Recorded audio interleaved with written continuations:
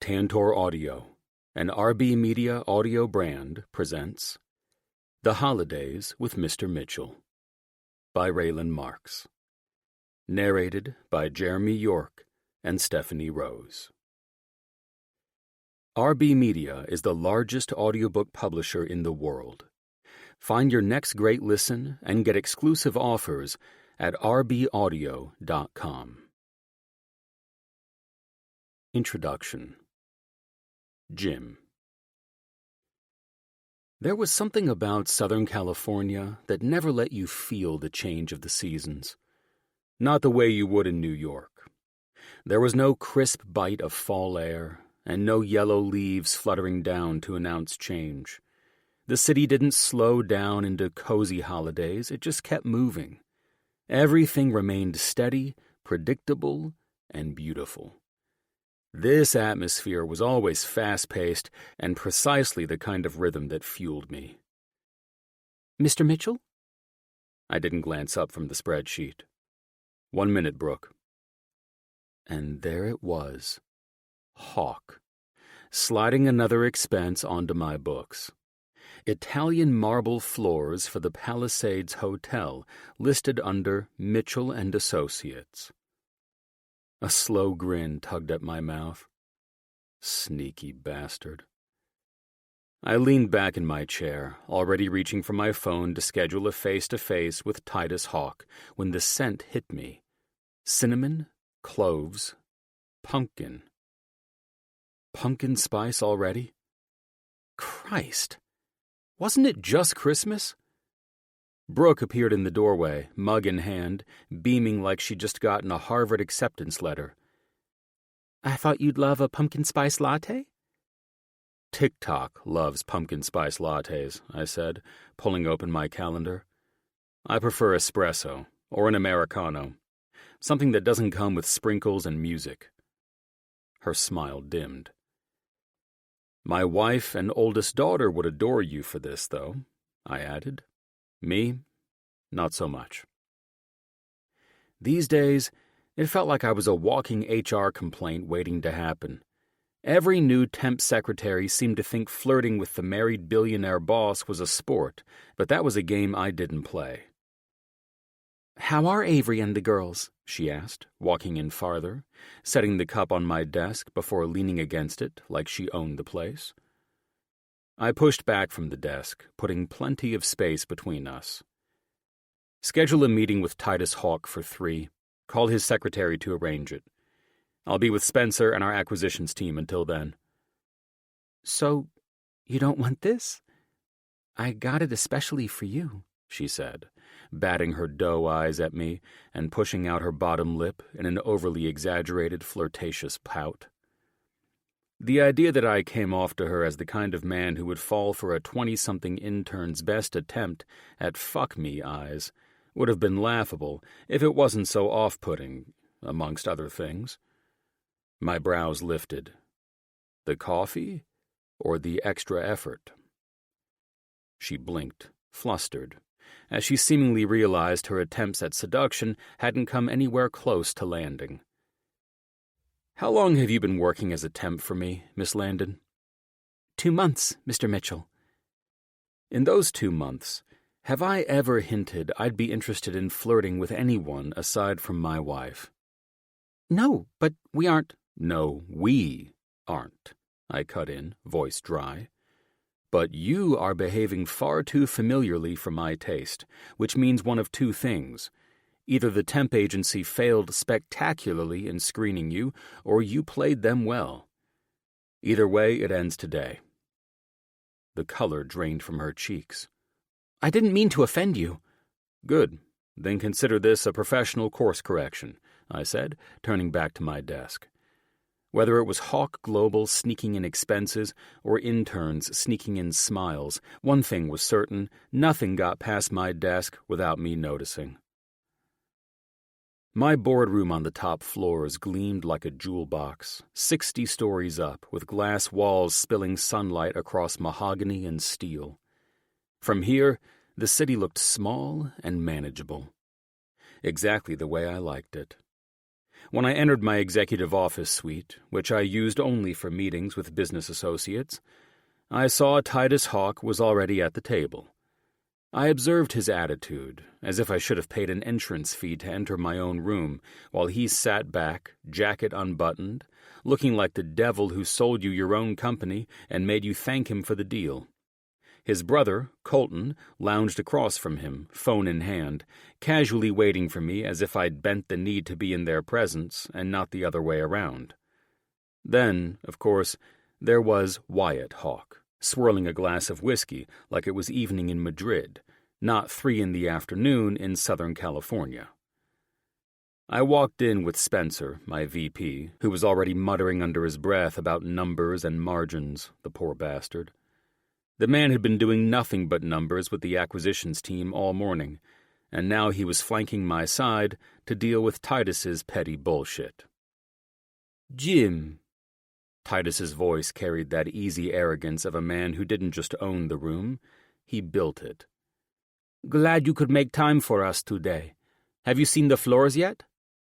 "Oh, I saw them." I slid into my chair, expression calm but sharp. "The problem is I saw them under my ledger." Colton smirked without looking up. "Told you he'd catch it before lunch." Wyatt chuckled. "Barely had time to pour a drink." I steepled my fingers. "Here's the problem, gentlemen. Mitchell & Associates doesn't pay for Hawk Global's shopping list. You want marble? Fantastic. Put it under your own accounts.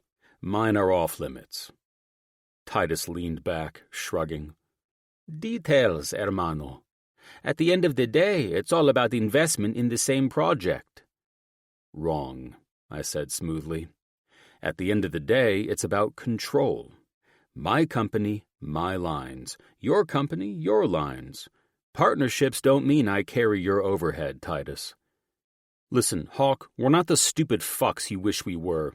Spencer slid a file across the table. "This Italian marble that costs over 6 figures, that little line item slipped into our build." "Slip is a harsh word," Titus said, grin tugging. I let out a low laugh. "So is absorb. And we both know Hawk Global loves absorbing companies they merge with." That got a flicker in his eyes, quick, sharp, amused. "Don't tell me you're worried we'll swallow you whole, Jimmy. I like you too much for that." "You like me because I don't roll over." I leaned forward, holding his gaze. "And you should know better than anyone that Mitchell & Associates doesn't get absorbed. Not by anyone. Not even you, my good man." Wyatt raised his glass. "Now this is fun. 2 titans fighting over tile." "This isn't fighting," I said, sitting back again. "This is business. Titus knows the game. He pushes, I push back.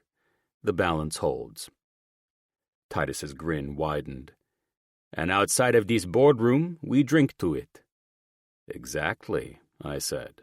"But inside this boardroom, you keep your floors where they belong. In your books." Colton finally set his phone down, eyeing us with bored amusement. "So basically, you're saying to play fair?" "No," I corrected. "I'm saying to play smart. There's a difference."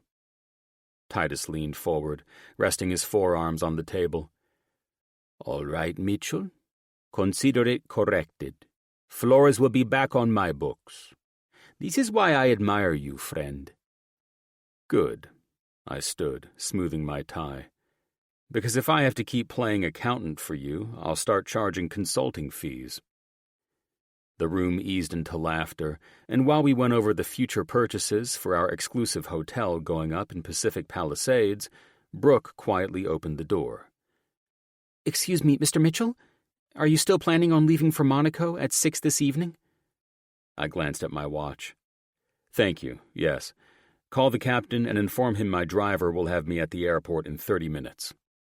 "Yes, sir," she said, then carefully slid out of the room.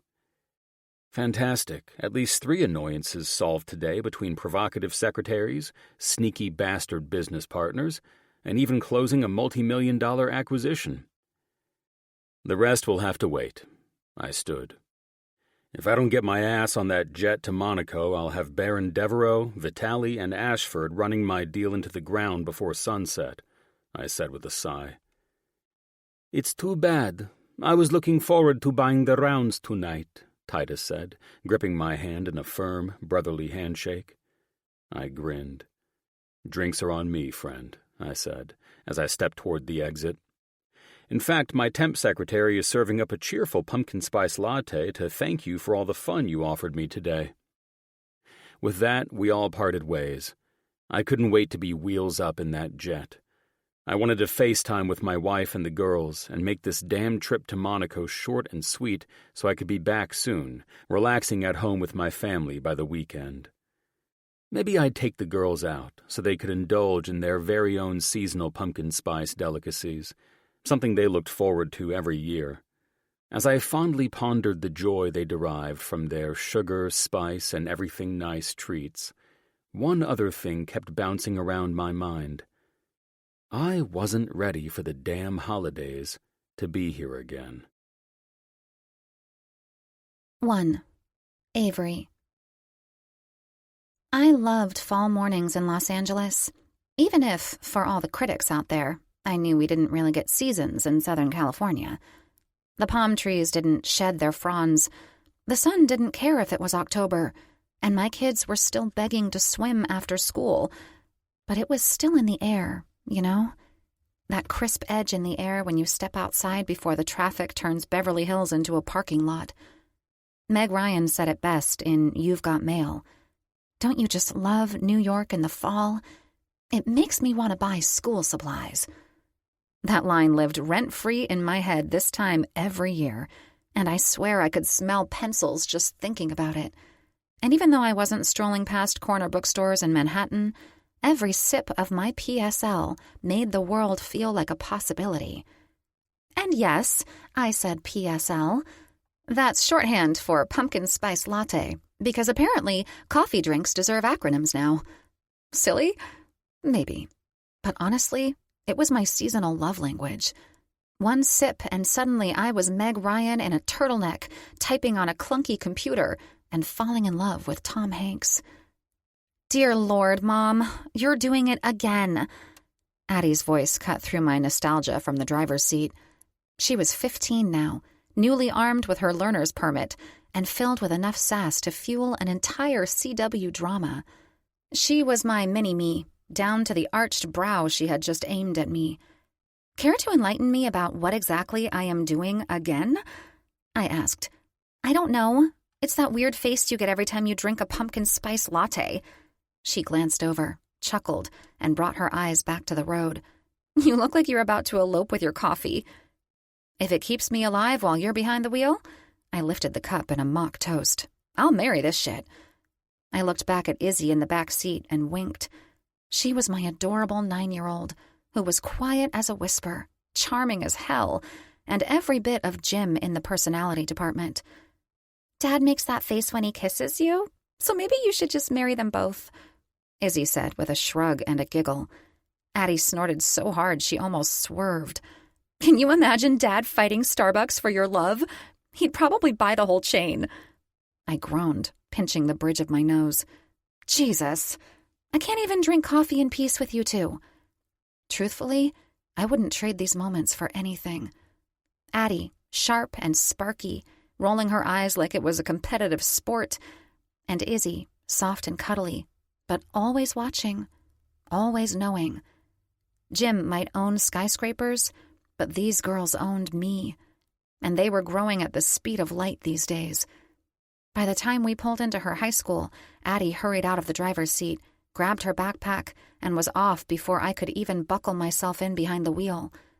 As Addie hurried away like my very existence was a social hazard, Izzy hung out the window, blowing her big sister kisses goodbye until the security guard waved us on. 2 completely different kids. Both mine. Both everything. I waved at the security guard as I pulled around and out of the school. Let's get out of here and get your cute little butt to your school, shall we, Miss Izzy Bear? You're driving now, so at least I know I won't die, she said, mocking the dramatics of her teenage older sister. Your dad might argue with you on that, but I'll take that as the best compliment since you raved about my baked chicken nuggets the other night. Izzy and I both laughed and cranked up our Spotify jams while I floored it to get my youngest safely to her school. In record time, of course. I smiled after Izzy jumped out of the back seat of the Rover, saying goodbye with her usual way of walking backwards and blowing 1,000 kisses before turning around and skipping up the steps and into the brick building. Damn, I loved our kids. Even when they caught me and their dad stealing kisses and comparing that to my love for the perfect fall drink. My mind wandered back to this morning.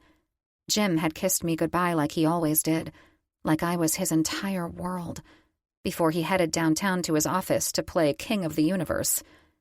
I was so fortunate in love and life, and I was happy to focus all that gratitude this morning so it could ground me and keep me centered for the day ahead at the women's shelter I'd founded years ago. Phoenix House was my pride and joy, serving as a safe haven for women who were survivors of domestic abuse, and it was a daily reminder not to take my beloved relationships for granted. By the time I pulled through the gates of the shelter, my latte was half gone, and the warm smell of cinnamon clung to my sweater. I loved this place and everything it had done for women, empowering them in ways they never thought possible and helping them start over. The place rose out of the hillside like something out of Architectural Digest. Glass, stone, and sprawling gardens. My close friend Bree designed it, and since she was a world-renowned architect married to Alex Grayson, my husband's best friend and former VP turned architectural mogul, she didn't exactly get to say no when I called. And lucky for me, she didn't hesitate to rise to the occasion. Bree didn't just build a shelter. She built a fucking sanctuary. It wasn't sterile or institutional. It was the furthest thing from that. It was strong, exclusively private, and beyond stunning. It was built like a modern-day castle carved into the hillside. I told Bree that I wanted a fortress of safety disguised as home, so she took my vision and made it an even better reality. Inside, the air hummed with life, joy, and happiness. More importantly, you could feel the hope and promise of a brighter future the moment you stepped into the atrium. The visual beauty was matched by the comforting aroma of coffee brewing somewhere down the hall, the sweetness of fresh cinnamon rolls delivered from Bailey's Bakery down the street, and the sound of children's laughter coming from the enormous playroom, which was basically a slice of Disneyland without the lines. And even with that warmth, there was always a soft murmur of voices, carrying equal parts of fear and hope. Today, I received a referral from one of the investors I'd met at a gala for the hospital, and I had no idea what to expect. It wasn't often that one of the wives from the crowds at my husband's company events showed up, but the way I saw it, it didn't matter if you came from poverty or wealth. We are all the fucking same in this world, and we could all use someone to help us when we can't find a way to help ourselves. I walked into the large and inviting welcome room to find Claire Whitmore sitting stiffly in one of the lobby chairs, her hands clasped as if she were holding herself together. Fuck. Men could be such bastards, bringing us women to these states because of their own insecurities. "Good morning," I smiled warmly, announcing myself into the room. She glanced up, eyes darting nervously, already rehearsing excuses for why she might bolt. I knew that look. I'd seen it too many times. The look of someone who wanted to run but wanted even more to stay. I walked toward her with a smile that wasn't polished or professional, just real. "You must be Claire." She nodded, her fingers cold when they met mine. "Thank you for meeting with me." "Of course. Come on, let me show you around." We entered the main hall, sunlight pouring through the large windows.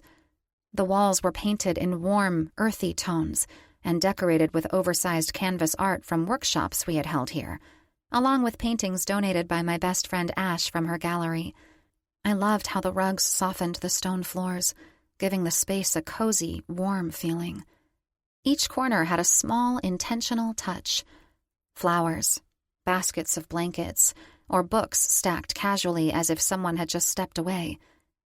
"This isn't a shelter," Claire murmured. "It feels like a home?" I finished for her. "That is the intention, anyway." We passed another playroom for the itty-bitty kids. Floor-to-ceiling windows looked out onto a courtyard where pumpkins were lined up, waiting to be carved. Inside, the children tumbled over beanbags and stuffed animals while a volunteer read from a storybook. Claire's hand tightened on her bag strap.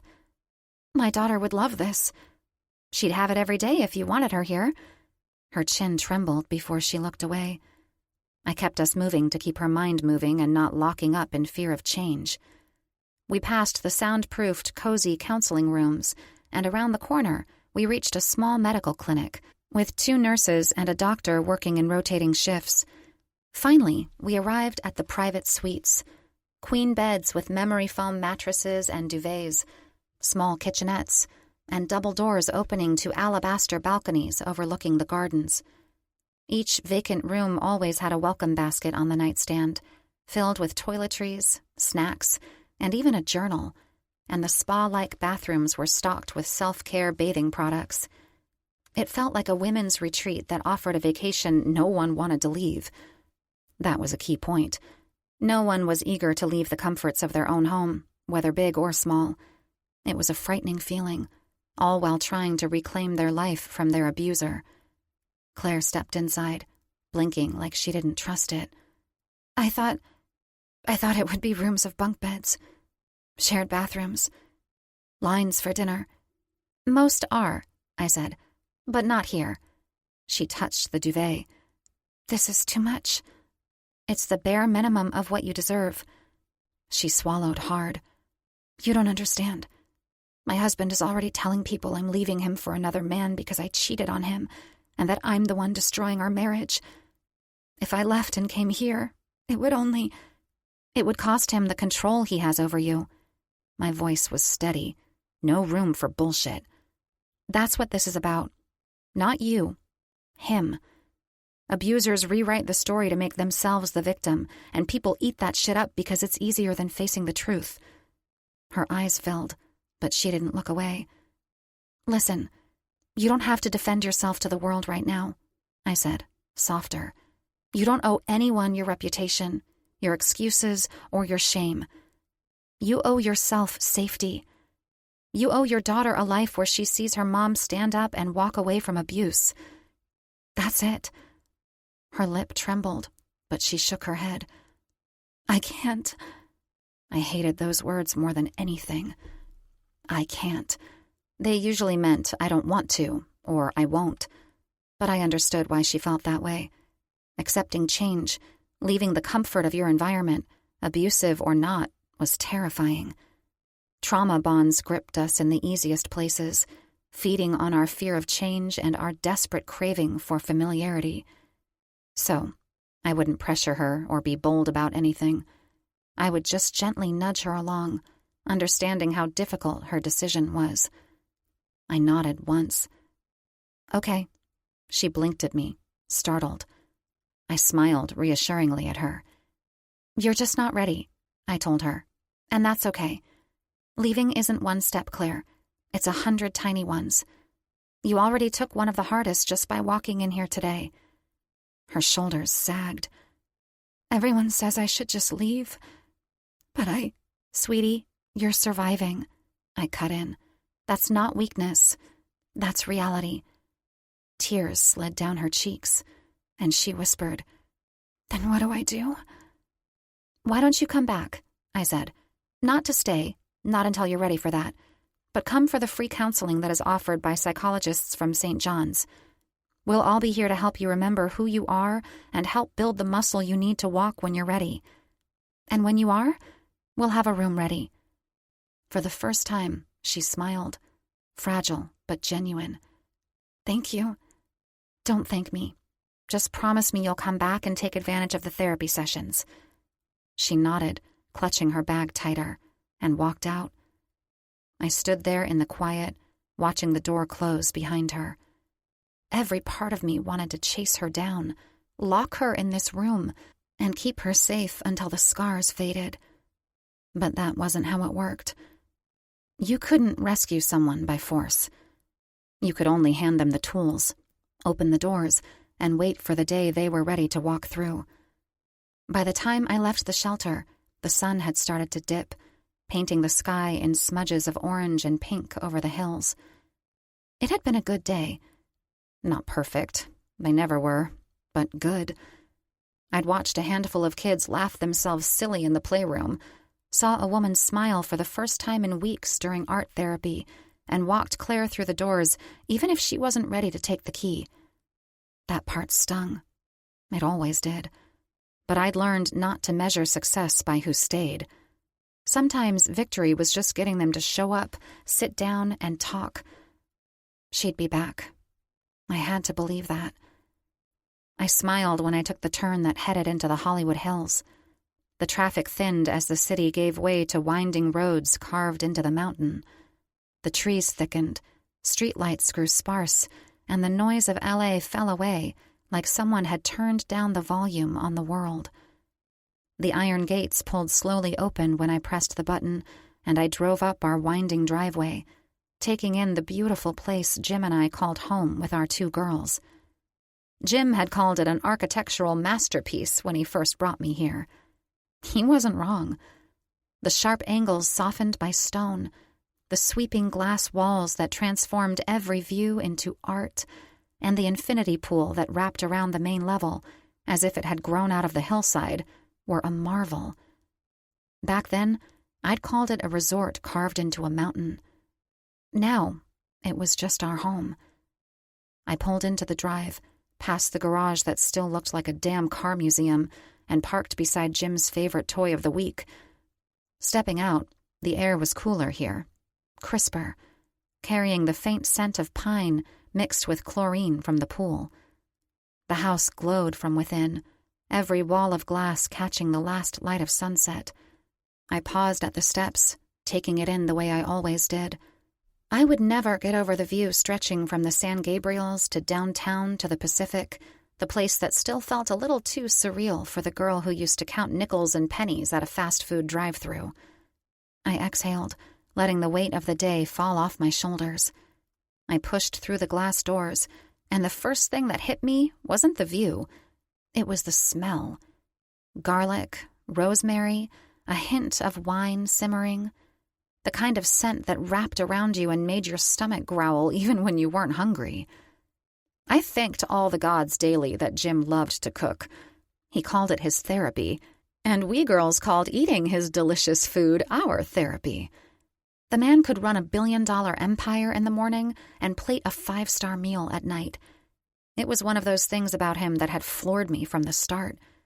The man didn't just cook, he created. Like he couldn't help but pour precision and passion into everything he touched. I followed the sound of music, jazz, low and smooth, and walked into the kitchen. Jim stood at the range in rolled-up sleeves, moving like he belonged in a Michelin-starred restaurant, not our kitchen in the hills. He glanced over his shoulder, caught me watching, and gave me that crooked grin that still punched me straight in the chest. "You're home," he said, like it was the best part of his day. "The only thing better than this view would be you cooking without your shirt on," I said, arching an eyebrow at him. "I heard that," Addie hollered from the study. Jim turned and held a wooden spoon of sauce to my lips. "Taste it, my love. The shirt will be removed by you later." He finished with a wink and a tender kiss to my lips before turning back to the sauce he was stirring. My heart did the stupid flutter thing it always did, but before I could respond, I heard Addie's voice float back in from the study. "Mom, you're late. Again." "Homework before sass, kiddo," Jim called back without turning from the pan he was stirring. Izzy's little laugh followed, and I pictured her curled over her worksheet with a pencil, dimples flashing. I dropped my bag by the counter and leaned against it, watching him work, the house humming with the sounds of pencils scratching, pots sizzling, and the soft comfort of normalcy. The day's weight slid off my shoulders, one layer at a time. It was a perfect ending to a hell of a start on this new fall morning. The kids were back in school. My husband had returned from being overseas after a week, and I was now ready to fully immerse myself in the changes of my very favorite season. 2. Jim. My favorite time of day was when I was home with my family, and the busy chaos of my work faded to absolutely nothing. After being away for over a week, handling a deal overseas, and then flying to the England office for a few days, I arrived home late yesterday afternoon, intending to give my family the attention they deserved. Hell, I just fucking missed all 3 of my best girls. Being able to pick up Addie and Izzy from school was enough to breathe life into me again. My family grounded me and kept me sane in an insane world that seemed to pull me in every direction but them these days. Dinner was fantastic. Everyone was trading stories from their day at school, and I even got in a few fun jabs myself about work. Avery seemed a little more troubled by her day, though, so when she stepped away to take a call from a woman she'd met earlier, the girls and I finished up the dishes. I figured I'd ask more about her day once she was done, and before I had to wrap up a few last-minute work emails. It wasn't a typical family night here, but not unusual either. Avery's women's center demanded her attention just as my company demanded mine. And of course, being in grade school and high school came with its own demands via hours of homework for the girls. The best part of this family dynamic was how we weaved our way through these obstacles and were always present for each other, especially at dinner when we revealed our funny stories from the day. "I'll do the dishes for a week if you finish that math problem," I told Addie, stepping into her downstairs office, seeing that she was bent over her desk in frustration. "Really?" She looked over at me and beamed. "Of course not," I answered deadpan, "but I'll say I will." I crossed the room, seeing defeat written all over her stressed-out face. "Dad, I can't get this at all. It makes no sense, and the teacher won't explain it right for those of us who are too dumb to understand math." I half smiled, then examined the algebra question she was stuck on. "Before I help you," I said, popping her AirPods out of both her ears, "these have to go. Listening to this nonsense is taking up more brain power than necessary." "It helps me concentrate," she countered. I glanced at her phone. "Taylor Swift helps you concentrate on breakups and young love. Romance should be the furthest thing from your mind while focusing on your studies." "Oh, God!" She sat back in her chair, flustered. "It's not like that. Her beats keep me motivated." "Motivated to stay on the same math problem since I started cooking dinner over 2 hours ago, kiddo?" I asked. She stared at me like I was the most annoying person on the damn planet, and I couldn't resist smirking at her. Oh, the frustrations of being a teenager and navigating schoolwork in a world where no one truly understands real-life problems. "So, now I can't listen to—" "First, I want you to listen to me," I interrupted her, ending the endless cycle of drama this was about to spiral into if I let it. I knelt to get closer to where she sat at her desk. "Nobody, especially you, is too dumb to do math." I smiled at her. "This coming from a man who is a master at the subject," she said. "Yes, precisely. Math is a game, sweetheart, not a challenge. In fact, it can be a fun riddle to solve if you learn it in a way that engages your brain and interests." She smiled. "We both know it's you and Izzy who love math, games, puzzles, and riddles. Mom and I just love—" "To get speeding tickets flying down the highway, I know." I arched an eyebrow. "Hey, that officer didn't give me a ticket today," she shot back. "That's only because he would have rather punished me for letting you speed through a 25-mile-an-hour zone." I paused, then shifted gears. "Let's back up. I really want to help you see this as fun instead of a challenge. Trust me, once I'm through with you, algebra will be your favorite subject." "Algebra is evil." "What's the problem?" I ignored the dramatics. 3x minus 4 equals 11. It makes no sense." I grabbed her pencil. "Okay, let's make it easy. Let's pretend this is a Taylor Swift concert." "Seriously?" She sighed and rolled her eyes. "Go with me," I answered with a smirk. I began scribbling out the equation while explaining. "See that minus 4? Think of it like a Ticketmaster fee. To cancel it, we do the opposite and add 4 to the other side." "Huh? Why?" "Because math is fair. Whatever you do to one side, you must do to the other. So -4 and +4 together make 0. That's when the scam fee disappears, and now you're left with just 3x. Okay, she seemed to be following. Now, we need that x on its own, so we divide by 3 to get there, I said, while I showed her the 3 dividing on the other side. That's the whole point of algebra, stripping everything away until the answer is standing there by itself. She looked at the 11 we'd added 4 to, seeing it was 15. So 3 tickets are $15, she blinked. And if we divide the 3, then 1 ticket is $5? I tapped the page. Exactly. X equals 5. Algebra is just the world's biggest Ticketmaster scam. You're always undoing fees to see what's real. She laughed. Okay, that's actually brilliant. Of course it is. I still hate it, and it's confusing. Well, I'm sure Taylor Swift will keep you focused on your last 10 problems. She popped in her AirPods and smiled.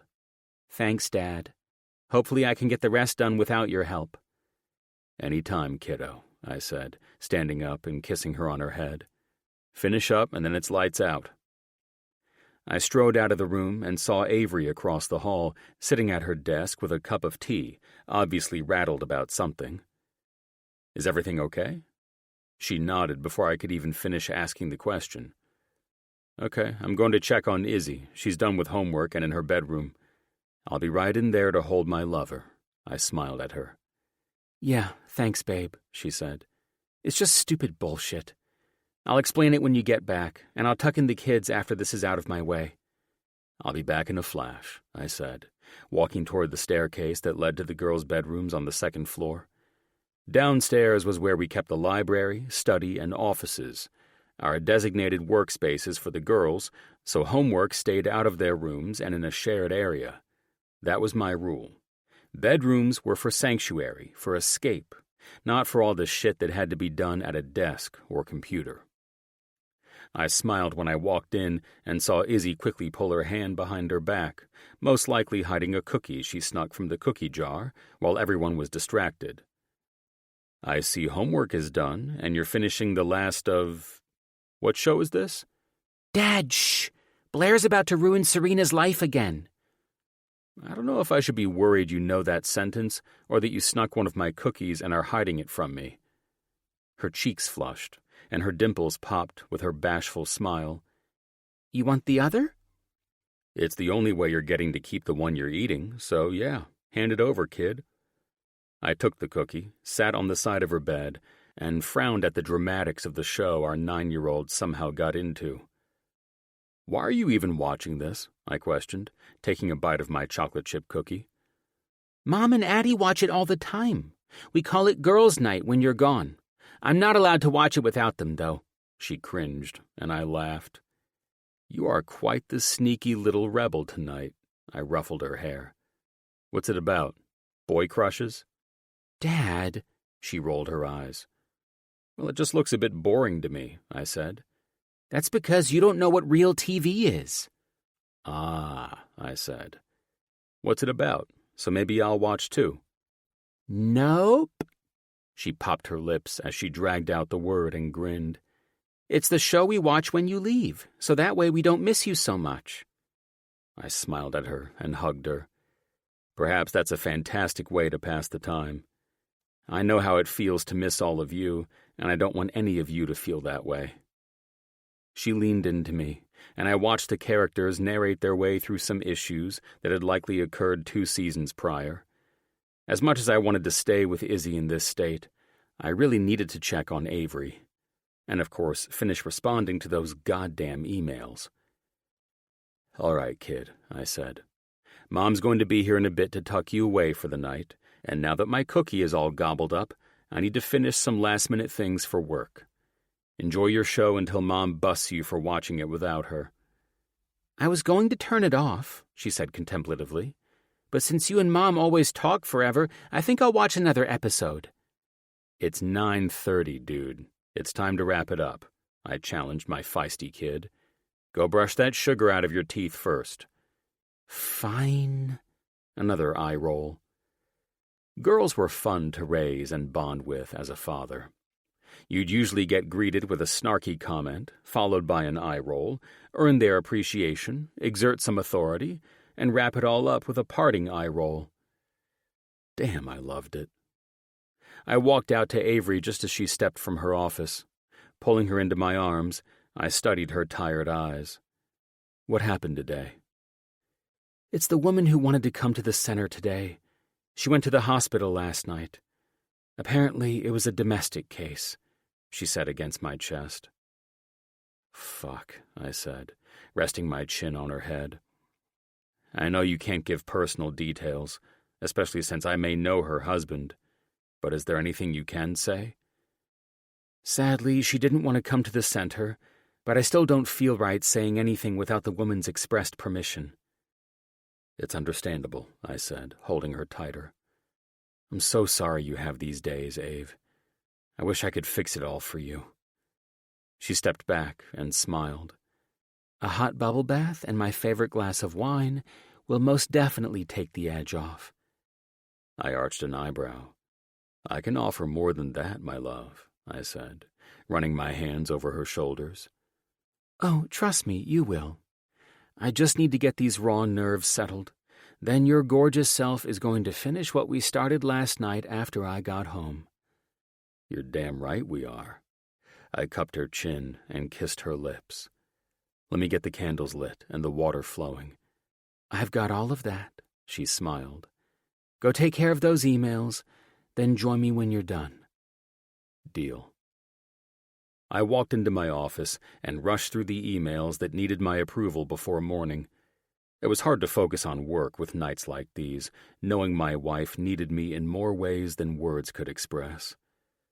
I still hadn't had enough of her since returning from London yesterday.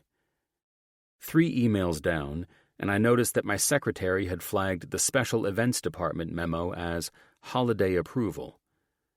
My lips twisted with annoyance at the endless list of holiday obligations. It felt like we'd just finished with all this crap, and here it was again. I scanned the list, thinking maybe this year we could switch it up instead of repeating the same tired routine. Still expensive enough to show appreciation, but different, because we'd done the same damn thing last year, and the year before that, and every fucking year before. Click, charcuterie boards. Click, champagne. Done. 7 seconds, and everyone was covered, from the hospital to the London office to downtown Los Angeles, and, of course, every company Mitchell & Associates had acquired. Everyone would be receiving fresh, unique, and different Christmas gifts this year, and it took less than a blink to make the decision. Not that anyone would notice. Everyone had too much shit going on in their lives these days to even notice me trying to change up their holiday gift this year. What was important now was enjoying the rest of the night with my wife, and being quietly proud that it only took me 30 minutes to handle these minor details before work tomorrow. 3. Avery. I was stepping out of the bath by the time my tall, dark, and so handsome it was beyond me at times man walked into the master suite. Steam still curled around me from the bathroom, scented with lavender oils I'd poured into the tub. My mind had finally begun to shift from the heaviness of Claire's situation to the quieter ache of how much I'd missed my family tonight. The bath and wine helped me peel away the weight. Still, the guilt lingered. I always wondered if I was doing enough, if offering women like Claire a safe place to land ever truly counted. I couldn't save her. Not completely, but maybe I could be a voice, a helping hand, or even just a presence when she needed one most. Hopefully, the counselors at St. John's, where she'd been taken, would encourage her to step towards saving herself. That was something I couldn't do for her. I exhaled and tried to let it go, because now, standing in the doorway, was my husband. Hungry green eyes locked on me, dark hair mussed from his day, and a grin so devilish it promised trouble. Looking at him, I remembered there was still light in my world. I smiled back, then let my towel drop and tugged my hair loose from its twist. His eyebrow arched, slow and deliberate, and my body reacted like he'd flipped a switch. You, he said, voice deep as he pushed off the doorframe, are going to feel exactly how much I love you and have missed you this past week. In one move, he scooped me up and slung me over his shoulder. I squealed, part laugh, part thrill. It didn't matter that we'd made love last night. My body and my heart had been waiting for this all week. "Where are you taking me tonight, Mr. Mitchell?" I teased, swatting his firm ass as he carried me across the suite. "Well, now that your squeal probably woke the girls, we'll have to get creative." I laughed louder. "You know they love to knock just to ruin our fun." "I know," he said in that man-on-a-mission tone that always made me melt. "We did the garage last time, didn't we?" "There's still a dent in the Rover's hood, yes," I admitted, grinning at the memory. Our creativity left its marks, literally. "Kind of makes me want to relive the moment that caused the dent," he said, his laugh low in his throat as he carried me up another flight of stairs. Attic or rooftop, either way, he was determined. "Attic sex?" I teased, arching a brow. "Not sure I want cobwebs up my ass," he muttered, finally setting me down. I cupped my face in his hands and kissed him. "Damn, I missed you." His mouth covered my breast before I could even catch my breath, sending sparks through me. My fingers worked at his belt, eager and needy. He groaned, pressing me into the wall, lips trailing down my chest, across my throat, up to my jaw. "I don't give a shit about cobwebs," he growled, sliding his fingers into me and hitting my sweet spot without hesitation. Pleasure made me gasp, my body arching into him. "It's either under the stars or in the attic. Where do you want me?" he murmured against my shoulder. "I don't give a shit," I panted. "I just want you." The next thing I knew, he had me in the attic. The air smelled faintly of cedar and dust. Boxes towered, stacked with baby furniture, old toys, and other forgotten bits of our life. My eyes landed on a rocking chair I'd sworn to donate years ago. It had been at least a year since I'd set foot up here. "We really need to go through this place," I muttered, half horrified and half distracted by Jim's mouth on my skin. He caught my tone instantly, smirked, and yanked a blanket from a box. "Later," he said, laying me down. And then there was no space for thought, just his hands, his mouth, and my body remembering how to unravel for him. His tongue teased, his lips lingered, his fingers played me like he'd been starved for months instead of days. I bucked into him, gripping his hair, and still my eyes strayed stupidly to a tower of holiday boxes. "Focus, Avery." For the first time ever, the thrill of Halloween decorations pulled at me while Jim's mouth worked its magic. "I need more," I begged, breathless. "You'll get it, baby. Trust me." "No, now," I demanded. He moaned against me, switching tongue for fingers, deliberately drawing it out. Normally, I adored his patience. Tonight, the boxes were winning, and I hated it. I yanked his hair until his gaze locked with mine. "I'm not going to come this way. I need you inside me." His brows knit. "You never go straight for that. You want it over quick?" "Yes, well, no." I glanced at his freed length. "Wait, are you losing your heart on?" He sighed, exasperated. "Hard to stay in the zone when my wife is mentally cataloging storage bins." "We're in the attic." "So, we've done it in the basement before, too, and you managed to forego taking inventory of our cleaning supplies." "That's not the point." "Then what is?" My eyes landed on a box marked Halloween 2022. "Christ," he muttered, following my gaze. "Please tell me you're not planning centerpieces right now." "I need you to fuck me so I won't," I chuckled. I had to love marriage, and sometimes the interruptions didn't come from kids or phones. Sometimes they came in the form of cobwebs and holiday boxes, and my OCD. He froze for a moment as he slipped into his typical Jim fixes everything with an executive decision mode, and then I went down on him.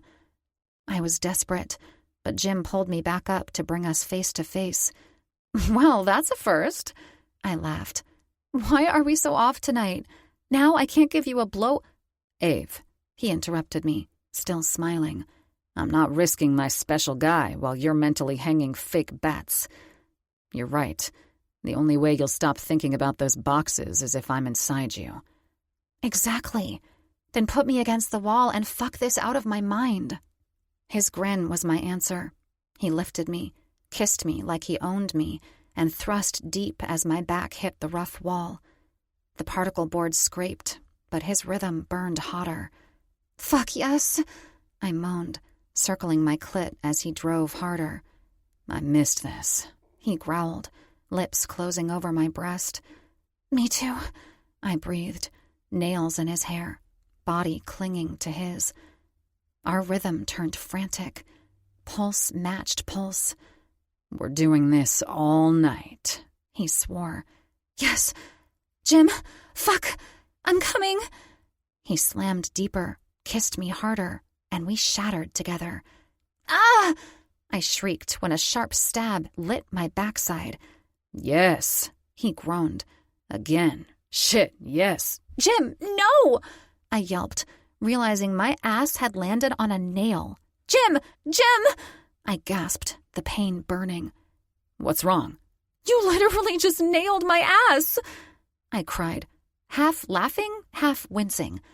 I turned around after he pulled out of me and stepped back to figure out what the hell just stopped the climax he was about to have. "You're bleeding," he said, spotting it. "The builders are dead men." "What's going on up here?" Addie's voice floated in. Panic shot through me. We scrambled for blankets. Of course, they were from Addie's baby box. So much for the nostalgic things we wanted our daughter to hand down to her children one day. "Addie, we're fine. Go downstairs. We'll be there in a minute," Jim said, voice stern. She snorted. "Maybe keep it down, you horny old people." "Addie, that's not what—" I started. "Dad's pants are over here," she chimed. "I literally took a nail in my ass to avoid this exact moment," I muttered. "What?" Addie pressed. My eyes darted to the Halloween boxes. "We were trying on Halloween costumes and my ass landed on a nail," I said, hoping to salvage our dignity. "Right," she said with a laugh. "Just head to bed, kid." Jim took control. "We're going to have to run down to the ER and get Mom a tetanus shot," he said, arching a brow at me. "Let's head to the hospital and dodge our teenager's commentary." "Okay," she answered, still not believing our half-lie. "Perfect plan," I sighed. "I'll see if Bree and Alex can sit with the girls." "Addie will be fine here. I'll alert security to up their watch while we're gone tonight." So much for reunion sex, night 2. A nail had claimed me before Jim did. Addie would never let us live it down either. Still, at least the excuse was believable. I wasn't screaming in ecstasy. I was screaming because of a contractor's mistake. If it came to it, Jim could even throw on his old wizard costume from one of these boxes to back up our story. Honestly, who gave a damn anyway? The chaos made it even more fun. I might have hurt like hell, but it made for one hell of a story. I just had to make sure that story didn't involve tetanus. 4. Jim. The crash of waves below the cliffside blended with the sharp clang of steel beams locking into place.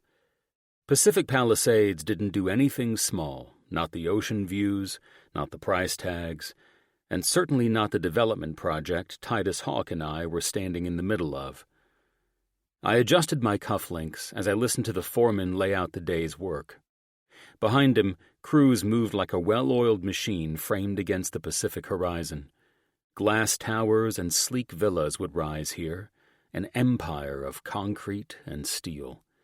The Hawk brothers didn't fuck around, and Titus had roped me into co-developing this site, as if he knew I couldn't resist a challenge this big. "You're still thinking hotel plus residences?" I asked, my gaze scanning the blueprint Titus had unrolled on a makeshift table. he smirked, his eyes flicking up from the plans. Hotel, residences, and a private club. Something exclusive, something the billionaires will beg to get into. Of course he said it like that. Hawk had never played it safe a day in his life. I ran a hand down my jaw, considering the numbers. It'll sell. You know that, but don't underestimate the politics of a build this size. Neighbors will fight. The city council will drag their feet. Titus leaned back against the table, arms crossed, watching me with that predator's grin he always wore when he smelled blood. Which is why I want Mitchell and Associates on this. You know how to close, no matter the opposition. I sighed. You are already aware of the conditions I placed on my company whilst doing any work with Hawk Global on the West Coast. This is my world and my empire. My vision was not to cater only to the wealthy. Our agreement was that if I went into any hotel business with your prestigious builds, it would be wealth and luxury at the middleman price tag. Hawk smirked. Of course, he answered. No one will be turned away. I folded my arms, studying my sly business partner. In the end, will the price tag be the thing that makes them turn up their noses? I'll make sure it doesn't, my friend. He pushed off the table he'd been leaning against. I just need you focused on yourself and on your bulldog of a VP who's handling the petty shit that could slow this down. One of the workers hammered in a beam too close to where we stood, the clang reverberating up the frame. Instinctively, I glanced at the nail gun in his hands, and Avery's laugh from last night passed through my mind. You literally nailed my ass.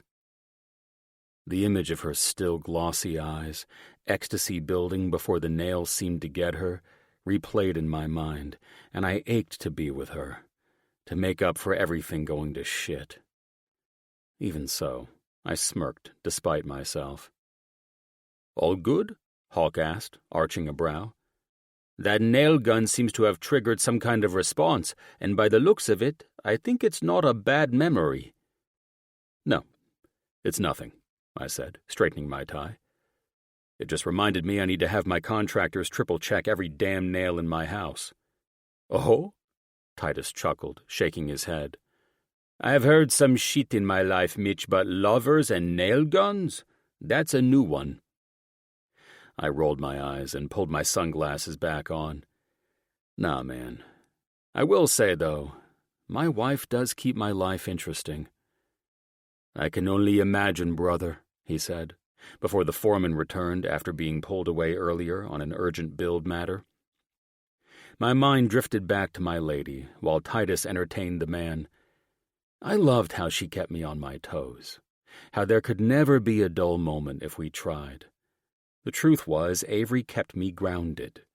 Even standing here, surrounded by millions of dollars worth of steel and men who followed my orders without hesitation, it was Avery's laugh that anchored me. The thought of her softening my edges after a day like this reminded me why I did it all. The foreman called out numbers, and Titus's attention snapped back to the plans. I let mine drift toward the horizon, where the ocean stretched endlessly blue. Business was good. Power was addictive. But what waited for me at home tonight was all that mattered, and everything that kept me going. After wrapping the morning business meeting with Titus over lunch, I headed back to the office to catch up on any business I hadn't been able to handle over the phone. We had 3 acquisitions on the table, each worth over $4 million, companies that should have been begging for our attention. Easy deals, in theory. But of course, these bastards all loved to act as if we needed them, not the other way around, which turned everything into a string of meetings and a goddamn hassle. Mr. Mitchell? Brooke looked up from her computer. It's going to have to wait, I said, breezing by her computer after having read another needy text from Bronson on this fucking hassle of an acquisition. It can't, she said. Do you have an emergency? I said, confused. Marco D'Amico is here. He's already in your office. I turned from her and walked toward my office, jaw tightening. No one walked into my office without being invited or having an appointment scheduled. Marco stood there in a rumpled linen suit, gold cufflinks flashing like he'd dressed for nostalgia instead of business. He didn't move to shake my hand, and I didn't offer one. "Most people wait to be scheduled," I said flatly. He smiled, as if he thought he was charming. "My father never waited for invitations, Mitchell. Neither do I, especially when it's about my family's legacy." There it was. Legacy. I gestured toward the chair opposite my desk. "Sit." He did, and leaned forward as if the office were his. $4.3 million is an insult for D'Amico's fine provisions. You've seen the crowds. You know the Beverly Hills and Malibu stores are bleeding cash, I interrupted, voice cutting in like steel. I slid a file across the desk. Your net margins are at 12%. The Malibu location loses money 3 months of the year, and your e-commerce is a goddamn joke. The only thing keeping your valuation above $4 million is the Beverly Hills lease and your name recognition due to a TikTok viral video from a mukbang influencer. His jaw clenched. You talk numbers, Mr. Mitchell. I talk history. 50 years of family craft, imported meats, olive oil from Umbria. You think people come to us for spreadsheets? No, they come for nostalgia, I said. And nostalgia doesn't pay the bills. I watched him huff and strain not to roll his eyes in frustration at me. I leaned forward, lowering my voice. Here's the difference between us. I don't need D'Amico's. My empire runs just fine without artisanal mortadella. But I see potential, and my wife loves your panini, which is the only reason you're sitting here instead of on your way to bankruptcy court in 2 years, give or take. His brows shot up, but I didn't let him speak. I've already funneled nearly $1 million worth of business your way personally. Every charcuterie board at my headquarters, at my regional offices, at my retreats, at my events. I've had you provide them. Mitchell & Associates alone represents $850,000 in annual contracts for you. You know what that means? It means I've already made you relevant again. I also plan to order more for the company for this year's holiday season, unless I should take my business to someone else. I let the words settle before driving the nail in. So, here are your choices. Take my $4.3 million, keep the D'Amico name on every storefront, and watch your brand expand to Vegas, Aspen, and Miami under my umbrella. Or walk out of here, lose the contracts I've handed you so far, and watch your numbers dry up until your daughter is forced to sell at half the price. Marco's eyes flicked to the file he hadn't wanted to touch. He knew I was right. Pride had him straining against it, but pride didn't pay rent in Beverly Hills. You need me more than I need you, I said, leaning back calmly. And I don't make the same offer twice. Silence. Then, finally, in a voice tight with swallowed pride, I'll speak with Claudia. Do that, I said, rising and turning back toward the city view beneath my office. And next time, make an appointment. Thank you for your time, he said, voice strained as he rose and quickly let himself out of my office.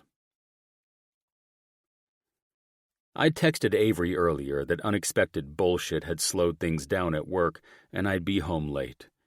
By 8, I was finally sending my last email after being stuck at the office all night and wondering if I'd end up sleeping here at this fucking rate.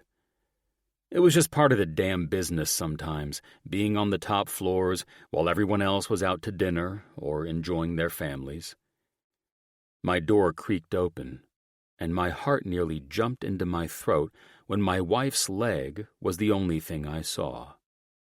Her red heel was slowly gliding up the side of the door as my heart picked up pace. God damn, I loved when she did this, and especially after days like this. I know I didn't schedule a meeting, Mr. Mitchell, she said, walking in like a goddess. She locked the door behind her, turned back to me, and pulled off the long black coat she'd worn with her heels. Fuck me. The only thing she'd worn with her red stilettos. "You're so gorgeous," was the only response I had to this much-welcomed surprise. "Does that mean I'm not wasting your time, like Mr. D'Amico did today?" Her lips were painted bright red, her makeup flawless and intentional, and I was already hard with desire. "Should I punish you, lover?" I said, trying to play her game. She pushed my computer screen to the side, slipped onto my desk in front of me, while I instinctively slid my hands up her thighs, pulling myself closer to all the beauty spread out before me. Her hands gently ran through my hair. "Oh, you're going to fully punish me tonight. No distractions. Smooth desk, and memories of one of our first enjoyable moments together in England, when I woke up and caught you working late like this." "I'm sorry. I didn't mean for you to drive down here at 8 in the evening." She looked at me with sympathy, her fingernails tracing my forehead. "Baby, 8 in the evening was 3 hours ago." "What?" I said, looking at my watch. "Fuck." "Fuck is exactly right, and that's what we're about to do."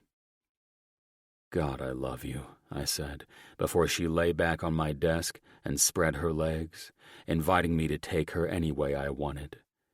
She softly moaned when my hands gripped her hips with purpose, and my lips and tongue ran up the insides of her thighs, gently claiming and tasting my wife's smooth and flawless body. Her soft whimpers and fingernails swirled in my hair, bringing me closer to where her sex was already pulsing and glistening. My tongue swept through her folds as she moaned. God damn, she tasted like warm caramel melting across my tongue. I needed this. I fucking needed her. My dick was aching for more, but until Avery was racked with cries of pleasure for surprising me like this, I would wait. Her hands reached up to grip the edge of the desk, while she quickly escalated into beautiful pleasure. I slid my fingers into her slick entrance, moving and circling along the spot she loved to ride aggressively into ecstasy. Her hips bucked and her full breasts bounced while she heaved, and everything began to tighten around me as I moved my fingers in her. "God, yes! Oh, Jim!" she cried, her orgasm building. She grew wetter, her hand reaching into my hair, pulling it, and guiding me to taste her pleasure. My hand slid out just as her body tensed, bucked, and my mouth went directly to where her delicious, slick sex was feeding me her orgasm. My tongue went into her, tasting and desiring more.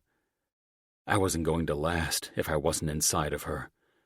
My pants were off while Avery was still squirming in ecstasy, and I pushed in to feel her squeezing and pulsing all around my hard cock. The look in Avery's eyes told me exactly how she wanted this, and I answered. I thrust hard and deep, driving us both toward the edge, and to my thrill, she rode it higher, another shattering orgasm building to join mine. I climbed over her, pressing her back against my desk, pinching one hard nipple, but craving her mouth, her lips even more. My body tensed, pleasure surging through me like electricity searching for a place to ground itself. Avery's legs wrapped around me, holding me tightly while I exploded into her, both of us coming undone in the most violent yet beautiful way. "Fuck," I said breathlessly.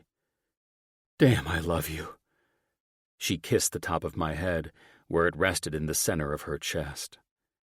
"I missed you today," she said, "and I wasn't going to let work steal you away from me again." I kissed her dewy flesh. "I'm sorry, but hell, having sex like this might train me to start doing this more often." She laughed. "Baby, if you do this shit often, your hand will be what reminds you not to leave your wife wanting more at home." This was everything I loved about my wife. Life may have been hectic and busy, but Avery and I always found a way to give each other what we needed, right when we needed it most. 5. Avery. If someone had told me 5 years ago that I'd be standing in the middle of a pumpkin patch in Los Angeles at a festival I organized for a women's shelter, I would have laughed them out of the one-room apartment that I could barely afford. Yet, here I was, heels sinking into the grass of Westwood Park, surrounded by hay bales, cider barrels, and more pumpkins than I realized Southern California could grow. Scarecrows lined pathways, and wagons overflowed with gourds of every shape, color, and size. Even though we didn't get the full experience of the autumn season in Southern California, the Farm Fresh Fall Festival brought that to life for us tonight. Jim had rented out the entire park, permits and all, because of course he had. I would have been happy with folding chairs and fairy lights strung between the oaks, but my husband didn't do small. If Mitchell and Associates were going to sponsor the fall festival, apparently Westwood Park had to belong to us for the night. But as I looked around, it was clear to see that it wasn't just a festival anymore. Under strings of golden fairy lights, stacks of hay and pumpkins mingled with Mitchell-level touches. There were gourmet cider stations with copper samovars steaming in the brisk October air, heaters disguised as rustic lantern posts, and a sound system that made the jazz band sound like they'd been imported straight from New Orleans. Security blended into the crowd, wearing jeans and sweaters to maintain a casual atmosphere. And the crowd? God, it was exactly what I envisioned. The women from the shelter were enjoying themselves while their kids ran wild between booths, giggling with painted faces and caramel apples in hand. They were the heart of this night. This was their festival, and their chance to feel joy without fear and to have a holiday that didn't remind them of what they'd lost, but of what was still possible. Holidays were the worst for people dealing with divorce, separations, or strained relationships, especially when it was so hard to leave in the first place. I didn't want anyone to feel loss or sadness or wish their family was together when the whole reason they left was to save their lives from the toxic family environment that was making them so unhappy. Plenty of my husband's associates and other client investors were here too, floating through the crowd in tailored suits and expensive shoes, pretending they didn't mind grass stains or glittery pumpkins. They weren't who this was for, though. Not tonight. Tonight, they were just a bankroll for me, a tax write-off for them, and the necessary means to keep the shelter's lights on. If they enjoyed sipping cider out of mason jars and pretending it was charming, all the better. "Mom, watch this!" Izzy's voice rang over the music. She was red-faced and giggling as she fished a plastic duck from the prize pond, her ponytail flying everywhere. Addie stood beside her, arms crossed like a tiny CEO, watching like she'd coached her to win the prized duck. "I gave her the cheat code to dunking for ducks, Mom," my teenage daughter said, trying to steal the spotlight. I laughed. "Cheat code?" Addie smirked. "Yes, because the ones with the faded paint always win." "I'm confused." Jim appeared at my side and handed me a steaming paper cup, his Tom Ford suit looking hilariously out of place against the hay bales. "Hot cider for the lady who insisted on pumpkins instead of catering from Spago." "Thank you. And I'm just as confused, but at least they're having fun." I took a sip, the warmth spreading through me. "What you should be more concerned with is the dunk tank I insisted on that you promised to get in." His green eyes sparkled. "That was under duress and not in writing." "Still counts." I winked, taking another sip and shrugging. Well, well. Jim's younger brother, Jake, approached with his and Ash's oldest kid, John. I smiled at John, who looked identical to his dad, but was identical to Jim in personality. "How's my handsome nephew? Is Kaylee with Mom?" John stood as if he were one of the influential executives here, with an air that said this was merely something he had to attend. "She's doing the duck dunk with Izzy and Addie," he answered. Of course, at 11 years old. Big John here is too cool for any of this. Jake responded. More like too cool for any of us, Jim added. Hey, babe, this is spectacular. I love everything about this atmosphere, my best friend and Jake's wife, Ash, said as she handed John a caramel apple. Here, honey bunny. We all covered our smiles when John's cheeks flushed red, mortified that his mom had just embarrassed him in front of his Uncle Jim, whom he admired more than anyone. Where's mine? Jim covered for him, just as he always had. Real men get their own caramel apples, Jimmy, Jake answered, taunting his son. Is Jax coming tonight? John asked, ignoring him. I was hoping Cam and Jessa were coming and he'd be with them. Unfortunately, no, I answered. Jessa said that Jackson has a coaching event at the high school. See? Now that's something cool, doing things like that. Not this, John said, matter-of-factly. Says the man eating the caramel apple his mommy just got for him, Jake teased. The party can start now. We have arrived, Colin said, approaching with his wife Elena at his side and their 2-year-old daughter on his shoulders, clutching her ankles as she giggled. John! She shrieked, bouncing on her dad's shoulders. Hi! Colin set her down. His kids were practically cousins with all the other kids, but they were especially close with Jake's kids. It was adorable watching John try to navigate the younger kids' adoration while still convincing himself that he belonged in the conversations of prominent executives and doctors. Serafina, don't, he half warned, half chuckled. Your cotton candy is sticky. Hey, John, Elena said as John was wrangling Serafina. Can you take little Alex to the girls over at the pumpkin walk? Pumpkin walk? John said, highly annoyed that he was forced into babysitting duty. Yeah, dude, Colin said. It's really awesome. They play music and you hop on the patches in circles, and if you land on one, you get a free pumpkin to carve. God. He rolled his eyes, and my lips pinched in humor. That's enough of the attitude, mister, Ash said with a hint of warning in her kind eyes. Go enjoy yourselves with the kids. Uncle Alex and Aunt Bree are on their way with the twins, and you have Addie to help you.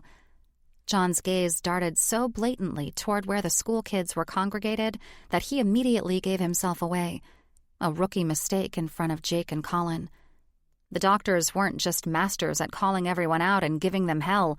They also loved teasing the kids when they thought they were too cool to enjoy any holiday or event they should be celebrating. Well, there's the reason for the attitude, Jake pointed out first. His little crush is here. I don't have a crush on her or anyone, Dad, John snapped. What's her name? Colin prodded. Rosie Bennett, and we're just friends. John held his ground. Friends is the best place to start, I smiled.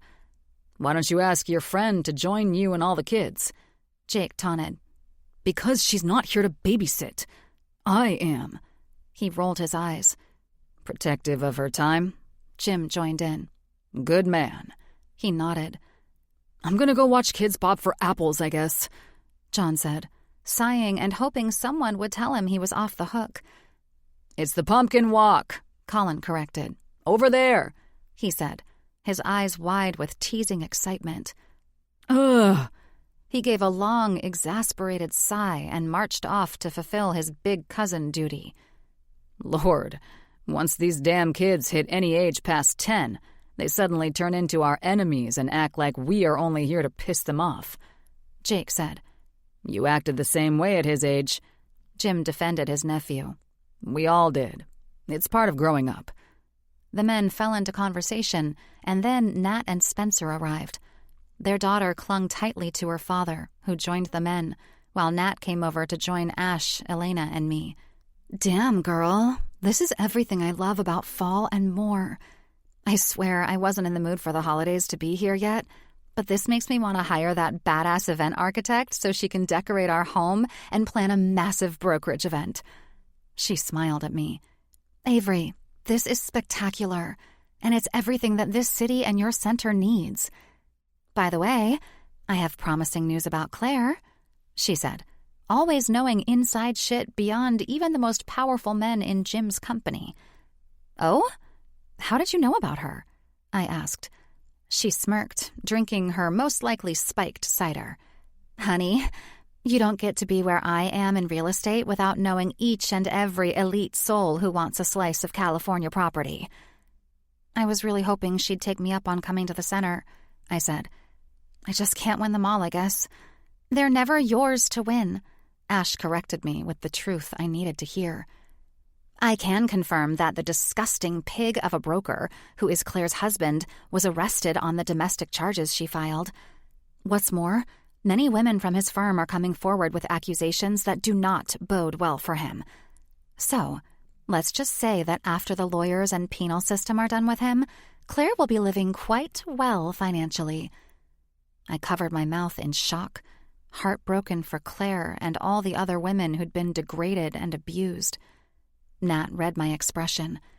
He manipulated their commissions in exchange for services, and that never lands well with a judge or jury. Spence and I have already taken action to save the company for Claire and merge it with my brokerage. And the moral of the story is, nice people do win, even when they can't see it coming. I raised my cider cup. Well, this is a time to celebrate a win for women who have been abused, and that the truth always comes out in the end. Indeed, Nat said. Oh shit, there's Kat, the event architect I was just talking about. You girls must meet her, she said, waving her over. I turned and saw a woman in an emerald silk dress who seemed entirely too glamorous for a fall festival. Her black hair was swept into a sleek knot, and her eyes were sharp, like she'd already redesigned my event before I'd said hello. She cut through the crowd like she owned it, then stopped directly in front of me with a smile that was equal parts polished charm and professional critique.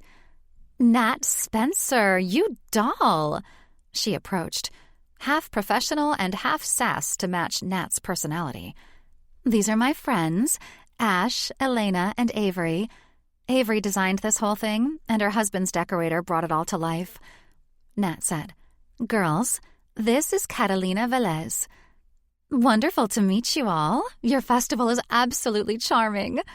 She smiled warmly. She looked at me and held out her hand. Mrs. Mitchell, I've heard a lot about you. I blinked, momentarily thrown. Nat was just informing us that you actually arrange these events? Kat practically goes into battle mode to make sure everything runs smoothly, and one would never know there was a flaw. Nat raved. Nat, you're too much. Kat chuckled.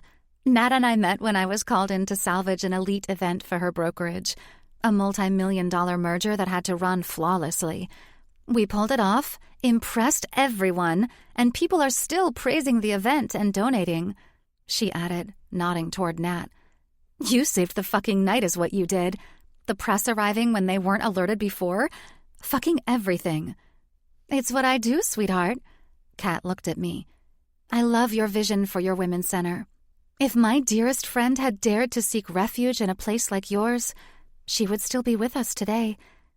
I am happy to meet the woman who is working tirelessly to continue to help women find the courage to leave toxic and sometimes life-threatening situations. It's a challenge at times, that's for sure, I said. And I'm truly sorry for your loss. Sadly, it is something I often experience in this line of work. But instead of letting the sad stories overwhelm me, I try to let them inspire me to do more, to throw more festivals like this, so women can enjoy the simple things in life, or to do whatever else I can to help them reclaim their lives. It's a beautiful movement, she smiled, and thank you for your condolences. I don't speak of her often, but I attended and donated tonight because I want this to expand and for more awareness to be made. Perhaps with your vision and mine, I said, you can orchestrate my husband's annual charity event. He hosts it every Christmas holiday for his company, and together we can increase more investments for the charity. I would gladly help, she said, her smile igniting the love that I held for doing things like this. It was a beautiful night with fall in full swing. Halloween was just a week away, with Thanksgiving soon after. The holidays always seemed to come so fast after Halloween. But surprisingly, I didn't feel the usual pressure that came with the holiday season. Instead, I felt ready to step into the holidays with open arms, to savor their warmth and cheer, and to let their energy fuel the work I loved and the cause I stood for. 6. Jim. "Have a wonderful Thanksgiving, Mr. Mitchell," my captain said, as I turned to the steps to exit my jet. "You do the same, and extend my wishes to the rest of the crew, Laister," I said. I didn't have time for pleasantries with my crew right then. I was rushing back to beat the clock so I could make it in time to have Thanksgiving dinner with my family. The trip to Dubai took longer than planned, but shit, at least Spence and I nailed that bastard. "Can we slow the fuck down a beat?" Spencer, my VP, said, scrambling to catch up behind me. "Jesus, Jim." "Evening, Mr. Mitchell," my chauffeur acknowledged, as I handed him my travel bag and slid into the back seat. "Did Avery threaten to take off your balls with the turkey carving knife if we're a second late to dinner?" "No," I smirked, texting Avery and my girls on a group chat as the Bentley pulled out of the private airport. "Jim, we're on the ground, in the car, and on the way." Addie, "Hurry up, Dad. We can't eat until you bozos get here." Avery, "Can't wait. Turkey's almost done." Heart emoji. Jim, "Me too. How's Izzy Bear?" Addie, "Mad she doesn't have a cell phone and can't text." 2 laughing emojis. "Remind me to get Izzy a cell phone this year for Christmas," I told Spence with a soft chuckle. "Breaking your no cell phones until 13 years old rule already? You're getting soft in your old age." I slid my phone into my coat pocket. Nah, I just love hearing from the girls while I'm away on business, and unless Avery hands her phone to Izzy, then I don't get to hear from her until I get home. "Quintessential old-age softness, like I said," Spence pressed. "But the way you pulled the dick CEO routine on the flight crew and shoved your luggage at Alistair to toss in the trunk for your entitled ass proves you haven't fully aged into a softie just yet." I rolled my eyes. "Oh, please. They're all my employees, and they understand things get a little impersonal at times while working for me." I said it confidently, but after thinking it over, I kind of felt like shit about my behavior. They might have been my employees, but they worked hard to meet my high standards, and they deserved better from me. "Alistair, please forgive my lack of manners," I announced from the back seat. "I deeply appreciate your timely pickup and handling of my things." "Never a problem, sir," my driver said, focused more on the traffic jam we'd just driven into on the 405 than on me being concerned about being a dickhead on Thanksgiving Day. "Apologies for the traffic," he said, glancing in the rearview mirror, his thick accent floating over the partition. I exhaled and looked at Spence. I need to ensure the airline staff is compensated above and beyond for their stellar services in getting us home today, and also because they nearly missed Thanksgiving because of our overworked sorry asses. "Already handled, Jimmy," Spencer said, scrolling through emails on his phone. "I slipped the captain a healthy gratuity for him and the crew." I nodded. "I swear everything this year has been going non-fucking stop," I exhaled, reclining further into my seat. "How the hell are we even at Thanksgiving already?" He dropped his phone into his lap and smirked at me. "Don't tell me you want to be back at Halloween dealing with Colin and Jake dressed up as Woody and Buzz Lightyear again." Lord, I chuckled at the memory. Those clowns have more fun on that damn holiday than the kids do. Why did they dress up as Toy Story characters? I stopped asking questions about those two long ago, my friend, I said with a laugh. "Alistair, perhaps this exit will avoid the endless brake lights. Can we take side streets?" "Apologies, sir," Alistair's calm voice floated back. "This is the only reasonable route to the venue." I scowled. Venue? Avery said it was dinner at the house. I looked over at Spence. Just close friends. Spencer's mouth twisted as he returned to scrolling through his phone. Maybe she upgraded the definition of close. I leaned back against the leather, fingers tapping restlessly on my knee. We've been gone too long, Spence. I just want a quiet night with her, with the girls. That's all. He drawled, not even glancing up. And you believe Avery when she says she's planning something quiet? Fair point.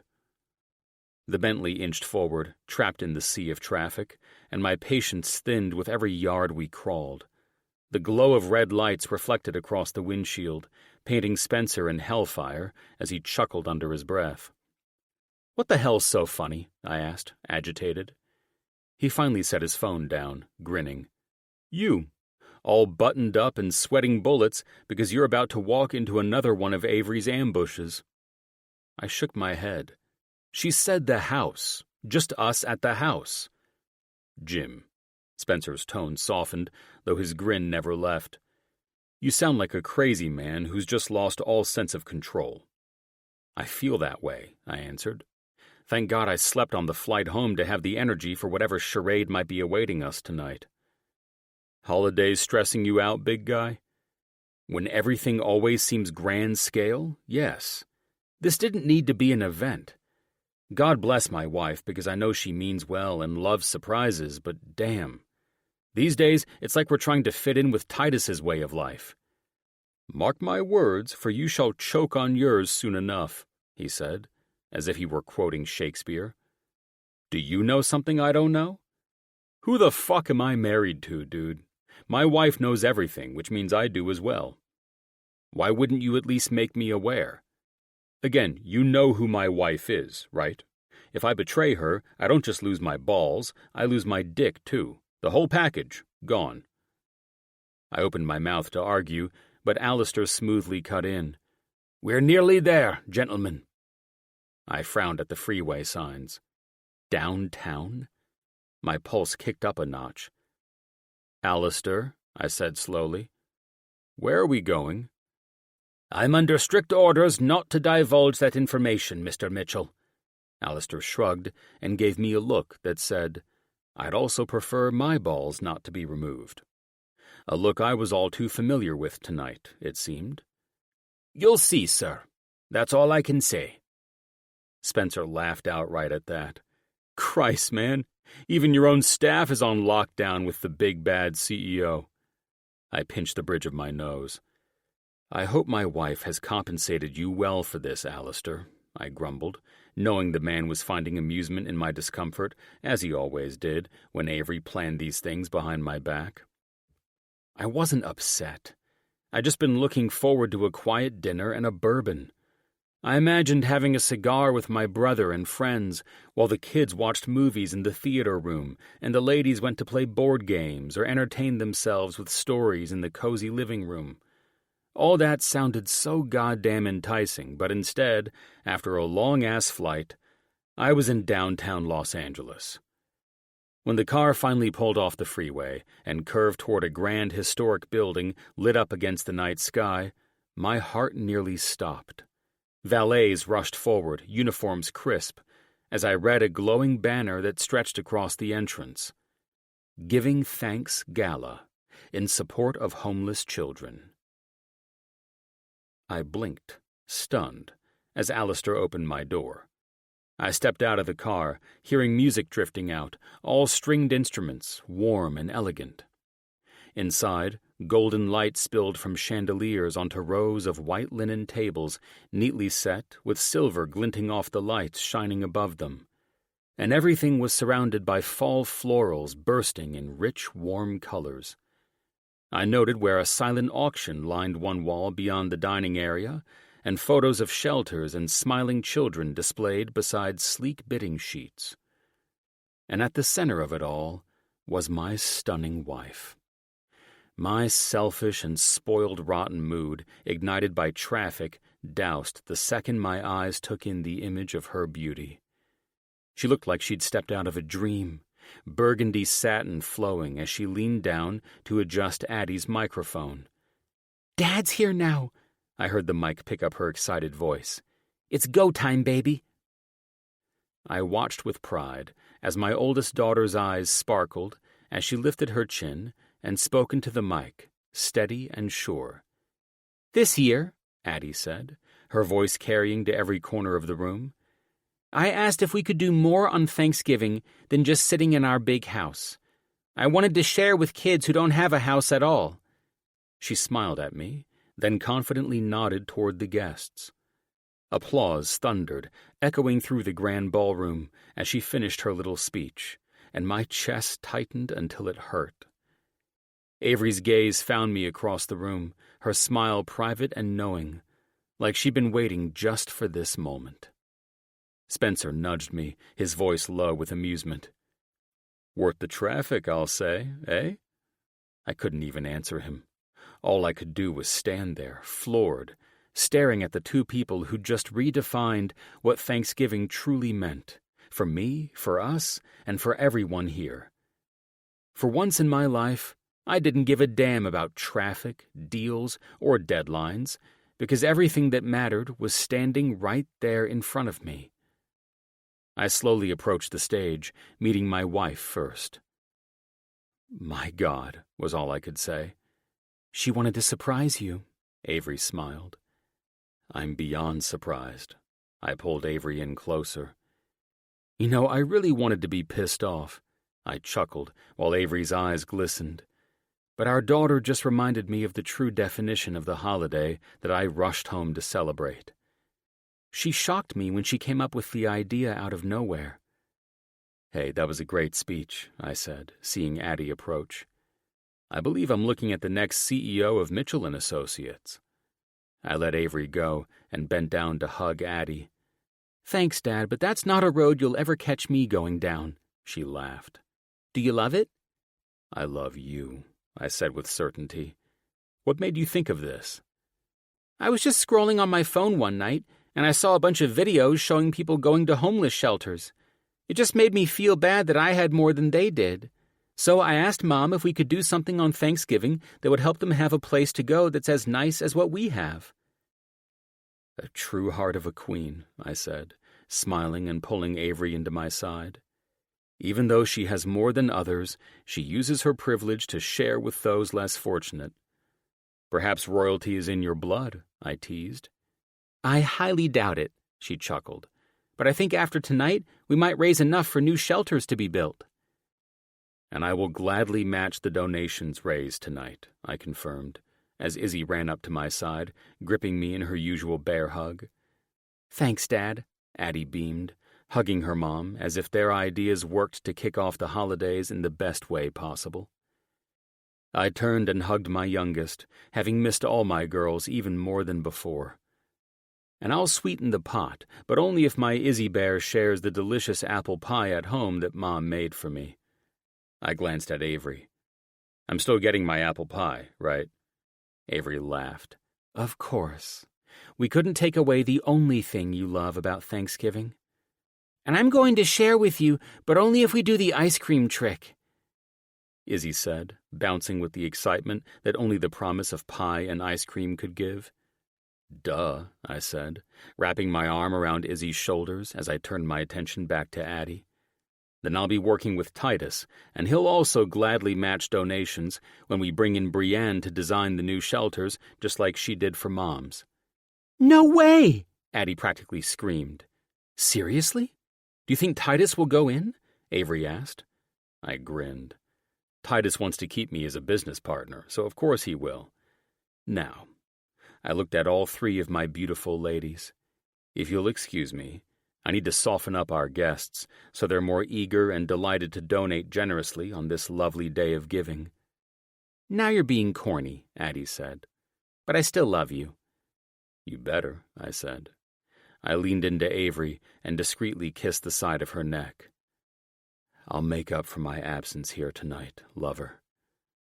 Avery's cheeks flushed the perfect tint of pink, and I knew our time together later would complement what I'd witnessed here tonight. My 15-year-old daughter caring more about those less fortunate and using the position she'd been blessed with to help give them something close to what she has. It was a relief to know that, despite working so hard and often, Avery and I were somehow making a lasting, positive impact on our children.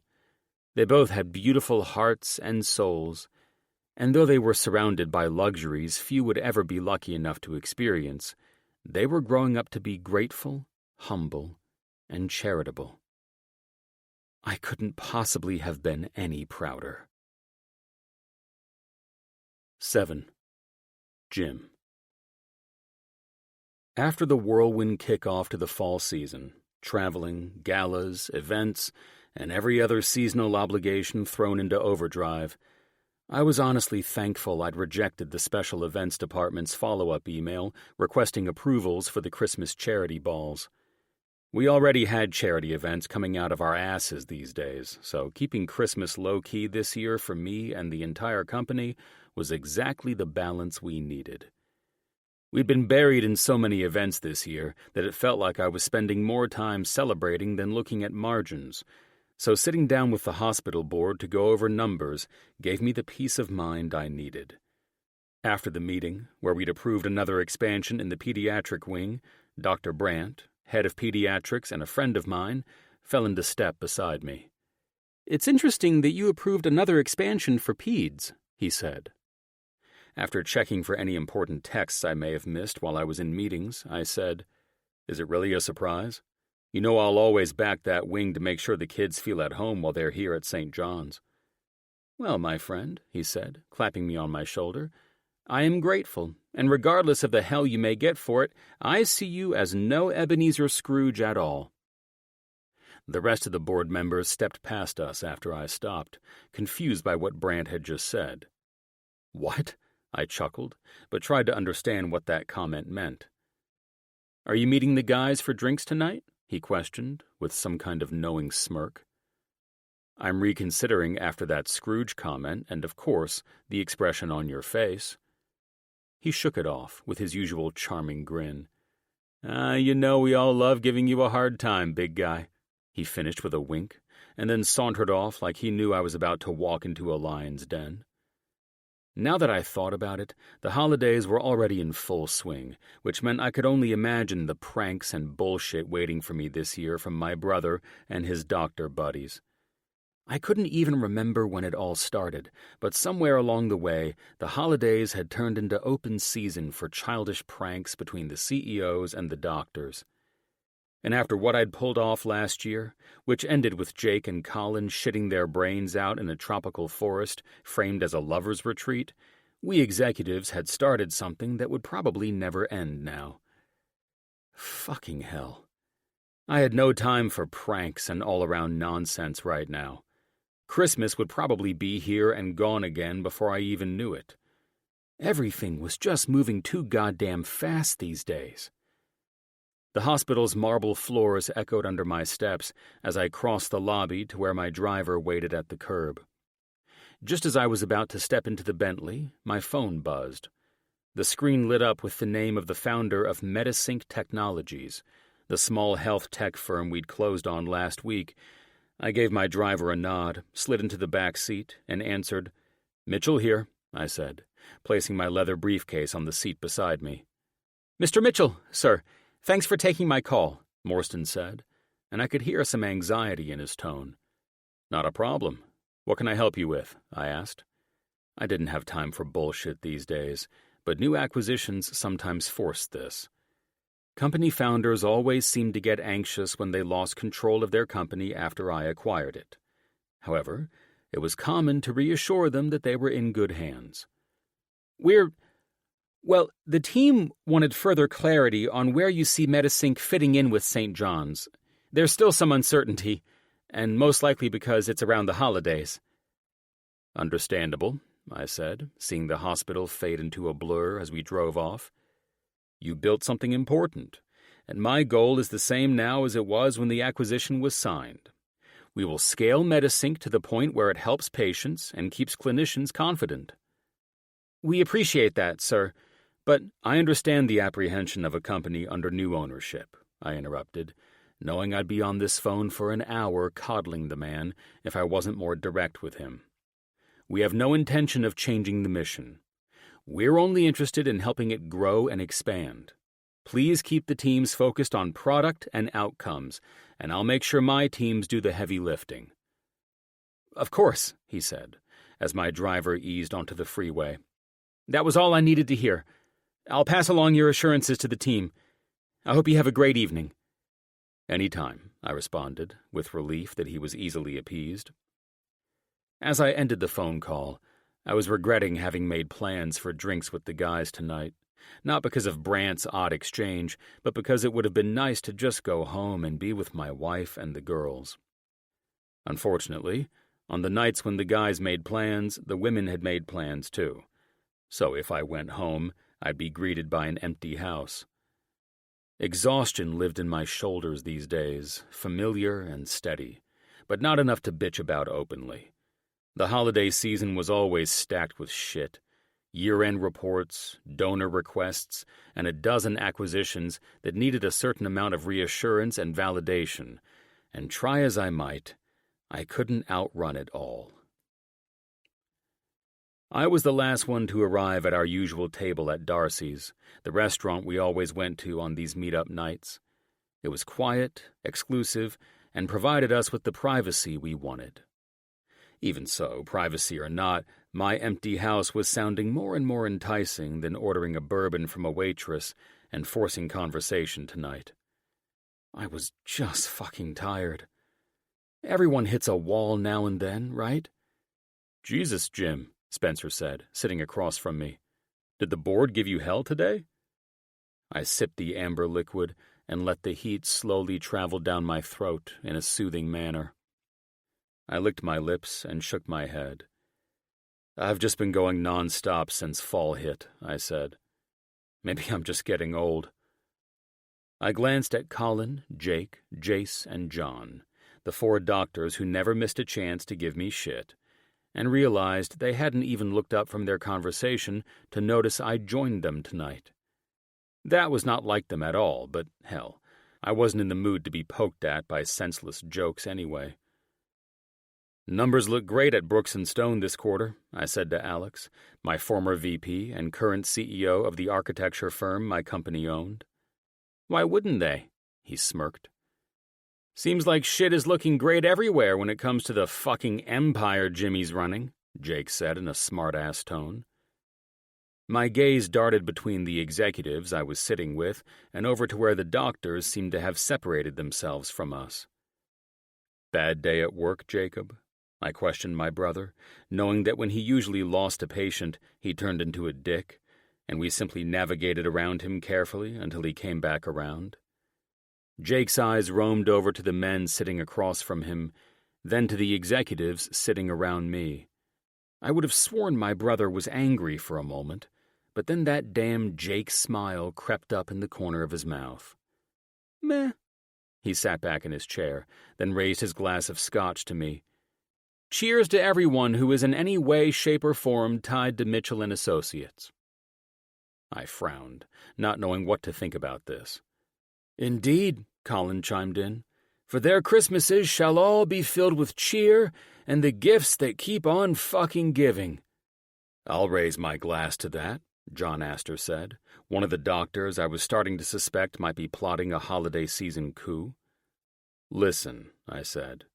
"Before any of this shit goes any further, there will be no retaliation from last year. We all settled that damn score." I paused, took a sip of my bourbon, and eyed the men. "So whatever dumb shit you guys are planning, I'm not in the mood." "When was the last time you got laid, man?" Sebastian Astor asked, bringing my attention to him while the group around me quietly laughed. "What the hell are you talking about, Seb?" I questioned, thinking I might have been wrong to assume this was all part of the Doctors versus CEOs' newest holiday prank. "When's the Christmas party, big guy?" Spencer questioned, my eyes widening that my right-hand man was joining in on something I wasn't aware of yet. "I hadn't planned on doing one," I answered, motioning to the waitress for another drink. "If you can't recall, we just attended 2 galas and a fundraiser that my daughter held, all within weeks of each other in November alone." "Ah," Jake said, jumping back into the conversation he'd started. "So naturally, you should cancel the Christmas events for everyone else then." He narrowed his eyes at me. "It seems your Scrooge-loving ass not only canceled bonuses this year, but you also canceled the charity Christmas ball, not just for the hospital, but also, based on Spencer's question, for Mitchell & Associates as well? Global cancellation?" I eyed my brother, watching him hang on that last word as if he were uncovering some dark secret plan I'd been forming since last Christmas. I have no idea what the hell is going on here, I said, glancing at Spencer, especially with your ass. I looked around the table at the rest of them, who seemed to be treating me like the enemy. No, we won't be hosting holiday charity events for Christmas this year. We've raised and donated enough. The tax write-offs are all beautifully orchestrated, so there's no need for any more this year. Holy shit, Alex chuckled more in shock than humor. Did you really intentionally cancel Christmas for everyone at Mitchell & Associates and under the umbrella? He sure did, Jace Stone popped off next. The hell I did, I defended myself. I spent over $1 million fucking dollars for gourmet charcuterie boards and champagne for everyone. It was efficient and a nice change from the same mundane bullshit I approve every year. Jake shook his head. Tisk, tisk, big brother, he said, smiling as if I'd dug my own grave and I wouldn't have to worry about him doing it this year. You truly have outdone yourself, and I'm fairly certain all of the many Clark Griswolds in your company. He paused, took a sip as if he were somehow an advocate for the entire company. You know, all us little guys. We now get the equivalent of a Christmas vacation bonus. The fucking Jelly of the Month Club, Colin chimed in. Thanks a lot, Jimmy. He smirked like a cocky bastard. Nothing says, thank you for doing countless craniotomies, getting no sleep, and saving lives day after day, like receiving a fucking cheese tray and bottle of champagne. Not to mention my wife met all his demands for his and Hawk's newest projects in record time, and she even brought that shit in under budget for all his Scrooge ass to provide us a shared cheese tray and bottle of champagne, Alex added with half sarcasm and half pride in Bree's architectural talents. We didn't even get 2. My lips tightened. Really, dickheads? You're going to take the only Christmas movie I like watching and use it against me. No, Spence, my former right-hand partner in crime, spoke up against me. You just took a page out of Griss's boss's playbook and did that shit to yourself. I did nothing wrong. I stood my ground. I changed shit up this year, that's all. I meant nothing asshole-ish by it. Let me guess. The meat and cheese tray and champagne are all coming from places you own, Jimbo? Jake asked, using the name I always hated being called. Only the best from my associates, doctors, and companies, I defended myself. So that's it then, Colin said to everyone in the group. Jimmy thinks he's off the hook for canceling Christmas this year. I didn't think it would be that big of a fucking deal, I said, as I started to feel more and more like a piece of shit. The charities are funded, we don't need the Christmas parties, and you guys don't even need the bonus. You're all fucking billionaires. I eyed everyone, billionaires who just so happen to donate the monumental bonuses we bust our asses for every year to our own personal charities, Jake said. It's all a ripple effect, Jimbo. You know this. So you can personally tell our charities, after you tell your employees who were counting on their bonuses this year, why your cheap ass fucked all of them. People look forward to that shit, Jim, John said. You might want to reconsider. I mean, he paused. Have you heard from Avery yet about our Christmas bonuses that arrived this afternoon? No, I froze. Come to think of it, I'd typically have heard from Avery 3 times by now, even the girls, but not a single missed call or text had come through while I was buried in margins, meetings, and numbers all day. Jake hummed. Well, you've heard from us, and now you honestly need to think about this shit, dude. This is bad PR if it gets out. But it'll be even worse when your firecracker of a wife busts your balls for shortchanging her women's center, Jace said. They've all been taken care of, I said, feeling slightly panicked, but still certain that I did nothing wrong. Her center just had the festival, raised double in its funds, and I made all of that happen while busting balls on new acquisitions. Damn, you really have turned into the man that serves the business, Jake said. Oh well, we'll see what Avery thinks. Indeed, Alex said. I'm sure the wives are not even discussing it tonight. You know how much they all hate the holidays." I was still fairly sure Avery wouldn't be pissed off, although Alex's last sarcastic comment had cast a shadow of doubt on things. You know what? No. These guys were all known for starting shit in the dumbest ways. Avery was crying happy tears for everything I did to make her vision come alive with that damn fall festival. And Avery fucking loves charcuterie boards and champagne, so I know for sure she would love my idea for this year's Christmas season. It had been too long a day for me to get caught up in these guys trying to cast me as the thoughtless boss from my favorite Christmas movie. Nice try, though. What I did for Christmas this year was a welcome change, even if it took a few clicks to come up with the idea. But hey, I was efficient like that. 8. Avery. It had been a day. A long, emotional, patience-testing day. Now, let me make one thing crystal clear. I love my husband with every fiber of my being. But he pisses me off. Like, really pisses me off. And if anyone tries to tell me they've never wanted to strangle their spouse with a string of Christmas lights, they're lying. Yes, Jim works himself into the ground. Yes, I know he carries more weight on his shoulders than Santa's sleigh. But this year? Oh, this year, James Howard Mitchell decided to drop the Christmas ornament ball, smash it to pieces, and then torch the remains in a dumpster fire fueled by his festive little excuse to screw over everyone he employs. "Are you not speaking to me tonight?" he asked, strolling in while I was bent over the sink washing my face. He looked relaxed, casual, like a man who wasn't about to be exiled to the guest room. I dried my face, gave him a smile sweet enough to rot teeth, and said, "I don't think you want me speaking to you, James." "James?" he chuckled. "What?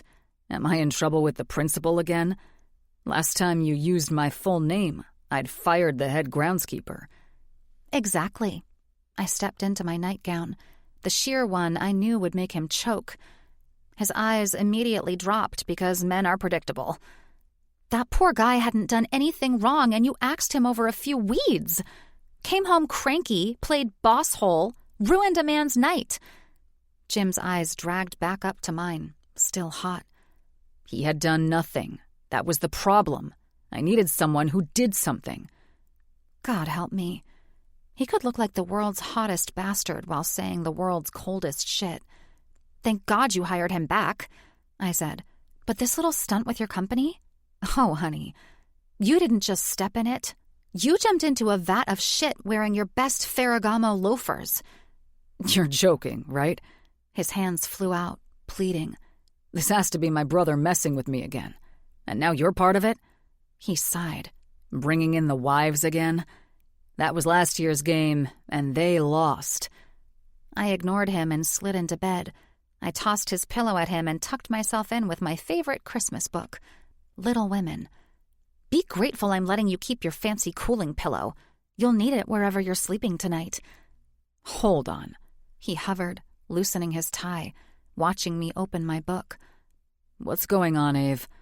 I ignored him, turned a page, and thought about how nice it would feel to smack him with this hardback.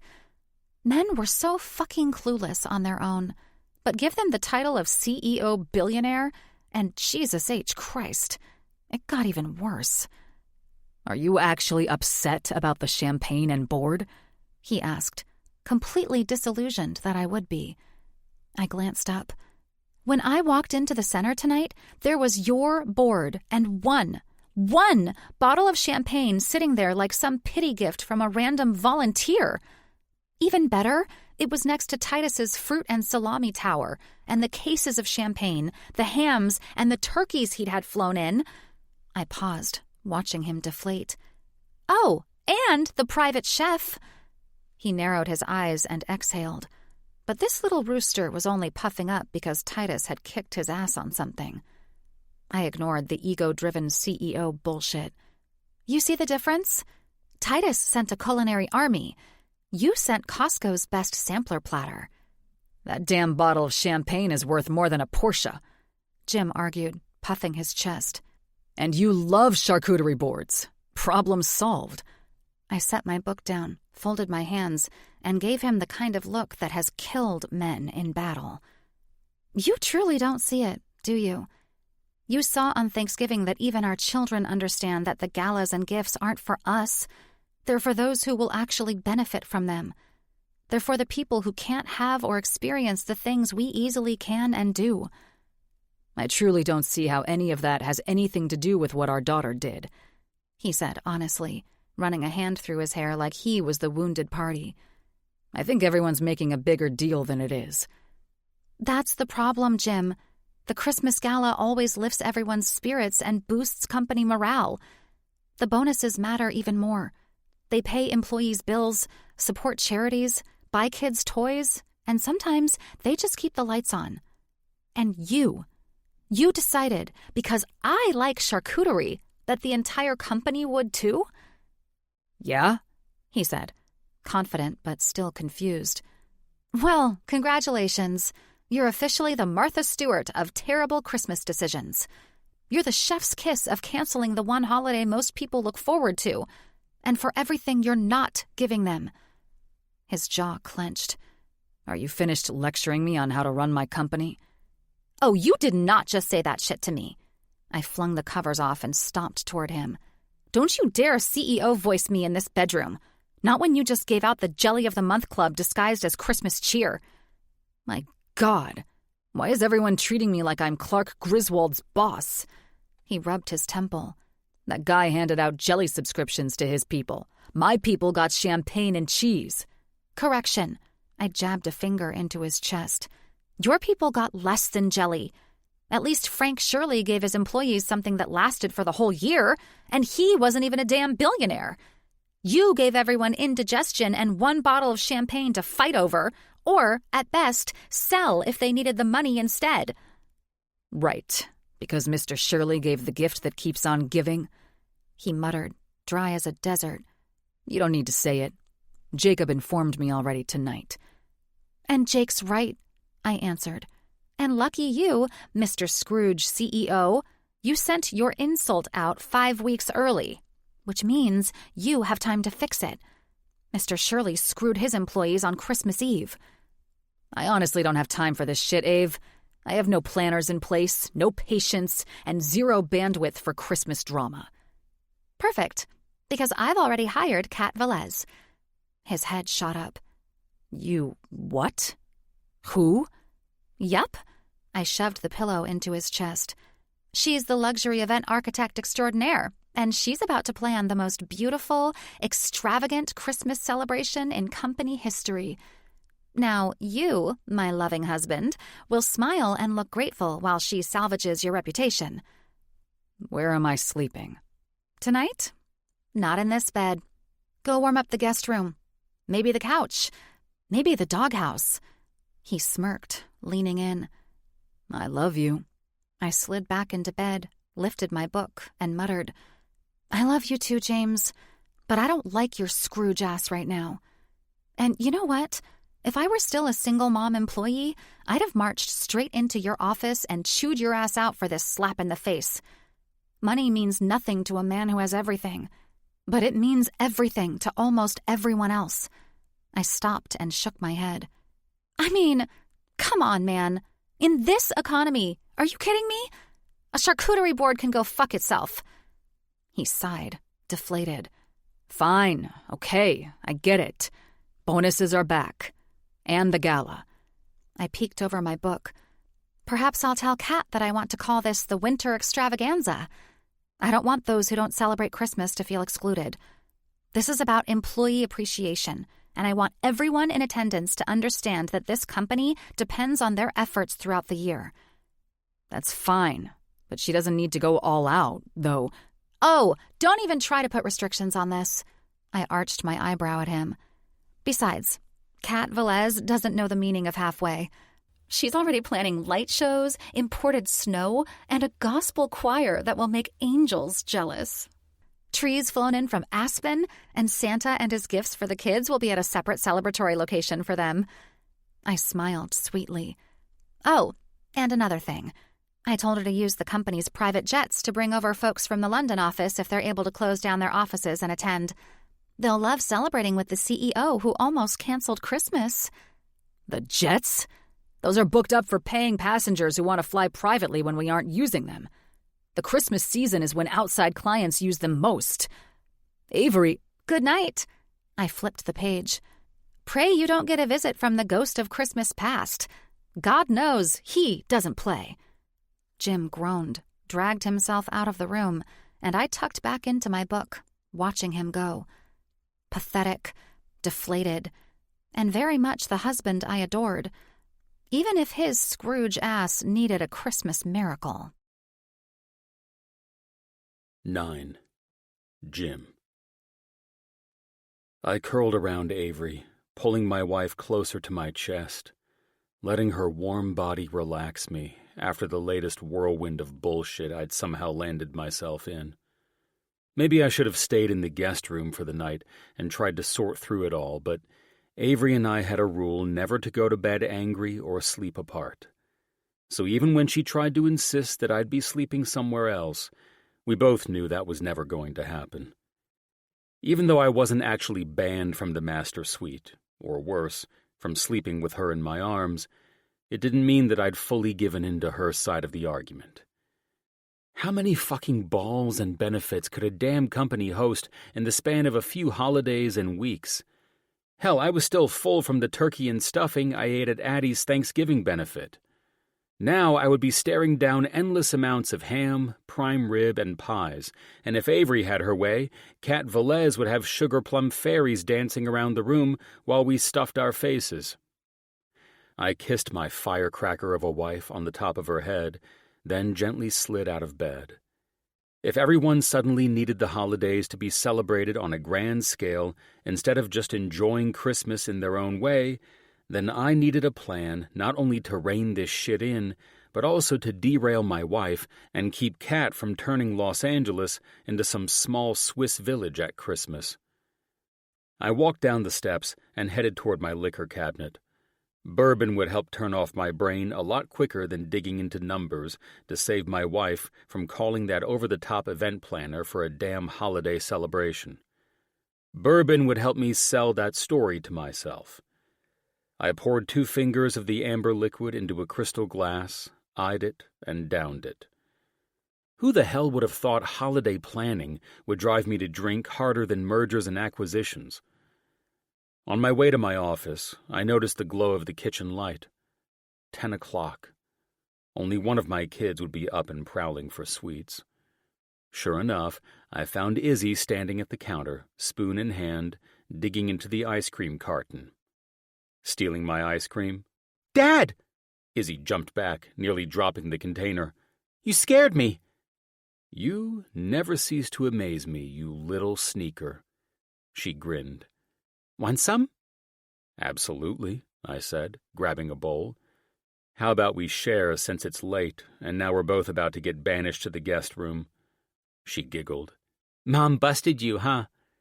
Grab me a spoon, I said, arching an eyebrow at her as I scooped the ice cream, and meet me in my office. She trailed after me, plopped into a chair, and swung her legs as if she hadn't just been caught red-handed. "So," I said, flipping on the computer and taking a bite of the fudge brownie ice cream, "what do you want for Christmas this year? Seems everyone is already talking about it." She took a bite and smiled at me. "Perhaps a charity ball for the children," she said, in her most posh accent, before laughing and taking another bite. I rolled my eyes and brought my attention to my logins on the computer. "Lord," I said. "Anything else your mom told you to say if I dare bring up the holiday?" "Just that you are Ebenezer Scrooge this year." She shrugged with a sassy grin. "Is that so?" I dipped my spoon back into the ice cream. "Well, if that's the case, then perhaps you're not my adorable daughter, but the ghost of Christmas future?" "No, Dad," she rolled her eyes. "That ghost kills you when you don't learn your lessons about Christmas." "Kills me?" I chuckled. Dang, Christmas just took a dark turn. "It's true." "It's not true. You misunderstood the show," I said. Then why is that ghost the scariest, and why does it always end with Scrooge in the grave? Okay, I said, exhaling. This isn't quite the direction I saw this conversation going, but allow me to help you understand because I believe you never saw the ending. I did. He figured out not to be a stingy miser to his employees at Christmas, and the ghost let him live. To his employees? Oh, brother. Okay. I shook my head. Perhaps we should throw a beautiful Christmas celebration to remove these images from your mind. That would just save you from the ghost, she smiled. Allow me to assure you, my morbid daughter, who's apparently watched one too many Halloween horrors with her Uncle Jake this year at Halloween. Go on, she said, taking another bite. Scrooge just needed to be scared a little, that's all. He was a selfish and greedy man. He had to learn that his money wasn't all there was to life, and he would eventually die a lonely, miserable man if he didn't see the true meaning of giving during the holidays, and not only to his employees. Still dead either way, Dad. Okay, fine. Let's make sure Dad doesn't get haunted by the ghost of Christmas horrors this year, shall we? Mom already called that pretty lady. She's planning it. I narrowed my eyes at her. You just ate all our ice cream and also knew Mom hired the coordinator? Cat, she confirmed. My damn kids were way too smart for their own good sometimes. But no one outsmarted me. How'd you know about this sneaky little thing Mom did, but I had no clue until tonight? She gave me the sassy Izzy grin. I heard Mom talking with Aunt Lainey, Aunt Nat, and Aunt Ash when we were at Aunt Jessa and Uncle Cam's tonight. That's certainly a mouthful, isn't it? I said, narrowing my eyes at the treachery all my friends' wives were participating in with my wife. It seemed I would need to squeeze Izzy for information to stay ahead of the army of wives coming after me and my company's shares to host a damn Christmas celebration. Hell, at this point, the only person still talking to me was Izzy. Even the husbands were pissed at my ass and would love for this shit to steamroll me in every way. I'd like to scold you for eavesdropping on grown folks' conversations, but tonight it's been very helpful. Why, because Mom's gonna kick your butt? I needed another shot of bourbon. Something like that. Want to be on Dad's side? We'll make it fun and call it our little family Christmas party war. Oh, Dad, she said with a laugh. I don't think we'll win. Mom has Cat. But we have each other, Izzy Bear, I said, like a desperate fool. Mom's going to make me eat this because I was foolish not to think of those less fortunate for Christmas this year. I need your cute ideas to make this the most adorable and not over-the-top Christmas event. Now you're just manipulating me, she said. You're too smart for your own good, I finally said out loud, turning back to my computer to search for some things so I'd have ideas by morning. And manipulation is more like me offering you more ice cream for more answers. That's why everyone says I'm like you. She smiled, kissed my cheek. I'll wash and dry the bowl so Mom never finds out about the ice cream. You're quite sneaky, you know that? I stared at her, and she grinned. I could really use you on my team. I'm sneaky, Dad, not stupid, she said. I'm not going against Mom, especially after what she's planning. What's she planning? I questioned. Mom said we couldn't say. Huh? We never keep secrets in this family, I said. I know, but it's not a secret if it's a fun Christmas war game, right? I could really use you, Izzy, I said. Pretty please? Dad, she begged. Please? Her eyes narrowed. There's no way we're winning this. I think with our two great minds thinking alike, we've got a good chance up against Mom, Cat Velez, and everyone in my company. It would be kind of fun, she said. But we need Addie on our team. I won't dare let Addie beat me. I'll handle Sis, I said with a smile. All right, tomorrow I'll let Mom know she's going up against not just me, but her daughters too. Her eyes widened, and she laughed. You know she'll never compete against me and Addie with things like this. It's a chance I'm willing to take, I said. And if she won't, then we win. She smiled. You are pretty smart, she said. then left to clean her sneaky bowl of ice cream. How the hell else do I run a billion-dollar empire, I thought, knowing if I didn't get a grip on my wife proving points about me being a cheapskate, then my ass was going to be doing nothing more than signing checks this year for Christmas events. 10. Avery.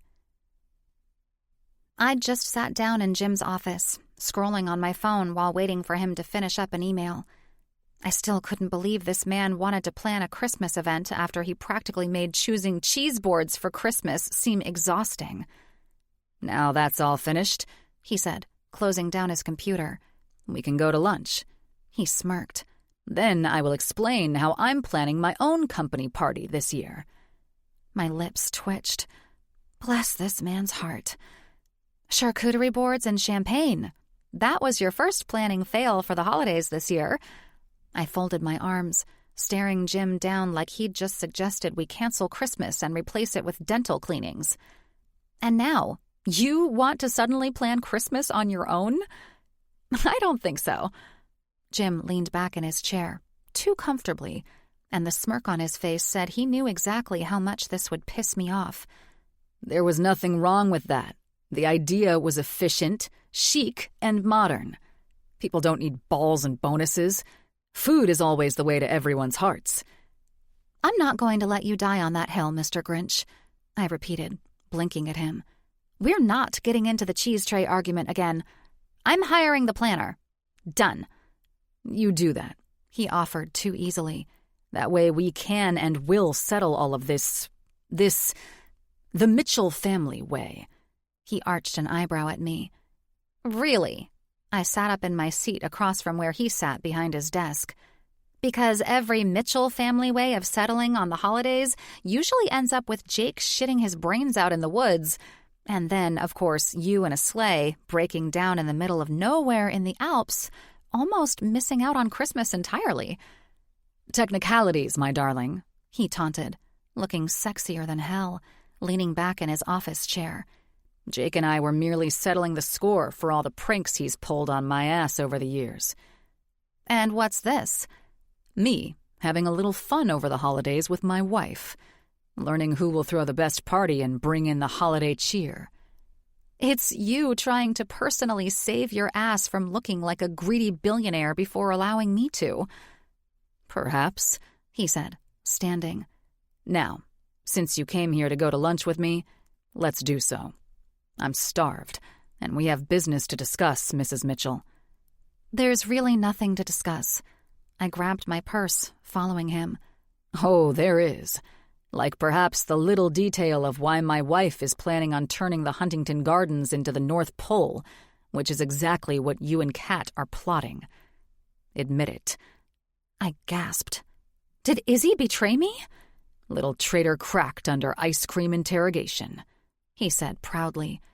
I pointed at him. "You manipulated our daughter with fudge brownie ice cream?" "Manipulated?" He feigned offense as we stepped into the elevator. "It was a strategy. You're not the only one who knows how to run a campaign." I laughed, shaking my head.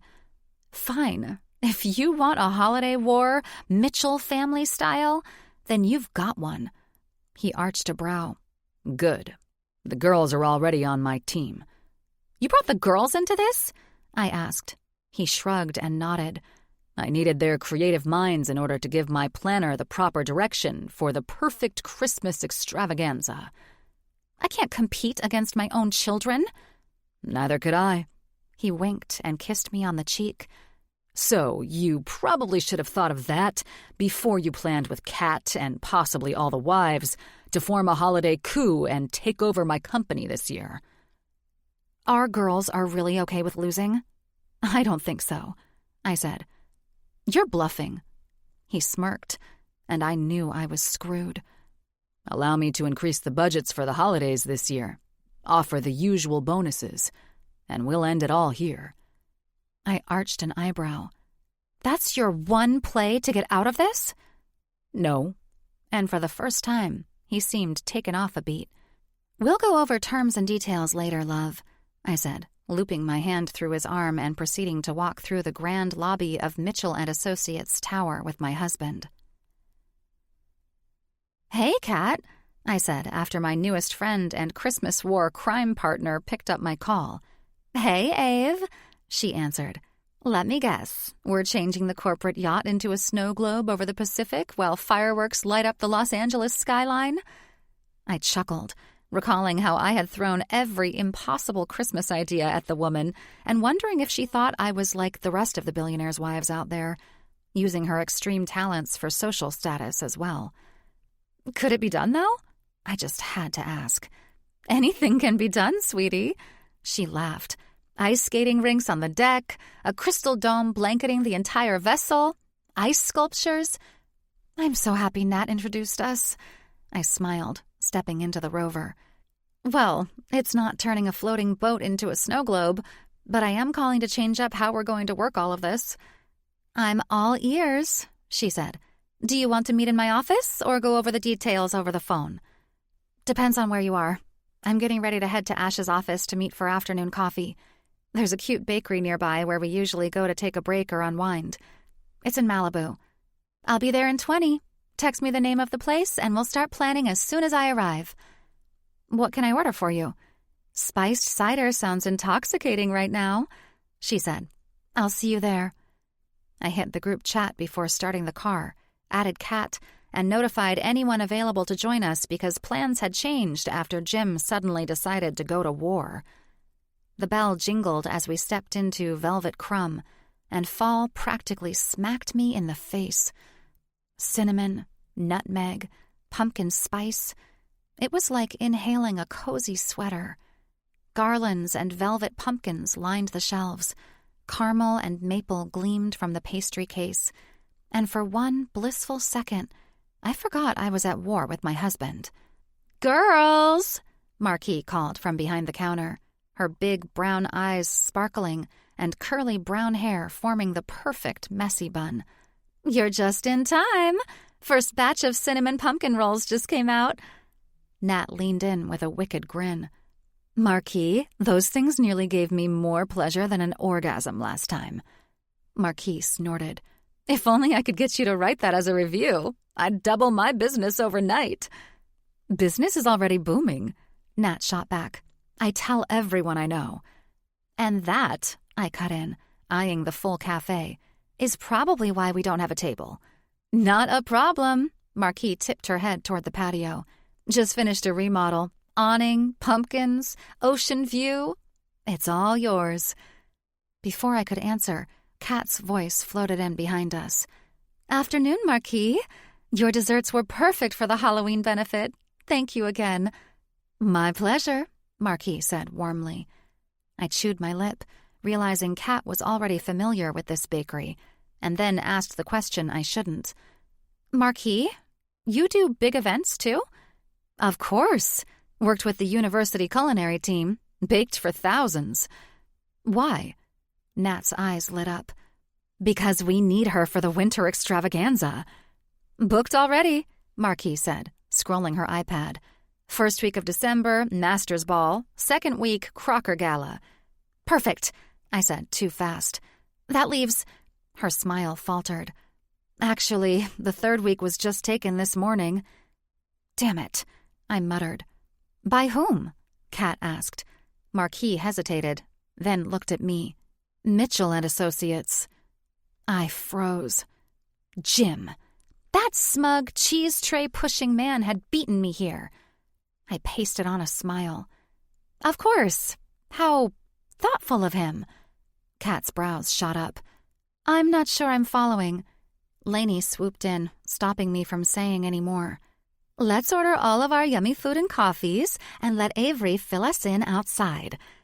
We loaded up. Ciders, lattes, a mountain of pumpkin rolls, and followed Marquis' direction toward the patio she'd just remodeled. The awning stretched overhead in crisp white canvas, twinkle lights strung across beams, with pumpkins and gourds spilling out of rustic baskets around every corner. Beyond the railing, the Pacific shimmered blissfully.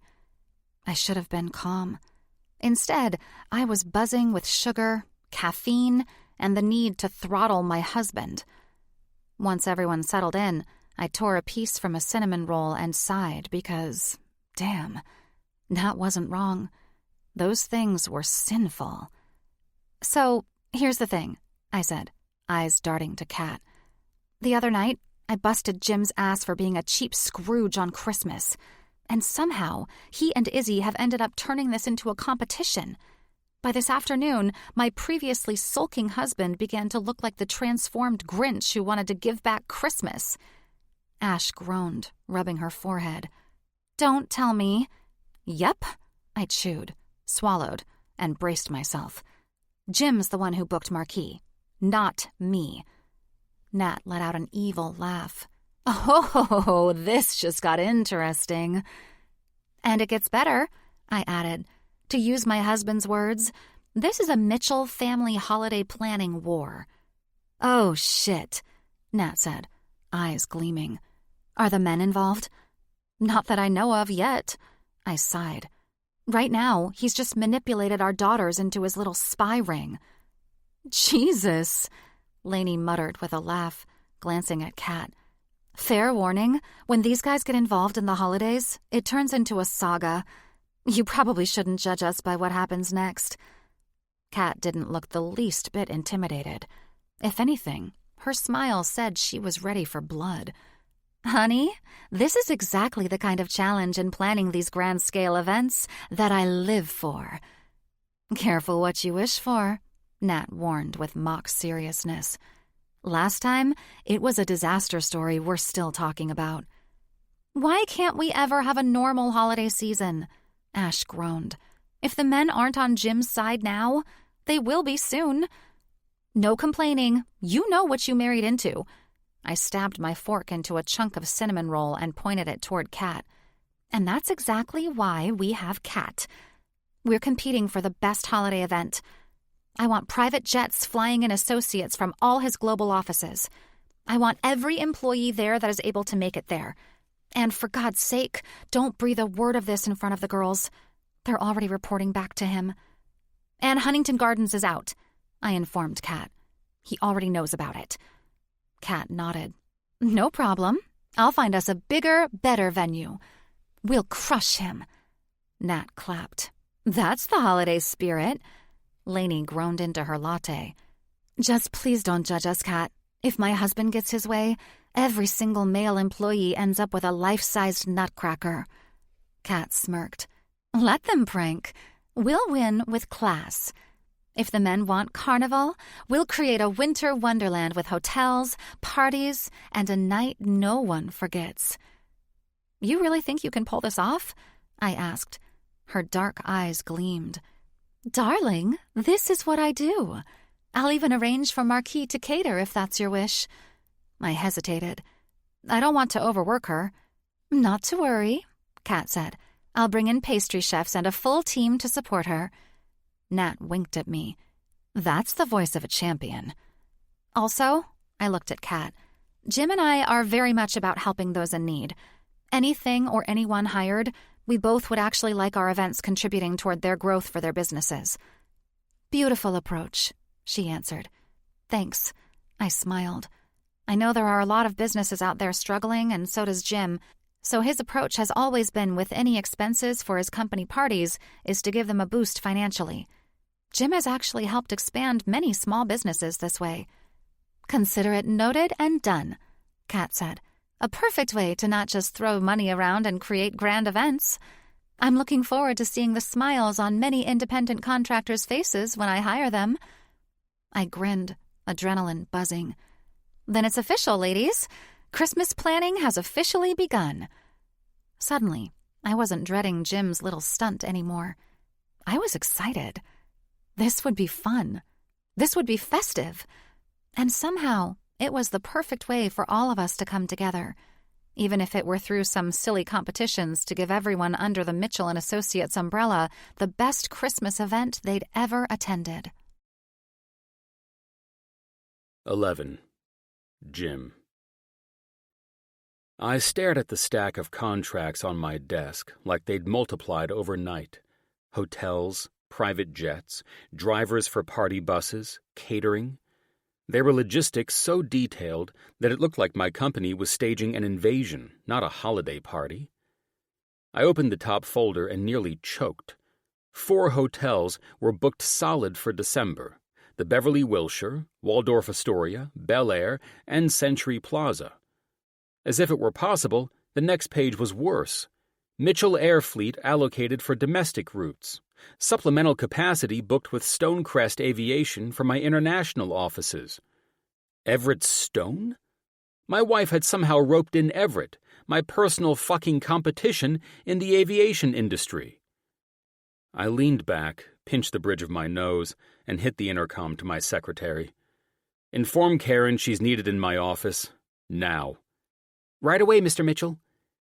My event coordinator appeared as swiftly as the elevators could transport her from the 2nd floor to the top, where my office was located. She walked in, tablet in hand, and looking far too calm for someone standing in front of a man whose wife had just hijacked his Christmas planning in the most insane way. I stood next to my desk and tapped the contracts. What the hell is this? She didn't flinch. She sat across from my desk, bringing me to take my seat once again. Phase 1 of the winter extravaganza planning, Mr. Mitchell. I'm sorry, Phase 1? I sighed. Are we suddenly building a goddamn hotel instead of planning a simple Christmas event? This isn't our portion of the planning, she confirmed. I'll say, I answered. Please tell me then, whose portion is this, and why does it seem you know more about it than I do? Mrs. Mitchell's planner has been coordinating through me to streamline approvals. This is the first phase of your wife's plans for her event. First phase, my ass. Her planner, I repeated flatly. That being Catalina Velez, I presume? Yes, sir. Karen kept her voice steady. She said it would be more efficient to work through the channels you already trust instead of directly with you. For a second, I just stared at my longtime event planner. Then I laughed under my breath. Savvy woman.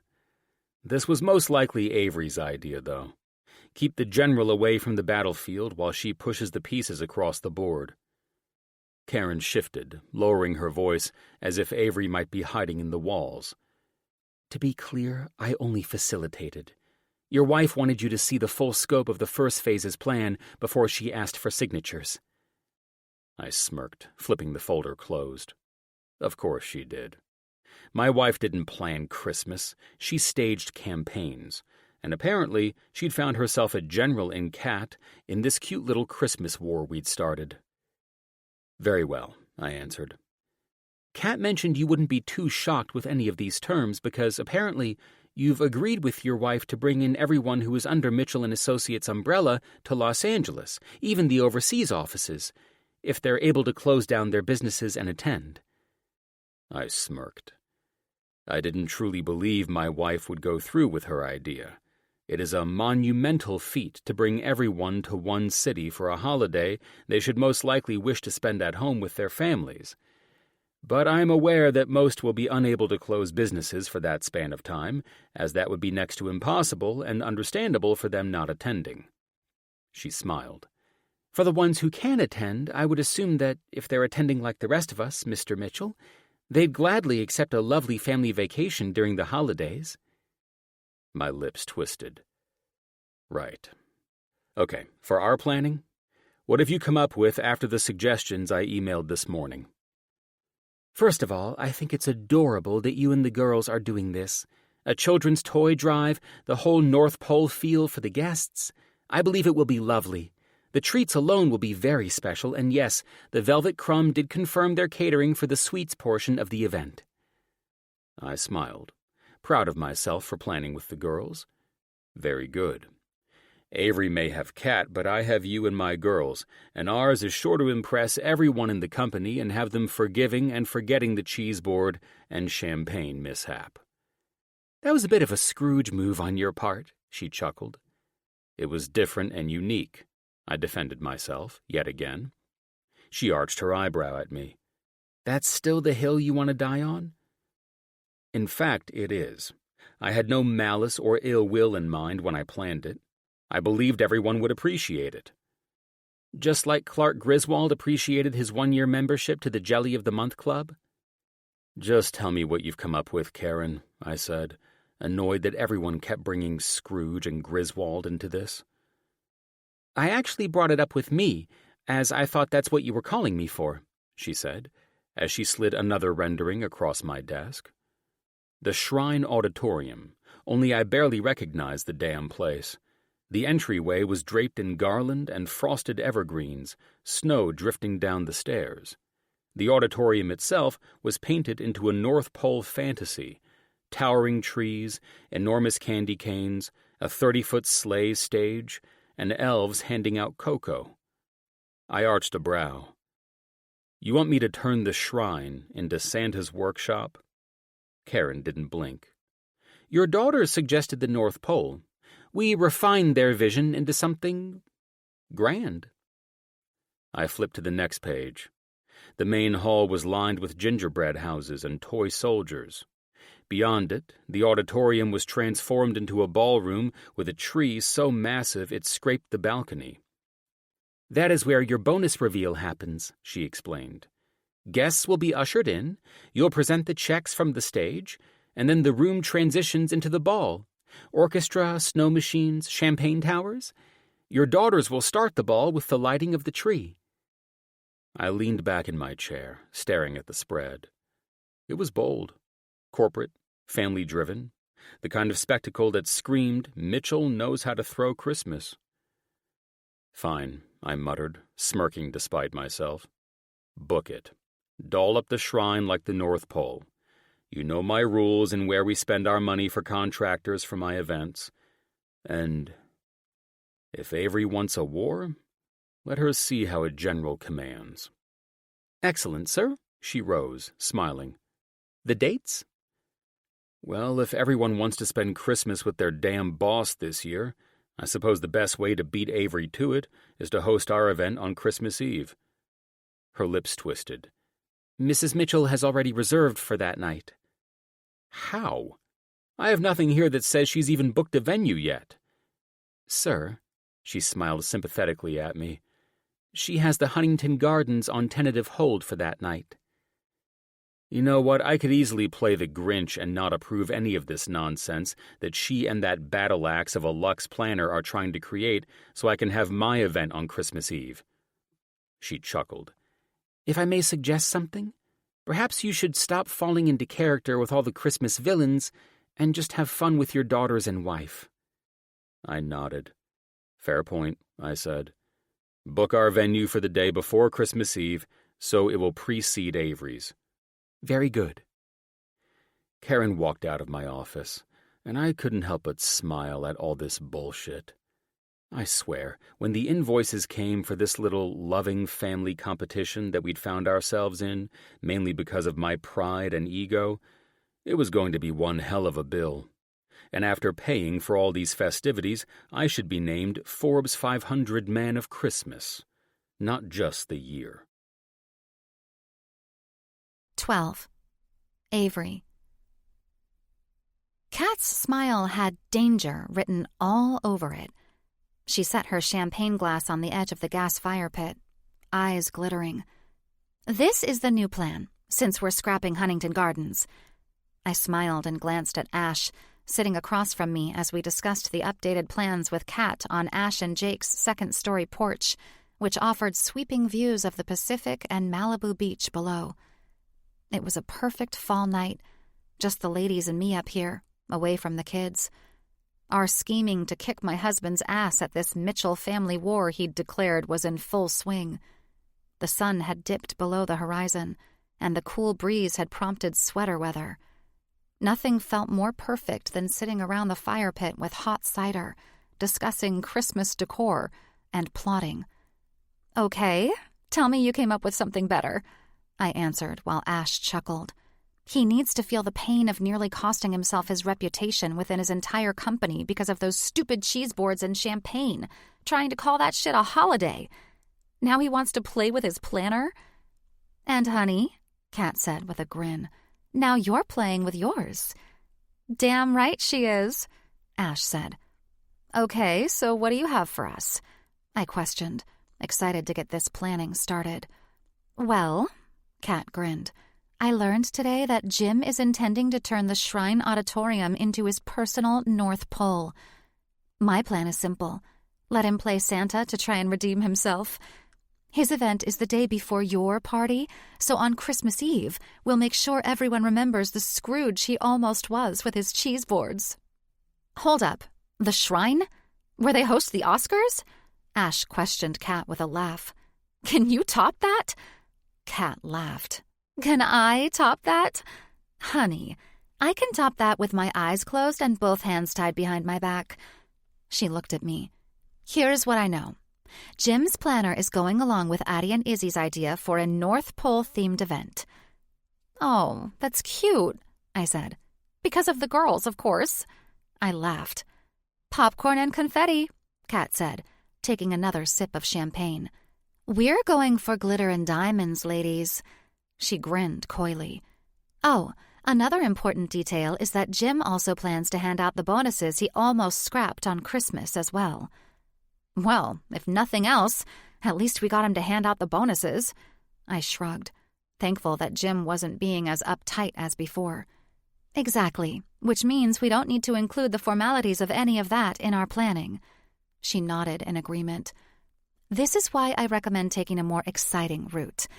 And since you both are making this a fun holiday family war, I say we go all out to beat him by reminding him how close he came to being viewed as old Ebenezer Scrooge to his entire company." Ash let out a laugh. "Oh, I already love this." "Well, I can assure you they're feeling that way about him right now." I raised a brow. "However, I like this way of affirming that they weren't far off until he was caught," I say, taking a sip of cider. "So, how do you plan on making this happen?" "We rent out Paramount Studios," Kat purred, "the Dickens backlot. I'll have fog rolling, cobblestones dusted in snow, old gas lamplights glowing." "I love that," I said. "Literally going into the movie A Christmas Carol on Christmas Eve." "Precisely," Kat answered. "Are we to dress the part?" Ash questioned. "Most definitely. Jim needs encouragement to get the walking cane and top hat on." Kat smirked. "Now, I will have guests arrive by carriage and be greeted by carolers. The shop fronts will be lit up just like you're walking in Victorian London. Marquise pastries will be in the bakery windows, and of course, roasted chestnuts and mulled wine steaming on every corner." I took another sip of my cider, more than excited to experience this than to beat Jim at party planning. "The hired actors will weave through the crowd as Scrooge, Marley, Tiny Tim, little vignettes to keep the magic alive," Kat went on. "And then," she lifted her hands in a flourish, "we will sweep them into Fezziwig's ball. I'll have chandeliers, velvet drapes, an orchestra swelling into carols, and a tree dripping in Swarovski crystals. It will make Jim's North Pole event look like the Santa photo booth in the mall." I shook my head, grinning. "Okay, it's dramatic and genius. I absolutely love it. But how exactly are you pulling this off?" Kat's smile sharpened. "Studio buyout, set designers, Michelin star-inspired chefs for the banquets, and a talented singer doing music for the finale. And because I don't do anything halfway, each hotel suite for employees and company associates will have its own tree fully decorated before they even arrive." Ash nearly dropped her copper cider mug. "Trees? In every suite? Are we talking mini hotel lobby trees or full Rockefeller knockoffs?" 8-footers, Kat said coolly. "Aspen spruce, flown in, dressed, and lit. The tree sizes will complement the rooms and bring more Christmas into their worlds. Also, this is going to be mentioned in the invitations so the guests know they will have a tree for Christmas morning, should they choose to celebrate." "Jim mentioned the company's jets were already booked for Christmas when we got into this silly argument that started this war to begin with," I said. "Not all of them," Kat confirmed. "There were plenty available for the domestic flights." "What about the international employees?" I asked. "We're using Stonecrest Aviation for international flights," she confirmed without batting an eye. I have to say that this is the first massive event that I'm planning for the company, but shit, renting out Paramount's lot just for a Christmas event? I laughed nervously. Jim is going to put me in Scrooge's grave. Don't forget, he's being charitable alone with who you both are choosing to hire for your events to be brought to life. And he's doing this for his employees, just like he did for his medical staff at St. John's on the yacht. But, more importantly, she flashed a sly grin, if it makes Jim walk into his party looking like the Scrooge he's trying not to be, I say it's worth every penny. I guess that's my favorite part, teasing him about who he was acting like before I stepped in to ensure his company had their usual parties and bonuses and not cheese boards. Right on cue, Jake strolled out to the patio. I heard the name Scrooge. You ladies must be talking about my brother? He glanced at Kat, then at me, then grinned slowly. Go on, ladies. I already like where this is going. I looked at Jake. Are you here to spy for your brother? Never, he responded. That dipshit tried to screw me out of my bonus this year while giving me a membership to his lame-ass version of the Jelly of the Month Club. I narrowed my eyes. He hasn't tried to get you on his side with this whole Mitchell family Christmas war he started? I'm not as easily convinced as your daughters. He chuckled, sipping the beer he brought out with him and reclining next to Ash. That old bird hasn't even mentioned a word of this to any of us guys. And if he did, I'd never join the side of a man who had me shitting in the woods last Christmas. Okay, fine. I have a fantastic idea, then. I looked at Kat. Jim will likely use his driver and the Bentley to arrive. He always does for these benefits. You should make him walk. Jake snickered. Even better. I'm going to need you and Colin for this one. But if you do it, neither of you can utter a word around the girls or anyone else. It can't get back to Jim. What is it you're needing? Kat chuckled. I want Cousin Eddie's RV from the movie Christmas Vacation. Jake and Colin will kidnap the boss and bring him in front of all the people he tried to screw out of Christmas this year. Jake choked on his beer. You're shitting me, right? I looked at Kat. Can we get a replica? We can get anything you need, babe. She laughed. And I think that little prank is fantastic. I'm shocked you thought of it before me, Jake said. Dear God, this is going to be hilarious. Ash laughed. I stood. Okay, Kat, let's get shit happening. I'm heading home with the girls before Jim gets there. I'm curious what he thought about Phase 1 when he saw it on his desk. I shouldered my purse and laughed. Phase fucking 1? Jake questioned. I was hoping for just a party, dinner, and my bonus. What the hell is really going on? You just worry about playing your role. I eyed him. I'm a trusting woman, but I trust no one in the Mitchell family when it comes to things like this. Jim can't know a damn thing. The Scrooge shit? The joke I've been teasing him with. I smiled. Now, it's going to be the holiday theme of the event, so I'm not saying anything more. God, woman, Jake said. It doesn't need to be an all-out event. And that's why I don't trust you, Jacob Mitchell, I said. You're already acting like Jim would, and before I know it, you'll be on his side and telling him everything. I would never, he smirked. Bullshit, I answered. All right, ladies. Dinner was lovely and fun, but I'm taking off. Love you, Ash said with a laugh. I'll be in touch. Kat waved. I chuckled to myself, thinking about how all of this just got so much better. I just had to hope Jake wasn't going to act like his typical self and play both sides. That would be something he would do. And then, in the end, it would be Jim and me both getting punked by Jake.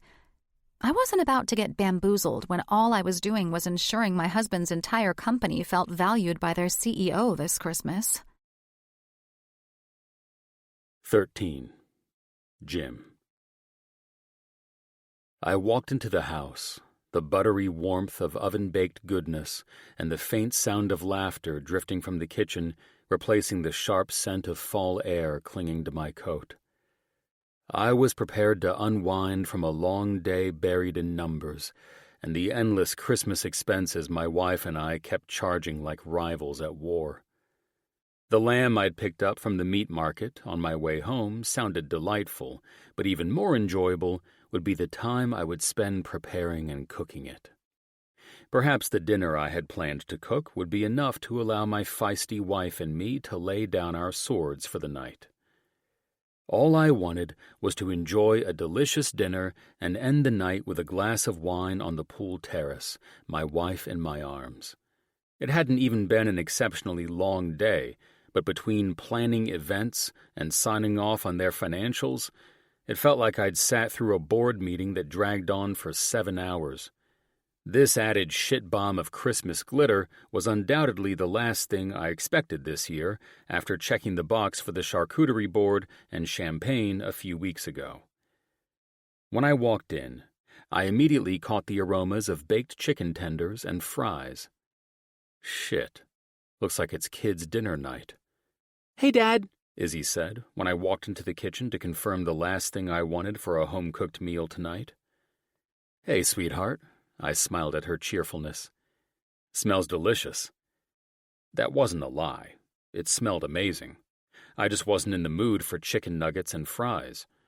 I smiled at Avery, flour dusting the hem of her apron, with Izzy beside her in a matching one. Both looked far too pleased with themselves, as if the entire ambush had been staged for my arrival. "Hey, babe," Avery looked up, licking the special sauce she'd made for the nuggets off her finger. "What's that?" She eyed the lamb wrapped in butcher paper that I held. "Just a leg of lamb I picked up on the way home to make for dinner," I smiled, walked over to where Izzy was, and kissed her on the top of the head. I realize now I should have called to see if you had anything planned, because it looks like my girls are way ahead of me tonight.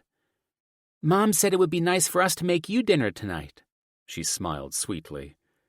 "Is that so?" I arched an eyebrow at my always calculating wife. "How was work?" Avery said with a cheeky grin. "I hope it wasn't stressful enough that it made you want to come home and cook something to unwind from it." I placed the lamb in the fridge, pulled out a beer, and eyed the mischievous look on my wife's face. Nah, any other day. The lamb was just something I thought of on the way home. "Ah," Avery chuckled softly, knowing exactly what she was doing. Keeping me under tension and pressure with all the holiday planning was supposed to force me to crack and make me lose this planning war. Well, that wasn't going to happen. I mean, sure, it could. Party planning wasn't exactly one of my many talents. I was just a guy who approved shit. But that's why I had to be creative, and why I had the girls on my team. Their creativity would ensure this succeeded against their mother and Kat's superpowers. My brain ran in a very black and white manner, so their vision and childlike sense of wonder were essential here, and it would be the key to my success. "So work was good then?" Avery pressed. "Mm-hmm. Just another day at the office." I smiled, pretending as if the pile of folders from her Phase 1 plan didn't affect me at all, because I knew that's what she was itching to find out right now. "That's great. Were you able to approve the files Kat sent over for Phase 1? Yes, I saw them. Shit, I said that too fast and too dickish. Avery smiled, like she had just caught me red-handed. "It wasn't too over the top, was it? The prices and all?" She smiled wryly at me. "Or that we'll be using Stonecrest for the international employees who are able to attend?" I narrowed my eyes, hanging my leather bag on the back of the high stool where I sat across the large kitchen island. "Pennies," I said. "It's nothing. Everett Stone may be a competitor in the aviation industry, but I'm pleased we were able to use his jets since ours were mostly booked for other clients."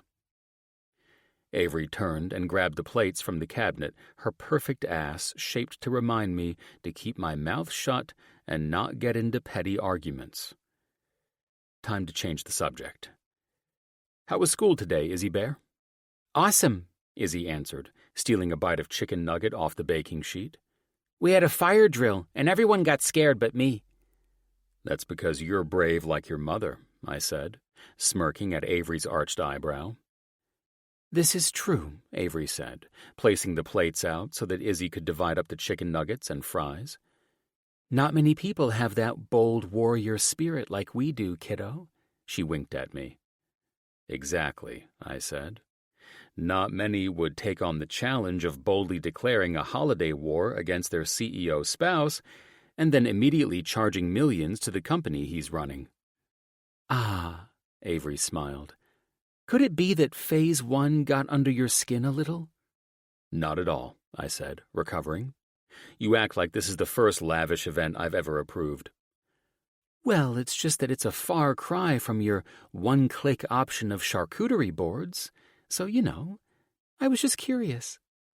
"No need for curiosity, love," I said, reaching for a few cashews out of the nut tray. "If this is how we show our appreciation to the company, then it's approved." "Really?" She planted both hands on the counter, her crystal blue eyes glittering in some amusement. "You're not irritated at all?" "Nope." I took another handful of nuts and tossed them in my mouth. "Good. Then you should have the final phases on your desk tomorrow.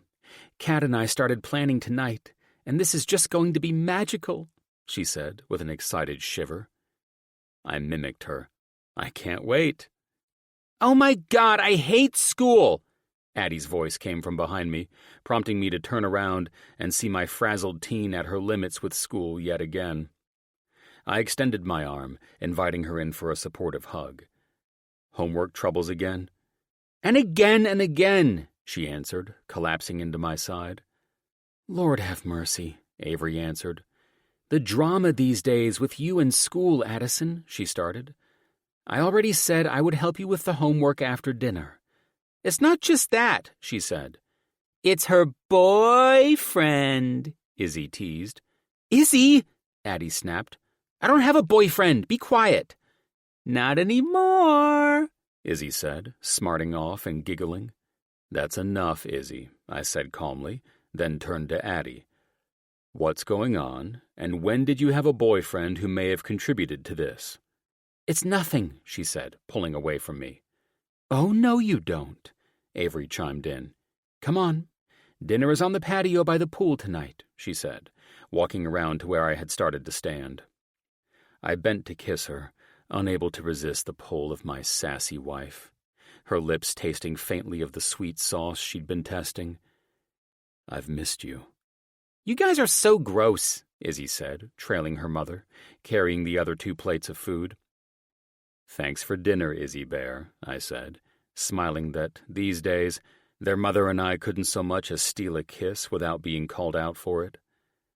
The patio lights swayed lightly in the ocean breeze, casting a golden glow over the table.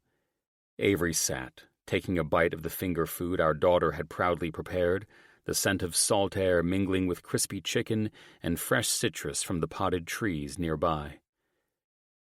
"Addie, who's the young man who ruined my daughter's mood for this evening?" I asked, watching as she picked the breading off her chicken. "Seriously, Dad, it's nothing." She brushed me off after giving Izzy a glare of warning. "Bullshit it isn't," Avery said. "And you girls know I never curse at the dinner table unless it's warranted." She looked at Addie. "Spill it, child. We're all here for you." "Ugh!" She practically swore into her plate of food. "I don't want to talk about it." "Addison Mitchell," Avery snapped. "Spare the theatrics, please. What happened at school today? You don't get to march into the kitchen, proclaim you hate school, and then withdraw, leaving us all to guess why." "Spill it, Addie," Izzy taunted. "I don't need you antagonizing her, Izzy," Avery said, seemingly even more agitated about the Christmas numbers than I was. Perhaps her planning with Kat wasn't going as well as she thought. I smirked into my freshly poured wine glass and then resumed my fatherly duty of offering a concerned and supportive expression toward Addie. Looks like I wasn't the only one under planning pressure, and Avery's lack of patience with the girls' dramatics was giving me a little insight into that. After a long inhale, an even louder sigh, Addie finally looked between me and her mother. "I just don't understand boys," she finally said. "Get in line with every female on the planet," Avery said, eyeing me, smirking, then looking back to Addie. "But what did this one do to cause this attitude we're getting from you tonight?" "Hold up," I said. "What was that look you gave me just now before asking Addie that?" "What look?" Avery said, as if she were innocent. "I didn't give you a look, baby." "The look you most definitely just gave me was as if I'm just as guilty as the kid who hurt our daughter," I answered, hearing Izzy's hushed giggle. "Mom gave you the look because you're Scrooge, Dad," Izzy said. "Not anymore," I winked, taking another chicken nugget and crunching into it. "You already know what we're planning, and it's far from what Mr. Scrooge would be doing for his company." "That's true," Izzy said, remembering that we were bringing everyone to the North Pole through our event. "There you have it, confirmation from our daughter that I'm not carrying the Christmas title of Mr. Scrooge," I said to Avery. "So, pull me out of the drama of Addie's frustration with a boy. I'm well on my way to being a Forbes 500 man of Christmas after the papers I signed off on today." "You could never be a bad guy, Dad," Addie said, eyes filled with tears. "You didn't break up with Mom to date one of her best friends." "Oh, no." Avery immediately softened. "Okay, yeah, that's bullshit," she answered. "How long were you going out with this kid, who none of us knew about until tonight?" "Since Thanksgiving," she answered. "And then today, Matthew said he just wanted to be friends. Then I saw him holding Emma's hand after school." "I want to dismiss this all as nothing," I cut in, "but emotions at your age tend to run very high. This is exactly the reason why I was all for the no boyfriends in school rule." "That doesn't help, Dad." She let out a broken-hearted sigh. "It really doesn't," Avery said. "God, Addie, if you only knew all the heartbreak I've been through and how happy I finally ended up, you'd brush this off." "But I'm never going to find anyone like Dad," Addie said. "Never." "Your dad isn't perfect," Avery says. "He pisses me off all the time." "Thanks." I looked at her deadpan. Being in a family of all women could suck sometimes, especially when one of their own was hurt by another male. She rubbed my knee. "See, guys are more sensitive and emotional than we ladies." She winked at me to play along. "And sometimes they're not thinking when they act." "Like Dad and the cheese trays," Izzy added, as if she were part of this pep talk with Dad's mistakes against Mom and his company this year. "I know," Addie confirmed. "The kid's mistake was worse than Dad's goofy mess-ups, though," Avery confirmed. "I'm sorry he hurt you, baby, but it's his loss, not yours." "Thanks, Mom," Addie said. "Hold up, I'm done taking crap for this," I defended myself after Addie found solace in me being a dick boss for Christmas. "How are we comparing a hormonal teenage boy who did a heartless thing to hurt our daughter to me ordering very expensive charcuterie boards and champagne for the company Christmas? How am I even in the middle of this as an example of foolish nonsense?" Avery shot me a look, then glanced at Addie. "Actually, what your dad tried to get away with would have hurt more people than this boy did," she said, eyes on me. "So maybe it's even." "If it helps my case," I started, "I fixed my screw-up, and now we're looking at millions of dollars going out for not just one, but 2 amazing Christmas celebrations." "And that's how you know whether or not to keep them," Avery smiled at me. "What they do after they make mistakes says everything about the man in question." Avery leaned in to kiss me, while the girls moaned in unison about how disgusting we were, and when she pulled away, all I could do was smile. "I'm sorry we had to make an example out of you," she said. "But the girls need to understand that not even their dad, even considering how much he loves and adores their mom, is perfect." "Yeah, but do we seriously need to keep bringing this up?" I answered. "So you don't do it again next year?" "Yes." Oh, well, hell. This was just another average pep talk with my girls on a family night. I was outnumbered, but honestly, I loved it. I loved everything about this family that had stolen me away from my empire that consumed me half the time. I wouldn't trade them or these discussions for anything in the world. I'd been well on my way to a lonely, workaholic existence before Avery and Addie came into my life. Soon after we married, we were blessed with Izzy, and there hadn't been a dull moment since. I was blessed with a life I didn't dream of asking for, and I couldn't be more grateful for it. 14. Jim. So far, the week had smoothed itself out, and the only thing that had been brought up about holiday party planning was the personal items needed to decorate our home and the beach house. This was all typical, normal planning for the Christmas season. The girls and Avery fully indulged themselves in it, and everyone's moods were always elevated with joy and cheer for the holidays. What wasn't normal was this party planning family war we'd gotten ourselves into. "Easy," I said to Addie, as she nearly ran the Aston Martin into the curb while taking it too tightly. "I actually really like the rims on this Rapide model." "Oh, please," she said, with a typical teenage eye roll to prove her point. "You've hated this car since we got it because it had to have 4 doors. It's most certainly not my Aston, but I've never hated it. If I did, I wouldn't allow it in my garage," I said, scrolling through morning texts. "By the way, you're welcome for not making Alistair drive us both to school and work today." "I love Alistair, but thanks for letting me drive," she smiled. "Any time, kid," I said, my eyes roaming over an urgent email from my acquisitions teams overseas. "Shit," I grumbled, as Addie pulled into her school. "Uh-oh. Did Mom slide another phase sheet under your nose?"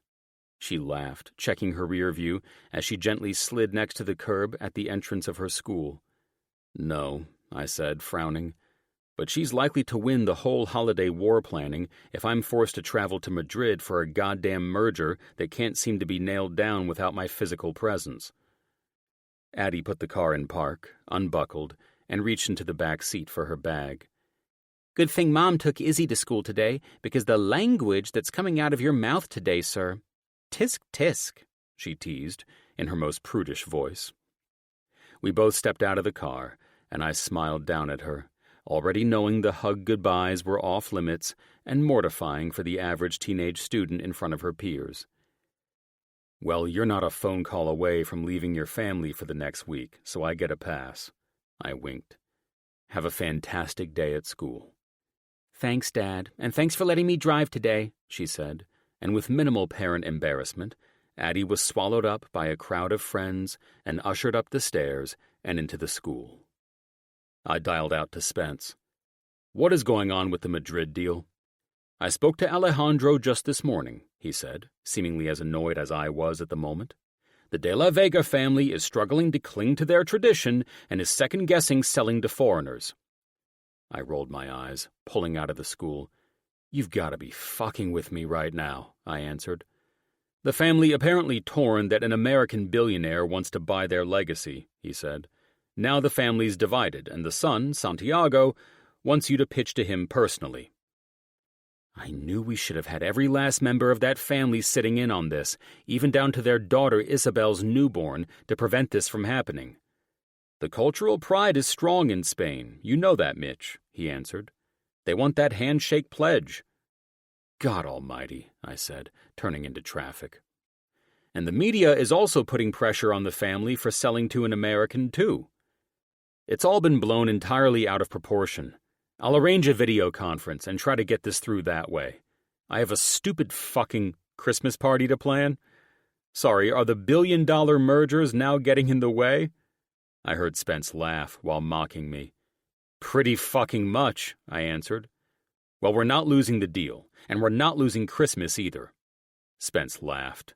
Says the Grinch, who apparently thinks he's saving Christmas. "Thinks, Spence?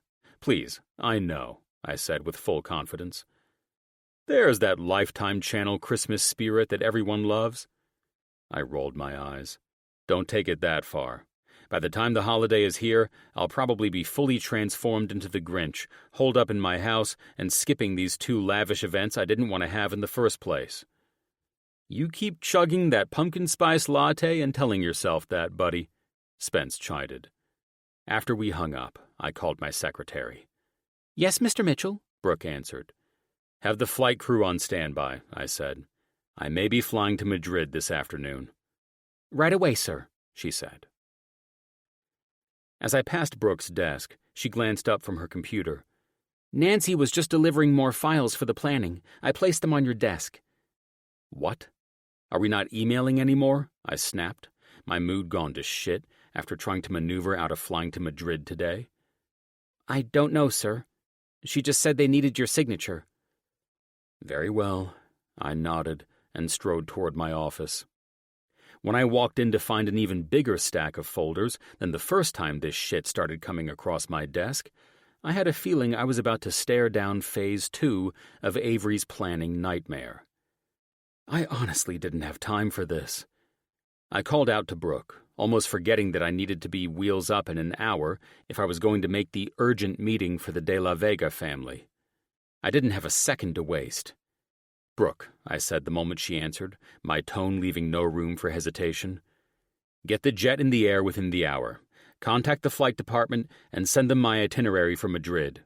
I want the crew briefed and customs clearance already in place by the time I walk onto the tarmac. Yes, sir, she said, while typing on her computer. Call my valet. Have him pack 4 days' worth of wardrobe. I want business formal, evening suits, and casuals for downtime. Everything pressed, cufflinks included. I want the luggage delivered straight to the jet. Understood. And book the Ritz in Madrid, my usual suite. Confirm black car service with a bilingual driver waiting airside. He stays on call for the duration of my stay. Of course. Next, legal and acquisitions. I want the De La Vega files compiled and ready, digital copies on my laptop, hard copies delivered to the plane before departure. 4 days of negotiations means every angle, every precedent, every clause at my fingertips. I've confirmed the meeting at 7 tomorrow morning. That jet can leave no later than 10 this morning, as I will not walk in late. I'll handle it. Her voice didn't so much as waver. Finally, clear my calendar. Push everything non-critical and notify Spencer and the board that I'll be overseas until this deal is finalized. He'll handle everything while I'm gone. Yes, sir. I'll update them immediately. I exhaled through my nose, tension bleeding into a wry smirk. Brooke's efficiency had become more than serviceable these days, and I was impressed, which was saying a lot. Instead of walking into my office with freshly brewed pumpkin spice lattes, she was now sharp, all business, and seamless. The kind of precision I expected from my secretary. Who knew? Maybe I'd keep this one on. I had a couple of minutes to review any morning emails that I would be forwarding to Spencer to handle, so I went through them first after texting him to meet me in my office before I rushed out. After that was completed, I glanced over at the files that had been placed on my desk by Karen. God damn it.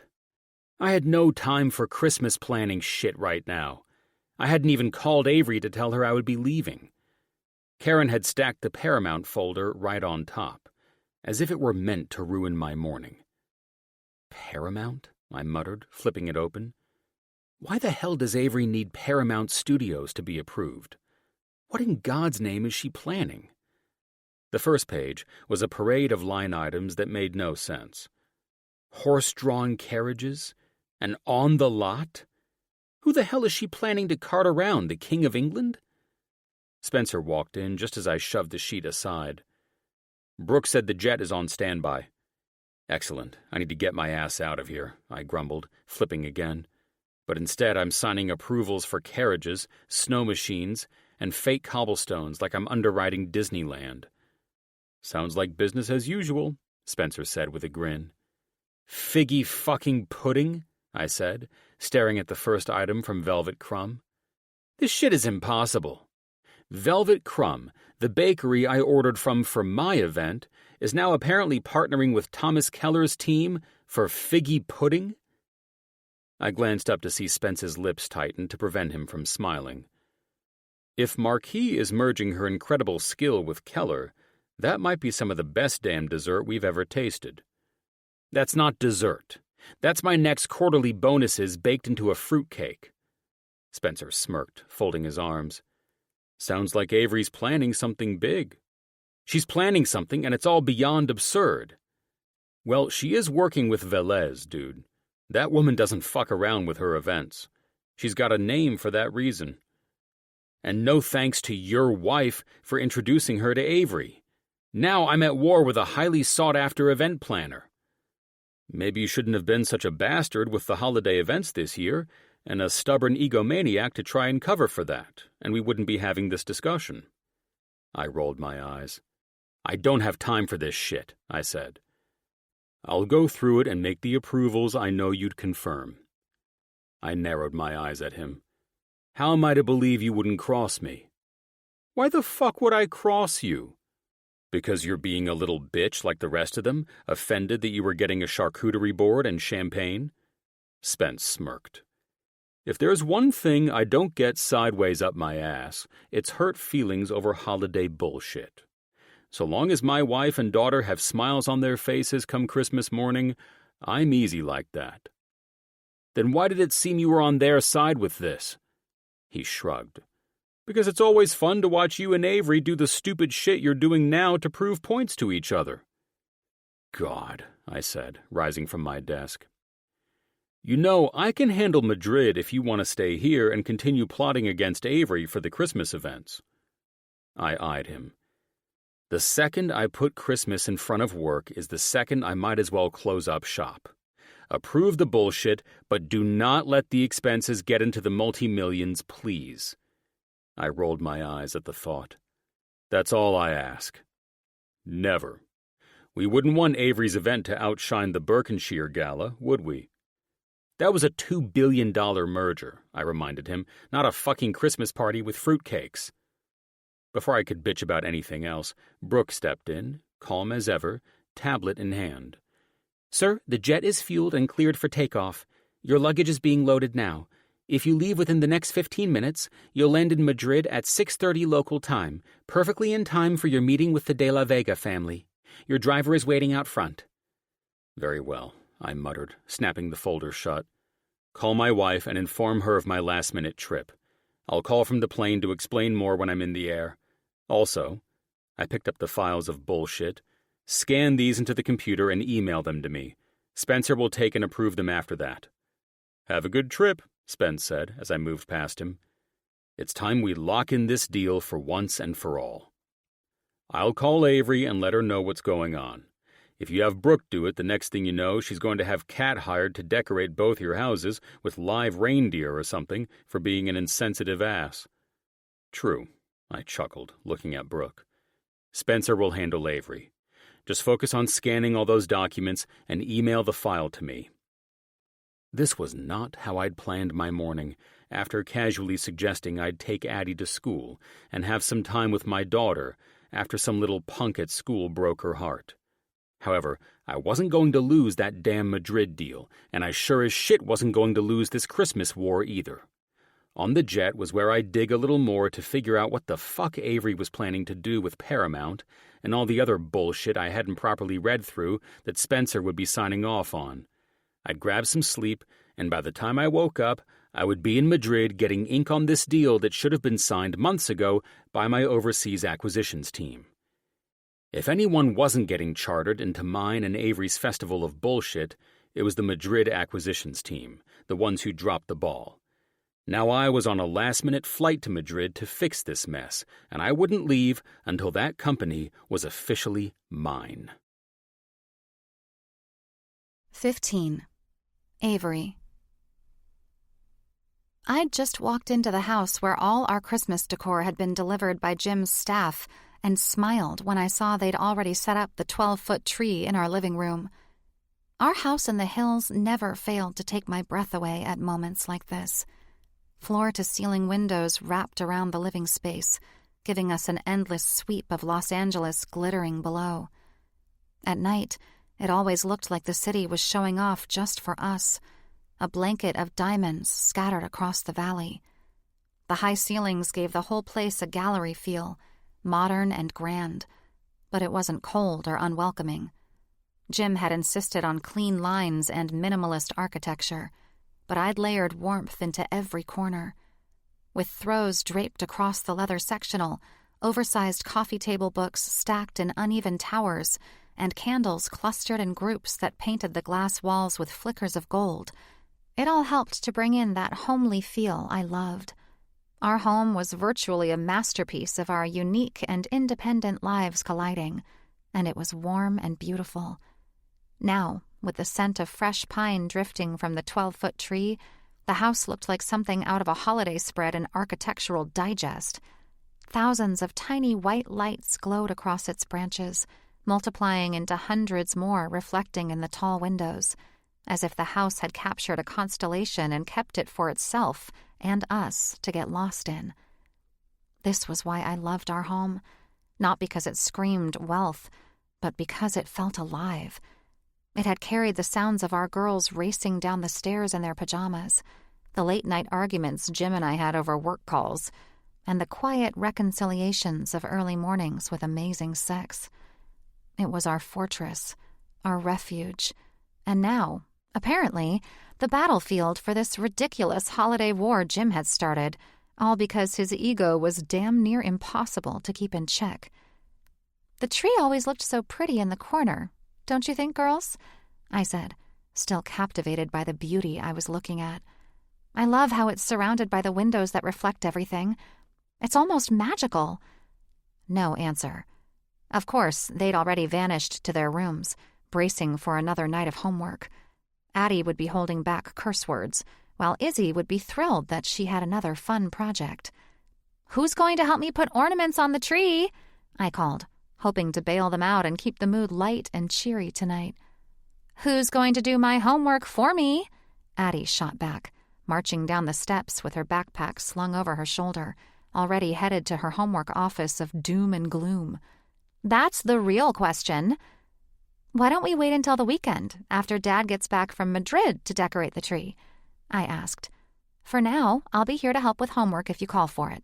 Until then, I'm going to go over more of the cool stuff Kat sent for me to bring into my party plans for Dad's company." "Come on, Mom. Can you at least give us a hint about what you're planning?" Addie asked, flashing the first pre-homework smile I'd seen in ages. "Nice try. You joined Team Dad, and I'm not revealing a thing to be reported back to him," I said with a grin. "That cute little fake smile isn't fooling me either. I'm not saying a word about what I'm planning." "That's why Dad says you're a cheater," Izzy chimed in, full of sass. "Excuse me?" I responded. "How is it cheating if I don't give away my secrets for you guys to copy or top for your party?" "We would never copy you, Mom," Addie said. "We already know our idea's better." "And you're a cheater because you know what we're doing already, but you won't even give us a hint about what you're doing," Izzy declared, all drama. "Your dad told you this, I'm sure?" I asked, arms crossed. "He didn't have to," Addie said, eyes sliding toward her sister like two of Jim's soldiers teaming up in his absence. "You know what we're doing, and you're probably already copying it." "Yeah, and so?" I pressed. "That's how you cheated," Izzy finished. "Do you two want ice cream before bed? Eggnog flavored?" "Nice try, Mom," Addie said sweetly, then disappeared into her office. "What about you, Izzy Bear?" I asked with my best smile. "Nah," she said with a cheeky grin. I narrowed my eyes at the 2 rooms my sneaky girls had vanished into. Jim had these girls armored up and working for him to get to me already. He'd orchestrated some mental operation to throw me off while I was making good headway on his anti-festivity ass. Even so, he was now stuck in Madrid saving an acquisition, behind on his planning while I'd be 2 steps ahead. Was I cheating? Hell yes. And I was perfectly fine with it. I would have done the whole event myself, until my husband and his ego dragged our daughters into this war. So, yeah, I was cheating. Who cared? Call the Grinch on my ass. I was about to find out if my latest scheme had actually worked. Time to call Nat and get the update on how Spence managed to put Jim on that flight to Madrid instead of taking it himself. As Jim's VP, it wouldn't have been unusual for Spencer to go in his place, especially because Spence was a bulldog, and nobody pushed him around. Nat picked up after 2 rings. "Avery, honey," she said over the phone. "Everything's rolling flawlessly. And even better news, Spence got everything from Kat approved." "I can't believe we pulled it off," I chuckled, slipping out onto the terrace with a glass of wine.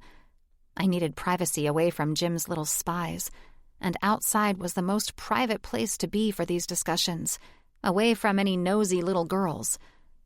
God, tonight was beautiful. The night air was cool, brushing over my skin as I leaned against the railing. Below, the city stretched vast and endless, a living map of glittering city lights where we sat hidden in the hills to observe it all in its beauty. From up here, LA felt like it belonged to us alone, sprawled out beneath the canyon. The terrace had always been my favorite place to think. I always loved snuggling up on our oversized sectional pulled close to the outdoor fire pit. I loved the faint rustle of eucalyptus from the canyon and the muted hum of the 405 freeway out in the distance. It was all private, yet vast, like it was our kingdom in the clouds. Actually, I can believe it, I said, smiling under our patio lights. Jim's such a control freak, and there's no way he'd let Spence take over closing the Madrid acquisition once he was made aware of it. Spence even offered to go himself so Jim wouldn't catch on to it, but Jim refused. Nat laughed.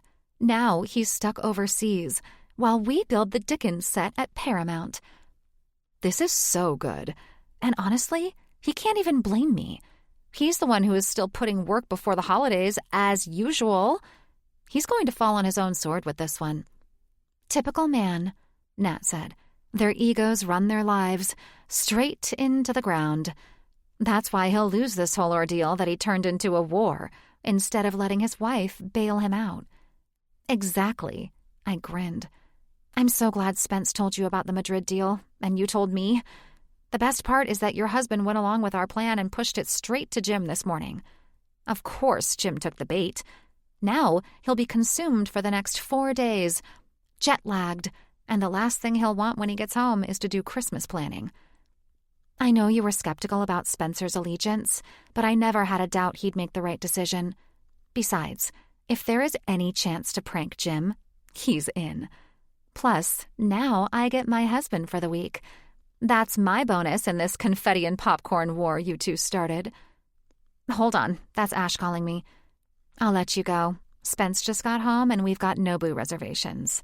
Nat said, enjoy your week with your husband. I'll enjoy beating mine's ass while he's gone. We laughed as I clicked over to answer my call waiting. What's up, babe? I heard Jim was rushed off to Madrid. Ash giggled. You're starting to play dirty. No, this was all Jim. I just worked an angle to bait him on how important his Christmas planning was. When Nat told me Spence might have to fly over to stop the deal from falling through, I asked if there was a way to involve Jim. Of course, my husband took the bait without one damn question. Spence even offered to go in his place, and Jim refused. Ash laughed. That's where you've got your husband by the balls. He's Mr. Mitchell first and Mr. Claus never. Exactly. He's juggling the wrong arena. But the girls, they've been dangling the word cheater over my head like mistletoe, waiting for me to crack.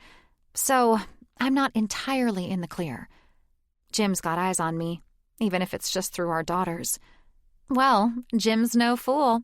He had plenty of time to think during that 12-hour flight. What did he say about Cat's Phase 2 and the costs? Nothing. I asked if he had looked at it, and he said yes and left it there. Didn't bring up costs, Paramount, nothing.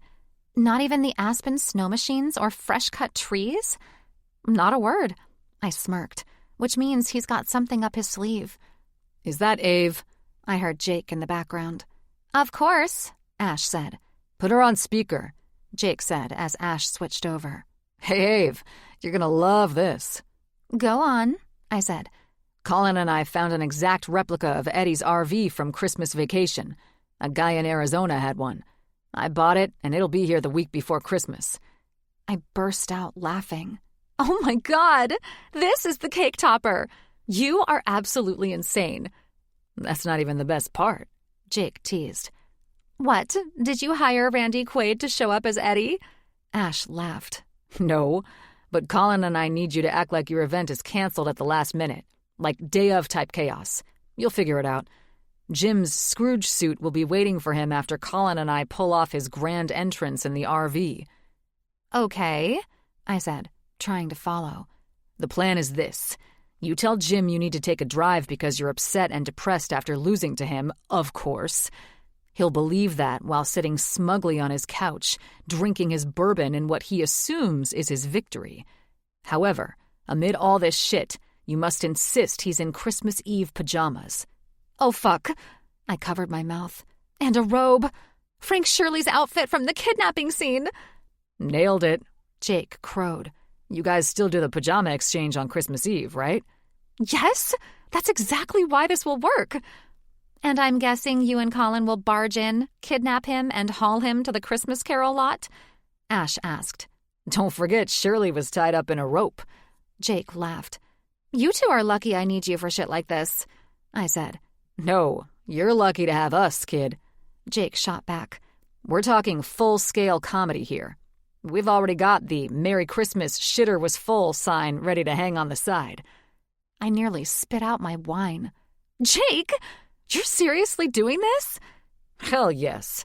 Jim's going to step outside expecting peace on Earth and instead find Cousin Eddie parked on his lawn. It's poetic." "Honestly," Ash cut in, laughing so hard I could hear her wheezing, "the second he sees that RV, Jim's blood pressure is going to spike higher than a motherfucker." "Exactly," Jake said. "And then, bam, Scrooge pajamas, rope, and the grand reveal. He'll never live this down." "You two are ridiculous," I said, laughing so hard my cheeks hurt. "And I love it." "Jim will never see this coming," Ash said. "God, I hope not. At this point, it's less about winning and more about the hilarity. Everything Jim deserves for trying to screw everyone in his company on the holidays this year." "It'll make headlines," Ash laughed. "Cat made sure of it." I laughed. "NDAs all around until he steps into the Christmas Carol world." I sipped my wine, smiling. This was better than I'd imagined. It wasn't even about beating Jim anymore. It was about surprising him. About turning him into the characters he hated being compared to since he started all this shit with his cheap gift for everyone in his company this year. And while he was gone in Madrid, I had all the time in the world to get the work done, without him sneaking up and figuring me out. 16. Jim. It was midnight in Los Angeles by the time I'd finally settled into the back of my Bentley and Alistair was driving me home. I leaned my head back against the headrest, still shocked that it had taken the De La Vega family until 7 in the evening, Madrid time, to finally meet the necessary requirements of providing me signatures, more than just the fucking handshake deal they kept trying to do, to land this deal. "I trust the flight home was smooth, Mr. Mitchell?" Alistair questioned, as he took an exit that would lead us to my home in the hills. "It was, and I have to say, Alistair, I do not know why you've not retired on me yet after all the shit I put you through."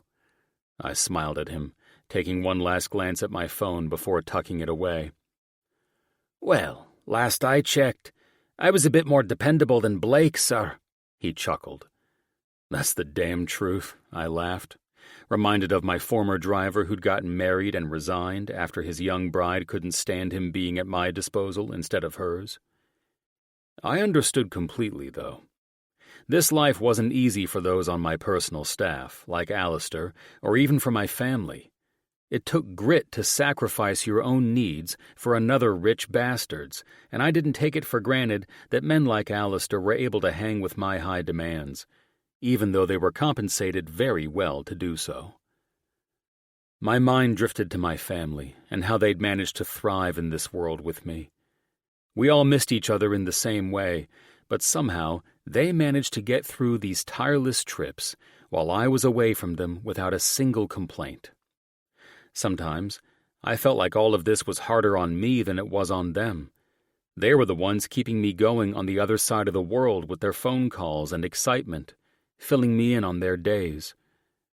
When Alistair turned into the hills, the ache sharpened. The house rose up from the dark, glowing with the kind of warmth you couldn't buy. I walked into the foyer, and the scent of cinnamon and mulled cider met me the moment I stepped inside, wrapping around me as a perfect welcome home. As I moved further into the house, I glanced over at the living room, seeing it glowing with a towering tree, its thousands of twinkling lights throwing reflections across the windows. Gardens twined up the staircase, intertwined with gold ribbon and dotted with soft white lights. I hadn't given Christmas a single thought in Madrid. There was absolutely no space for it between contracts and selling points. But here, now, it hit me straight in the chest. A calming and soothing reminder of peacefulness in my own home. I climbed the stairs slowly, savoring the hush of the house. Garland was wound around the banister, catching the soft glow of lights strung throughout it, and I paused at the landing to peek in on the girls. Their steady breathing was all I needed, proof that they were sound asleep, safe and warm. For a long moment, I stood there, seeing every part of my home already dressed in Christmas and filled with my family's presence. Instead of overwhelming me, it was easing something inside me. I wanted to go straight to bed, hold my wife's body closely into mine, and finally let go.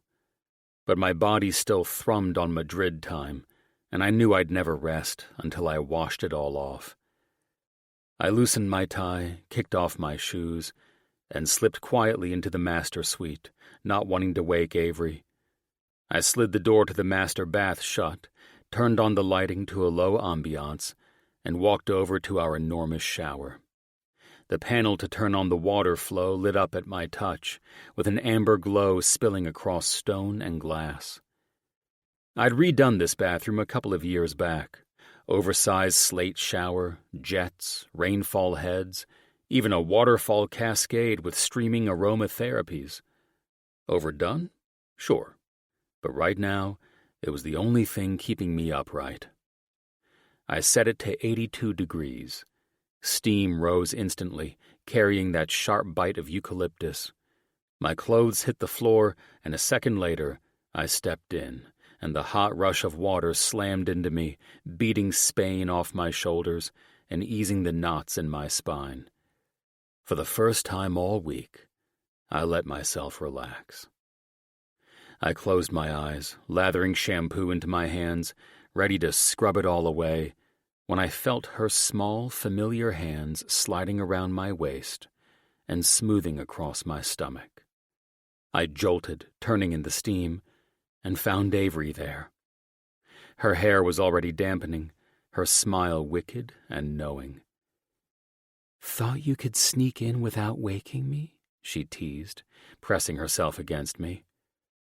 "I was trying," I rasped, my voice rougher than I meant. "Didn't want to drag you into my midnight jet lag." "You don't drag me," she whispered, fingertips tracing slowly up my chest. "You never have." The heat of the shower was nothing compared to her. I pulled her in, her slick skin soft against mine, and kissed her. Slow at first, then deeper, starved, pouring days of absence into her mouth. Steam curled around us, and I pressed her back against the glass, lifting her as her legs wrapped tight around my waist. She gasped into my mouth, the sound unraveling me. "God, Avery," I groaned against her throat, tasting her skin, breathing her in. "You have no idea how much I've missed you." Her lips brushed mine, eyes wild through the mist.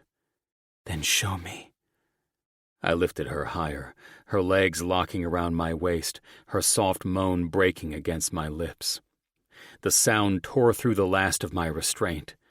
I pressed her back against the glass, the heat of her body melding with mine, until I couldn't tell where she ended and I began. "Avery," I groaned, my forehead pressed to hers, water streaming between us. "God, I've needed you." Her nails scraped through my wet hair, down my shoulders, tugging me closer, harder. Her eyes found mine, dark and wild, and she whispered, "Then don't stop." I kissed her throat, her jaw, the corner of her mouth, every inch I'd missed, until she tilted her chin up and gave me all of her. Her body arched against me, her breath coming fast, broken, as if she'd been holding it for days, waiting for me to come home.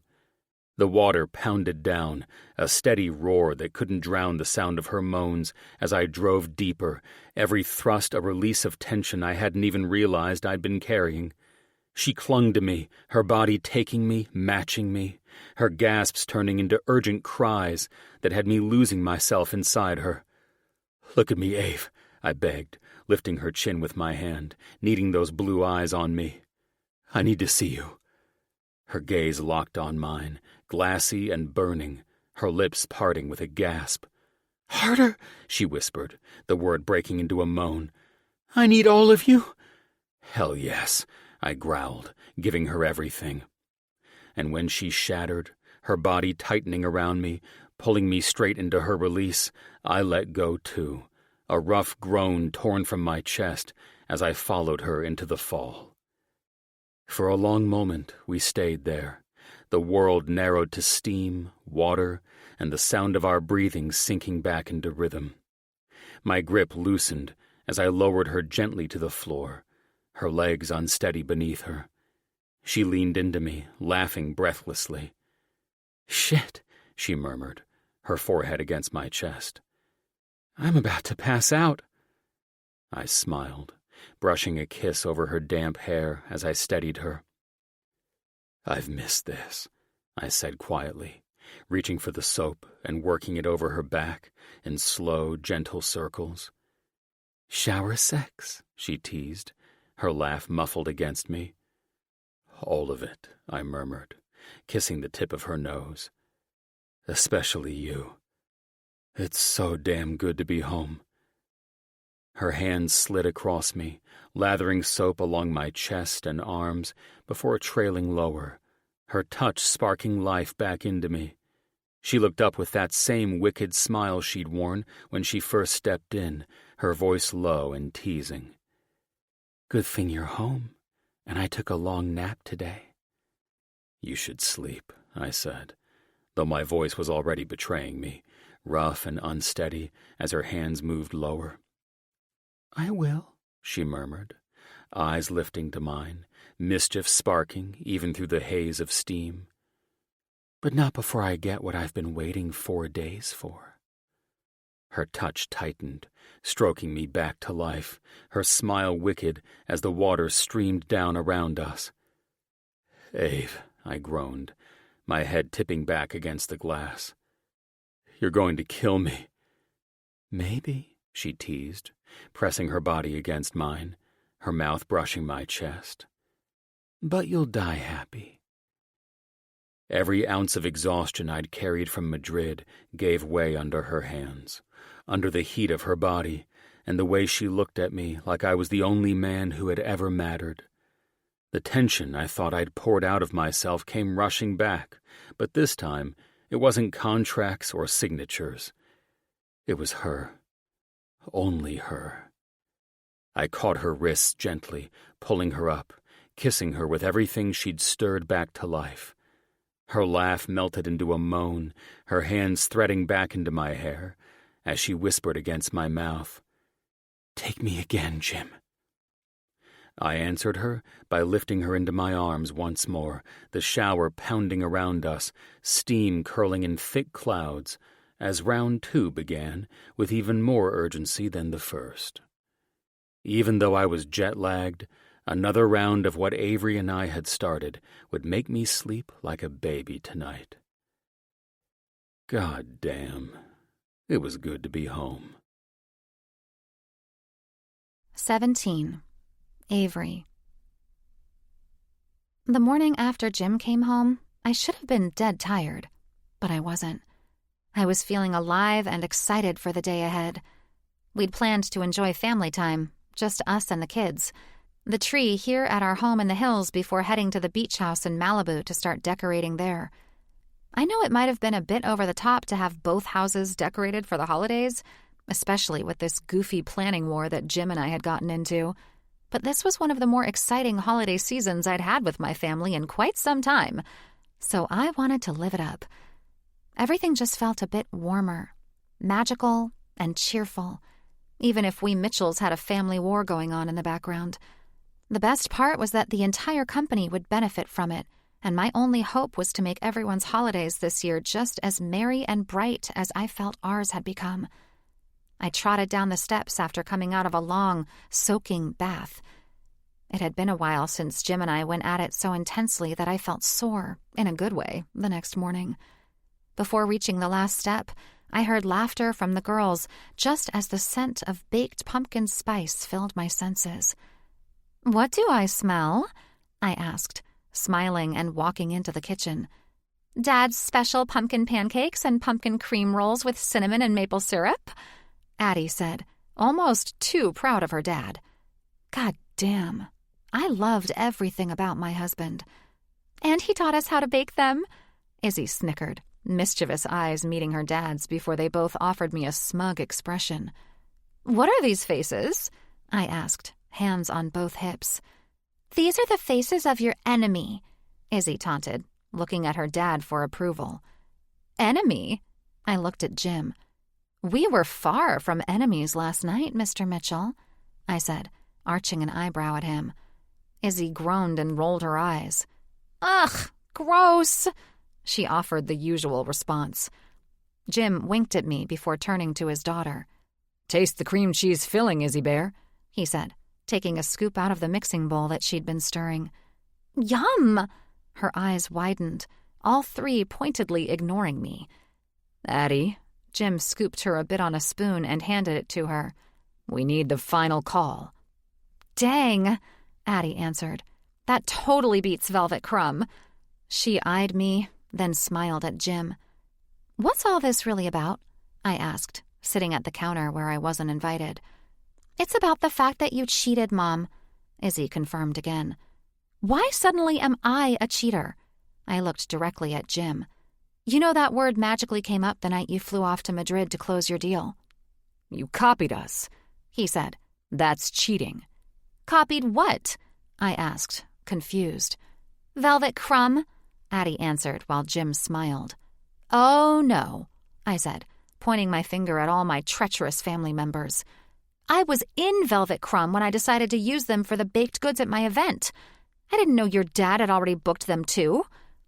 "Interesting," Jim said, pouring syrup over 3 plates of pancakes for him and the girls. "Because when I called Marquis back to request a few more items on our menu, she told me only 3 could be added, since she's now booked for 2 parties that same week. Naturally, I asked why. Turns out, my wife booked her for Mitchell & Associates' 2nd party. And when the invoices hit my desk, I realized the poor woman's going to be overworked the week before Christmas, baking thousands of treats for both of my company's parties." "That's not cheating." I eyed each of them. "Cheating is—" "Ensuring Spencer urges me to close the Madrid deal and leave the country for 4 days while you, the wives, and Kat start planning ahead of me? Is that what you were about to say?" Jim arched an eyebrow as the girls followed him, taking their plates to the breakfast nook. I said, following them. "Not to worry, beautiful," he said, kissing my cheek before joining our girls around the table. "No jet lag here. I had plenty of time to come up with recipes with our daughters. Recipes we'll have chefs recreate for our event." "Well, I didn't know what to say. I should have known Jim would catch on. And in my lapse of judgment, here I was, mouth hanging open, already dreading whatever retaliation was coming my way. Jim and the girls' smiles were far too mischievous for me to think that none of them had something planned to get me back. Baking goodies and sharing the recipes with chefs to recreate them was definitely not where this ended. "So now I don't get breakfast?" I questioned. "Of course you do. Addie wanted to make you green eggs and ham." Jim shrugged. "That has nothing to do with Christmas," I said. "Neither does cheating." Izzy giggled at their inside joke. "This isn't fair," I answered, sitting at the table. "It's turning us all against each other." "You're the one doing things to Dad that aren't cool, Mom," Addie said. "Fine. I guess that wasn't cool." I smiled at Jim. "I am sorry." Perhaps I went a bit too far. Jim licked his lips and offered me a bite of his pumpkin pancake. All is forgiven, love. He winked. But rest assured, I will come out on top now that you have turned this into a war where trust is no longer present. I really didn't mean to. I cringed, not knowing what Jim and the girls were planning behind my back. Right. Addie rolled her eyes. Can we at least call a truce today so we can decorate our tree and the Malibu house like we'd planned? We're going to a Christmas tree lot, Izzy said with excitement. For your party? I looked at Jim. Kat has already planned to bring in— Fly in, he interrupted me. And yes, I know, thousands of evergreens from Aspen. That's not why we're going. We want our own real tree this year, Addie said, still devouring her pumpkin pancakes that looked and smelled so damn delicious my stomach was growling. Jim pushed over his plate to me, drizzled hot syrup over the top, and kissed my forehead before standing up. Eat those while I get your coffee, love, he said, walking toward the espresso machine. At least the fight hadn't lasted long, but the guilt trip that was hanging over the air of our table was so thick you could cut it with a knife. That actually sounds lovely, I smiled. For the beach house? For here, Izzy said. Doesn't that sound like fun? Of course, Izzy, I answered, taking my coffee from Jim. So, what are we doing with that tree? Just take it down and put it in storage, Jim answered casually. I think it would be a fun, new tradition to do a real tree. The girls brought it to my attention, and I couldn't turn them down. It's sort of what our holiday party theme is anyway. A traditional family Christmas. That sounds lovely, I smiled as I looked down at my coffee. Okay, something was up. Jim didn't go so soft this easily, especially when he knew my ass pulled one over on him. He was definitely planning a retaliation, and the girls were in on it. Thank God, I had more fun pranks ahead to get him back, and especially since Jake and Colin were on my side in all of this, not his. So fine, I'd let him plan to replace our tree with a real one, have his traditional Christmas party event. Truth was, none of this would even be taking place if my adorable husband didn't try to pull a Scrooge on his entire company for Christmas this year. So, let the reindeer games begin, I guess, because two can play at this game. In fact, I was already ahead of the game with the Dickens lot half built and everything more than ahead of schedule. I had all the time in the world to go pick out real trees to replace fake ones. So, if that was Jim's play to get me back for stalling him, then he was still lost in this little Christmas game of love and war. 18. Jim. The Christmas tree lot in Pacific Palisades smelled like cinnamon, pine, and manipulation. Warm salt air from the coast drifted through the rows of trees, carrying the sound of laughter, the distant bell of the cider stand, and the faint shimmer of a saxophone from a hidden speaker. The glow of string lights flickered against polished car roofs lining the valet lot, throwing reflections like tiny gold coins across the asphalt. Avery didn't know it yet, but I'd orchestrated this entire day for one purpose: to stall her. By the time she realized why I suddenly felt the need to replace our usual tree with a real one, she'd understand that two could play these little games of stalling each other's plans. Having learned, thanks to Jake's loose tongue, that Avery had used Spence and the Madrid deal to derail me from focusing on mine and the girls' party, I'd simply found an entertaining way to return the favor. The plan had the sparkle of a prank and the precision of a business strategy, which made it almost festive. By the time we were done today, Avery would not be ahead of me, but one step behind. My adorable wife was planning to use one of Paramount Studios' lots to build an elaborate set for her company party. I had no idea what the hell she was building or why a Christmas celebration required a soundstage at Paramount Studios, but I did know one thing. You always needed to be 10 steps ahead of permits and construction crews, since they loved missing deadlines. With Kat at the helm, it was unlikely her teams would miss a single date. That made this even more enjoyable. Kat Velez was the definition of precision, organized, ambitious, and frighteningly good at what she did. Nothing ever stopped her from meeting her goals or deadlines. And when her client's husband just happened to be her competition and the one who was needed for signatures for both company parties, well, that was a game even Kat didn't know how to play. Now that I knew Avery's move to slow me down, it was time for mine. Avery and Kat needed my signature on 2 permits for her set builds. With the Madrid deal demanding every second of my attention, I'd simply run out of time to sign Kat's permits while there, blaming back-to-back meetings. Spencer, of course, had offered to handle it, but I'd told my double-crossing VP that he'd already helped enough, and what he could do to help me, rather than my scheming wife, was to inform Kat that I'd signed them upon my return, which would have been today, Saturday. The day I suddenly decided we needed a real tree, something I honestly couldn't have cared less about. So, with all of us now heading to the Christmas tree farm for a family tree, it looked like Kat and her team would have to wait until Sunday or Monday for my signature. In the world of studio construction, that meant at least 4 full days behind schedule. That put me even, since I'd already lost 4 myself, and if you knew anything about set production, 4 days could easily stretch into 7. I was back in the game, and Avery was no longer cheating her way to the win. Avery couldn't exactly be angry with me, could she? She'd practically supported the whole push-him-out-of-the-country scheme to get ahead in planning. I was almost disappointed she hadn't brought it up yet. Maybe Kat hadn't called to remind her I was supposed to sign today.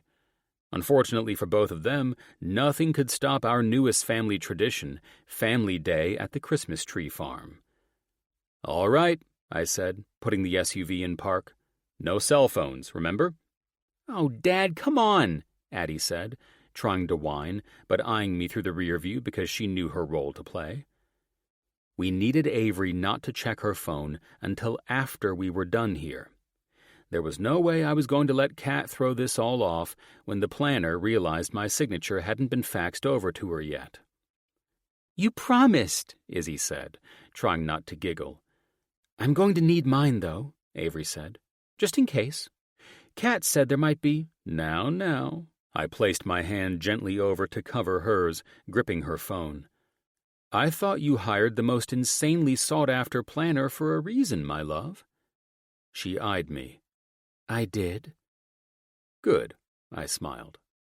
Kat solves everything for her clients and takes care of issues like there were never any problems to begin with. She's known for her skilled effort in not allowing her clients to sit by their phones and worry over her planning. "But if you don't want to be part of our family day of getting a real tree this year," I arched an eyebrow as I guilt-tripped her, "then stay with your phone. We're going to go pick out a tree." "Lord," Avery said, shoving her phone in the console where I placed Addie's. "Your phone, too," Avery pressed. Unfortunately, Kat isn't my planner, and because the ink is still wet on the De La Vega paperwork, I need that phone until I'm assured it's dry. I smiled when she rolled her eyes. "I promise you that I will not be on it unless I get a call from them." "Let's go get the tree," Addie said, setting us into motion to waste the entire day. This would most definitely have me holding off on signing those permits until Monday, and Avery and Kat officially pacing alongside me in our party planning war. The lot was packed. There were families snapping pictures under garlands, kids dragging trees twice their size, and the air thick with fake snow from a machine some overzealous vendor thought would make Los Angeles feel festive. "Dad!" Addie called, darting between rows of firs. "This one's huge!" I followed her voice, Avery close behind, while Izzy rushed over to another tree. The farm was adorable, its acreage spanning miles, with Christmas trees, horse-drawn wagons, and vendors selling caramel apples, as well as a variety of things riddled with holiday spices.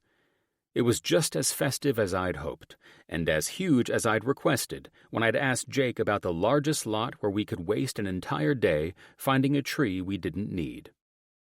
Thank God my brother felt a little bad that Avery had sent my ass off to Madrid. I could certainly use him and Colin on my team. Didn't think I'd land those two, but somehow I managed, and they would be here any minute to ensure this would stall us in the manner I needed it to. I walked over to the tree Addie stood next to, which was enormous, crooked, and shedding faster than a dog in July. I crouched, pretending to study it. Leans too far west. Huh? Avery blinked. West?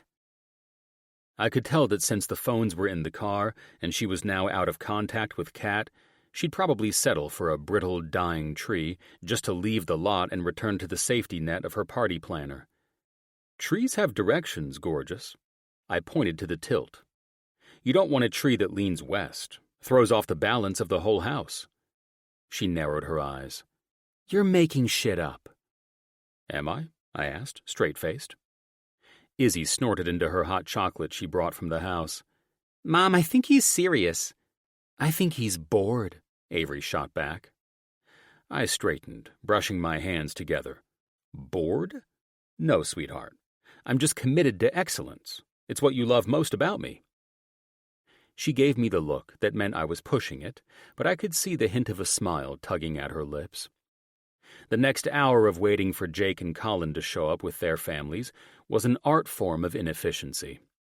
I rejected trees for being too symmetrical, too piney, not photogenic enough for the living room's lighting. I made Addie test pine scents. I timed Izzy shaking snow off branches to see if it was worth the mess to have a flocked one or not. You know, stupid bullshit that no one cares about, but today I used my linear mindset to not close business deals, but to be the most obnoxious bastard at the Christmas tree farm. I did note that Avery checked her watch every 10 minutes. It cracked my ass up to see how concerned she was with Kat stating things were on track when I personally knew they weren't. Jim, this is ridiculous, she said finally, pinching the bridge of her nose. We've been here 2 hours. 2. Good things take time, love. I crouched beside another tree, tugging at the branches. You can't rush greatness. I'm not rushing greatness. I'm trying to get home before dark. I feigned thoughtfulness. Do you think the house is east-facing enough for a Douglas fir? She stared at me, jaw slack. What? Sunlight affects needle retention. Jim, you're high. I grinned, unbothered. High on Christmas cheer, lover. You know, the thing you said I didn't have a couple weeks ago? Is that what this is about? Everyone calling you Scrooge? I shrugged, examining another tree. No, I'm proving that I want to enjoy this day with my family. Around noon, I accidentally steered us toward the on-site food truck section. Kids, I said, it's tradition to eat a fresh cinnamon roll before finally deciding upon the proper tree. Tradition? Avery repeated, exasperated. We've never done this before. I shrugged, handing her a peppermint mocha. Guess we're starting one. Does it bring us Christmas luck? Izzy said, unsure if I was full of bullshit or if it was true. We hadn't gone over the nonsense I'd be making up to keep Avery on the lot all day. It brings the Christmas magic that your dad tried to dismiss this year, Izzy, I heard Colin say from behind where we'd sat at a wooden picnic table. Laney, Avery said with a smile. This is a surprise. I'm so happy you're here. She smiled, and all worry about her planning vanished as soon as Jake and Ash filled in with their kids behind the couples arriving. Hey, Ash. I watched as Laney and Ash embraced Avery, and the ladies took over with ordering more cinnamon rolls, peppermint mochas, and fully indulging in the family experience of the Christmas tree farm. So, Jake said with a chuckle, you have 2 more hours to stall out of signing those permits, so Kat has to wait until Monday morning. I'm running out of bullshit to say, man, I answered, bringing the black coffee to my lips for a much-needed sip. That's why we're here, good man. Colin clapped me on the back. To take over the bullshitting part for you and waste another 2 hours. What do you plan on doing? I questioned. Thinking outside of the box, unlike your boring ass, Jake said. Hey kids, who's ready to load up in a horse-drawn wagon to journey up into those hills? He pointed to where rows and rows of trees were filled with families searching either on foot or using these wagons to search for one. "Oh, shit," Avery said, looking up at the endless rows of trees. "We don't have to go that route. Jim found one that points west with needles that won't fall until after Christmas." My mouth tightened, trying not to laugh at her falling for the shit I'd made up about the trees. She made it sound more believable than I did. "Points west?" Colin looked at me. No, that's all wrong. It has to point on a northeasterly pattern." "Right," Jake played along. "It must feel as if it were in its former environment when it's set in the house." "Is this shit for real?" Avery said. I could tell she wanted to rightfully tell us we were all a bunch of fucking morons, but she was unsure since the guys didn't skip a beat. "Why?" "Because the needles will last longer, of course," I answered. "It's what I was trying to say when I was examining them earlier." "Do you guys do this when you're picking out real Christmas trees?" Avery asked Ash and Elena, who were staring at the rest of us as if we were just the usual dipshits they were used to. "No," Lainey answered with a laugh. "In fact, it's our tradition since my and Colin's first date to rescue the brown trees that are dying and won't make it to a home this year." "Oh, now that's an idea," I said. "How about we decorate the Malibu house with rescues?" "Jim, you're not serious. That was Colin and Elena's joke," Avery said with a laugh of disbelief. "Dead Christmas trees aren't shelter dogs needing homes for Christmas." "We also have a tradition," Jake added, ignoring Avery arguing with me. "We always sing Christmas carols while deciding on our tree. It just adds sort of an alpine-scented touch of magic to the one we choose to place our gifts under for the holiday season. Sort of like blessing it with a Christmas welcoming into our home," Colin smirked. "Ah," I added.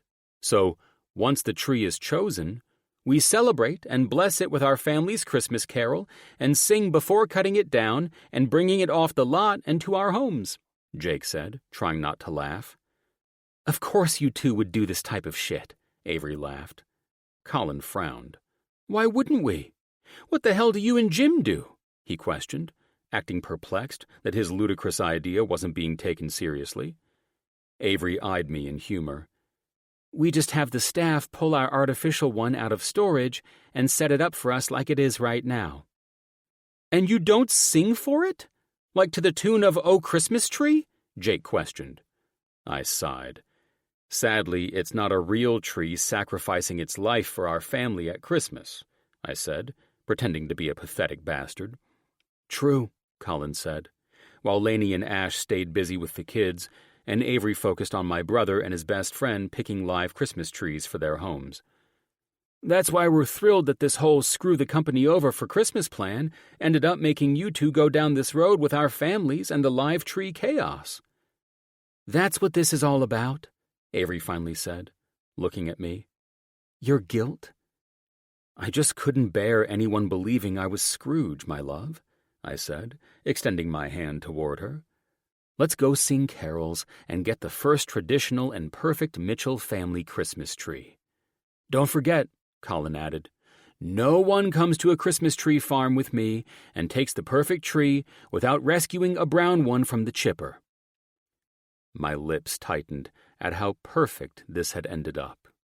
Instead of being pissed, Avery had fallen in line with all the nonsense, and by the time it was too late to sign permits, we were all singing Christmas carols around the tree to bring it Christmas magic. The best part of all this wasn't slowing Avery down. It was the fun of doing ridiculous stuff that let me ease my mind, forget about business, and just watch my wife laughing with our incredible girls and her friends. It was festive, completely ludicrous, and somehow it all made perfect sense. 19. Avery. Once we finally made it back to the car, after the whole charade of hunting down the perfect tree and rescuing a brown one from the chipper to decorate the porch at our Malibu beach house, it was already dark and late. We wouldn't be able to get to the Malibu house until tomorrow, and with Kat having the construction and permits signed off by Jim this week, I was also looking forward to seeing real progress on our Dickens lot. There were just too many things to be excited about. It had been a fun day, all in all, but tomorrow would be when everything truly started coming together. And tonight, we'd kick it off by bringing our Christmas Carol-blessed tree into the Hills house to decorate before heading to Malibu. "Turn on Christmas carols, Dad," Izzy giggled, still feeling the high from everyone blessing all the trees we picked from the lot today, which were currently being delivered to our houses. "Absolutely," Jim cheered. I eyed my overly festive husband, who should have been beyond jet-lagged today, with a questioning stare. Something was up. I just didn't know what. While Jim turned on classic Christmas tunes on Spotify, I finally reached for my phone to see if I'd missed any calls or texts from Kat. It was surprising how obsessed I'd become with our planning, hearing from Kat with extra ideas, and, of course, knowing that our fun Christmas party prank set for Jim was coming to life starting today. When I opened my phone and saw multiple missed calls from Kat, followed by a voicemail explaining that my husband had postponed the signatures until today, and then never showed up, I knew exactly what was going on. I glanced over at Jim singing along with our girls, a.k.a. his little Team Jim scandalous partners in crime, and I knew precisely why I'd spent the better part of 2 hours singing damn Christmas carols for our trees to be blessed to come into our home. I also knew why we'd spent the entire day at that Christmas tree lot, and, more importantly, why I'd had to leave my phone in the car. Jim was on to me. Once he realized I'd had a hand in sending him to Madrid instead of Spencer, slowing down his plans, my charming, ruthless shark of a husband pulled a full-on CEO move and threw a monkey wrench into my schemes, making sure my planning slowed right along with his. If it weren't such a perfect and sly retaliation that only my husband could sneak in, I'd be pissed. But I couldn't be mad. This was our little family Christmas planning war, and I would be a fool to bitch about it. In fact, I'm sure that's exactly what he wanted. His eyes scanning over to me multiple times while singing the wrong words to Jingle Bell Rock told me he was waiting for me to lose it. But I knew my husband, and his victory never truly lay within the win. It was the victory of the pain endured by his opponent. And that's what drove him to a Christmas tree lot today to do something I knew his jet-lagged and overworked ass didn't want to do. But he was driven to do it for this exact moment, my reaction. So, that's why I started singing along with everyone, pretending not to care. I would let his ass squirm, wondering if his entire day out at a Christmas tree farm and staying up late all night tonight to decorate our new real tree was worth it for his sly ass. "No regrets leaving the phone in the car today?" Jim asked, lacing our fingers and kissing my knuckles. "None," I smiled. "Honestly, I want to do this every Christmas. Get everyone involved. Our doctors, our CEO friends. Make it a thing." "Really?" He played along. "Really. We should bring the shelter residents down to the lot and let everyone pick trees the same way." "That's a grand idea," he said. "Maybe we can do that tomorrow," I added. "Tomorrow?" He frowned. "Aren't we decorating the Malibu house?" "I think that would be selfish," I said. "Unless we're spending Christmas in Malibu this year, we don't need that house decorated too, do we?" "What about the rescue tree?" he asked, as if he really gave a shit. "All Jake and Colin said was the rescue tree sits on the beach deck to enjoy its final sunsets before the chipper," I said, repeating today's sermon. "And to enjoy the salty holiday breezes," Jim added solemnly. "Exactly. No other rules for a rescue tree." I shrugged. "They have to feel like it's Christmas too, Mom," Addie chimed in. "And we can't abandon it," Izzy added, as if her Uncle Jake and Colin proclaimed these myths from ancient texts. "They won't be abandoned, and they'll see their last Christmas with all the beach houses lit up from our porch." I smiled. "No," Izzy insisted. "Uncle Colin said if we rescue one, it has to feel like a part of our Christmas family." "Oh, it'll feel something," I muttered. I looked at Jim. He smiled, smug as sin. "I understand the reasoning," he said smoothly. "Oh, do you now?" I asked, voice sharp enough to slice wrapping paper. "Please, enlighten us, Father Christmas." "Because," he said, leaning back with that CEO swagger that made half of Los Angeles weak. Parking that tree on our deck without decorating the house would be cruel, like leaving it to rot in the chipper line. Unacceptable. I exhaled a dry laugh. You're out of your mind. And that would be so sad for our special rescue, Mom. Izzy backed her dad's bullshit. Full drama. So, with all of our hearts warmed for dead, brown Christmas trees this year, when are we making time for our shelters and centers to pick out their live evergreen trees? I cut in, done being the butt of Jake and Colin's rescue tree mythology. Next weekend, Jim said, glancing at me. Splendid idea. My planners don't need me or the girls for walkthroughs. Do yours need you? They might, I said. Seems Kat will need your signature for our permits tomorrow, so our walkthrough may be pushed to next weekend. Jim eyed me. I stared back, unfazed. Damn, he said. I told Spencer to let her know I'd signed today. I got distracted with the rescuing dead trees for the holidays? I cut in, ready to be done pretending. In truth, I didn't realize I'd be so caught up in my brother and Colin's heartfelt tradition, he said. Ah, but if it conveniently kept us at the lot, with my phone in the car, so Kat couldn't meet you for signatures, then sure. Makes sense why you suddenly care about a dead tree. I arched a brow. Jim finally chuckled. Listen, my love, he said as we took the off-ramp winding up to the hills. I wouldn't have used my signature power to slow you down. That is, if I hadn't learned my scheming little cheat of a wife used Madrid and tried to slow me down first. Who leaked it? Spence? Spence likes his balls where they are. Jim laughed. He wouldn't crack. Nat would end him. Jake? I'm not selling anyone out, he said. Just know this. Scores are even. And going forward, don't use my dedication to the company to knock me off my plan. You're truly serious about seeing this through? I asked. I wouldn't have entered this little contest with our girls on the side of the honest parent if I weren't, he said. God, I rolled my eyes. Fine. No more games. You'll sign the permits tomorrow. Actually, tonight. I'll have Kat come by and we'll get it done. Fine by me. I've had a marvelous, cheerful homecoming. If you want to bring business into our tree decorating evening, that's on you. Mom, just wait till Monday, Addie said. We haven't seen him all week. How long would it take to sign? I asked Jim. Depends, he said. If I trust the planner, which I don't, I wouldn't need to read the fine print. His smile turned dangerous. But permits for a Paramount set with you and your planner?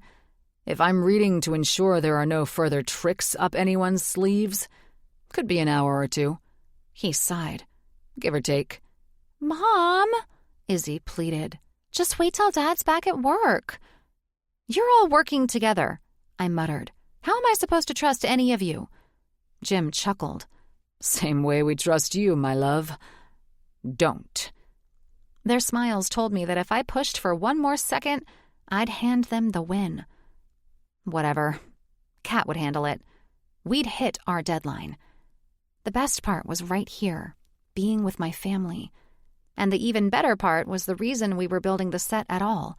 To march Jim out in his pajamas like Clark Griswold's boss, then change him into Scrooge's wardrobe so he could fully immerse himself with the employees he almost shortchanged this year. Eyes on the grand finale, not the games getting us there. In the end, the joke would be on Jim.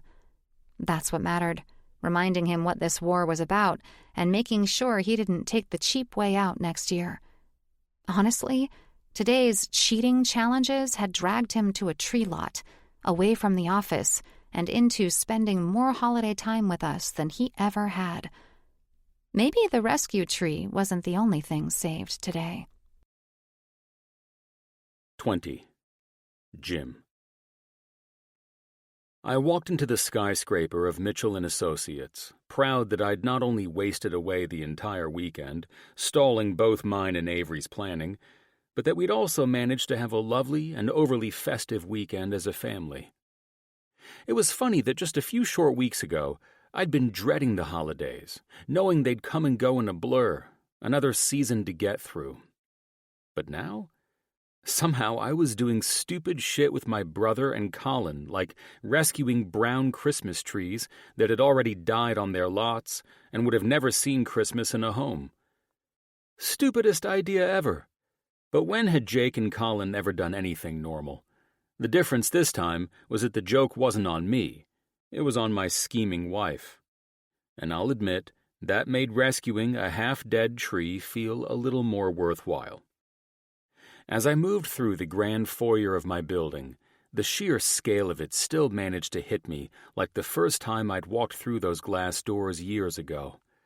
Polished Italian marble stretched from wall to wall, reflecting the warm golden light spilling down from a chandelier the size of a small car. 2 sweeping staircases curved upward like something out of an old Hollywood film, their black iron railings wrapped in evergreen garland and twinkling white lights. And every December, right here in the heart of it all, where the building's energies seemed to converge, stood our crown jewel. A Christmas tree so massive it nearly grazed the 3rd-story balcony. 50 feet of perfect symmetry. The kind of tree that made grown adults stop to take photos as if they'd stumbled upon Rockefeller Center. Every branch glimmered under soft amber lights, draped with velvet ribbons in the company's signature gold and champagne palette. Hand-blown glass ornaments caught the light and threw it back like shards of champagne bubbles, and the air carried that unmistakable mix of pine, cinnamon, and power. It wasn't just decoration. It was the annual statement of this building, a declaration of elegance, excess, and the kind of holiday grandeur that made every employee proud to work here. So when I stepped inside this morning and saw what had replaced it, I froze. "What the fuck?" I muttered, shifting my briefcase as I walked toward the space that was always transformed into Santa's village for the employees' kids. "Ho, ho, ho!" came a voice. Our real-life Santa, honestly, the best money could buy, was already in full character, spreading cheer like a pro. "Morning, Santa," I said, giving him a nod as I scanned the area. Everything looked perfect, except for one glaring problem. The centerpiece of the lavish setup wasn't our spectacular tree. It was a 5-foot, crispy brown disaster. I pointed. "What the hell is that?" The security guard hesitated. "It's a rescue tree, Mr. Mitchell." "A rescue tree," I repeated flatly. "And who brought this in?" The guard's shoulders lifted. "I'm not sure, sir. I was just given a pamphlet explaining the importance of replacing the usual tree with this one." A pamphlet? I smirked. Damn. My wife was good. I had 2 choices. Throw a full CEO tantrum or play along. A dead, depressing tree now sat in the middle of my luxury tower. "That's interesting," I said, calculating my next move.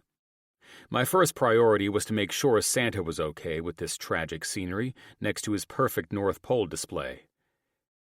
"Mr. Claus," I said, keeping in character in case any kids were around, "forgive the brown tree. It seems I'm the victim of a bizarre family prank this year." "There's nothing to forgive, young man," he replied warmly. "This poor tree is seeing a better Christmas than it ever dreamed.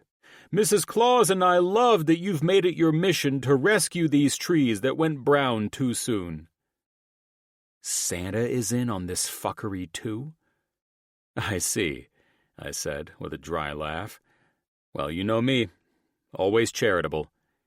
"It reminds me of the year I almost left Rudolph behind," he said, reading from a tiny script hidden in his white glove. "If I had cast off that misfit reindeer, I'd have never made it through that foggy Christmas Eve." "Right," I said, deadpan. "Let's just hope everyone else sees it that way." He gave me a nod, proud of whatever lesson he thought he'd taught me.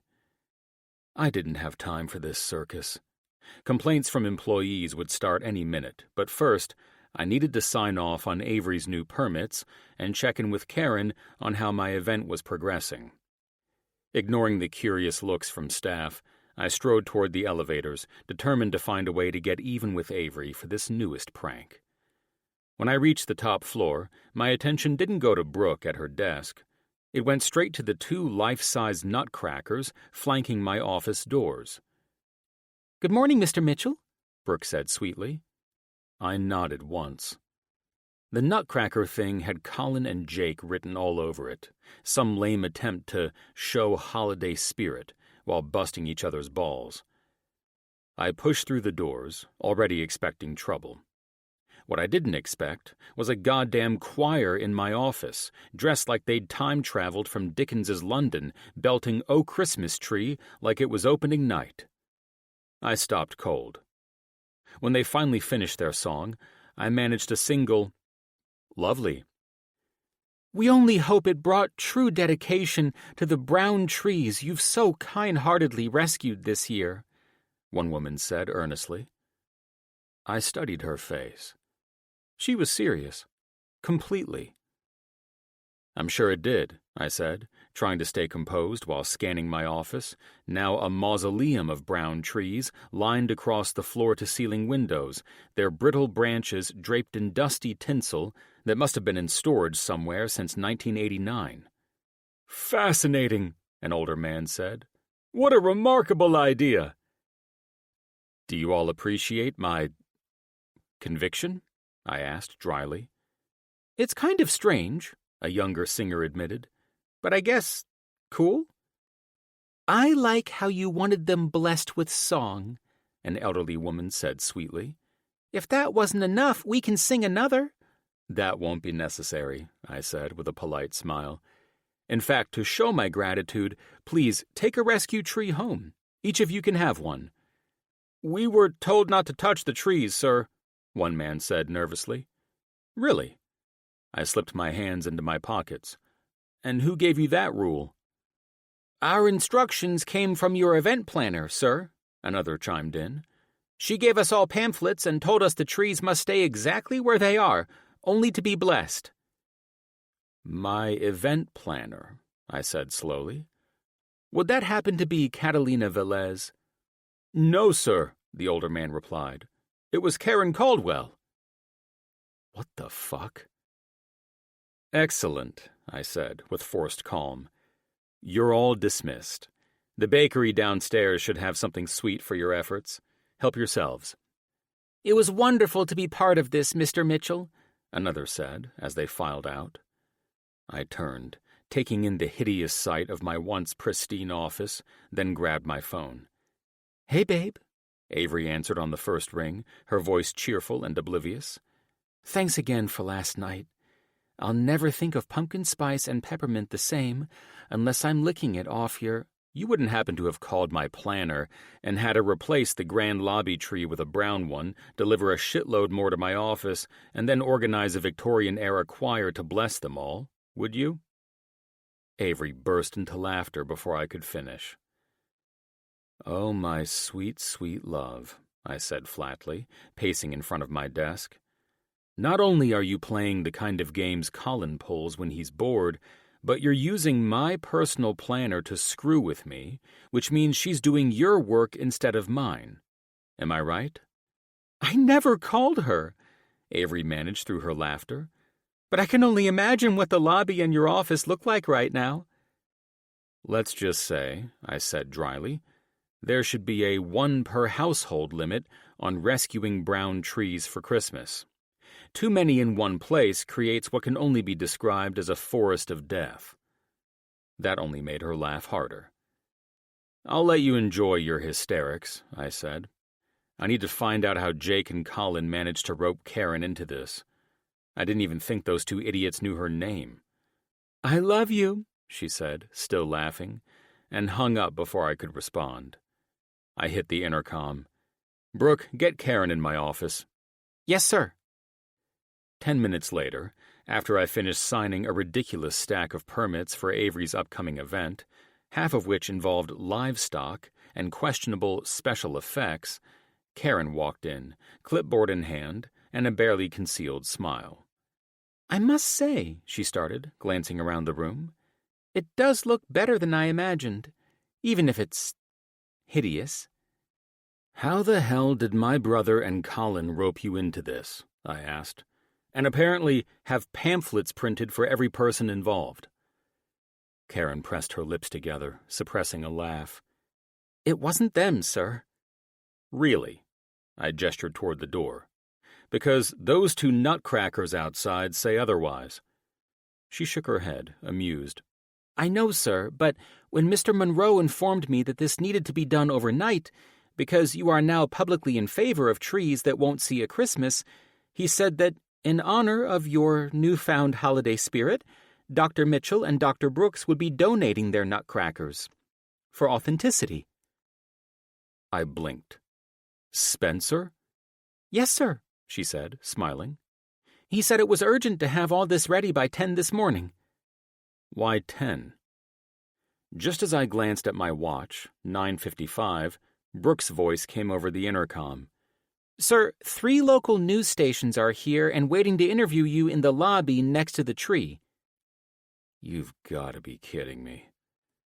"The media?" I looked at Karen in disbelief. "Yes, sir. They're here to run a story on the most charitable and unique thing a CEO has ever done for Christmas trees." "I will not," I said evenly, "be doing interviews about rescuing dead trees. Send them away." Before Karen could respond, a familiar voice echoed through the doorway. "He's right in here, the man himself, Father Christmas for everyone and everything." Spencer. I was officially going to kill him. "Sir," said a reporter from Channel 6 as they pushed their way into my office, cameras rolling, "can you tell us what inspired you to take such a compassionate interest in trees that were cut too early and wouldn't have been chosen for Christmas this year?" Flashbulbs popped. Microphones thrust forward. "What led to this movement?" another asked, eager. My gaze slid to Spencer, whose face was already turning red as he fought back laughter. This was something out of a fucking Christmas cartoon. "Just a fun charity thing," I managed. "Oh, do go on," another voice called out. Jake. Because of course. Jake pushed through the crowd, clapping me on the back with fake brotherly pride.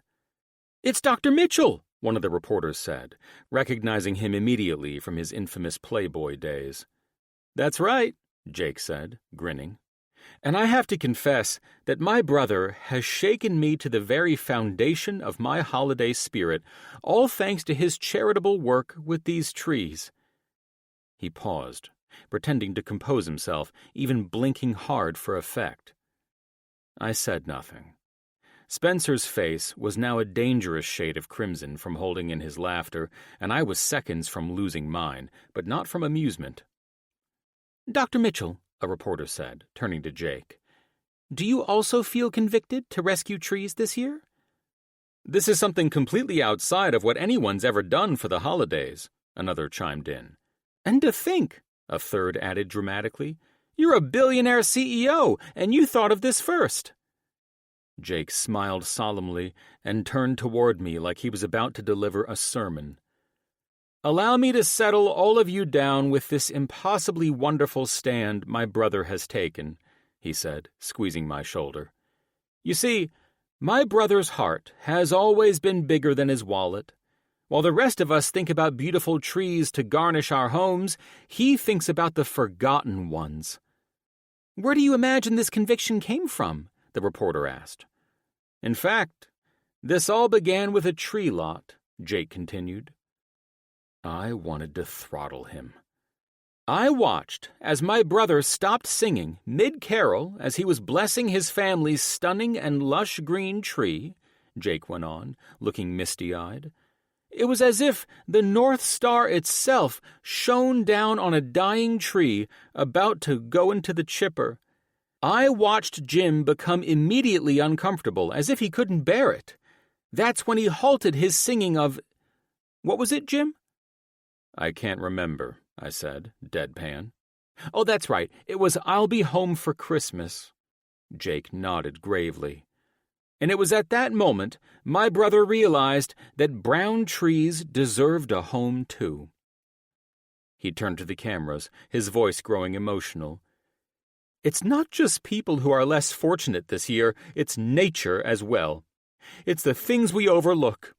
My brother's vision reminds us that everything deserves a home for Christmas. So, folks, go to his new website, The Rescue Tree, and save a brown tree this holiday season. I blinked. I have a website? Jake ignored me. And kids, he added, turning straight to the camera, if you want Santa to visit you this year, make sure you rescue a tree for your home and thank Mr. Mitchell for reminding us of what Christmas is about. 30 minutes.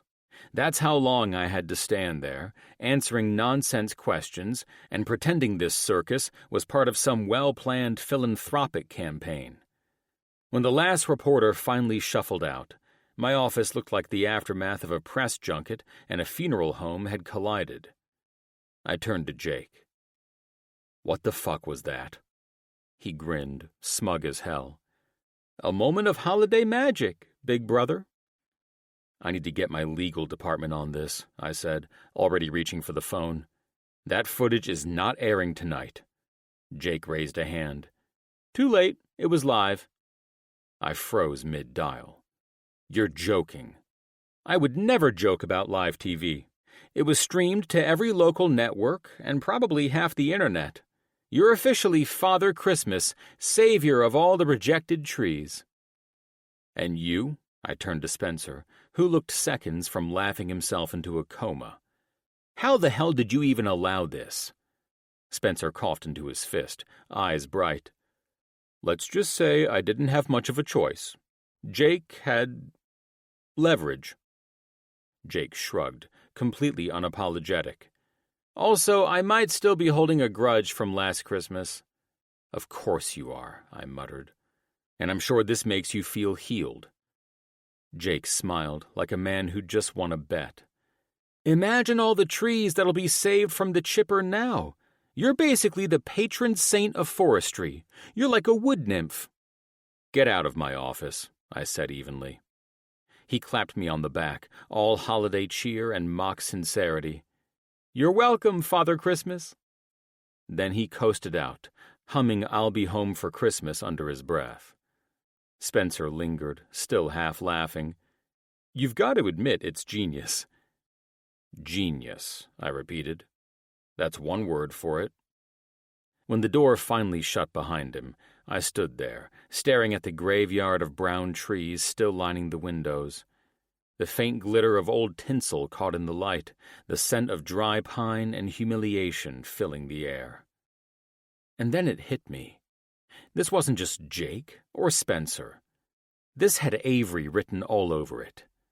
She had used the guys as cover, turned my own joke about rescuing trees into a full-blown PR stunt, and managed to make me look like a poster boy for sentimental charity, all while laughing her beautiful ass off at home.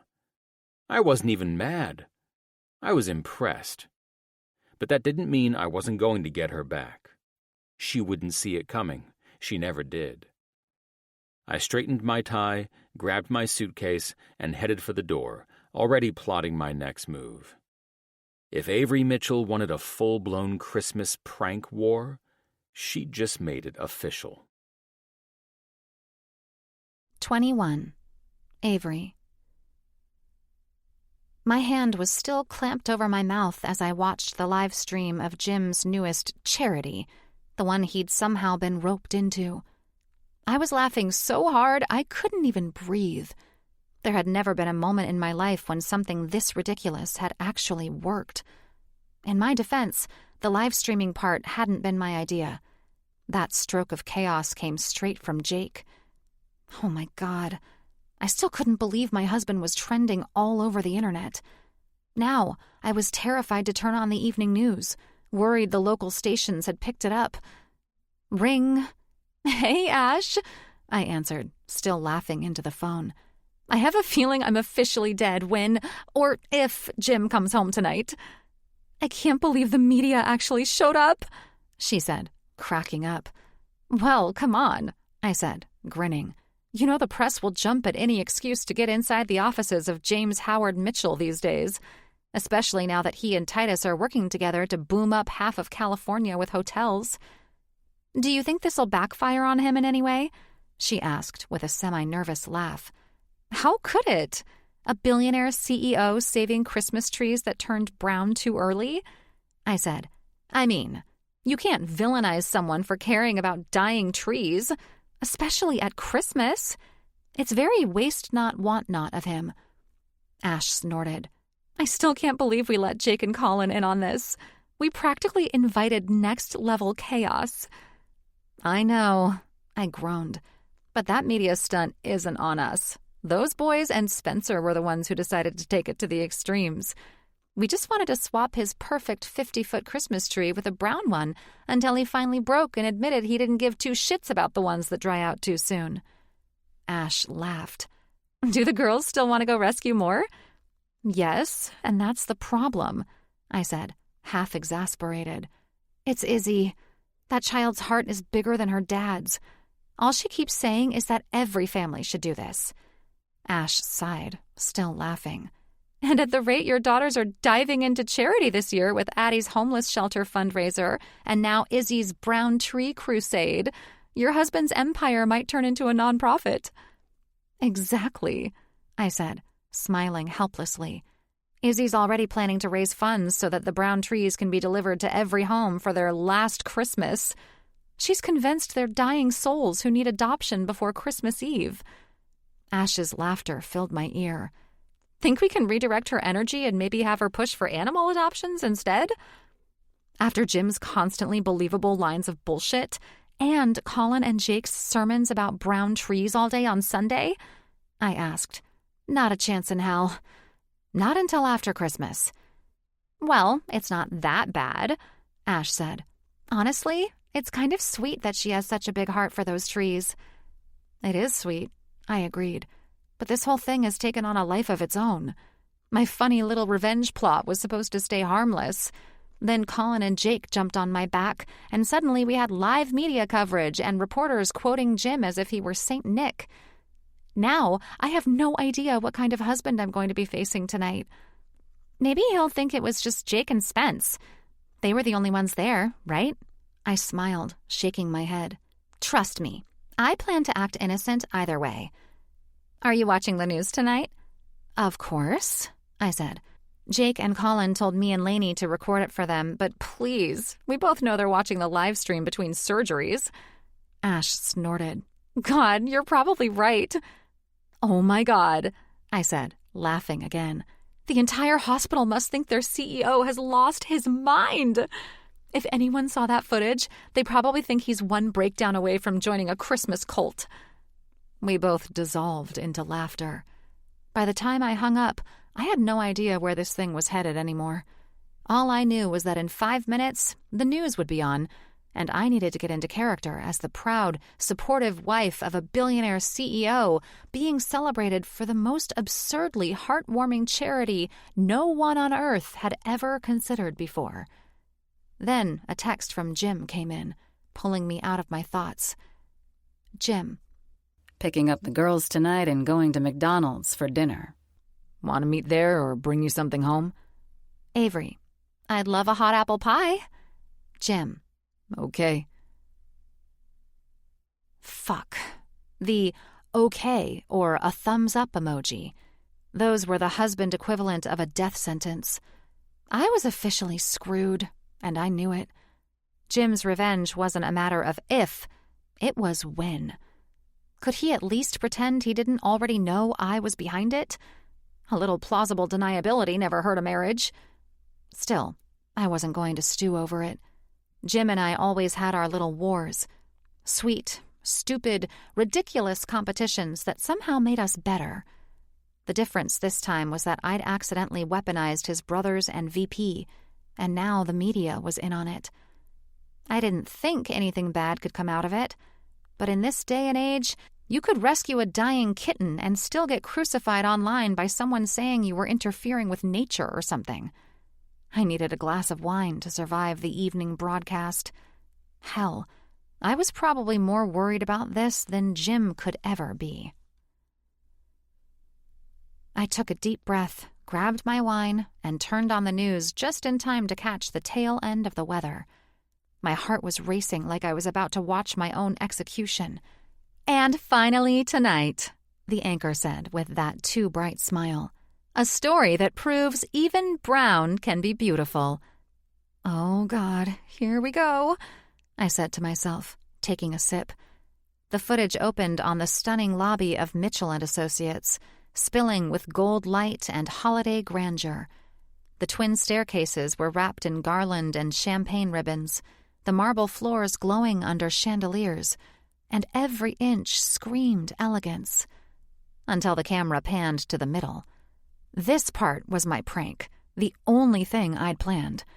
I didn't find out anything else until after Ash had called and told me to start scrolling through social media. That's when I learned that Jake, Colin, and Spence had their own little prank hiding behind mine, which was to bring in the media. I watched with humor when the camera panned right where Mitchell & Associates' usual 50-foot masterpiece of a tree should have been.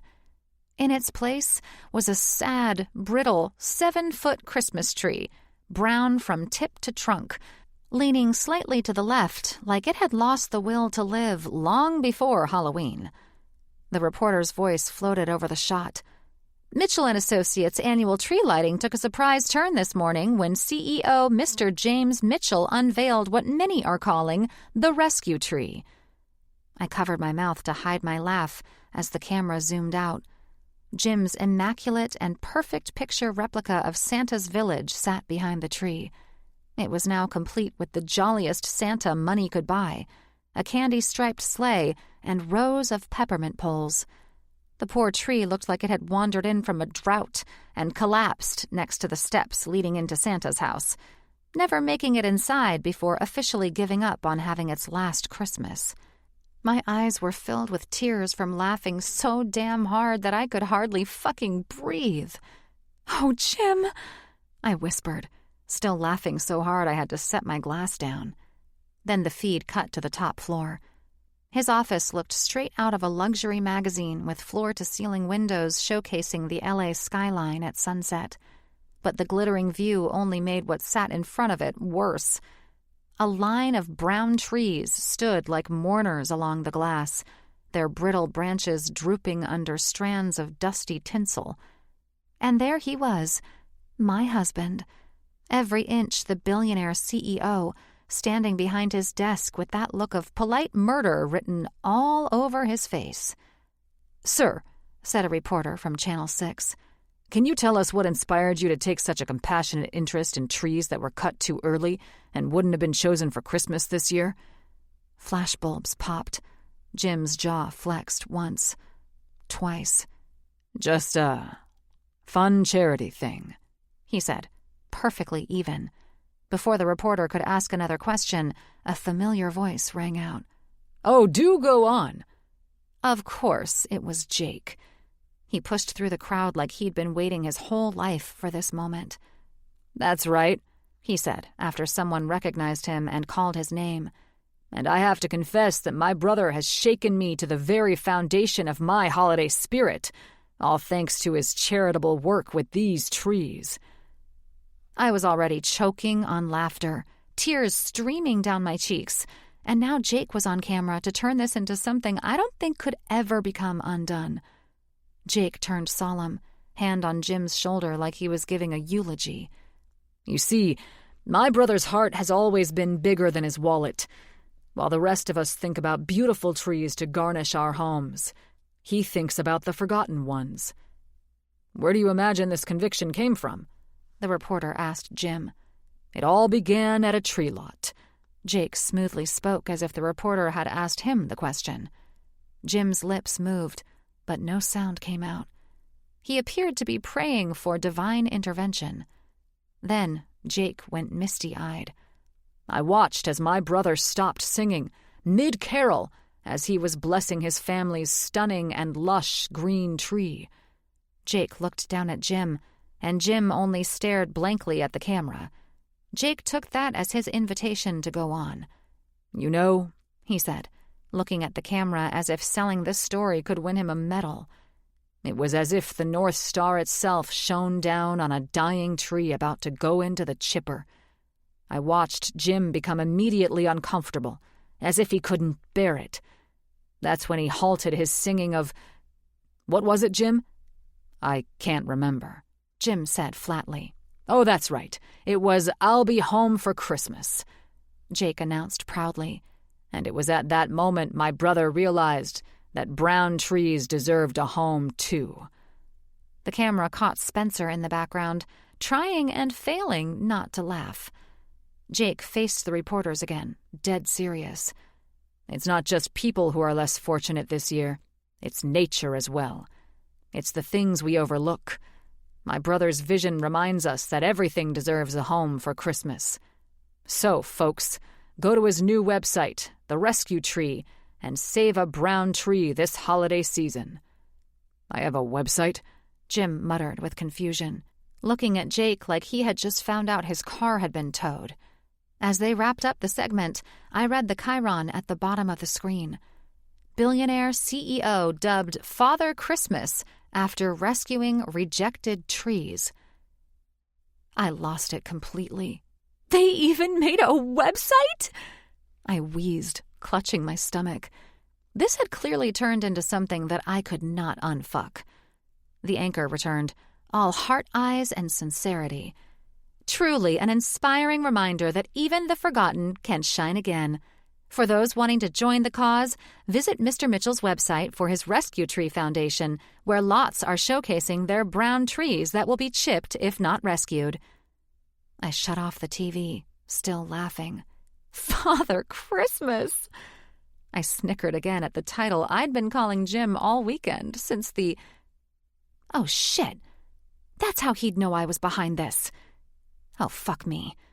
Jacob Mitchell? Why would you let him label him that? Good God. When Jim walked through the door now, all I could do was hope that his only retaliation for this was letting my apple pie get cold. 22. Jim. The smell of fries and salt hung in the air, America's finest perfume. The girls and I sat in a quiet nook at McDonald's, reviewing the new, cute ideas my event planner had come up with for our company party.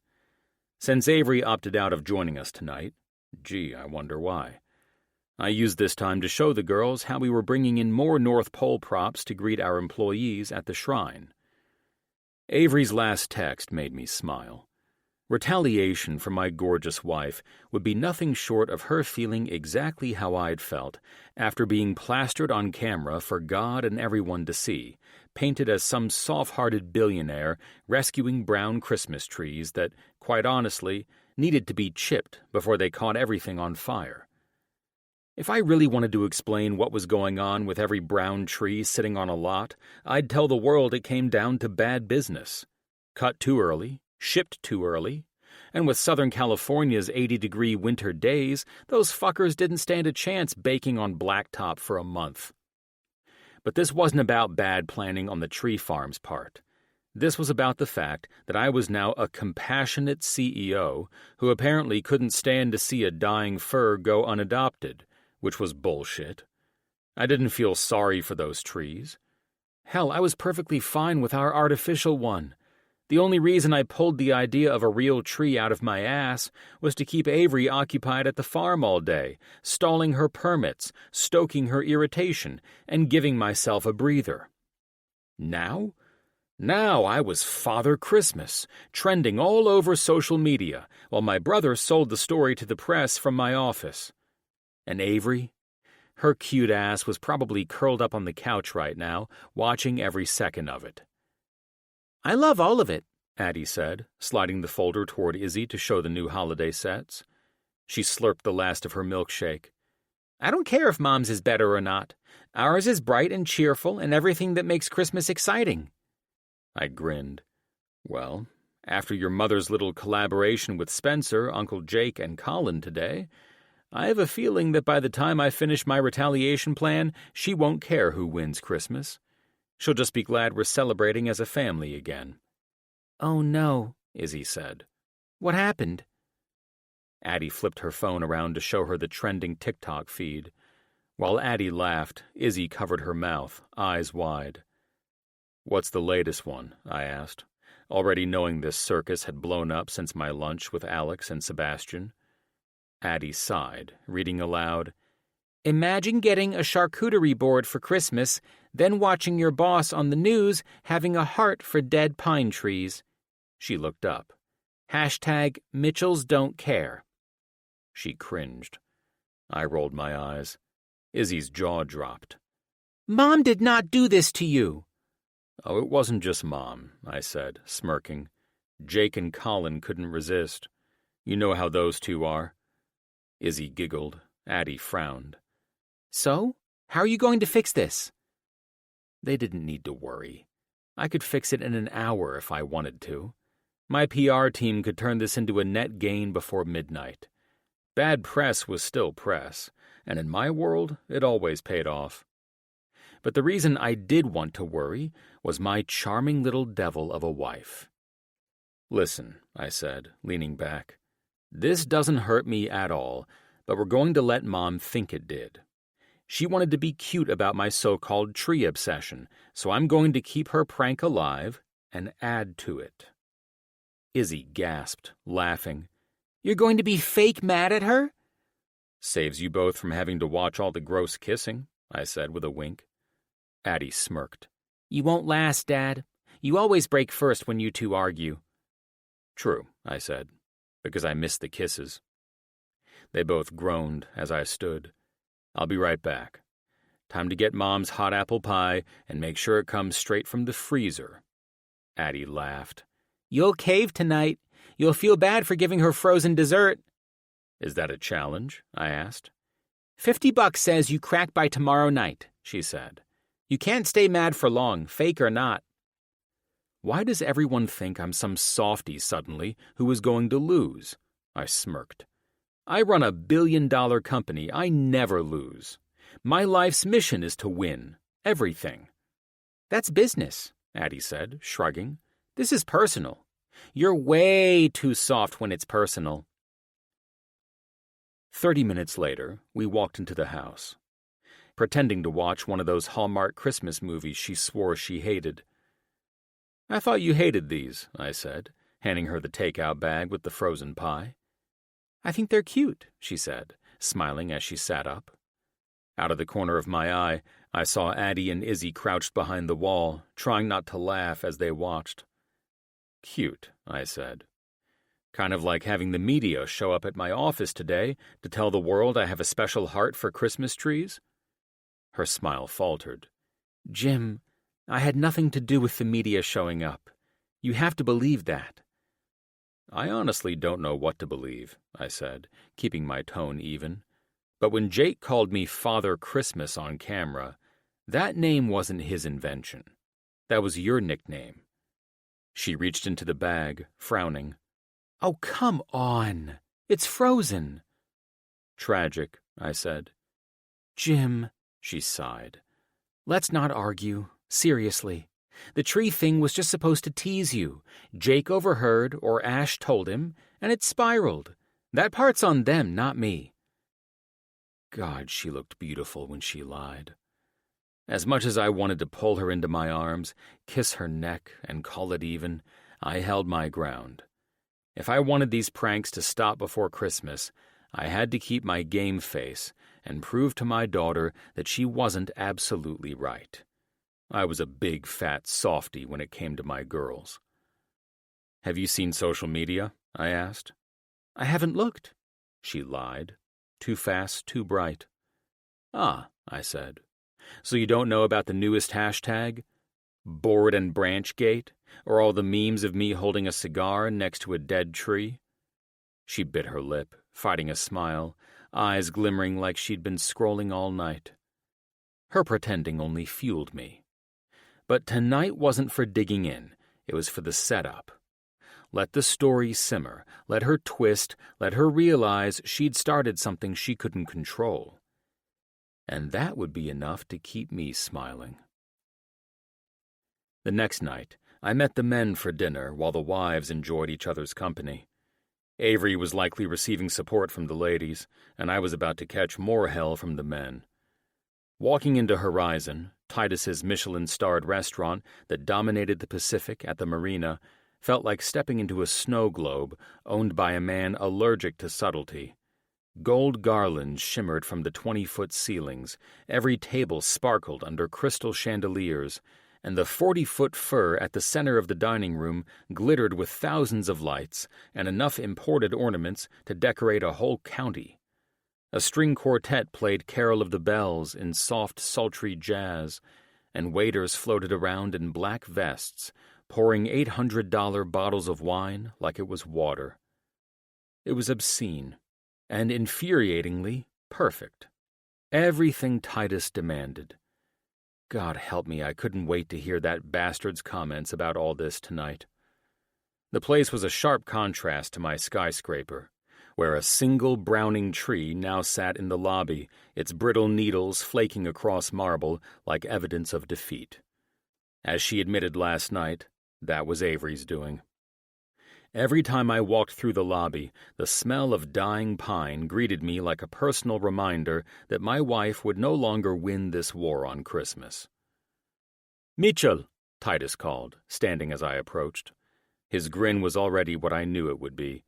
"You made it! California's most misunderstood philanthropist." Jake, Spencer, Colin, Cameron, and Alex were already seated, drinks in hand and grins locked in. "Oh, look," Jake said. "The man who traded meat for mulch." Spencer smirked. "You're trending again, by the way. I think my favorite is that hashtag calling you Saint Pine Needle." Colin eyed me and raised his glass toward where I sat. "We are so proud." I loosened my tie and took my seat, nodding to the waiter for a scotch. "Gentlemen, good to know my downfall brings you this much joy." Titus slid into his chair at the head of the table, swirling his wine. "Your wife replaced your corporate Christmas tree with a rescue tree that looks like a cross between a tumbleweed and a 16th century broomstick, Jim. You must admit, that's some form of art in party planning war." The table erupted in laughter. "Every time I walk into that lobby," I said dryly, "it looks like we're hosting a memorial service for pine trees."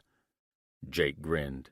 "You've got to hand it to her." "No," I smoothly cut my brother off. "I need to hand it to you." "How so?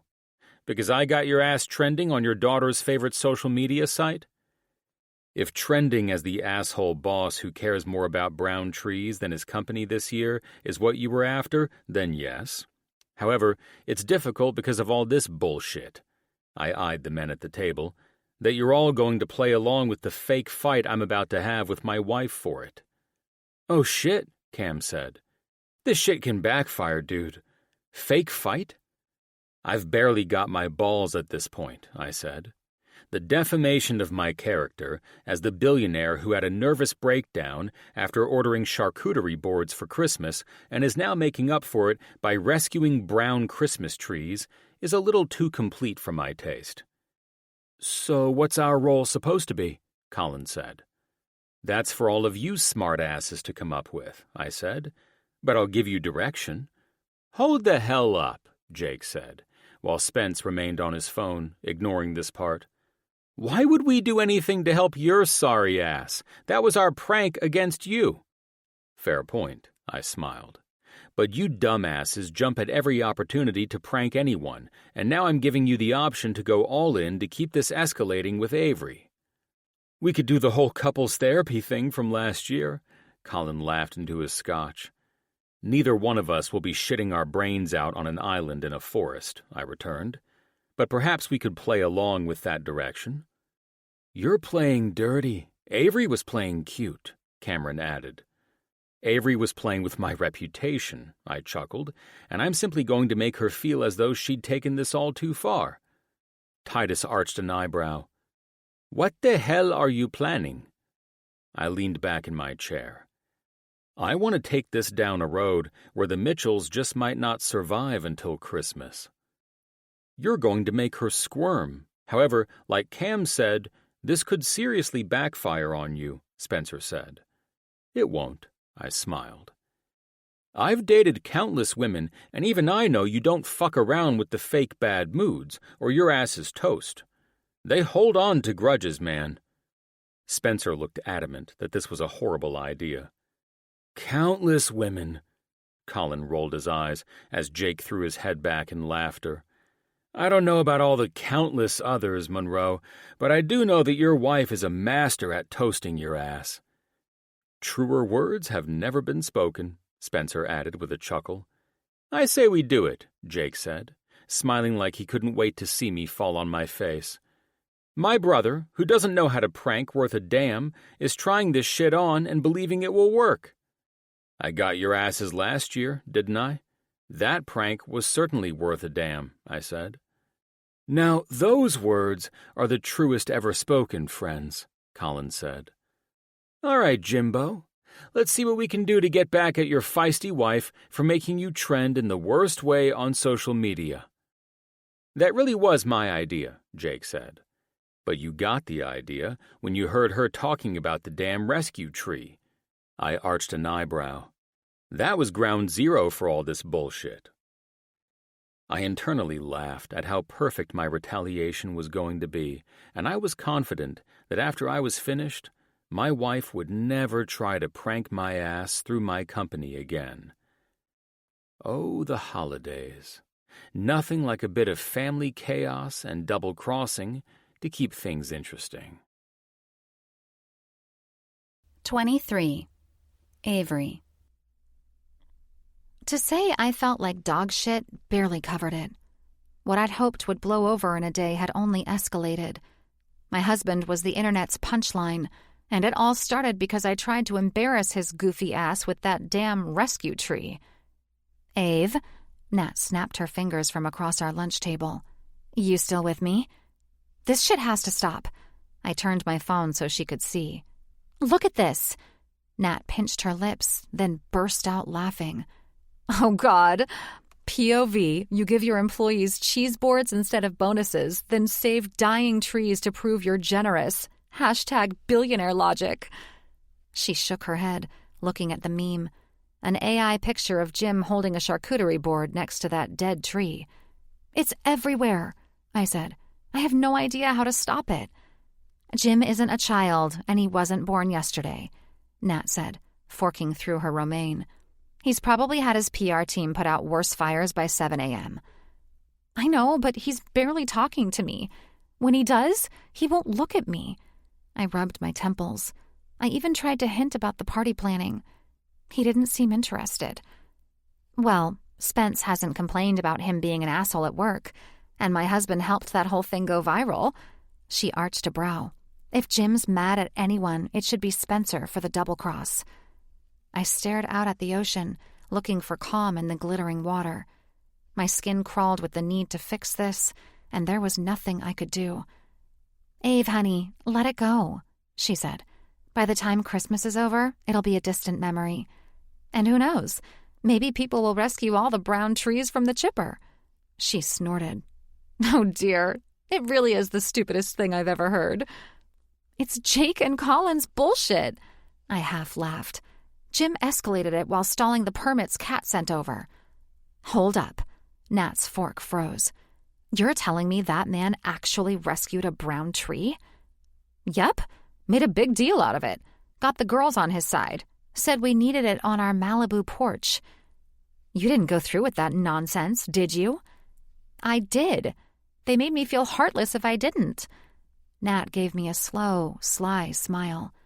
Then he deserves every ounce of this backfiring on his ass. If Spence turned our daughter against me to parade a brown tree in front of all of Malibu, I wouldn't speak to him until he begged for forgiveness. Well, no, honey. She cut me off. You did nothing wrong. Jim asked for this attention. 1, for stalling you and Kat, and 2, for using the girls to manipulate his bullshit. I just don't want it to hurt his business, I said, deflated. You've gotten too soft in your motherhood years, she teased. Let the stories run and watch him eat his words. I did have Kat arrange to swap his tree for the real one I'd pranked him with, I admitted. Maybe he'll get that the games are over? You broke first? I didn't break. I just don't want to fight with my husband over holiday bullshit. Sweetie, that's literally the point of the holidays. Families fighting over stupid bullshit. We don't. Then you're not normal. She returned to her salad. Spencer and I fight all the time, and the makeup sex is stroke-level amazing. Sometimes I start the fight just to get it. You're insane, I said, finally laughing for the first time in days. No, she pointed at my phone. A man rescuing dead trees while trying to cheap out on his employees with champagne and cheese boards, all while scrapping bonuses? That's insane. Yes, but we were fixing that with our parties. And in the end, it'll all work out, she said, smiling. Your husband is the biggest softie of them all. He can't stay mad at you longer than a day. It's been 3. Her eyes narrowed. 3 days? Shit. My chest tightened. I know. No, you don't. Her lethal gaze flicked past me, then back. Jim's doing this on purpose. Doing what on purpose? Acting upset. It's how he ends the pranking. As long as you're falling apart, he's going to use it to hand you your ass on the party planning. You don't really think a couple of viral tweets is going to ruin your husband's empire, do you? Be serious, darling. She had a point. Okay, so what do I do? My anxiety's already soaring. Let Kat handle everything for your party. That girl brings magic without you having to hover. And we, she smirked, are going to get these bastards back. I'm done with games, I said, exhausted. Jim's not. I guarantee he's got all our husbands in on something. What do you think they're planning? God knows, she said, but I'll wring it out of Spencer tonight. I half smiled. I hope you're right. Oh, I'm always right. Jim had his PR department fix that nonsense 5 seconds after everyone left his office. Make no mistake about his ability to manage a potential crisis. He'll use his parties to make himself Saint Christmas. And you saved his ass by forcing his hand. I twisted my lips. She wasn't wrong. Ave, trust me. That man can't stay upset with you or the girls. This is killing him. But his stubborn streak won't quit. I just don't know what my next move should be, I said. Turn it on him. Pretend you're upset. Make him squirm. Jump on top of his prank the way he did yours. I sighed. I wasn't sure if I had the nerve for it, but I did know the Mitchell brothers loved messing with everyone, especially their wives. Jim never stayed mad for more than a day. That much was true. He wouldn't even sleep in another room, no matter how heated an argument got. Maybe Nat was right. Maybe he wanted me to squirm. And maybe what kept his little fire burning was me feeling awful about something his PR team could make disappear in an hour. That man. Maybe I'd make him squirm for a change. I just wasn't sure my nerves could handle it. That evening, I sat on the sofa, and because the girls didn't have homework, they were catching up on some of their favorite shows together in the theater room. I sipped my wine, watching another Hallmark Christmas classic, and tried to process how to beat my husband at his own game.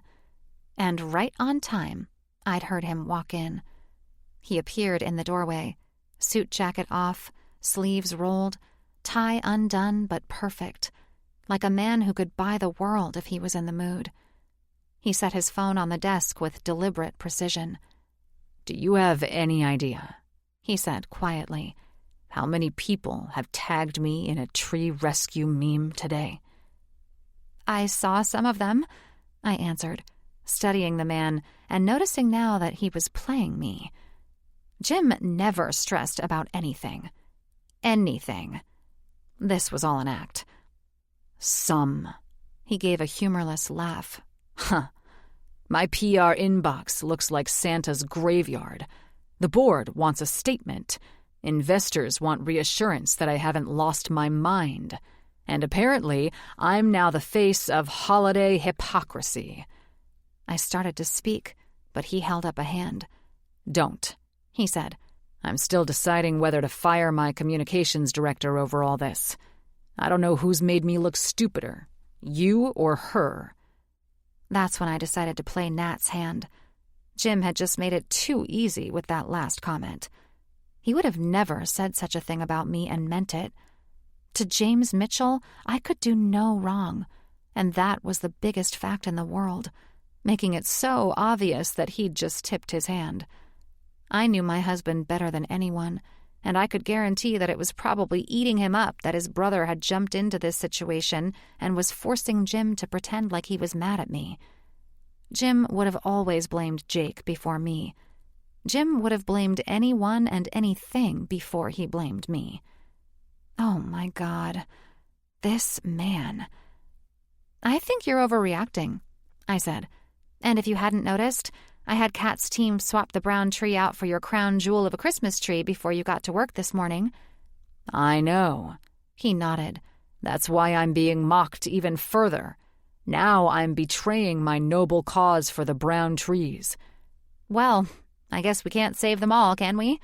I said, standing up.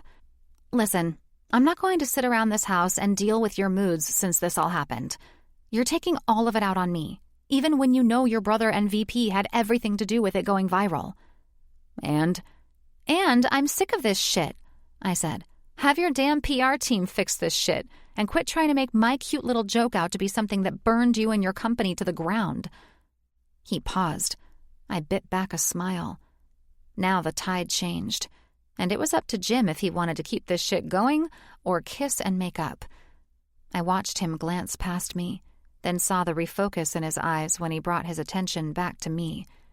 I noticed out of my periphery that the girls were watching this, and I hated to fight in front of them, even if it was just a fake fight. "You're sick of it?" Jim questioned me, shocking me by continuing this in front of the girls. "How do you think I feel, Avery?" "Oh, no cute pet names, huh? Interesting. I don't know how you feel, but I know how I feel. I'm taking a bath and not hearing another word of this shit. I'm done, James." "Cute, Avery," he said. "Just run away from your problems." I kept walking with a smile on my face because Jim never argued with me like this. He was stumbling through the fight because I caught him off guard.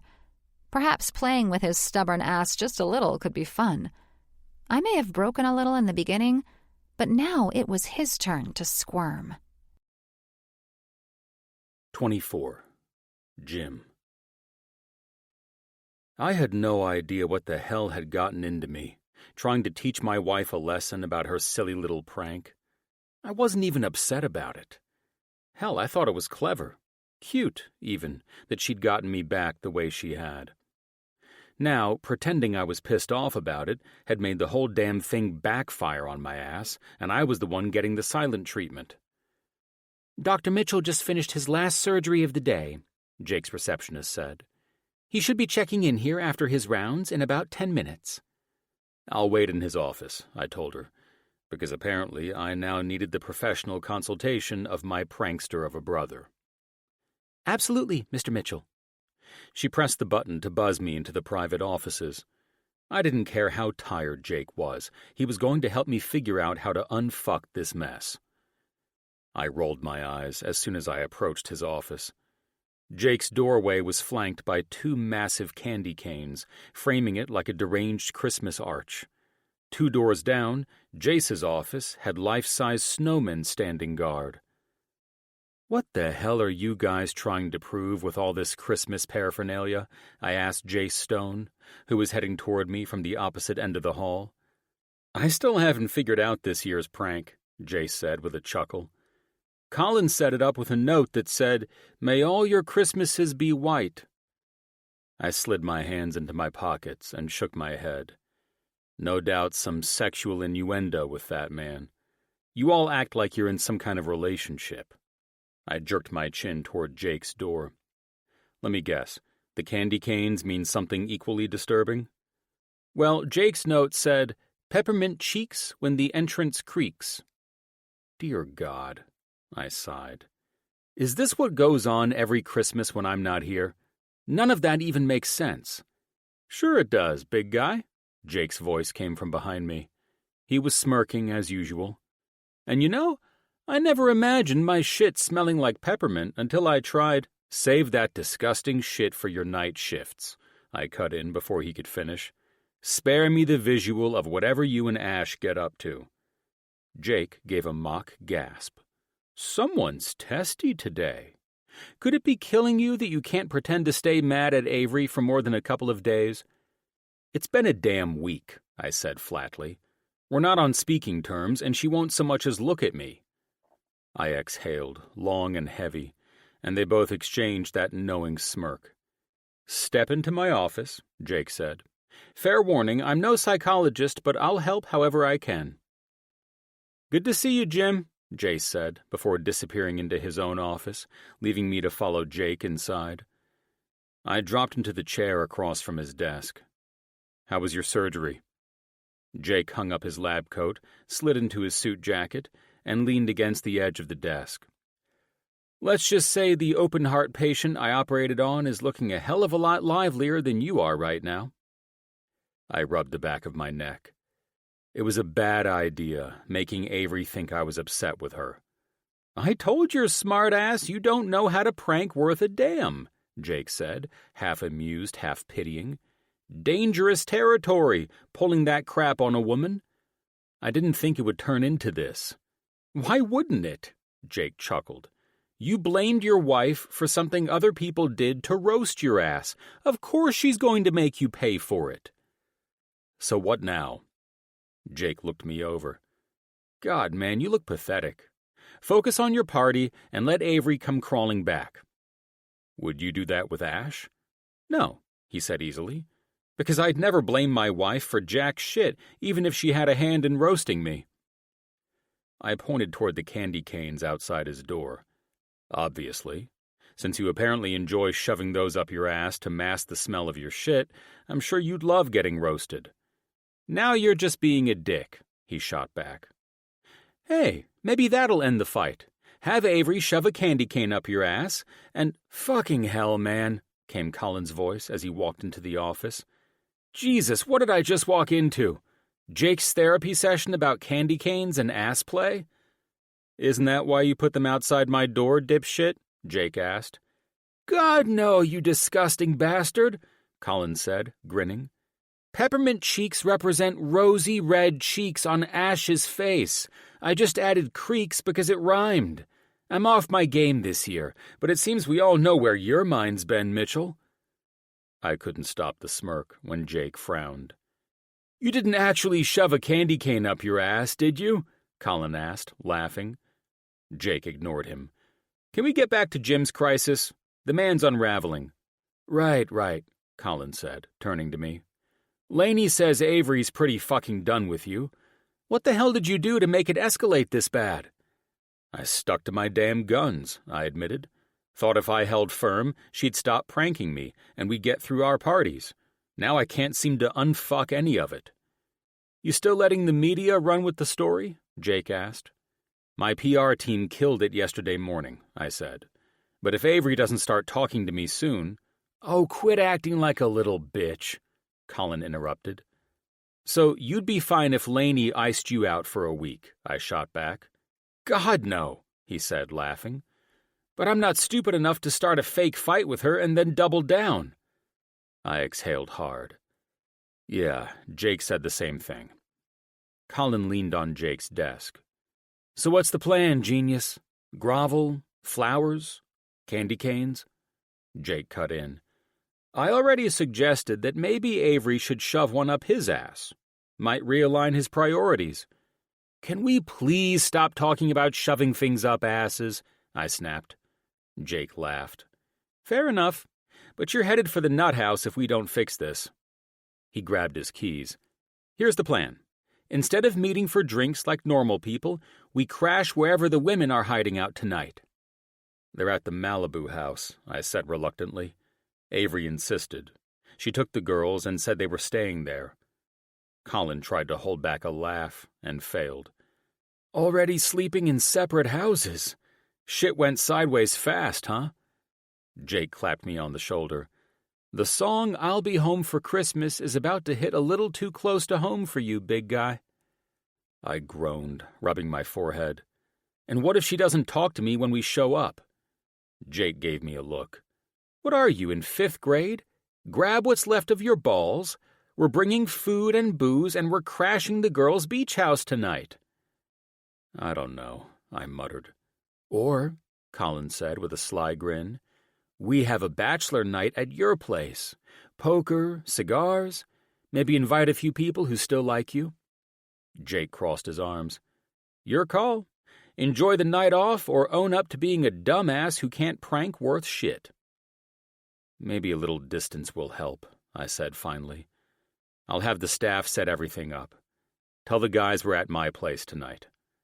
Unlike some of you, Colin said, heading for the door, phone in hand, as he started writing a text, I need to clear it with my wife, because, we still talk. I let out another long sigh. How the hell did it come to this? Good call, Jake said, already halfway out the door, eyes on his phone, as he messaged Ash for permission to hang out with his own brother. You blamed your wife for something she didn't do and stayed fake mad about it. That's usually the quickest way to earn silence, he said, hitting send. I can't believe I'm actually hearing Jim say that he and Avery need some distance. Colin laughed as his phone chimed. He glanced at it and slid it back into his pocket. Lainey says I get to have a sleepover with the Grinch. Ash is cool with it too, Jake said, frowning at his phone when it buzzed back. She answered a little too fast and without question. I watched his concerned expression. You think she's pissed at you for starting something that got me and Avery into this position? No, dipshit, he laughed and shook his head. Why the hell would she be pissed at me? She doesn't deflect shit and emotionally manipulate like your sorry, soon-to-be bachelor on Christmas ass does. You did start this shit, you and Spence, I said, feeling frustrated with everyone and everything. I missed my damn wife. You, Jake hung on to the word, started this shit by acting like a little bitch. We've already gone over this. Come to think of it, Colin pulled his phone out again. Lainey also answered a little too quickly. He glanced around the room as if we were suddenly in a horror story. And she's stuck with the kids. He seemed to glance up at the ceiling for answers. It's not like Lainey to allow me to play all night while she's stuck with the kids. That's how pissed Avery is at Jim, Jake said, seemingly answering Colin's concern. Why would your wives allow you both to go play because mine is pissed off at me? I asked. Simple, Colin said, arching an eyebrow at me. They're likely backing Avery. The women stick together like this. He ran a hand dramatically through his hair. And it's as if they're allowing us to babysit you so Avery can have some much-needed time away from your grumpy ass. That makes sense, I finally said. Damn, I really fucked it up by playing these stupid games with her. Quit being a codependent little hoe, Jake said. You both fucked this up. He's not wrong, Colin added. The fact that you both were even in a party-planning war to begin with? Who does shit like that? Avery and I said, smiling at how cute it all was before it got blown out of proportion.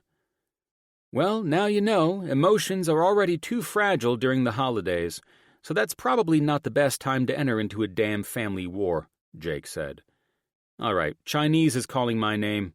Let's get out of here and go act like bachelors before Jim truly becomes one by Christmas Eve. 25. Avery. I woke up to my phone buzzing like a motherfucker and imagined Jim had finally broken. That man had to be dying inside a little more each day, knowing that his lame decision to be upset with me for what his brother and Spence did to him had blown up in his own face. Honestly, though, I was still pissed. He'd made me feel like a piece of shit. He'd let me worry that I'd damaged his reputation in the business world, and that he'd been angry at me for daring to pull a little prank on his ass. Men could be like children at times with their stupid egos, and that included my perfect specimen of a husband. Even if I hadn't flipped the tables on him, I'd have ended up here anyway. pissed off that he thought this was a good idea. "Jesus," I said, covering my mouth. Social media was blowing the fuck up again. I slid out of bed and headed downstairs, seeing the ladies had already beaten me to the coffee on our terrace that overlooked the Pacific. "God, Ave," Ash said, "have you seen social media yet?" "I just saw my husband trending again on Instagram." I paused. "It's worse on TikTok," Addie said, still in her pajamas and curled up with Nat on the lounge sofa. I ran my hand down my face. "Addie, can you get Mom a cup of coffee?" "I got you," she said, jumping up to rescue me with the only thing, aside from tequila, that could fix this day. "Look at this picture of Jim holding up his bourbon," Lainey said. "It says, 'He went from yes, dear, to who needs a wife when you have whiskey pretty quick. Hashtag Bachelor Jim. Hashtag fumbled the queen.'" "You gotta love this shit," Nat chuckled, reading another post. "Mr. Billionaire CEO in his I messed up and she took the kids era. Hashtag Mitchell meltdown. Hashtag pray for Jim." "I can't read any of this," I said, chucking my phone to the side. "How the hell did the men get all over social media after playing poker at the house last night?" "You know how," Ash said. "Jake and Spencer were posting cryptic bro quotes like, 'Sometimes a man has to lose it all in order to find himself. Hashtag boy math. Hashtag Team Avery.'" "Jake and Spencer posted that?" I questioned. "Not what I just read you. They just posted guys' night pics on Instagram," Lainey said. "Nothing intentional. But since Jim blew up the internet with the damn dead trees, people are still hunting for more dirt on him." "Oh my God," Addie said, reading off her phone. "Mom, someone commented, 'He rescued brown trees but couldn't save his own marriage.'" "Stop," Nat wheezed, clutching her stomach. "This one says, 'Guess she finally composted him. Hashtag tree hugger divorce. Hashtag replanting season.'" "There's a meme," Ash added, scrolling. "Jim is standing at poker night holding up his drink, and the caption says, 'When you save the trees but lose the forest.'" "And this?" Lainey managed between laughter. "Someone wrote, 'He should have rescued his wife instead of the damn tree. Hashtag Bachelor Jim. Hashtag Mitchell meltdown.'" I groaned and covered my face. He's going to murder us all by this point. "Oh no," Ash said, showing me her phone. "Too late. Someone has already edited their tree video with a Titanic theme and slow zoomed in on them looking sad next to a pine. The comments are calling it the Fall of Mitchell." Addie gasped. "Mom, look! TikTok just made a whole mashup. It's the brown Christmas tree video and poker night clips together." "Oh, God. It's called From Sapling to Single," Nat snorted. "The captions say, 'When you nurture the wrong branch.'" "And this one," Ash added, trying not to choke on her coffee. "It says, 'She took the tree, the mansion, and the man's sanity. Hashtag Jim and the Dead Tree Saga.'" I buried my face in my hands. How do people come up with this shit? I couldn't help bursting into laughter at how insane this had all become. Poor Jim was at the ass end of every viral meme and social media joke the internet could invent. "Hey," Ash said cheerfully, "if Jim's right and all press is good press, then I suppose there's nothing to worry about. The fact that Jim and I aren't speaking, and my dumbass wanted to prove a point by staying here overnight, is just making this all so much worse. I'd prefer he and I talk about this. I think he's probably busting everyone's asses who were playing poker with him last night." Nat chuckled. "Jim's mood has got to be shot to shit right now, especially since you two haven't been on speaking terms." "And he hasn't been laid in almost a week," I muttered. "That's enough to piss me off," Nat said. She looked at Addie. "Sorry, darling, but you're in high school, so don't pretend to be shocked by my anecdotes." "Izzy's the one," Addie said, trying to act unbothered. "It doesn't bother me at all," she said, sipping coffee instead of the hot cocoa I thought she had. I stood up, took the cup, and eyed her. "Let's not get you trending on social media too, young lady. You're suddenly okay with sex talk and drinking coffee?" "Dad lets me drink coffee all the time." She rolled her eyes. "Oh, yeah? Well, Dad is also trending as the billionaire who could save dead trees but couldn't save his marriage. I said, taking a sip. God only knows how they'd crucify him for letting you drink coffee. Please, Nat said. There are 9-year-olds out there drinking Starbucks mochas and lattes like they were born coffee drinkers. Well, according to anything my husband does online, it's never good, only bad. That's because he's a CEO billionaire, honey, Nat countered. The internet will never praise those men, no matter what they do. She's not wrong, Lainey said, walking back out with fresh apple cinnamon muffins. I mean, I never would have imagined that someone rescuing a dead tree from a chipper could be twisted into a bad thing. Until it was my husband who did it, I said. I have an idea, Ash said. What if all of us, guys and gals, just unplugged and went to that retreat Jake and I always go to in Newport Beach? Huh? I said. When are we going to have any time for something like that? My mood was edgy, to say the least. I just wanted to get this shit over with. In fact, today, I'd planned to work all this bullshit out with Jim because I wasn't in this to make the man sick inside. It had all gotten blown out of proportion. And now? Well, now it was worse than before. Trust me, Ash said. It's kind of like the retreat we went to last year, minus the bullshit of Jim pranking his brother and Colin. Do you honestly think Jim will trust anything at this point? Nat chuckled, taking a bite of her muffin. I think Jim and I should just fucking run away at this point, I said, defeated. Oh, hell no you don't, Nat stood. Ash, arrange for everyone who can go to join you. It'll be splendid, and I could use a damn massage after this past week at work. Besides, we still have these 2 monumental Christmas parties that Jim and the girls and you and Kat have arranged for all of us. What do you think, Ave? Nothing but relaxing, massages, and fun. No pictures, I said, and only after Jim's PR team puts out these newest fires.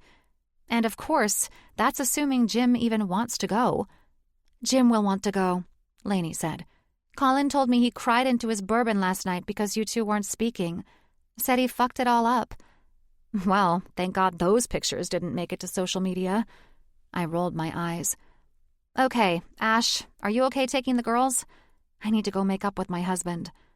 Always, Ash smiled at Addie. John has his basketball tournament today, and Kaylee and I were going to make fudge and Christmas cookies. That sounds fun. Addie smiled at Ash, then looked at me. I'm glad you're the one breaking first, Mom. Poor Dad. I'm not necessarily breaking, I answered her. You're ending the fight, right? She argued. Yes, but that doesn't mean I'm breaking. But it does mean Dad won. She laughed, and I arched an eyebrow at her. Excuse me? I questioned.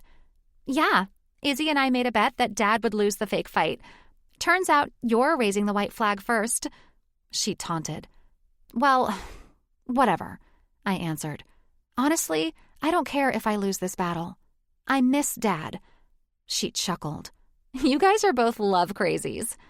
Call us what you want, I said, then looked at the ladies.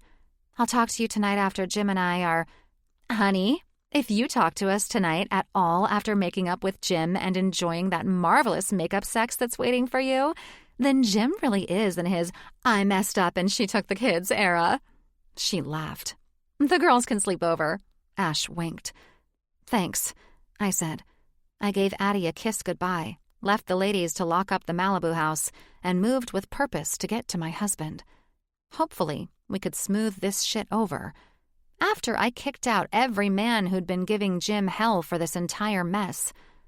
The Newport Beach relaxation retreat did sound lovely. After a week of this tense bullshit, I was the one who needed the damn masseuse. 26. Jim. My phone hadn't stopped vibrating since 5:30 that morning. I'd ignored it for the first 10 minutes, assuming it was just work. Then, 15 minutes in, it wouldn't stop lighting up my nightstand like a Vegas slot machine.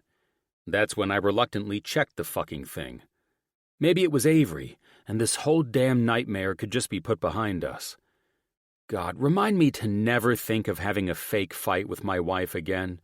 Nothing could be worse than dealing with the fallout of it turning into a real one. When I glanced at my phone, the fight with Avery faded instantly. because what I was staring at was, without question, worse. Far worse. 12 missed calls from my head of PR and multiple texts. 3 messages from my assistant were marked urgent, and 1 text from Spencer that simply read, "Bro, don't freak out." Which naturally meant that's exactly what I should do. The headlines hit me next. From sapling to single, CEO Jim Mitchell goes viral again. She took the tree, the mansion, and the man's sanity. Internet declares #BachelorJim official. Can't save his marriage, but he'll rescue a brown tree. I exhaled through my teeth and rubbed my temples. The first text from PR said, "Sir, please refrain from posting or commenting. We're handling messaging internally." The second said, "Also, sir, the Titanic edit has over 1.3 million views." The Titanic edit? Jesus Christ. I dragged a hand over my face and rolled out of bed.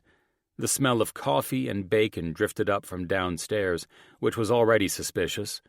None of those bastards cooked unless they'd done something stupid.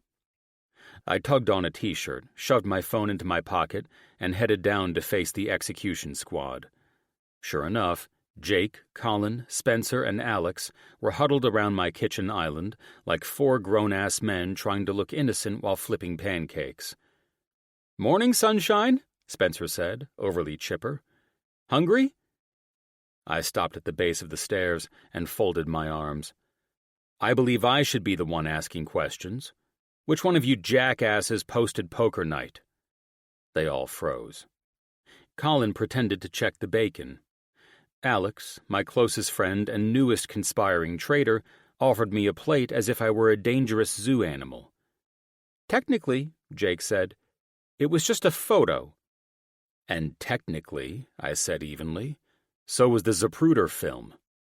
Colin choked out a laugh before quickly smothering it. "Jim," Spencer started, "you have to admit, the memes are kind of—" "Finish that sentence and you're unemployed," I snapped at Spencer, who clamped his mouth shut because he was struggling to remain serious and not burst into laughter. I walked to the counter, picked up one of the muffins, which was blueberry, my favorite, and stared at it. "You're making me breakfast?" Jake grinned, trying to play it cool. "Well, after poker last night, we figured you might be a little tense and, hungry." "Hungry?" I said. "And I beat all your drunk asses at poker last night, but that's neither here nor there. The point at hand is that my marriage is currently trending under #TreeHuggerDivorce, and you honestly think I would be hungry?"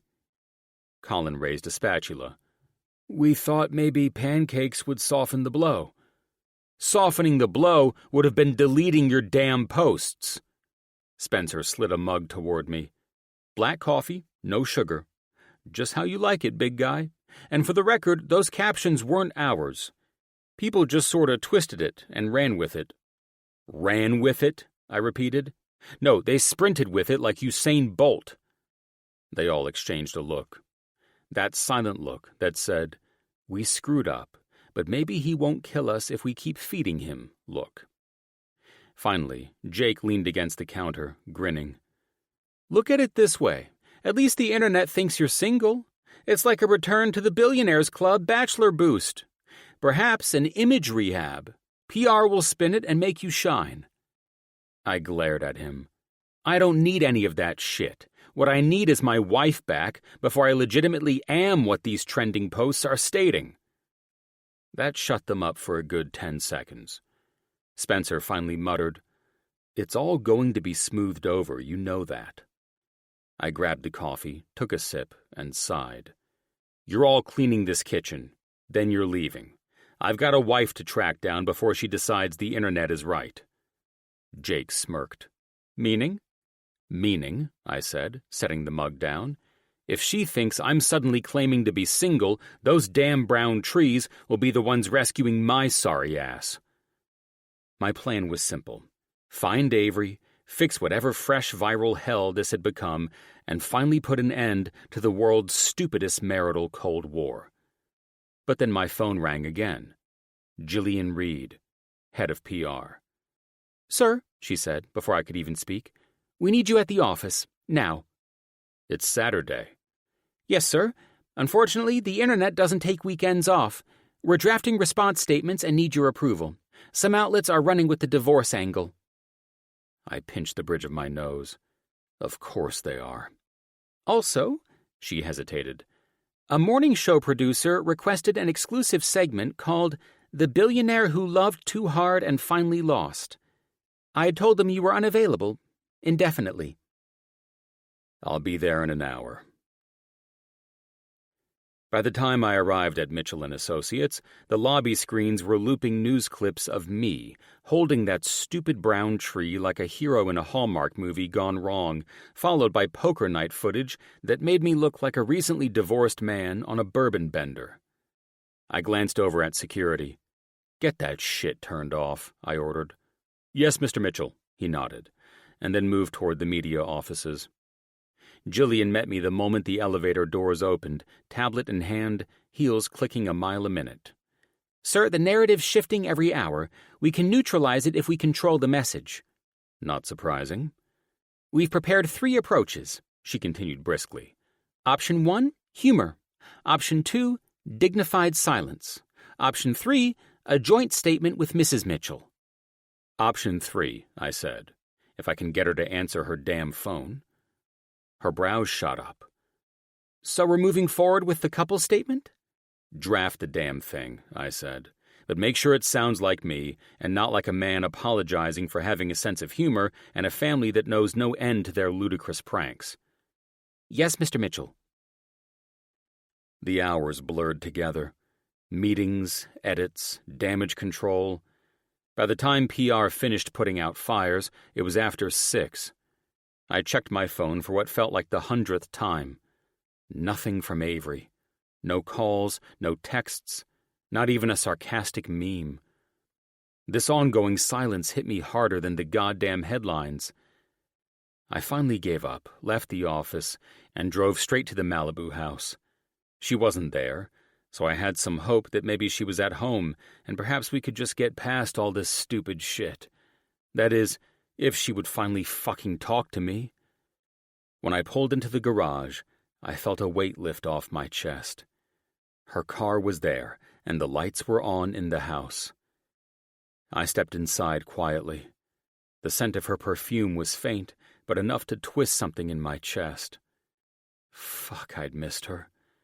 I walked into the living area and found her sitting on the edge of the sofa, wearing jeans and a soft white sweater, eyes red and glassy. For a second, I didn't know what to say. Seeing her like that knocked the air out of me. Did this shit really fuck with our marriage in the worst way possible? Avery looked up. "You're home." "Finally," I said quietly, walking toward her. PR had me locked in my office all day cleaning up the circus that woke me up this morning. She gave a weak laugh. "How the hell did this spiral so hard with us?" I sat down beside her, close enough that our knees touched. "I suppose we both just let it get stupid." Her lip trembled. "I didn't mean to make you look bad, Jim. I just wanted to get even with your ass for driving me insane with that damn rescue tree. I can't believe it's come to this. It was supposed to be some silly and funny—" "I know." I reached over and brushed my thumb along her cheek. "And for the record, you could never upset me. Even if you were the reason I'm trending as some billionaire bachelor having a midlife crisis," I said with a laugh. "It's just noise, Ave. Dumb, viral, pointless noise." She sniffed, trying to smile. "All this shit between us just wasted a whole damn week." "Yeah," I said, leaning in until my forehead rested against hers. "A week wasted fighting is 1 week too many.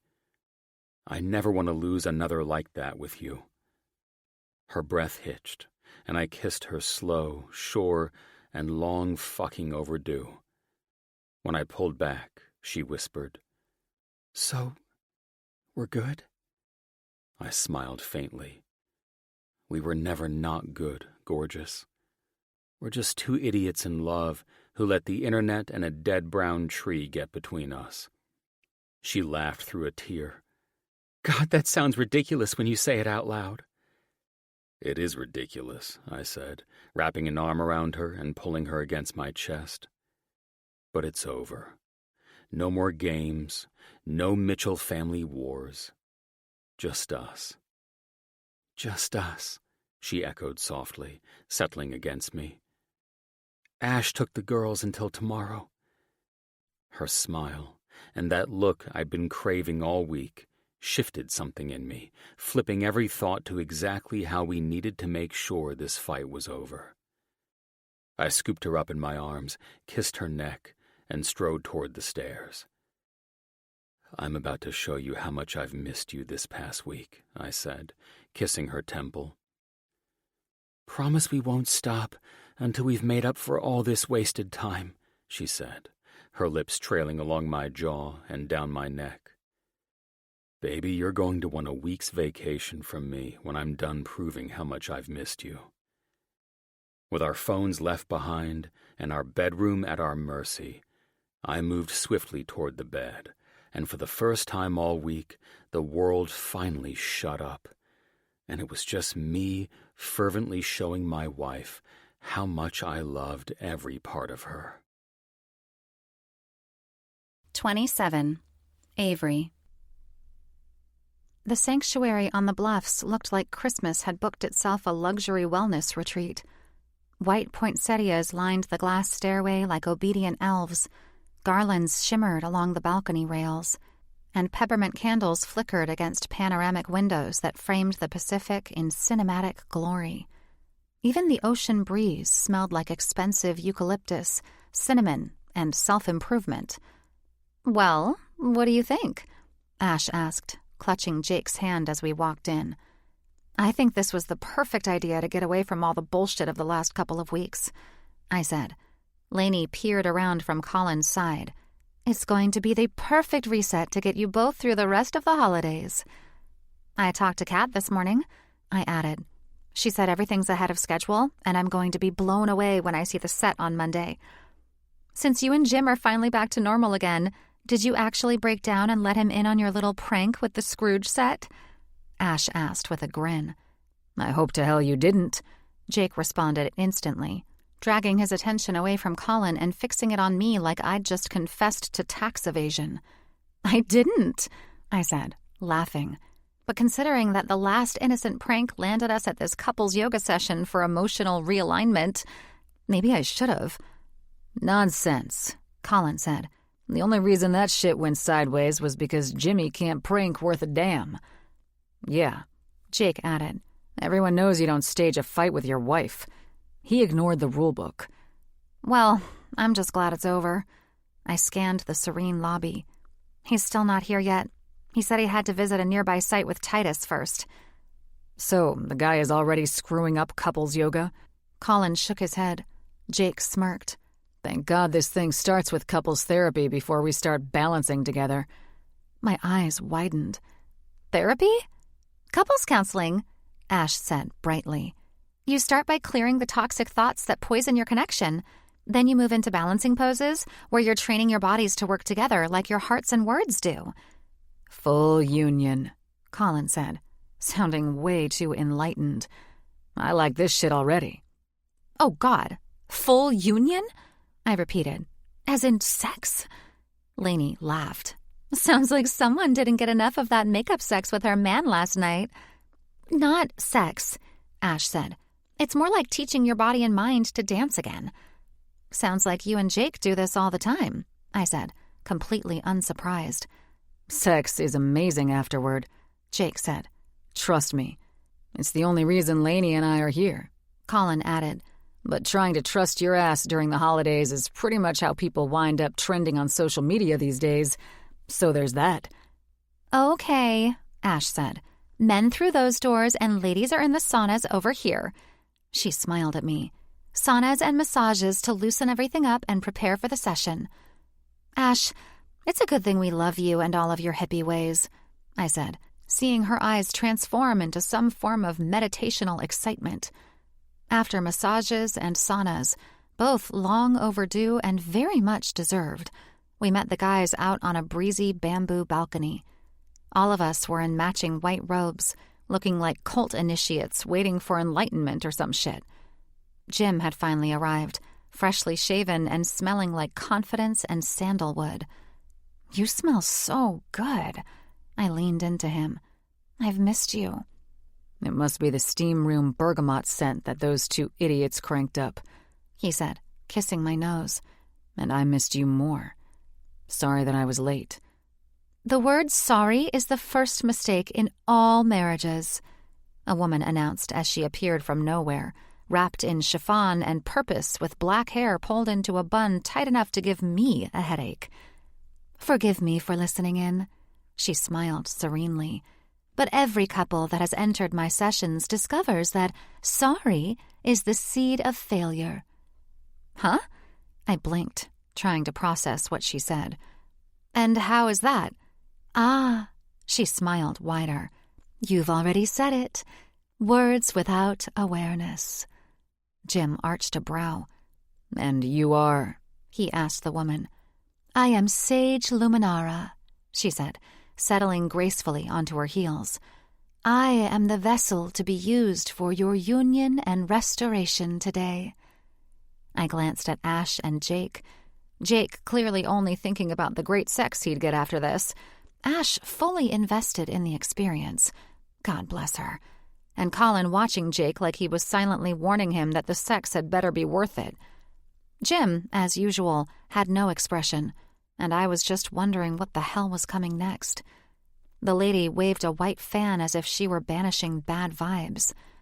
"May I have your names?" She looked at me and Jim. "I'm Jim. This is my wife, Avery. I'm apparently the one responsible for our marriage's demise because you overheard me saying I was sorry." "Ah, projection and sarcasm," she said, noting something invisible on her clipboard of judgment.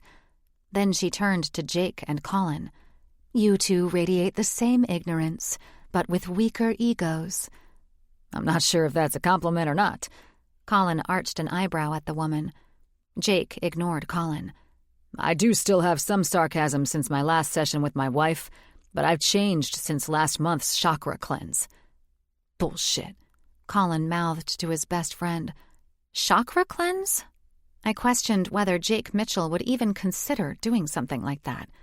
There was no fucking way in hell. "Just go with it," Ash murmured, totally in character.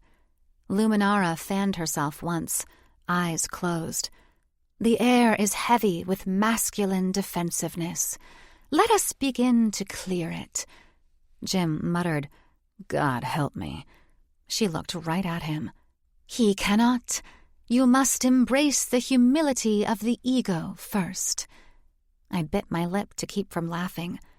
"Let's talk about egos and their apologies," Luminara said. "They are the cheapest form of obedience to your vows." "Well," I said, "I was fine with my husband's apology. He meant it." "No, my dear. A man's ego prevents true remorse. It thrives on empty sound."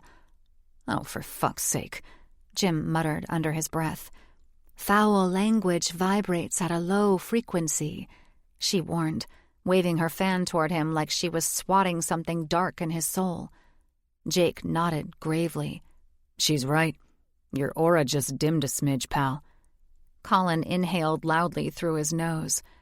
"I will get you back for this," Colin mouthed to Jake. Lainey and I were the only ones biting back smiles and laughter, and I still wasn't sure who was in on this little joke. Ash always did this type of shit, so I honestly believed she was just excited we were all joining her.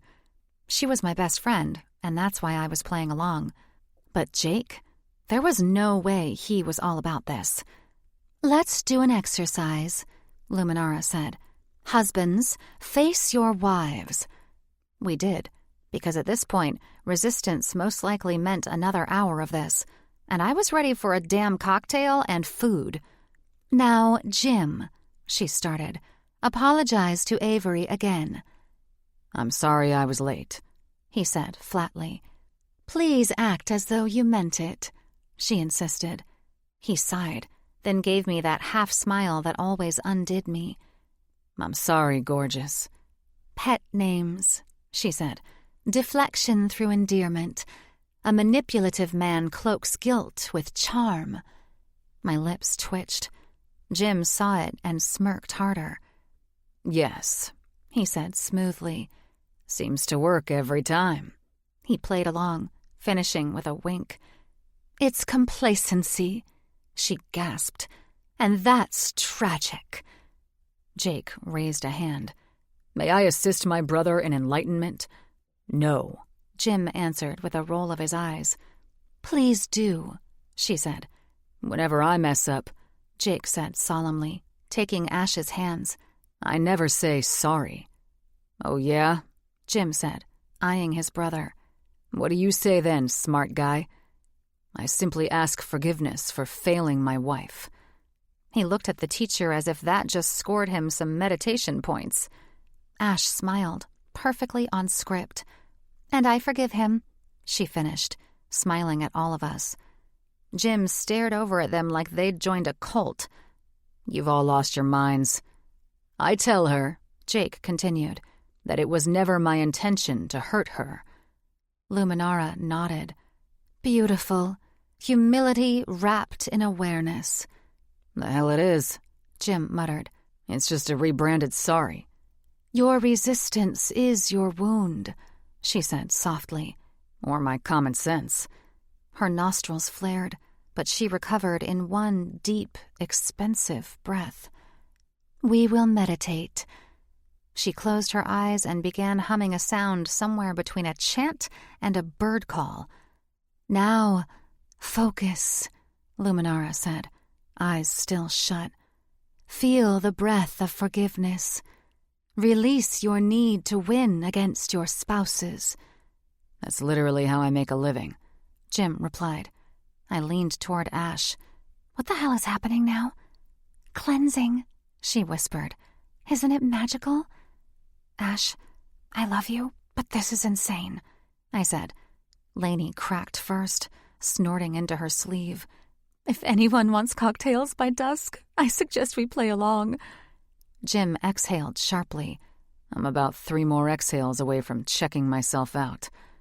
Luminara opened her eyes like a startled cat. Distraction and avoidance are the enemy of healing. Then you definitely don't want to hear what I'm thinking, Jim said. She ignored him, rising gracefully. We will now move into balance work. The body speaks when the mouth won't. Luminara then began handing out bamboo staffs for our union alignment. Jake already had his staff hoisted like a lightsaber. Ah, yes, indeed. Yeah, Jim said dryly. This is definitely going to fix everything. When Luminara announced that true love required a perfectly mirrored warrior pose, I had one very clear, very certain thought. This shit was not going to end well. Now, Sage Luminara said, gliding barefoot across the bamboo deck, we move into the sacred practice of union of souls partner flow. Her voice floated somewhere between a meditation app and a sermon. Jim's hand brushed mine, his expression showing me that his playing along was most likely only because we'd not spoken to each other in a week, and this silly bullshit was nothing compared to our dumb fight. Hell, it's probably why it wasn't bothering my ass so much either. Doing silly shit with my husband was always fun. It was also always entertaining to see how this nonsense might turn out. We sat facing each other, knees touching, incense curling between us. Beyond the glass, the Pacific glittered like liquid encouragement. The husband will cradle his partner's energy, Luminara said. Palm to heart. Let intention replace apology. Jim's lips curved.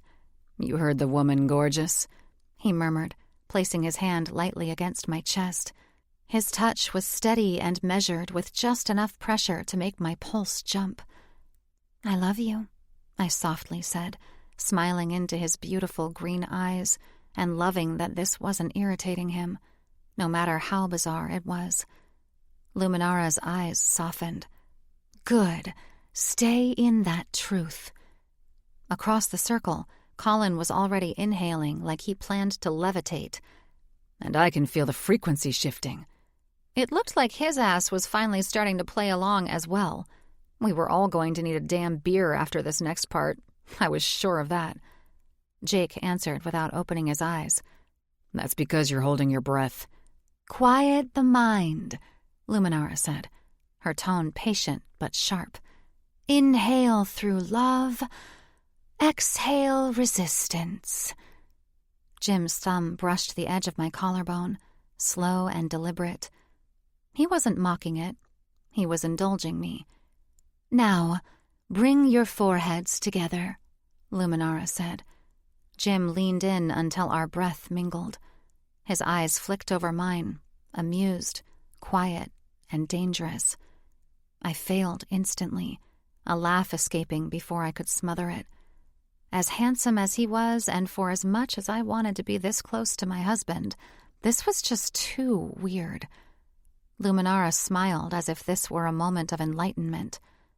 Laughter is the soul cleansing its fear. Then mine's spotless, I whispered. Rock gently with the rhythm of your breath, she continued. Jake shifted, Colin followed, and within seconds, the men looked like an uncoordinated boy band video. Lainey buried her face in her hands. Jim didn't move. His gaze stayed on me, calm, teasing. You good? He asked softly. Define good. He huffed out a low laugh, barely audible, but rare enough that I felt it more than heard it. Luminara began circling us, murmuring affirmations. You are not two. You are one body, one intention, one flow. Now, she said, for the lover's bridge. Every man in the circle looked immediately suspicious, and that's when I watched the star student of this show drop his mask. I chuckled, wondering how Jake would do with all this bullshit he seemed enamored by. Lay back, she instructed, and trust fall into your partner's energy. That's when everything went to shit. Jake tried first. When his mat slipped, Colin reached to help the dipshit and toppled into a poinsettia display. Release the ego, Luminara cried after we all burst into laughter. Fuck, I think I released my spine, Colin groaned from the floor. Jesus, Jake, he said, laughing at his best friend. Ash was now laughing so hard she could barely breathe, while Jake looked like he was tangled in his robe from the twisted-up fall. All is fine, all is fine. Luminara fanned herself furiously. Accidents are just resistance leaving the body. Jim's lips twitched, and he pressed a fist to his mouth to hide it. His emerald eyes met mine, calm yet full of restrained laughter. You're actually enjoying this, I whispered. He leaned closer. I'm enjoying you. Before Jim and I could fall under some romantic spell, surrounded by all the chaos around us, Luminara stepped backward onto a fallen candle that must have dropped when Jake and Colin collapsed. Her eyes widened when the wax splattered. With the heat of the wax, she gasped, grabbing the curtain, and then the entire bamboo drape crashed down in slow, expensive motion. Oh, shit. For a second, no one breathed. Smoke curled around us, while Colin was still half upside down. Luminara stood in the wreckage, mascara streaked, and clutching her fan like a weapon that could defend her from all our jackass vibes. Vibes which, I was certain, no meditational program could ever work out of us. The session, she said hoarsely, is complete. Jim rose, smoothing his robe, utterly composed. I appreciate your efforts, he said, more truthful than not. But truly, we are all beyond saving. I snorted, giving up all pretense of serenity. We should probably go before she finds our karmic debt. He offered his hand, palm up, eyes warm. After you, gorgeous. We have to make this right for Ash, though, I said to Jim. She apparently comes here all the time. He brought an arm around me. That will only happen when and if she and Jake cough up the truth of what the hell we all just went through. He kissed the top of my head. I need a cocktail. No shit, I said, turning back and seeing everyone just leaving the sanctuary area. I think we all do. I knew once we were a few cocktails in, someone would finally spill the truth about our bizarre yoga session. But honestly, who cared? It was fun. The night was young, and for the first time all week, we were completely unplugged from the noise, the headlines, and the chaos of everything else. 28. Jim. I wasn't sure if enlightenment and cocktails were meant to feel like frostbite, but that's exactly what this place delivered. The Snow Globe Lounge sat on the edge of the wellness resort, resembling a billionaire's igloo. It was a glass dome dusted with frost, glowing from the inside as if someone had captured the northern lights for ambiance. Inside, snowflakes drifted lazily above the bar. The tables shimmered like carved ice, the floor radiated a cool blue haze, and the air was crisp enough to keep a man somewhat sane after the shit show we'd just endured. Snow-covered pines lined the curved glass walls, each one strung with crystal ornaments that reflected the soft white lights like scattered diamonds. "Well, was it as great as you all imagined it would be?" Ash asked, with the usual excitement she had whenever we indulged her New Age side. "We've all been completely unplugged and tuned into each other, forgetting the stresses of the outside world together. Best part was watching the guys collapse in their yoga poses," Lainey joked. "I'm actually proud that Jim didn't complain as much as I expected," Avery added, her blue eyes sparkling from across the table. I grinned. If she kept looking at me like that, she'd soon find out just how proud she could be once we got home tonight. "No shit," Jake clapped me on my shoulder. "You didn't bitch about a damn thing. Impressive." I figured if I complained, I'd wind up trending on social media again, I said with a wink to my wife. "You still might," Colin warned. "Cameras were everywhere in that place." My stomach tightened. At this rate, I wouldn't be surprised. I'm just curious what they'd say about me doing yoga in a damn robe. "Oh, I can think of a few things," Colin said, lifting his glass. "We should get the footage and test that theory." "I think the world has seen enough of my brother's sorry ass for 1 year," Jake chuckled. "Good to know you feel that way," I said, arching a brow. "So if this wasn't another one of your stunts to get me a new hashtag, what was all that supposed to accomplish?" "I told you," Jake said. "The best sex comes after all this."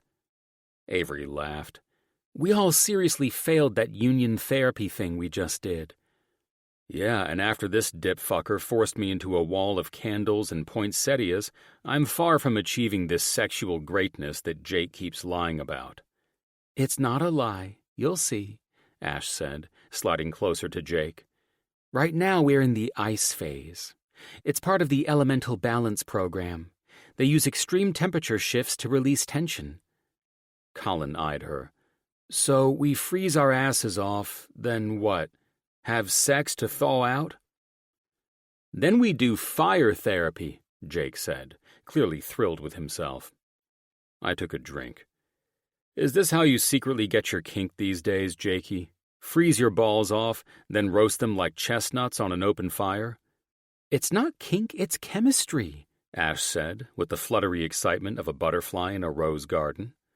"The heat relaxes every muscle, restores circulation. It's all about resetting the nervous system." Jake nodded, grinning. "Exactly. You go from shock to release. The cold constricts everything, and the heat dilates. It's biology, and it fucking heightens everything." Avery raised an eyebrow. "Everything, eh?" "Everything," Jake said. "Touch, heartbeat, response time. You're basically hacking your body into remembering what connection feels like." Sounds like foreplay disguised as therapy, I muttered. That's because it is, Jake said, dead serious. We do the ice part first because it builds anticipation, the fire therapy next as it floods your system with endorphins and oxytocin. You rewire yourself for intimacy. Oxytocin, I said. Of course. You always did have a scientific explanation for your insane bullshit. No bullshit, Jimmy, Jake corrected. Optimization. Colin groaned. I'll stick with the heat from my whiskey therapy. Ash smiled sweetly. You'll thank me when you're glowing. I glow after 2 bourbons, he said. The server appeared with a tray of smoking crystal glasses. Prepare for your round of Arctic elixirs, she announced. I watched, intrigued, as the mist curled off the rims like dry ice meeting champagne. More science, Jake said, grabbing his. I feel like we're at some weird bar in Star Wars, I chuckled, before taking a sip. The cold bit first, then warmth bloomed down my chest, a perfect contradiction. Wow. I studied the contents of the glass. Impressive. Avery exhaled softly. Damn. It only gets better from here, kids, Jake said, taking another drink. Colin eyed his best friend. All right, I'm on board again, but I better not die of heat exhaustion during this next therapy session. You'll be fine. Lainey offered her husband a smile. Colin smirked at her. I'm doing this for you, you know. Your selfish bastard ass is doing this for yourself, Jake added. Don't lie to your lady like that. Touché, he added. So what's next? Lainey asked. Ash brightened. The fire chamber. It's the most amazing thing, and it's built into the cliffs. Heated basalt benches, essential oils, and Himalayan salt steam. It's a full sensory immersion. Translation, Colin said. A sweaty cave, yes? Jake smirked. A sweaty cave that'll change your life, buddy. I leaned back, amused. You and Ash sound like a fucking brochure for this place. You all laugh at it, Ash said. But when you're in that room and your heartbeat syncs with your partner's, you'll understand. The body suddenly remembers what true connection feels like. You breathe together. You move together. I smirked. We shall see, is all I'm going to say. Leaning close enough that her shoulder brushed mine. You know she's probably right. Look at Ash. She's glowing already. Ash raised her glass. And it's time we all get matching glow-ups. Jake stood, taking her hand. About damn time, baby. Colin groaned. I can't trust the two of them, he said, while Ash and Jake acted like newlyweds on their honeymoon. Consider it a field study, Jake said over his shoulder as we all prepped to finish our drinks and leave. Lainey laughed. Come on, Colin, live a little.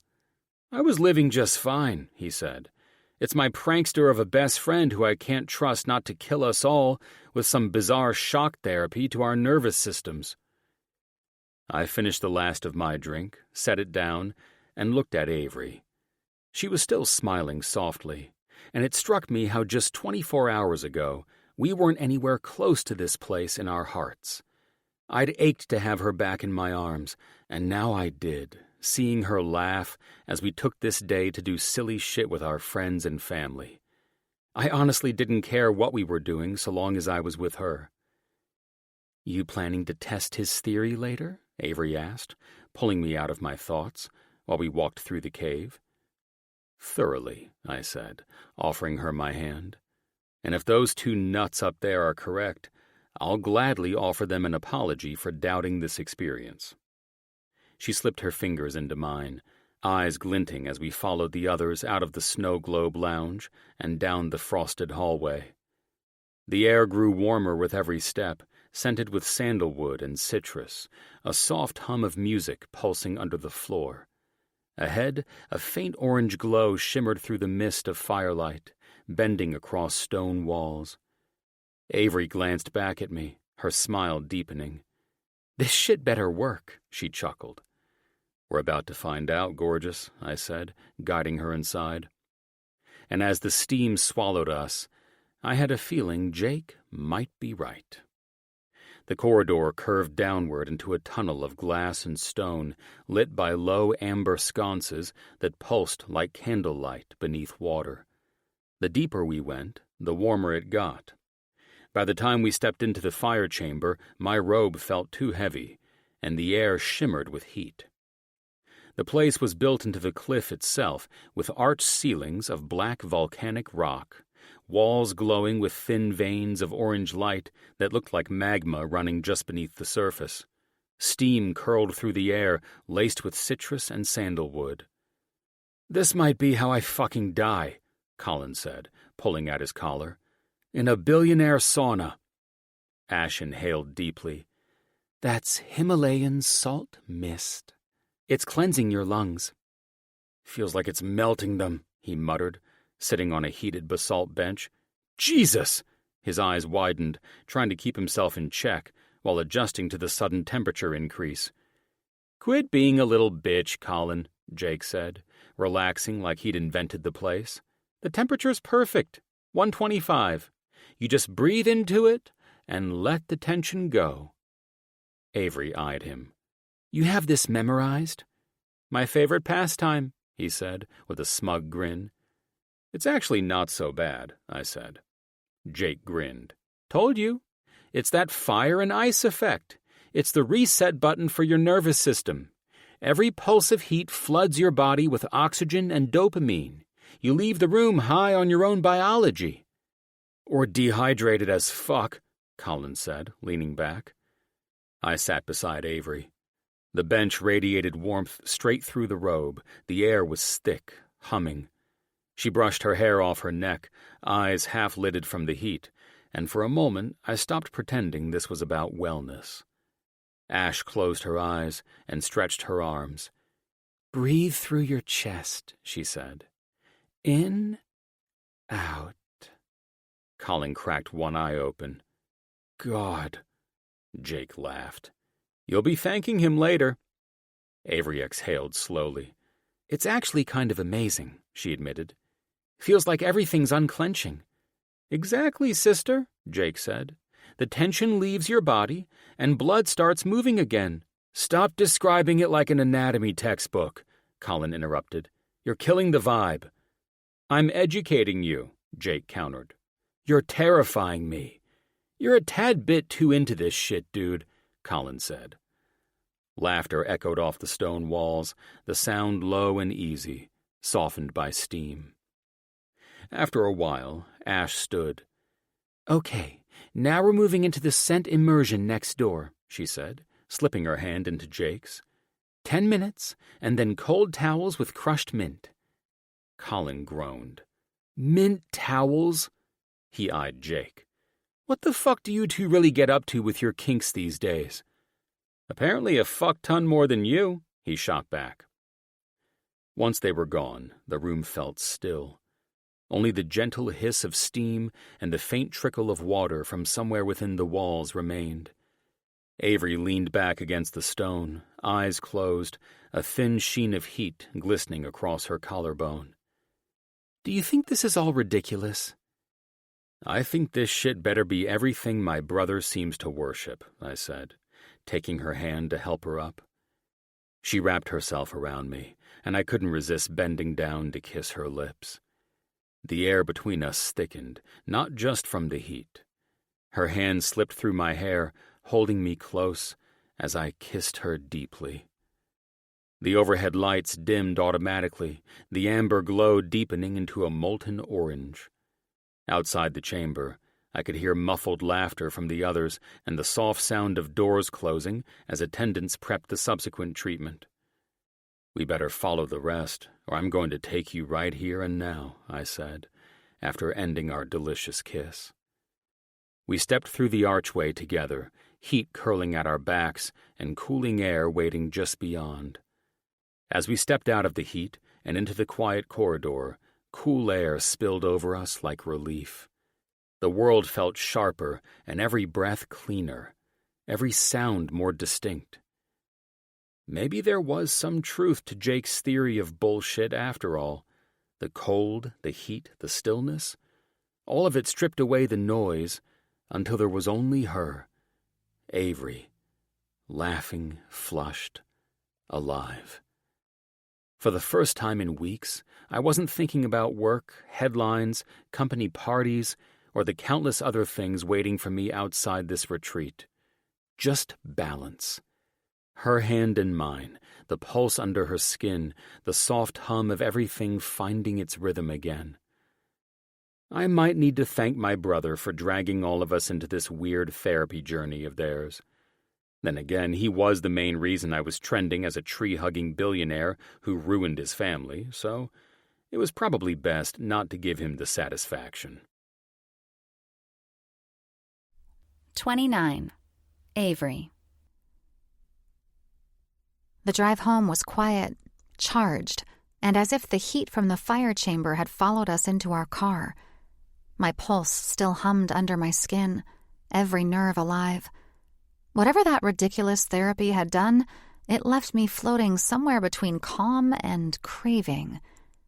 Jim's hand rested on my thigh as he drove, thumb tracing slow circles that had nothing to do with comfort. He hadn't said much since we left the resort, but he didn't need to.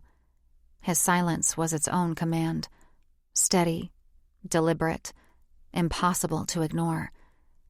When we pulled into the driveway of the Malibu house, just as the sky was streaked in molten gold, the ocean below our deck caught the light, turning every wave into what looked like liquid metal. I barely had time to shut the car door before Jim was already opening mine, his hand outstretched. That simple gesture sent heat racing through me all over again. "We still have time before we pick up the girls," he said, in a tone that sent a sizzling sensation through me. "How much time?" "Enough," he said. It was the way he looked at me with this focused certainty, like I was the only thing on his mind. The spa had promised connection, alignment, balance. What it really delivered was a man who could undo me with a single glance. Last night had been incredible, more than enough to erase a week of fake fighting. But right now, my body was responding like it hadn't just missed him, but it had been starving for him. The look in his dark eyes told me he'd felt the same. He took my hand as we entered the house, the door clicking shut behind us. Before we took another step past the entryway, Jim stopped, turned back to me, and I knew I was going to love what came next. He caught my face in his hands, his touch rough from restraint, tender from knowing exactly how much power he held. When his mouth met mine, the spark that had followed us home ignited something that felt bigger than the both of us. Every inhale was his, every exhale mine. Light rolled through me in waves until I couldn't tell if we were moving or if the whole house was. The next thing I knew, I was in his arms, him taking long strides through the house, while his lips never left mine. All of this felt new and exhilarating in ways I didn't think I'd forgotten until now. He laid me down on the cold granite surface of the kitchen island. I ran my fingers through his thick black hair, tilting his head up so I could indulge myself in the taste of his neck. A low groan escaped him as he gently removed my leggings, and I peeled off my top to expose myself fully to him. His eyes were set with purpose as they met mine. "God, I love you," he said, "and I'm taking your beautiful ass right here on this counter." "Ice cold?" I smiled. Jim's lips lifted in one corner. "If we're good, we can recreate that whole fire and ice technique right here." Before I could respond, Jim's shirt and pants were on the floor, and then he climbed over to where I lay back, waiting for him to do whatever he wanted with me. His lips were firm as they moved up my sides, over my abdomen, and up the center of my chest. I couldn't resist reaching down to feel the thick length of everything I wanted and needed inside of me this instant. I arched into him when his lips captured my hard nipple, and he sucked harder than usual. The granite was glacial under me, while his body burned everywhere it touched mine. It was like the heat met the cold, and I couldn't tell where one ended and the other began. All I knew was it was heightening every nerve and sensation within me, and it was enough to make me come undone. My legs fell open as I took Jim, guiding him into me. "Fuck yes," I said, as he answered my need. Jim braced himself on both elbows, his knees planted, and moved deeply and slowly into every fiery nerve that welcomed him. I contracted everything inside, tightening harshly just to hear his breath catch at the sensation of me clenching his dick. "You're so fucking perfect," he said, thrusting harder. I practically growled, needing more of him. "Harder, baby. God, please." Jim's mouth captured mine in a fervent kiss, both of us tense and moving in perfect rhythm as we always had. Everything was coiling up inside me. My clit felt like it was already throbbing with an orgasm that hadn't even made its way there yet.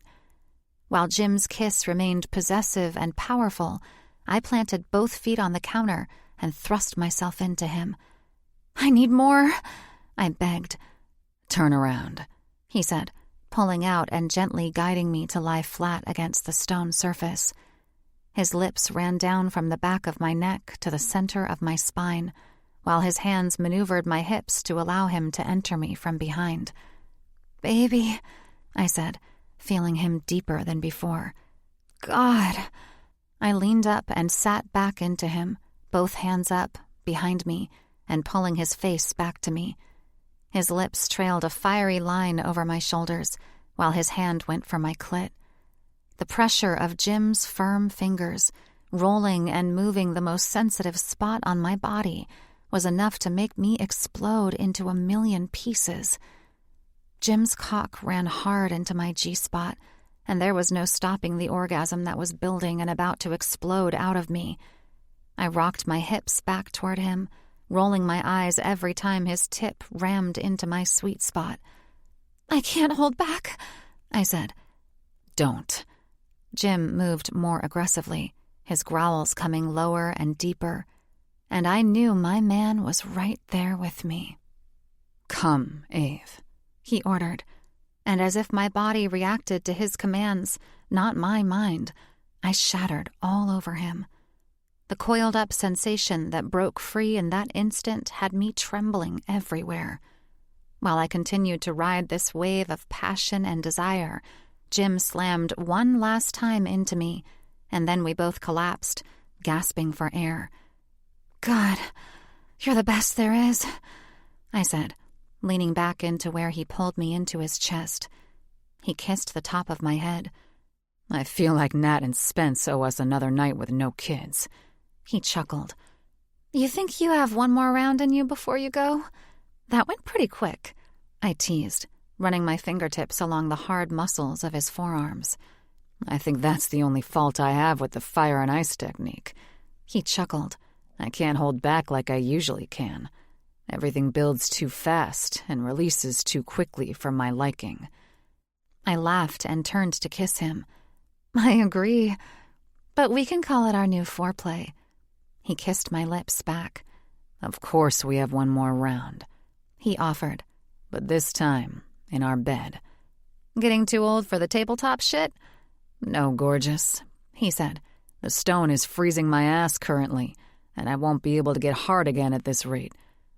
"Excellent point," I said, gently sliding off the counter. The next thing I knew, I was over Jim's shoulder, and we were trotting up the stairs together. I had to say, he and I most certainly found the best way to complement our silly little spa visit today and get ourselves back on track again after all the lame bullshit. It had been a hell of a week, that much was sure, but the way we pulled out of it and came back together made that insane week feel like it had never happened.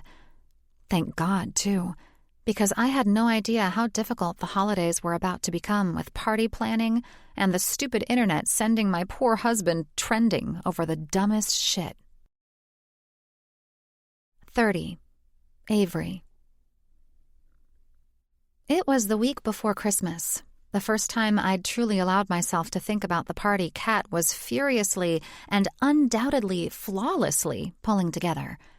Over the past couple of weeks, between the silly fight Jim and I had landed ourselves in and, of course, Jim breaking the internet, I'd forced myself to focus solely on what mattered, my family.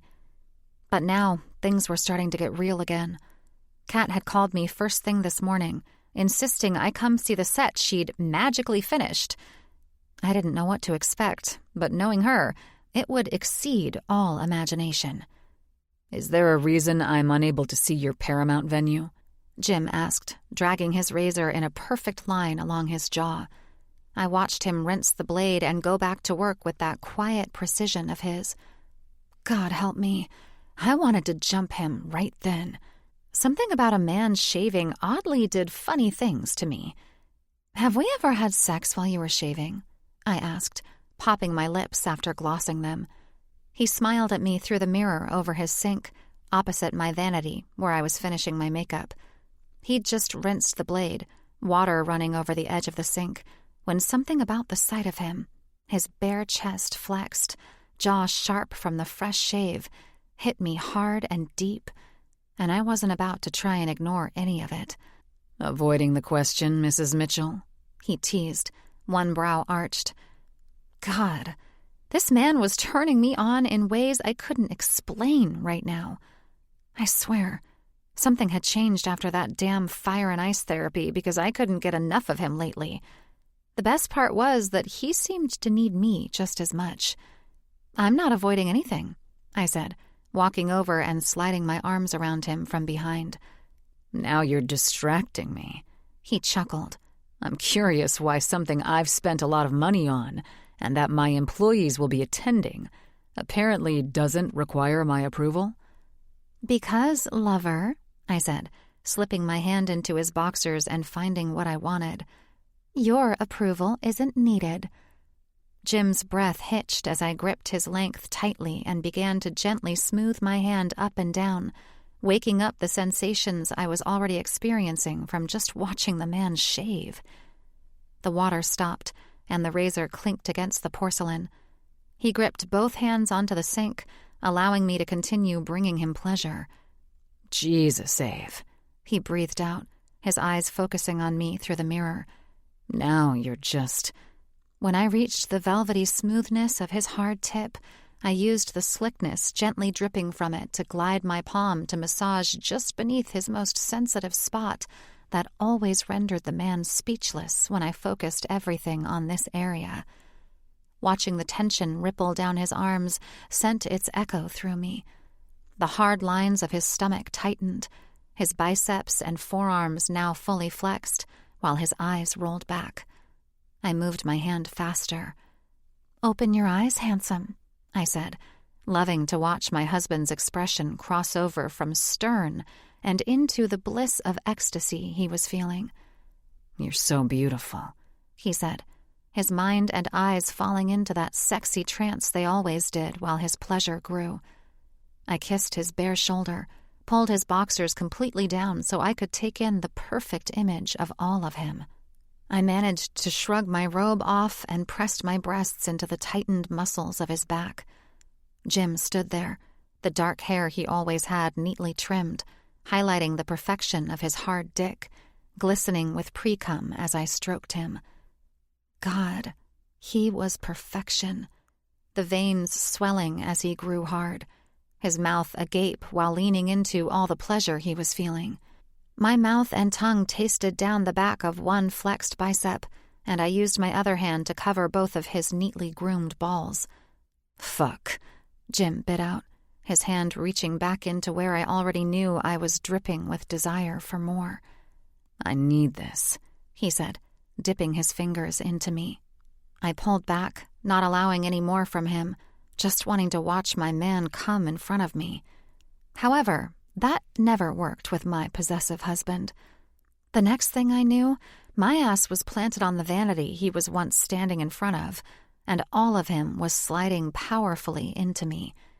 I gripped his shoulders and watched across to the long mirrors of the dressing section of our massive bathroom, seeing his perfect ass tightening with each powerful thrust he pushed into me. Both of us were whimpering, softly moaning, and doing everything we could to keep quiet so our daughters wouldn't need to cover their ears to protect themselves from nightmares caused by hearing us having sex before breakfast. I leaned back against the mirror, giving Jim more access to drive into me harder. He responded perfectly by planting both hands on the mirror behind me, moving faster, harder, and deeper. "Harder," I begged him. "I love that you like it hard, baby," he said before his lips captured mine in a firm and powerful kiss. Both of our bodies started building together, and I massaged myself with my hand, heightening the pleasure that was already building with just Jim's dick inside of me. That's when we both exploded into the most shattering orgasm that wrecked us both before we could move another muscle.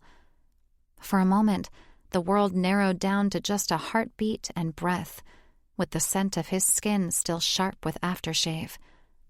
God, I loved us. I had to hope, though, that we could actually get our asses out of here and start moving, since we had more responsibilities than just each other these days.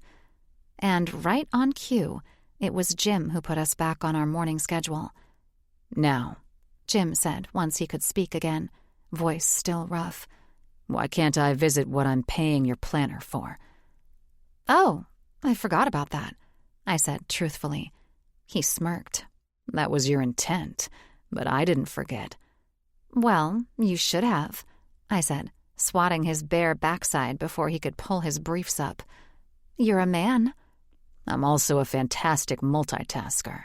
He fastened his watch and gave me a quick kiss. "So, gorgeous, what's this big secret party I'm banned from?" "I don't know why you even care," I said. "I'm not asking to see your venue, am I?" "Well, considering my sorry ass has been trending on the internet this month, I'm curious if your secret party is going to cause a repeat." "If you trend because of my party," I said, sauntering toward my closet, "then it was worth it."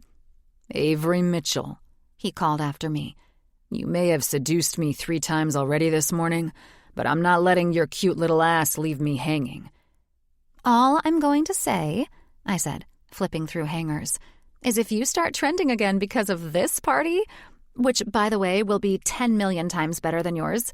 Allow the music to steady your thoughts and soften your emotions as we prepare to return to the narrative.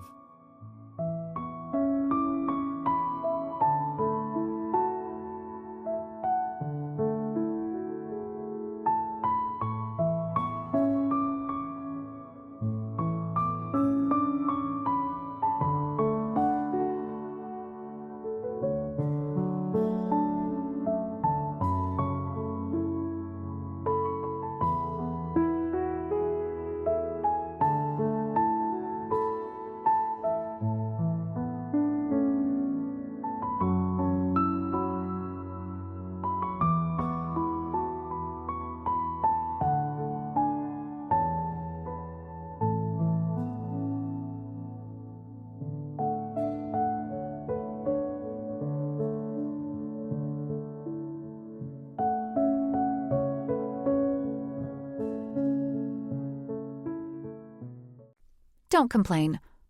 "I've seen the plans for mine and the girls' party," he countered. "and I think it's still up for debate. Renting out Paramount Studios isn't going to help you compete with what ours looks like." I narrowed my eyes at his reflection. "Are we really going back down this planning war road again?" "We never got off it, gorgeous," he said, "and you keeping your little party secret tells me that's a fact." "You're not seeing my London set," I blurted before clapping a hand over my mouth and cursing myself for letting that important detail slip. He turned at my unintentional admission, already half-dressed, smirk in place. "London set? Why, pray tell, are you taking company employees to a London set? Are we expected to be in a play or something?" "Let's just say it's a fun recreation of a great Christmas tradition," I hedged, instantly regretting it. "Ave," he said, laughter in his voice as he disappeared into his closet. "Most companies host galas, dinners, balls, stuff like that." I know. That's what makes mine awesome. He came out buttoning his burgundy shirt. What are you really planning? Company morale depends on it, especially if my wife has everyone acting out Christmas roles like Jake and Colin pulled off in Switzerland last year. Trust me, I said, rolling my eyes. Morale will skyrocket, and more than it would have from those cheese boards you handed out 3 weeks ago. That's in the past, he said, and so is the crap that Jake and Colin pulled. I reminded him with a grin. He finished fastening his cufflinks, leaned down, and kissed my forehead. You're as stubborn as the day I met you. Who's trusting Addie to drive for drop-off this morning? If you can take the girls, that would be great. Kat wants to meet early, and I promised coffee and muffins for our tour. Tour? His brows rose. Are we dealing with actors now? You'll see. Stop prying. It's a surprise for you and everyone else. You're adorable when you act like a devious vixen, you know that? And you're handsome when you act like the big bad CEO with the biggest heart on earth, I said, rising on my toes to kiss him. Thank you for letting me do this, for not cheating and following me to the set.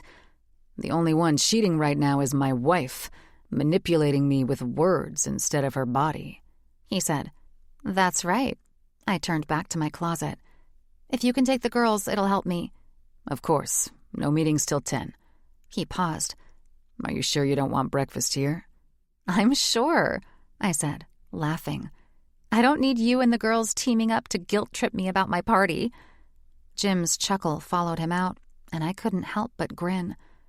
After the banter, the teasing, and the morning we'd just had, I was fired up to see what Kat had pulled off at Paramount. 31. Avery. Pulling through the private studio gate felt like stepping out of the real world and into a memory I hadn't experienced yet. God, if I hadn't believed in Christmas miracles, this would have definitely done the trick.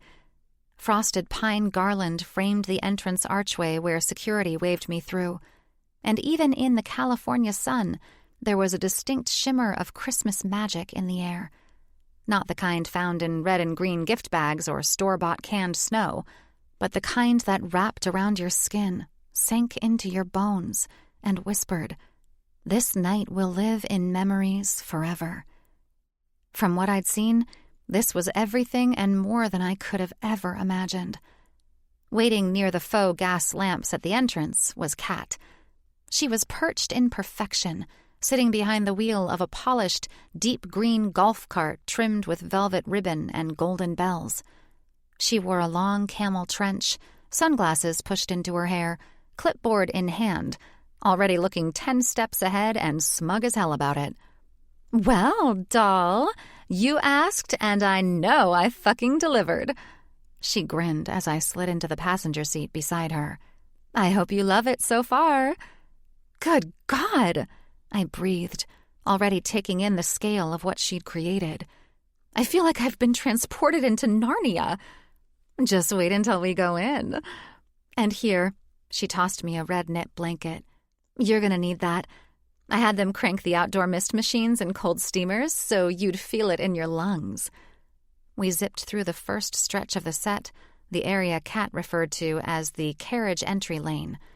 Sleek black horse-drawn carriages were being polished for guest pickups 6 days from now, while a canopy of Edison bulbs stretched above the cobblestone path, casting a soft amber glow that somehow made everyone look 10% more attractive.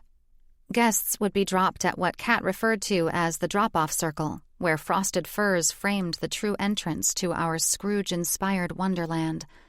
A team of staff in Victorian attire moved with flawless timing, rehearsing bows and curtsies with the precision of a Broadway show. "All guests are set to come in by the carriages, right?" I asked. "Unless they show up in a helicopter, yes." Kat chuckled. "They'll load the carriages at the main entrance and be brought to this one, which reveals Dickens Square once we go through these gates."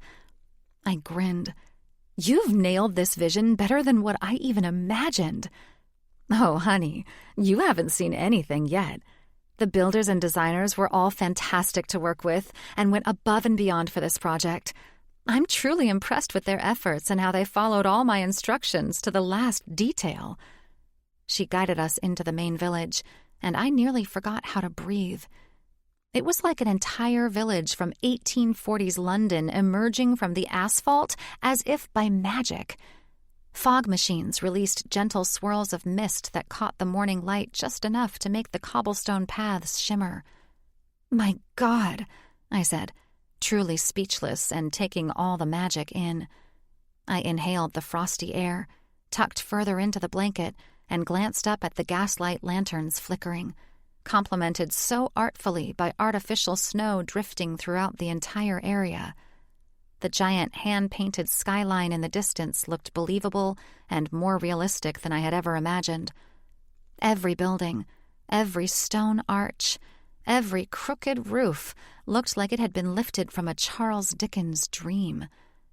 "Impressive, right?" she said, still cruising through the area slowly so that I could take it all in. "Charles Dickens himself, I think, would get a little emotional seeing this," I teased. We passed a building with a wooden, carved sign that said Fezziwig's Emporium first.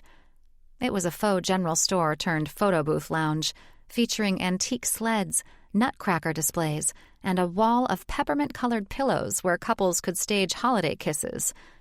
"Inside Fezziwig's," Kat started, "we've got red and green lighting filters, hot cider dispensers, and 3 hidden ring lights so no one gets tagged in bad lighting." She noted with a laugh. "The influencer crowd can't ruin the aesthetic if they wanted to." "Nothing could be twisted on social media to make this all bad, even if they tried to," I added. "God knows I considered all of that after Jim went viral everywhere. Did you see what they were saying on Discord?" "Discord?" I questioned with a laugh. "I don't use that app. Do you?" "God knows I have no time for all that," she answered, smiling at me. "My tech department filters everything for me and protects my clients' privacy. Jim's PR team shut it all down completely, but I'm not about to let anything go on social media that I don't want there. Anything and everything will only boost Jim's presence, never shame him. And hopefully make up for the brown tree?" I chuckled. "Sweetie, the brown tree would be dead and gone as it already is, once social media praises James Mitchell for offering his company guests the most indulgent, festive experience they could ever ask for." We curved past another perfectly crafted building, a Cratchit's Bakery sign hanging above the door, where Kat explained that fresh bread would be pulled every hour from hidden convection ovens tucked behind the faux brick fronts. "The smells!" I gasped. "They're all custom-scented," she said. "Like theme parks are known to use, we have mist diffusers scattering notes of gingerbread, vanilla, and cinnamon pecan scattered through the vents." "Well, now I'm starving. Any chance they're making bread yet?" I laughed. "I have plenty of food prepared for you to sample, darling. It's the food that will be served throughout the venue, and, of course, the dinner menu as well. I must ensure everything meets with your approval." "Jim wanted to be here to make the final approvals." I chuckled. "Ah, he's adorable, especially since he was fine signing off on cheese trays and champagne bottles for his company." "No shit," I said, before my attention was pulled to the next attraction. "This is Tiny Tim's tree lot," Kat said. "It's where guests can pick mini potted furs as favors. I assume the children will love this part. And, of course, adopting a live tree instead of a dead one, as Jim's silly prank implied people should do." I laughed as I took in the area. Globed lighting was strung throughout, making it look like an authentic tree lot with full-sized Christmas trees. However, true to the spirit of Tiny Tim, they were all adorable miniature trees. "I love that you came up with this idea," I said. "You're a genius." "I know." She scrunched her face up in a cute way. "Jim can thank me later for that little detail," she finished with a wink. "And over here," she pointed as we slowed to a crawl past a flickering street lamp. "This is where we will have horse-drawn sleigh rides over freshly packed snow. They will lead the guests through that enchanted forest over there and end with photo ops. We're also setting up antique wooden benches, fir throws, and a sign that reads, 'May your days be merry and bright' in wrought iron script." Damn, I'm ready to go on that now. I couldn't stop smiling. I can drive us through the enchanted forest, but it's best viewed at night and, of course, by horse-drawn sleigh. Kat smirked. I trust it's going to be amazing, and I really want to experience that with Jim and the girls the night of the event. I said, Excellent thinking, she answered. Kat, I love you so much right now, it's unhealthy. You just wait till we get to the ballroom. We continued down the side alley and into Dickens Square. A towering Christmas tree dominated the space, draped with cascading lights and framed by carolers warming up beside a mock fire barrel. Beyond them, the faux cathedral loomed, its stained glass illusions glowing, and a choir riser ready to hold golden-robed singers tonight. It looked like a scene straight out of a Thomas Kincaid Christmas painting. Is this where the blessing scene happens? I asked, motioning toward the faux altar. Yep. Nat confirmed that Spencer will give the toast here before the guests are served dinner. We'll have stringed instruments enhancing the introduction to Spencer and the start of Mr. Scrooge's evening. She chuckled. And yes, we made sure the fake stained glass window has a hidden snowblower behind it for a silent night reveal. Oh my God, I whispered. You built the most perfect real-life Scrooge event. That's what I hoped you'd say, she said. Now, wait until you see Scrooge's house. To be clear, you're entering from the back to make your grand host entrance and watch Jim arrive in that Christmas vacation RV with the guests. After that, Jim will be taken from the RV and changed into his Scrooge attire. Then he will be directed to where he'll make his official entrance to the event, through the front square in the Scrooge carriage. I groaned. Yes, we must have Jim arriving promptly in that RV while most guests are waiting to be loaded into carriages and offloading them, I said. It has to be timed perfectly. Oh, this will be perfection once the men are set in motion to retrieve Jim and bring him in that clunky old thing. Have you seen it yet? I laughed, so disconnected from all this planning that I forgot Jake and Colin bought and shipped the damn thing here. Of course, she laughed. It's behind the lot. We hid it here so the guys will arrive promptly and leave. The engine has been checked, so even though it looks and will probably feel like the damn thing is going to break down, it won't. Jim will wish it had once he knows where it's dropping him. I laughed again. Kat led us down a narrower cobbled path lined with frosted hedges and glowing lanterns shaped like falling stars. We're almost there, she said, that signature wicked grin spreading. I saved the best for last.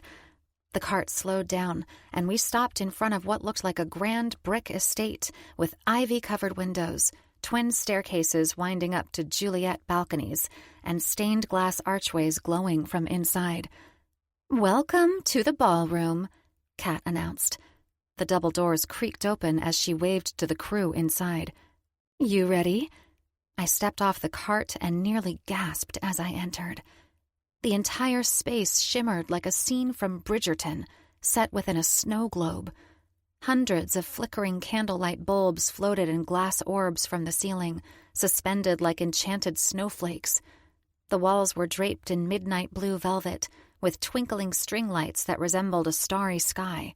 Gold crown molding was added to the beams, while fresh white roses and magnolia garlands spilled from every mantel and chandelier. But the floor was everything. It was a custom ice-inspired epoxy overlay, designed to resemble frozen water with veins of silver and sapphire cracked through it. It reflected overhead light like crystal, and in heels, it probably felt like gliding as guests danced on a frozen lake. The far wall held a stage, already set with a live string quartet warming up near a gleaming white grand piano. They've been here practicing since last week, Kat confirmed as we walked past them. At the center of the room was a 30-foot tree, frosted and glowing with soft golden lights, surrounded by stacks of antique gift boxes and ribbon-draped chairs. Holy shit, I whispered, blinking fast. You haven't even seen the place settings, Kat said smugly, guiding me toward one of the long banquet tables. Gold-rimmed crystal, hand-calligraphed place cards, and those are real snowflake charger plates that were imported from Austria.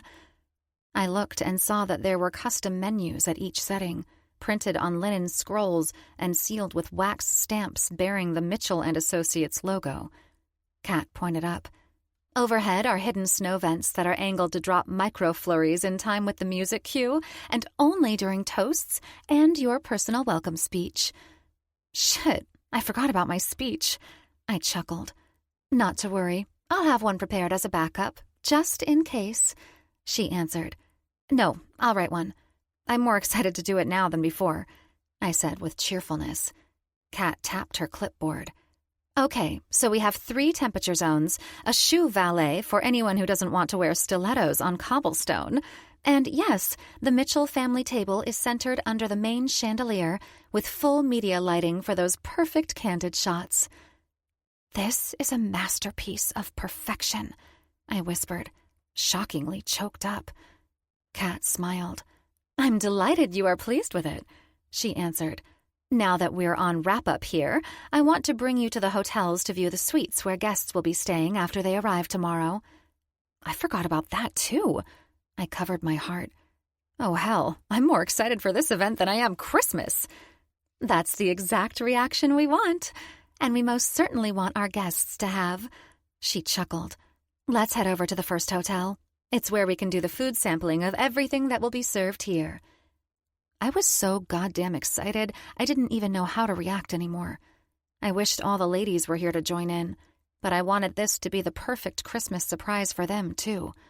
So, for now, I would indulge in the experience, and my stomach, which hadn't stopped growling since I first smelled the custom-crafted scents filling the air, made me even more eager to sample what I knew would be amazing, delicious food for all our party guests. 32. Jim. It was the day before the event I had planned with the girls, and the only part of Avery's party planning I had seen so far happened 2 days ago, when I had visited the hotel suites, which were fully decked out for the holidays and ready for the guests. As lovely as it was, I still had no idea why we went the extra mile to decorate everyone's hotel suites, but at this stage it wasn't worth questioning. Regardless, I had to hand it to Kat. I was highly impressed by her skill and talent in pulling it off on top of planning Avery's venue. I swear, those suites had more Christmas spirit packed into them than our beach house and our main house combined. Ultimately, I wasn't complaining because Avery's success solidified that I was well on my way to no longer being labeled Clark Griswold's boss. Suppose my employees started sharing their experiences on social media, everything from their travel on our private jets to the luxury party buses and those 5-star suites. In that case, I might end up being crowned Father Christmas for real. I'd been buried in meetings with my executives who had flown in from around the globe, resulting in back-to-back strategy sessions. So I used all of this to my advantage and folded all the fourth quarter reports and project launches into this Christmas party trip. Boring? Yes. Tax deductible? Hell yes.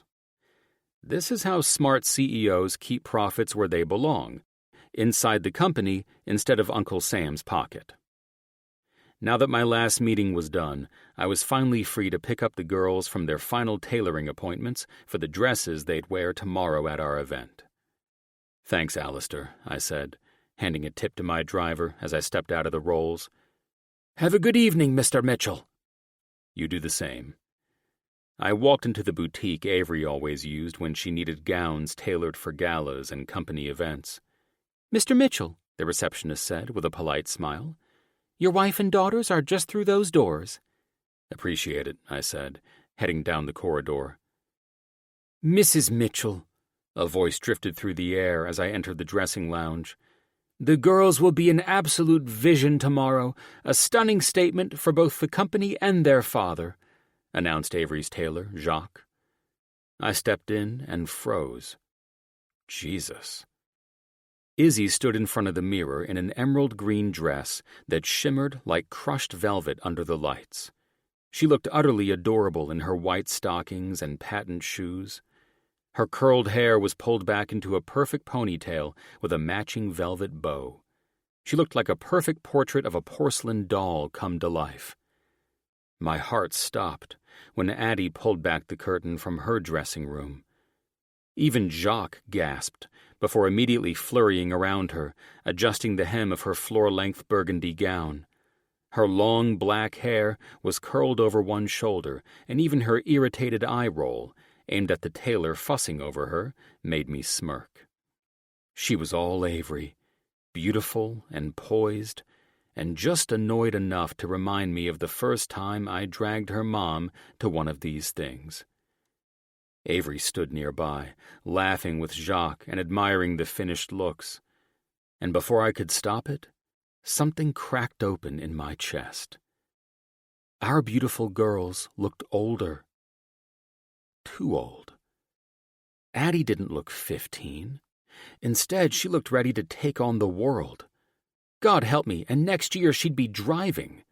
And Izzy? She still had that tiny nose like Avery and my green eyes, but even she was growing too fast. God, where did our little girls go? I had to inhale and reel it in. I had to refocus. Honestly, this wasn't the time for nostalgia, nor was it time for me to be a dad unwilling to let my baby girls grow older. It was a time for celebration. Tomorrow, the girls and I would throw a party no one would forget, something magical. It would be a night that would rival anything Kat and Avery had put together. And seeing them now, knowing how they'd shine tomorrow, I was more determined than ever to make sure the night we created together would outshine every last candy cane-covered square inch of Paramount Studios. Avery turned and saw me, and as always, she looked gorgeous when she was caught off guard. Her eyes hit me like a direct current, sharp, alert, and a little surprised. But then that signature spark lit behind them. The look that said she already knew I had something up my sleeve. I leaned against the archway, arms crossed, doing my best not to let the smirk hit full tilt across my mouth. But hell, watching her try to stay composed in that sleek little coat, cheeks still flushed from being held under my gaze, it was impossible not to enjoy the effect I still had on her. "You're early," she said, walking toward me. I took her in like a man starved. I wanted to see my gorgeous wife before I stole the girls away for the evening. Truth, plain and simple. But I also wanted to take a look at the gowns and see the girls in all their holiday regalia before we headed out. And if I were being honest, I wanted to get the edge. Avery's party was going to be some type of London winter masterpiece. But mine needed to feel like Christmas morning. And it would. Also, I added, leaning down just enough that my breath brushed her ear, I wanted to get a preview of what I'm up against tomorrow. Her soft laugh was everything. Her blue eyes glistened while we talked quietly. That's not happening here. This is just dress fittings. I let my lips graze her temple. I've been raised to understand how outfits serve the purpose of their destination. So whatever our girls are wearing just allows me another peek into your London party. She smiled. Good, then I hope you approve, because these are their dresses for your party. I eyed my wife, searching her devious expression for truth. Is that so? I questioned. It's so. Her eyes widened, teasing me in ways I didn't need to be distracted at the moment. Very well, then. I arched a challenging eyebrow at her. I'll deal with your sexy ass later. I kissed her nose. Girls, I called. Time to go see what I've been working on. It was time to keep things moving forward, or I was going to screw up the surprise that awaited our girls. This night was all about the reveal of their little imaginations that I'd fed to my planner, and she put into perfect play. I couldn't wait to see their reactions to the fun visions we all created, which had now come to life. After I'd called the girls, Izzy had whipped around first, her curls bouncing, already halfway to my side. Addie followed a second later, still trying to act like she wasn't that excited. She failed. Miserably. "Do we get to ride in one of the party buses?" Izzy asked, clutching her glittering mini purse as if it were a sacred treasure. Yep. The same luxury coach fleet everyone else will be arriving in tomorrow, but tonight it's just ours. Addie gave me a suspicious look. "Is there Wi-Fi?" I narrowed my eyes. There's holiday magic.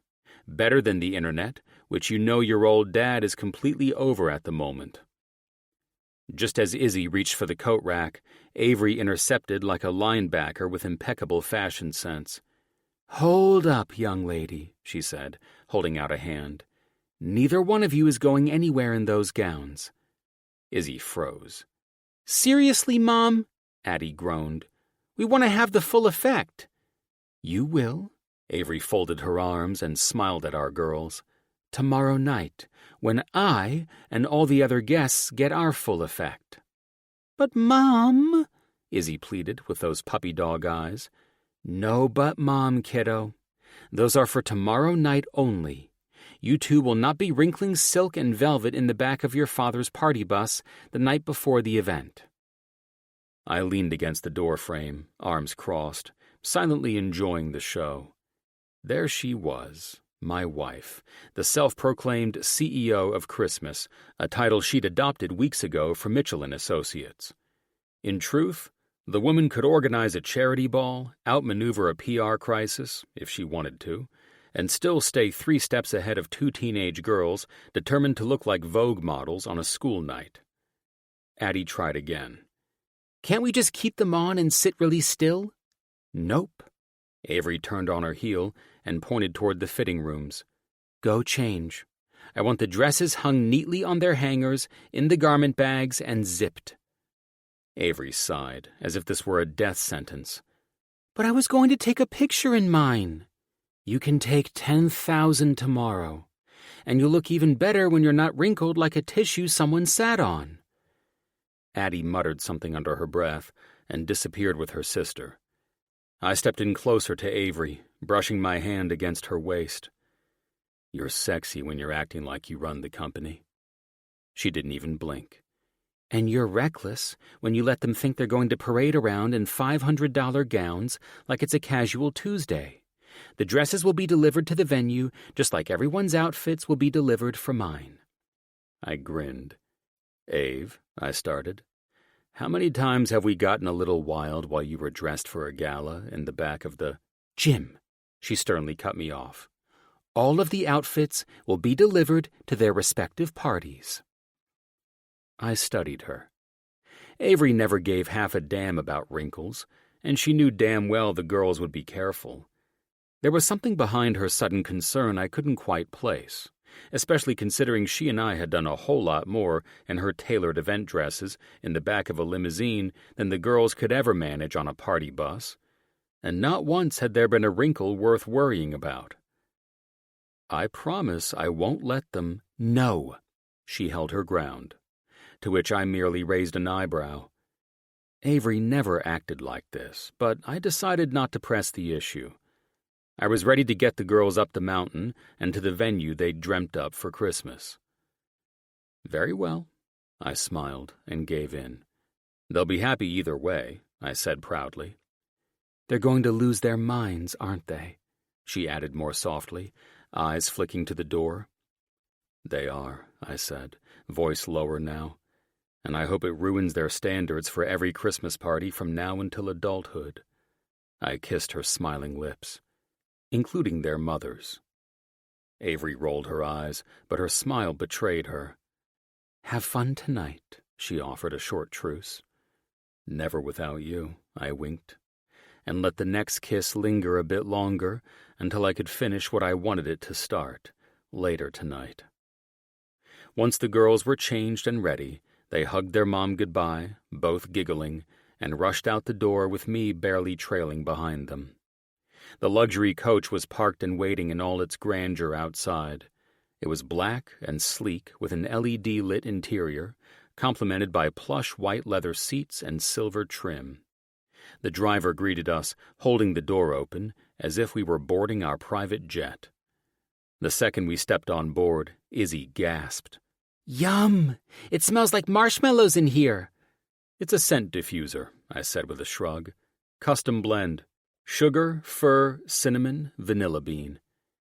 Addie looked around like she couldn't decide if she was impressed or preparing a roast. You're really trying to kick Mom's butt this year. Trying? I raised a brow. Sweetheart, we already won. The coach pulled away from the Taylors, smooth and silent like the luxury hotel suite on wheels it was. The girls, now in their cozy fleece-lined leggings and soft holiday hoodies, took up the curved leather bench at the back, while I stood up front, watching the city blur behind tinted glass.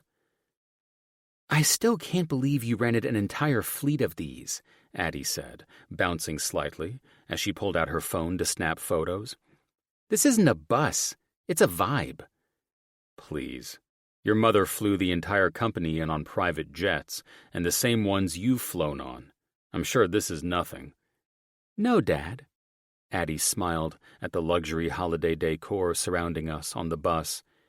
This all just feels different and much cooler. I smiled. That's the exact reaction I was hoping for. Can we take this to school forever? Izzy asked, giggling. Only if you plan on bribing the district, I said, smirking as I poured cider into copper mugs from the built-in beverage station. Tomorrow, all the guests will get this experience. There will be champagne for the adults and hot cocoa bombs with marshmallow stirrers for the kids. There will be attendants on all buses, and fireplaces will be playing on the monitors. And, of course, the whole Christmas experience will have a full pre-party playlist. Addie raised a brow. Are you trying to brainwash us into thinking we won Christmas so we won't be upset when Mom and Kat win? No. I handed them their drinks and sat across from them. Actually, I'm trying to give you something you'll never forget. It took 45 minutes to get to the venue I'd chosen after scrapping the Shrine Auditorium idea, just long enough for the city to fall away and the mountains to rise ahead. By the time we pulled through the massive stone and steel gates of the estate I had rented and reimagined for this, the sun had dipped behind the horizon, and the first lights came into view. Izzy gasped. Oh, wow. Addie's jaw actually dropped. Oh, my God.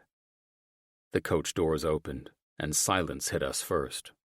Not the absence of sound, but the kind of hush that settles over something majestic before it comes alive. Addie stepped down first, then Izzy followed, both girls in awe of being transported officially to the North Pole. Ahead of us, the estate was unrecognizable. What used to be a grand stone chateau was now the beating heart of a full-scale North Pole village, untouched by guests, pristine under layers of fresh artificial snow, and accented with real frost from the outdoor chillers Karen had insisted on trucking in from Colorado. The air even smelled like cloves and sugar cookies. I told you, I said, nodding toward the towering candy cane gates as they swung open on their tracks. We don't just do Christmas. We redefine it. Holy! Addie caught herself, her voice trailing off as she stared. We did it, Dad! Izzy squealed. I just know we won this thing. Me too, I smiled, chuckling softly at the reactions I'd been waiting for all day since I saw this first thing this morning on my own. Before us, a cobblestone path wound past trimmed evergreens, lit with golden bulbs and crystal stars. Rows of hand-carved log cottages flanked the village center, all wrapped in frosted garlands and topped with glowing signs in gold script for Santa's post office, the Reindeer Flight Academy, Mrs. Claus's confectionery, the Elf University, and the Sleigh Works engineering bay. Every detail gleamed like something plucked from a snow globe. We stepped into the village. The crunch beneath our shoes was real snow, imported from Lake Tahoe by Karen. Projectors mounted discreetly on rooftops cast shimmering waves of the aurora borealis across the darkening sky. Then there was a towering fir tree at the village's center, easily 60 feet tall, strung with programmable lights that pulsed in time with the soft instrumental version of Carol of the Bells playing overhead. Karen stepped out from inside one of the cottages, tablet in hand, with an expectant and victorious expression. "Well?" she asked. "What do you think, girls?" "This might actually outdo Paramount," Addie chirped. "I think we may have won this," she said, looking back at me, then smiling at Karen. "I know we did," Karen offered. "How about you, Izzy?" "Mom has a ballroom, though," she truthfully admitted, so like me in not missing 1 ounce of detail. "Oh, we do too," Karen smiled. "You'll see. But first you must journey through Santa's village." We passed Santa's observatory, where an animated telescope moved under a domed glass roof, tracking the night sky above the North Pole. Elf University featured long oak tables that were set up for cookie decorating, snowflake crafting, and toy blueprint drafting. Every station was pristine and ready for all the company's children to create fun, crafty Christmas memories. "This is where the kids will check in tomorrow night," Karen explained. "Each gets an elf name badge. They'll be escorted by staff in full costume who are Santa-approved, background-checked, and Disneyland-trained." I grinned. "And what about Santa?" Karen tilted her head. "He's arriving via sleigh, but only after the snow starts to fall inside the ballroom." Addie's brows shot up. "There's snow in the ballroom?" Karen gestured for us to follow. We walked through the final arch, this one carved from white chocolate, and entered the main lodge. "This is what we're calling the Grand Ballroom of Winter Dreams," Karen said excitedly to the girls. Inside the ballroom was an ice skating rink that dominated the center, encircled by chalet-style booths trimmed in gold and holly. The tables were set with frosted glass chargers, velvet napkins, and icicle-shaped crystal candelabras. Above us was a massive sleigh, hand-carved from red cedar, hung suspended in midair, and glowing from within. Snow machines were hidden in the rafters, already calibrated for the exact moment guests would walk in. "You positively nailed this," I said under my breath. The girls wandered ahead, spinning slowly, taking it all in. I stepped back, crossing my arms, watching them. The charcuterie boards and champagne bottles wouldn't even be a thought in any of my employees' minds after they indulged themselves in the party that the girls and I dreamt up and Karen had brought to life. This wasn't just a party, it was a takeover, a statement that James Mitchell didn't just show up for Christmas, he owned it. 33. Avery. It was the morning of Jim's party, and I couldn't wait to see what he had cooked up. All I knew was that he had moved the venue to the San Bernardino Mountains. "So you're not even giving me a hint?" I asked the girls, who were dead set on making cinnamon waffles for me and their father. Addie stirred the batter while Izzy sprinkled in cinnamon and sugar.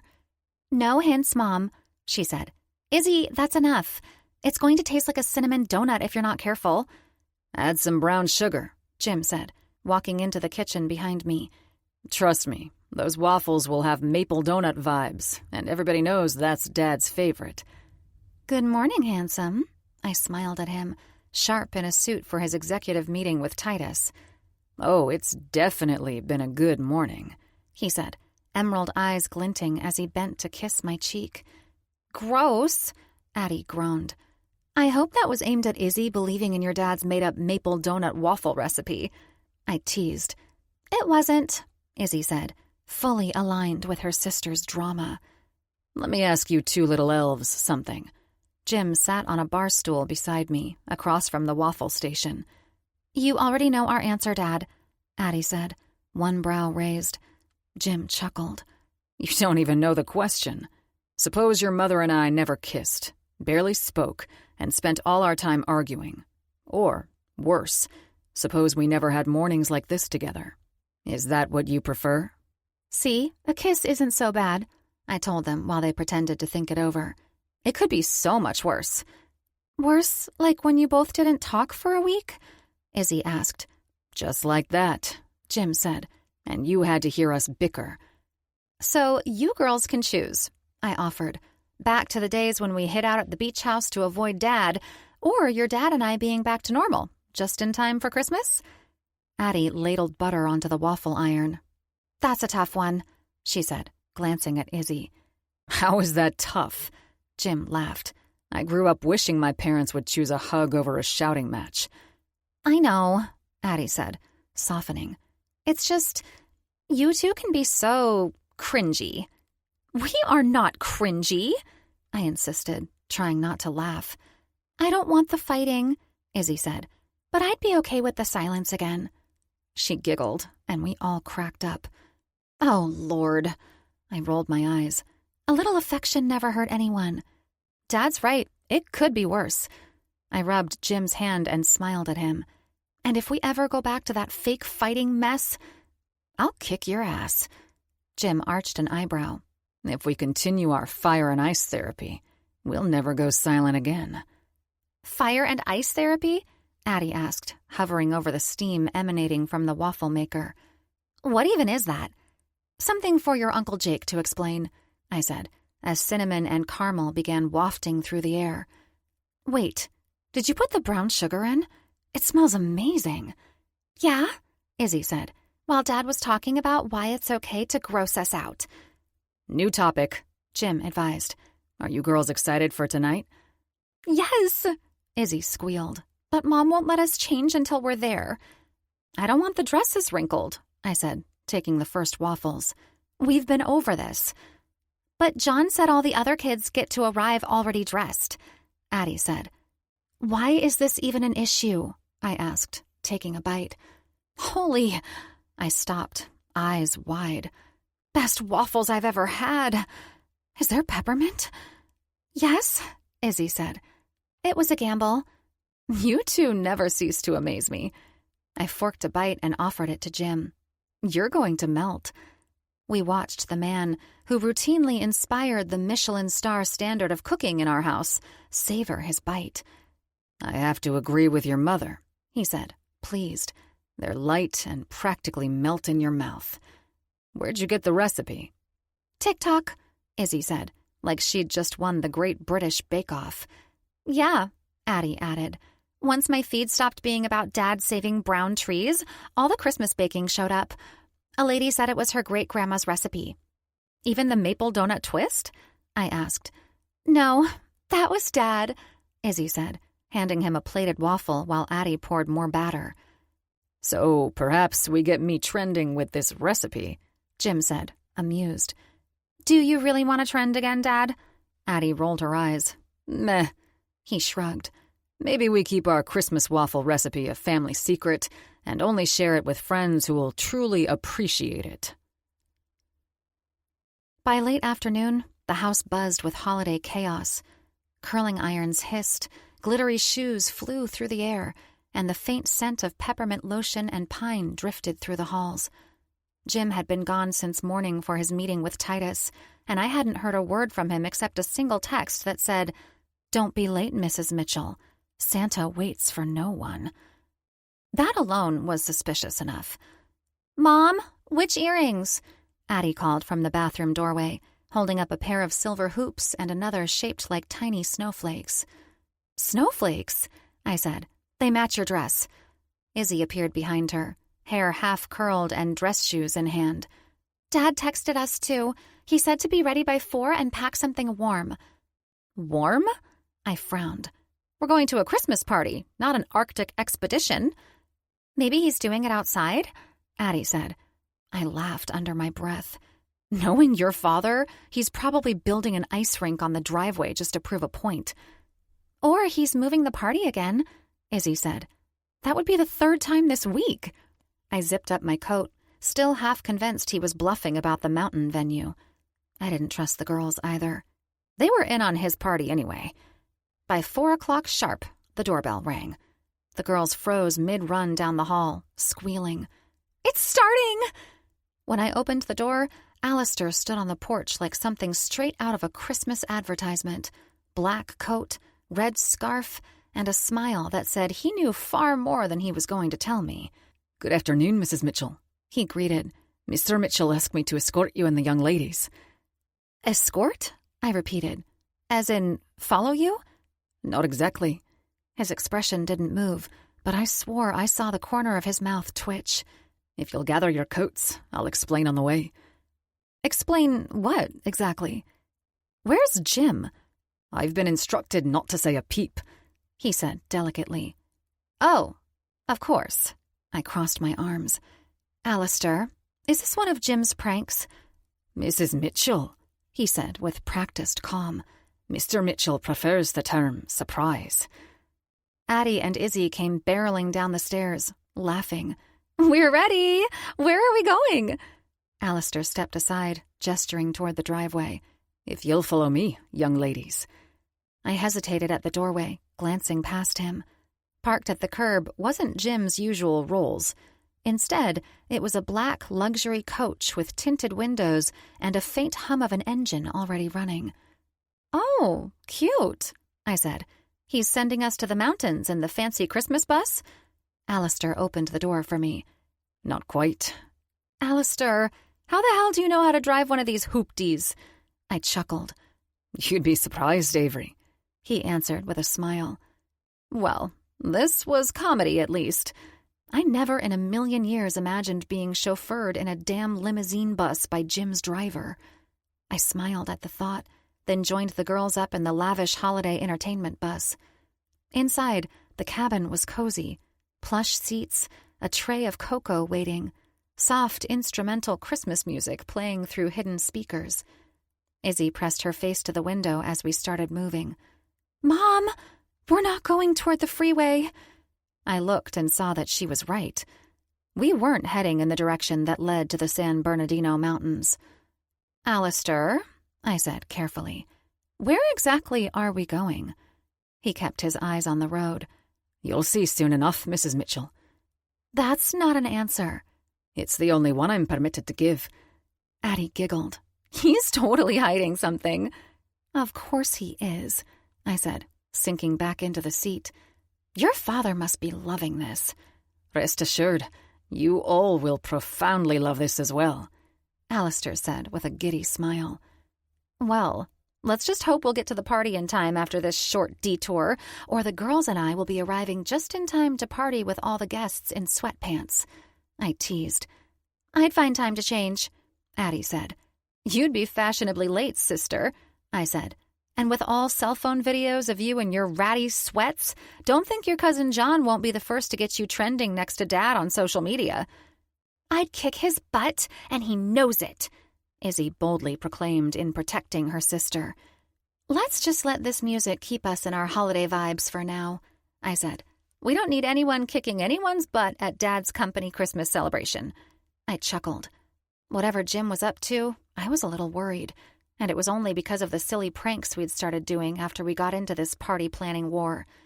So, knowing James Mitchell well, I knew he had to at least start the intro to his party with one last tiny prank on me and the girls. However, I was completely wrong when the bus turned onto Jim's private helipad. We pulled in, and when I saw the sleek black helicopter with the Mitchell & Associates crest on the side, I realized that my husband was actually taking us to his party in an exciting way, and that should have made me want to immediately stop the prank planned for him at his party. But it didn't.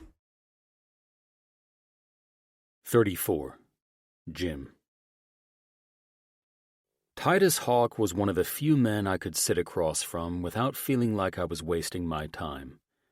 That was the only reason I agreed to this meeting on a day I preferred to spend only with Avery and the girls. Rather than feeling guilty about having to review the Palisades project before Titus left for Madrid, I arranged for us to take a helicopter to make up for missing out on a ride in one of the luxurious party buses. I knew Avery would enjoy the short flight, and seeing my version of the North Pole that Karen had created from the same vantage point as if she'd arrived in Santa's sleigh. So everything would fall into place, even if I had last-minute business to attend to before my North Pole party in the San Bernardino Mountains. I glanced at my Rolex, knowing that Alistair should arrive with all 3 of my girls within the next 5 minutes at my private helipad, where all of the company's private helicopters were stored and managed by my flight staff and crews. Titus and I were wrapping up in my office on the top floors. The LA skyline stretched behind him like molten glass as the sun dipped low, setting early as always during the winter months. The Palisades Resort project glowed on the wall screen, its modern lines slicing into the Pacific like a cinematic statement piece. "Permits are nearly finalized on the additions we came up with 2 weeks ago," Titus said, flipping his tablet toward me. "New construction on those additions will start mid-January. You'll have your first look tour before spring." I nodded, scanning the numbers. Palisades is certainly a beast, but you've built empires on worse odds. I glanced up at him. "You'll make the average person believe they can afford the good champagne." He smirked. "Spoken like a man who's tired of hearing about my resorts that don't include prices for the average middle-class family." "Spoken like a man impressed that you're skilled at following my vision," I said. "That all aside, I'm happy to see you make this work, not just for the wealthy, but for anyone who wishes to indulge themselves in the same lavish environment without having to mortgage their homes to do so." Titus leaned back, studying me. "Listen to you and your bragging about your visions." "Not bragging. It's exactly why you chose to enter into business with me, good friend," I smirked. "You preferred my vision as something unique and more of a challenge than anything. However, it's your vision that's bringing this to life." "Really?" "Because lately it's been James Mitchell and his visions that people are talking about when they mention you," he chuckled. "Good grief, man. You've managed to go viral twice this month over these visions. First, the dead tree rescue debacle, and then losing your wife. I wouldn't be surprised if someone posts about your company party scheduled for tonight either." "That makes 2 of us," I rolled my eyes. "I'm sure it'll be trending by the time the event starts." Titus laughed again. "You replicating the North Pole in the San Bernardino Mountains. Dios mío. I'm pretty sure that you'll be trending under hashtag Santa Mitchell soon enough." I exhaled through a laugh, pinching the bridge of my nose. "Yeah, well, none of this shit was exactly on my Q4 objectives list." "Maybe not, but it's entertaining," he said, shaking his head. "Tell me you're writing all these off as marketing expenses." "Of course I am," I said. "My accountant has a special column labeled Avery's Christmas Circus." Titus laughed, deep and genuine. "Only you would turn a domestic rivalry into a tax deduction." "You say that like it's a bad thing." "Only because I can't relate, hermano," he said, setting his tablet aside. "Bachelor life doesn't come with holiday wars or a wife hijacking my company events." "Exactly," I said, leaning back. "You wouldn't understand the thrill of this kind of nonsense. The looks on my girls' faces when they saw my venue last night, or even them making me and Avery Christmas waffles for breakfast." I smiled at his expression that couldn't figure out my happiness and fulfillment if he tried. Or the way Avery pretends she's not impressed, but lately, the woman has shown me she's beyond impressed with everything. "Is that so?" he smirked. I nodded. "That is so, and that, good friend, is the good stuff. That's the payoff." He studied me for a long moment, eyes narrowing in that way Titus did when he actually respected you. "So I take it your previous bachelor years are no longer missed?" "No." I shook my head, internally shuddering at the thought of life before my girls. Before Avery, life was all about acquisitions, headlines, and sinful distractions to fill a void I didn't realize existed before her. Now it's complete, wholesome, and I wouldn't trade a second of it. Titus grinned. You're a sentimental bastard, Mitchell. I've been called worse. Well, I am familiar with the void you mention, but rather than trying to fill it, I prefer to keep my mistresses at a safe distance and use them only when necessary. You say that now, I smirked. But it is only because you're buried in business transactions that you find yourself comfortable in your lonely, lavish life. Call it whatever you want, Titus chuckled, but I assure you, loneliness is the last word I'd use to describe how I'm living life. Right. I laughed and stood. So will you and this week's mistress be at tonight's event? Titus stood and buttoned his suit jacket. I hate to say it, but I'll be missing the festivities. My brothers and I are flying to Madrid tomorrow. In addition to meeting with my usual local lady, I'll be in meetings, finalizing open deals, and most likely indulging in some brotherly family chaos aboard my yacht. That's a shame, I said. I had a seat saved with a +1 for you next to a life-size nutcracker. Tragic, he said dryly. Send me pictures. I'll need proof of this circus of yours. I'm sure you could just check what's trending on social media and see for yourself what you're missing out on, I chuckled. I'm sure I'll regret missing your party while scrolling online as a Spaniard beauty lay in my arms on Christmas morning, he taunted. A vibration rumbled through the glass windows behind me, followed by the low rhythmic chop of blades. Titus arched a brow. And even though he pretends to be a simple family man at Christmas with his wife and daughters, the man is about to make the same entrance I would make at any of my grand-scale events. Minus the candy canes, of course. Avery will clearly realize she's lost this little planning war when she sees my venue, flying in like she's riding in on Santa's sleigh to the North Pole itself. You've lost your damn mind. Titus clapped me on the shoulder as we left the office and headed toward the elevators. Enjoy your celebrations, he said, taking the elevator down to where his driver awaited, and I took the rooftop elevators to where my family had just landed. The moment I stepped onto the rooftop helipad, the city seemed to hold its breath. The sunset now poured like molten gold across the glass towers, and my helicopter sat waiting like a sleek black jewel, polished, quiet, and utterly unapologetic. It wasn't a standard chopper. This one had been custom-fitted when I ordered it, an ACH 160 executive conversion, for anyone who cared about helicopters, and it was trimmed in chestnut leather and brushed nickel.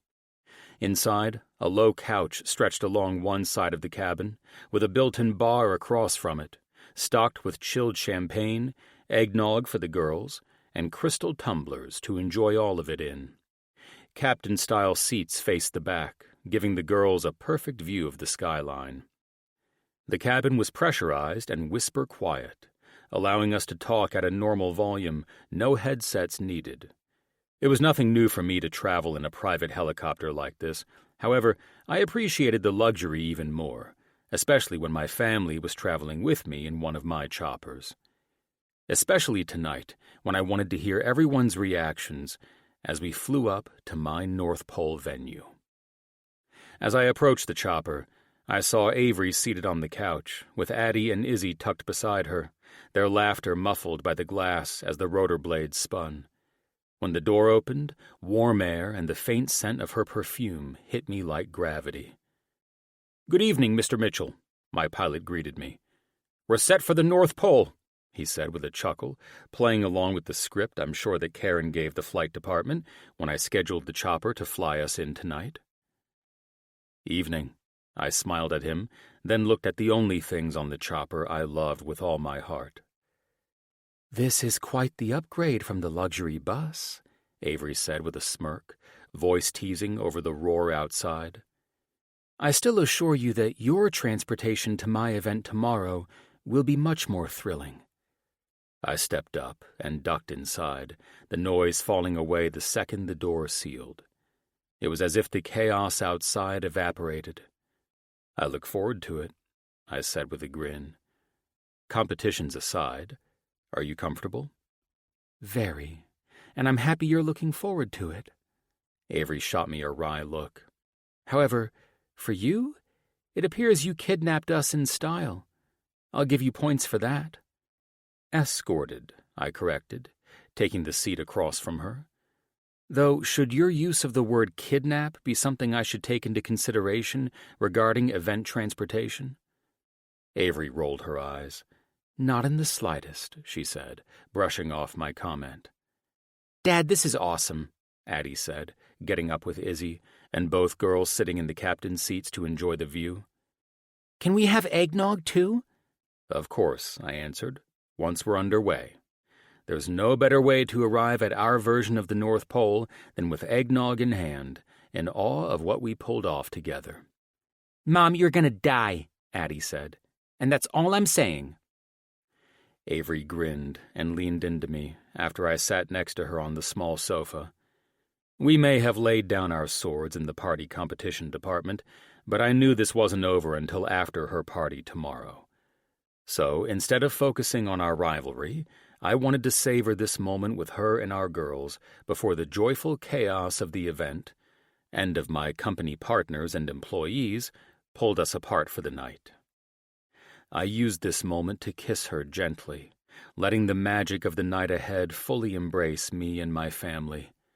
I watched as the city gleamed through the windows like a string of diamonds below us as the pilot lifted off.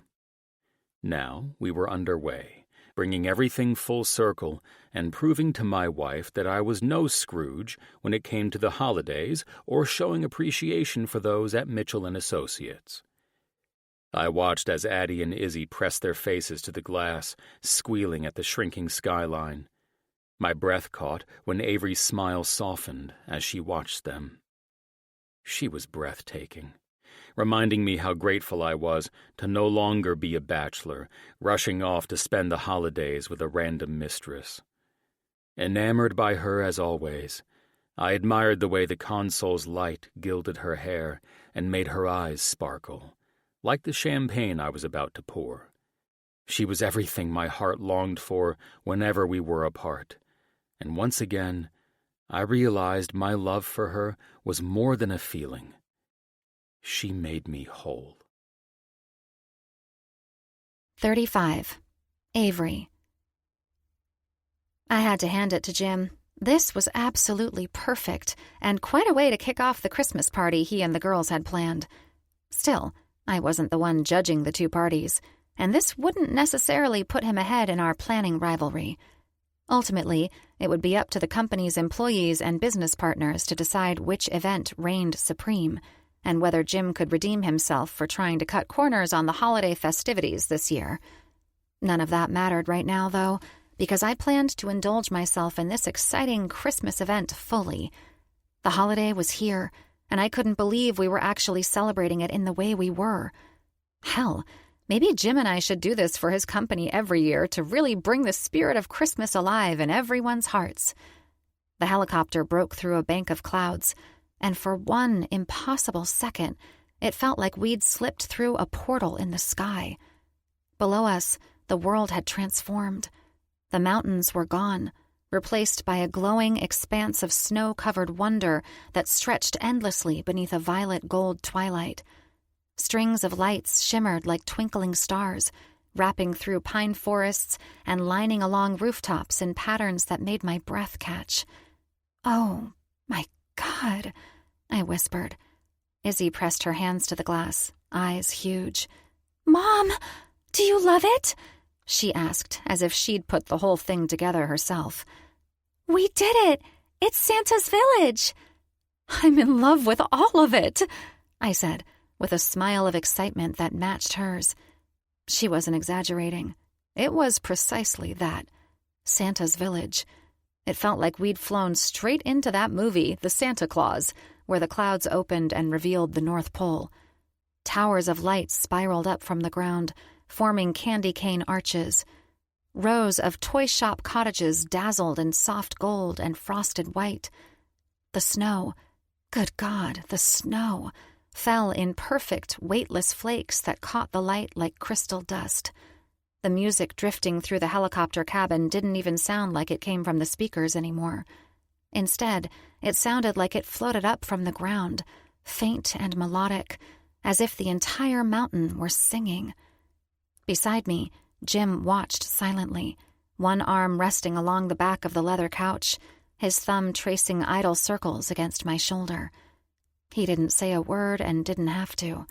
The look on his face said it all, that quiet satisfaction he wore when something went exactly the way he imagined it.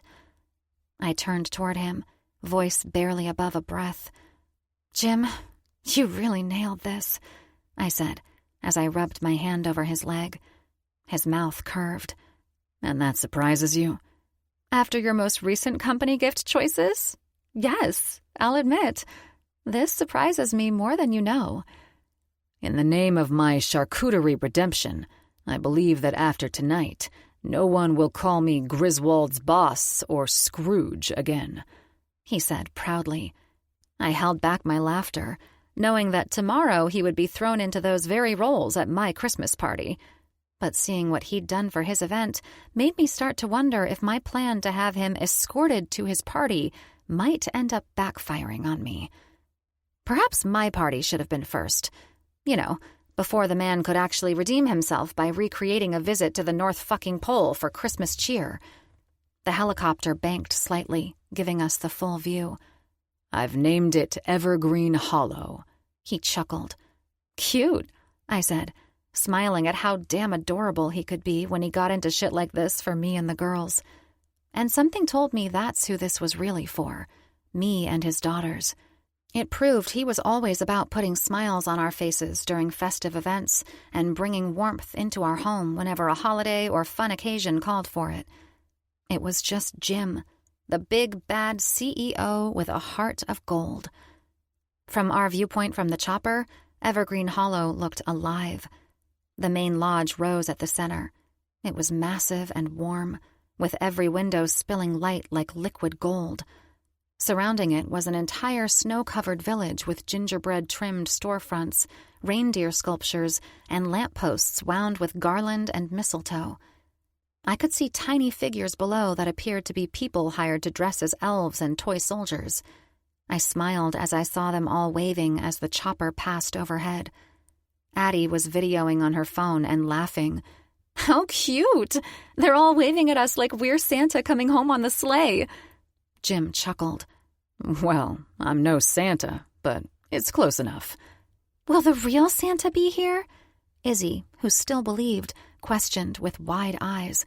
"Oh, I'm sure he's planning to make a visit to make sure I didn't miss a beat when comparing this village to the real one."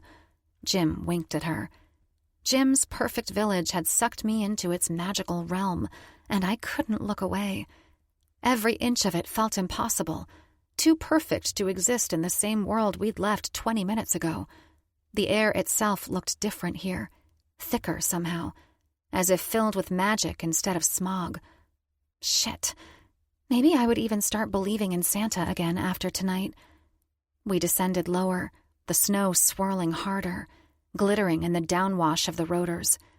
The music grew louder, turning from faint bells into a full orchestral swell that vibrated in my chest. "This isn't just a party," I murmured, the words barely forming around the lump in my throat. "It's a perfect Christmas dream."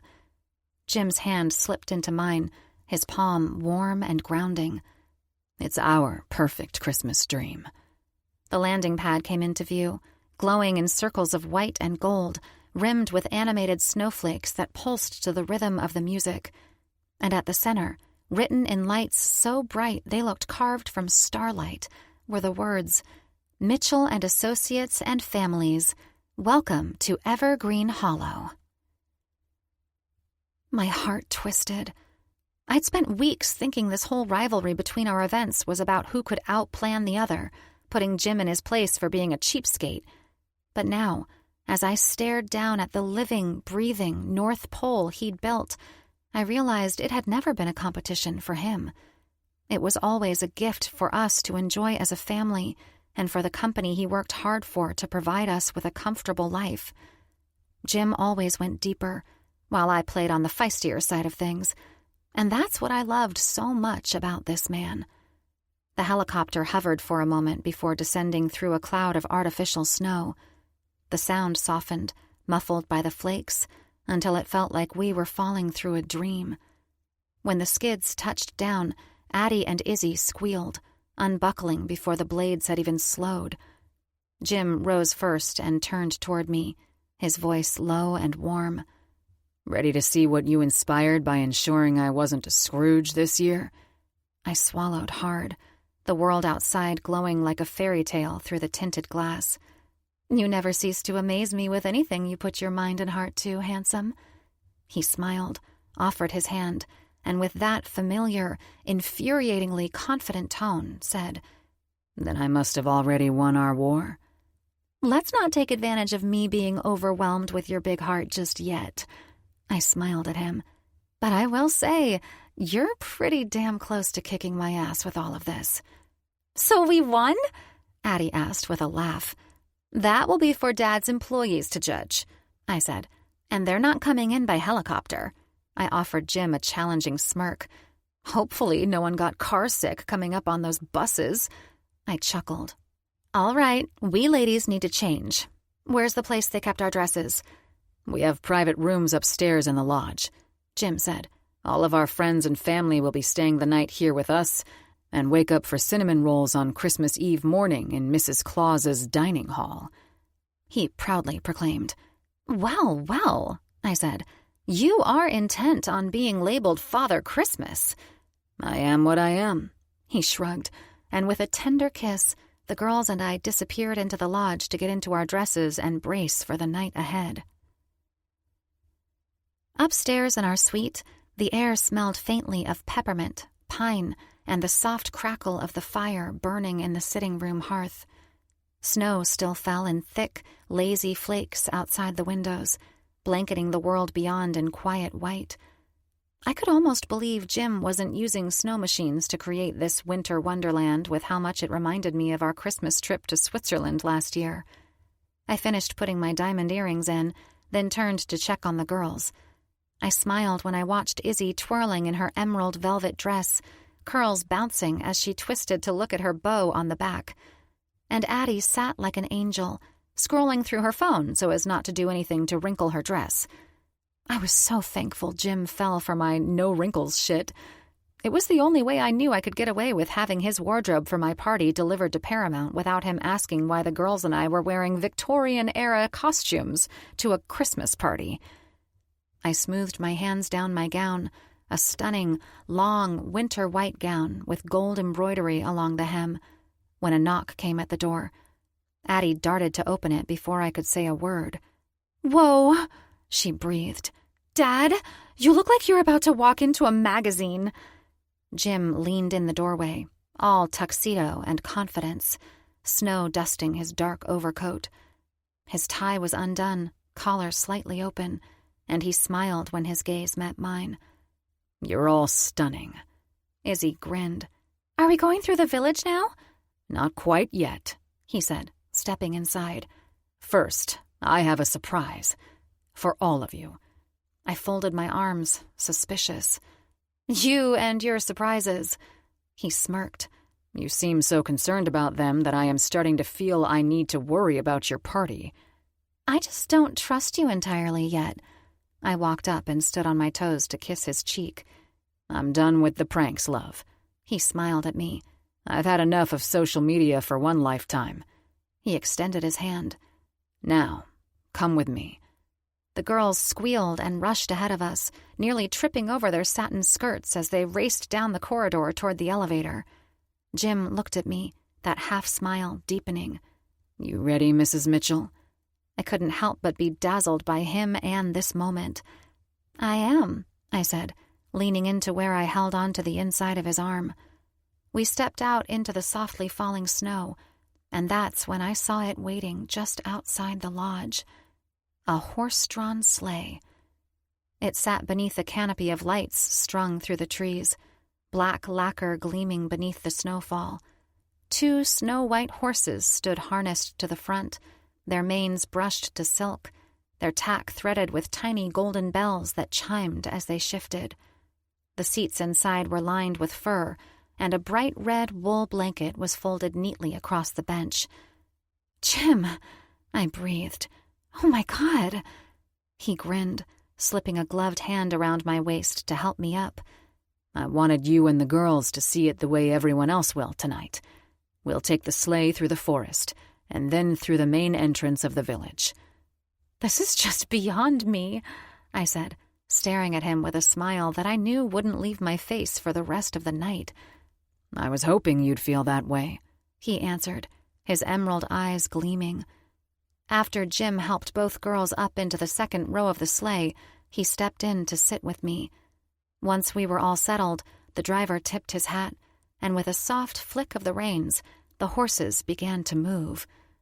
The sleigh glided soundlessly through the snow, bells jingling in time with the soft clip of hooves. Lanterns hung from the trees, their golden lights glimmering against the frosted branches, casting everything in a dreamlike shimmer. The chilly air smelled of cedar and cinnamon, and faint music drifted through the forest, blending with the whisper of wind. Izzy leaned forward, eyes wide. "It's like we're inside a movie." "Mom, look." Addie pointed to a glowing sign just ahead. "It says Evergreen Trail, where every magical journey begins." "Well, aren't you just adorable?" I said, looking at Jim. "It was actually Addie's idea to give our village a fun trail." Jim's mouth curved. "She gets the credit for that." I turned back to where my daughter sat in awe of how her dad brought her cute little vision to life. "You have a brilliant imagination, Addie," I said. "I love this idea." "Thanks, Mom, but Dad made it all real." The path wound deeper into the woods, and every turn revealed another layer of enchantment. Carved snowmen waved from beside lantern posts. Tiny woodland cottages glowed through the trees, each one dusted in snow. A small bridge arched over a frozen pond, lights reflecting in the ice like stars blanketing the sky on a pitch-black night. I glanced at Jim, warmth swelling in my chest.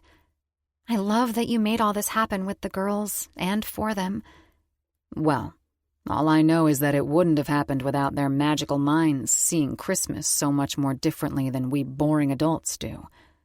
The sleigh rounded one last bend, and the trees began to thin.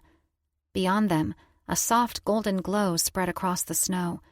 The lights of Jim and the girls' brilliant Santa village known as Evergreen Hollow. From this angle, the view was even more breathtaking than from the helicopter. The village opened before us like something out of a dream. Every rooftop glittering, the main lodge radiating warmth and light, garlands and wreaths draping every railing and archway. The music grew louder, blending with the laughter of guests arriving by the main gate. The sleigh passed under a massive archway twined in garland and lights. Snowflakes shimmered in the glow as we entered the main square, where a towering Christmas tree glittered in gold and crystal. I thought my tree was going to blow minds, but Jim's was something out of the fucking Polar Express. It was surreal. The sleigh slowed as the music swelled, the scent of roasted chestnuts and cocoa filling the air. Jim's hand found mine beneath the blanket, warm and steady. "This is like Christmas just swallowed us up," I whispered with a laugh. "It's just unbelievable that you created all of this, Jim." "Well, I wanted everyone to be filled with the fun magic of Christmas." Jim turned to me, eyes soft and certain. "Lately, the world is a different place. It seems every year wears us all down a little more. I just wanted this to be something that felt rejuvenating." "Well, you certainly landed this in the best way possible. I think a lot of people, whether they celebrate the holidays or not, would love this enchanting escape from life for a night." I smiled at him. "Leave it to your CEO ass to figure out everything that radiates joy and happiness." He shrugged. "Tinsel and twinkling nights and a little bit of Santa's white magic dust." He laughed at his own silly joke. "Cocaine?" "Snow, gorgeous." He ran an index finger down the center of my nose. Though I do wonder if Santa needs that dust to hit every single house in one night. He laughed. The horses stopped at the center of the square. The laughter and music surrounded us. Addie and Izzy hopped out, spinning in the snow, their joy lighting up everything it touched. This was the most enchanting and thrilling experience, and I was so thankful that even if Jim kicked my ass with his party, we made this fun little competition together. 36. Jim. The moment the first champagne cork popped, I knew I was screwed. Not because the event wasn't perfect, it was. The place looked like Santa himself had handed over his design blueprints. Inside the lodge glowed gold. The music drifted from the string quartet near the hearth, and snow fell just outside the towering windows in perfect cinematic timing. Outside was spectacular on its own, and that's where most of the guests had ended up. Instead of being anywhere near the ballroom, they were out making memories with their children, enjoying horse-drawn sleigh rides, decorating Christmas cookies, making Christmas candy, you fucking name it. They were in Santa's village, truly immersed in the magic of the holiday. That wasn't why I was fucked. It was because the people I expected to be outside running around like elves at Christmas were here, waiting for this exact moment, after I'd peeled myself away from most company executives and had 3 moments of peace. Jake, Spencer, Colin, Alex, and Sebastian were standing at the bar like a pack of wolves waiting for blood. "Jimmy!" Jake called, raising his glass. "Are you sure this isn't the North Pole's new resort launch?" "Careful," Colin added. "One more mistletoe arrangement, and Santa's gonna sue you for copyright infringement. I did see where you had my idea of nutcrackers trending all over the fucking place.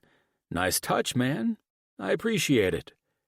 Speaking of trending, Sebastian, the most composed of the group, said with a smirk, "Your ass is all over the internet again. Hashtag Mr. Christmas." "Of course it is," I groaned as I ordered a bourbon. "But I would be surprised if it weren't, because I just created a Christmas party that my wife will never be able to top." As I took a sip of bourbon, I watched Jake and Colin eye each other just long enough to raise suspicion. "Hashtag blessed," Spencer said with a grin, clinking glasses with Jake. "You might as well lean into it, pal.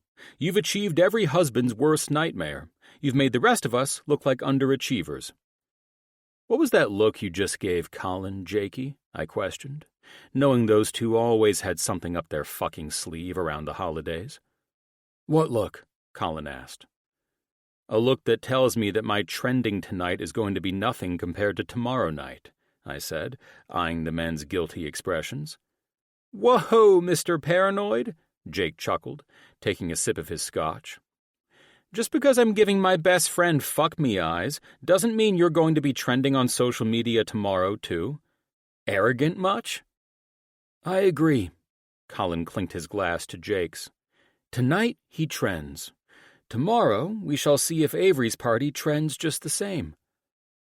Well, after the amount of money spent on her London set at Paramount Studios tomorrow, I imagine it will do the same as this event, I said, still eyeing both men, but feeling a little more at ease that they were just dumbasses sometimes, and I probably had nothing to worry about with Avery's party. But I'd be damned if my gut instinct didn't keep insisting otherwise. "Why are you paranoid anyway?" Alex questioned. "There's nothing Avery can come up with that can top this, man. My twins are lost with Bree and the ladies somewhere out in Santa's village, making cookies with Mrs. Claus or something. That's pretty hard to beat. And we're in here, boozing it up, just like dads always do when the ladies take over the holiday fun for us," Spencer proclaimed too loudly. "Say that loud enough for Nat to hear, and we'll all be watching you give tours through the elves' workshop with all the kids," I teased. "I will admit, big bro," Jake said, "I did not think you had this shit in you. This is something out of a classic Christmas cartoon brought to life." He touched his glass to mine. "I'm impressed." "So you thought that this dipshit here, I nodded toward Colin, was the only one who could pull this off because of his epic office nutcracker decorations. "Oh no," Colin chimed in. "This comes nowhere near my creativity."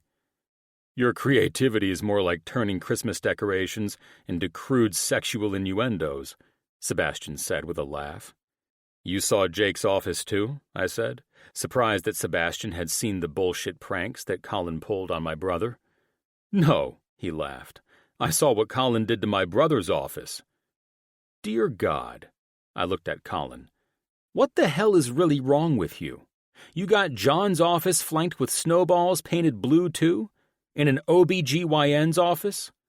Of course not, Colin said seriously. Jace was the one who earned the blue balls this Christmas. Dr. Astor's was a bit more unique. You realize John and his wife both share an office, right? What did Mickey do to deserve this? Spencer asked with a laugh. Of course I know that. I'm there every day of my life, Colin said. Why do you think I nailed his ass like I did? Well, what did you see?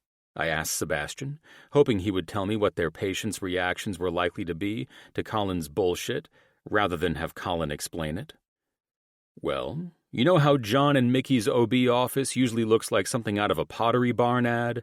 All white garland and tasteful gold bows? Right, I said. Well, it now has a life-sized elf on the shelf, dressed in scrubs and motion-activated, that says, "Sugar and spice and naughty or nice, that's what seasonal babies are all about." Holy fuck! Jake nearly spat out his scotch. What the hell is wrong with you, dude? I questioned Colin. Do you realize that some might take offense to this? Chill out, Grandpa, Colin said. I gave instructions to the admins at the front desk to shut the damn thing off when patients who might take offense dare to enter their office. And how would they know? They're not mind readers, I questioned. They don't have to be. They only turn it on for John anyway. And of course, they had to have that elf doing its job when Big Brother Sebastian showed up, he chuckled. I'm impressed by the OB staff for playing along with my little prank. I stared at Colin, amused with the man, and still trying to figure out how he got away with this nonsense without an HR complaint slapped on his ass. You seem to be at a loss for words, big guy, Spence cut in with a laugh. How the hell am I the one trending all over the fucking place this Christmas, but this practical joking dipshit isn't? I asked the group. Because I know how to keep it under the radar, Jimbo, Colin said with a smirk. Trust me, if you had followed my advice about your fake argument with Avery earlier, you wouldn't have ended up trending as a lonely bachelor the morning after poker night. He laughed with the group. We continued to joke about Colin's ridiculous pranks, which I still couldn't fathom how he managed to pull off, and then I glanced toward the main entrance and saw Avery arriving with some of the wives. Nearby, the kids were being watched by hired staff dressed as elves, keeping them entertained in the village while the adults enjoyed champagne and the freedom to follow their own desires. When Avery walked in, every conversation seemed to fade, replaced by that collective hum that always arises when perfection enters a room. All the wives were stunning, but Avery stood out in a way that made my heart seize. She was beyond radiant, with her hair gleaming under the light, her white and gold gown making her look like every wish I'd ever made come to life. The other wives and her friends flanked her, each carrying that same spark of joy I'd built this entire night for. Jake followed my gaze and whistled. Damn. No wonder you built Narnia. I'm most definitely getting laid tonight. Ash's smile is contagious, he said, his eyes only on his bride, after the women walked into the room and stole their husbands' hearts all over again. Easy, buddy, Spencer warned, smirking. I'm not drunk enough to hear about what you're going to be doing 2 doors down from mine and Nat's room. Please, Jake rolled his eyes. Nat informs everyone about everything between you two. At least you're not getting the details. He's not wrong, Colin said with a laugh. Yeah, no need to act like Saint Christmas, I chuckled, glancing at Spence, then back to Avery. I shook my head, hiding a smile. And if we're being honest, you're all idiots.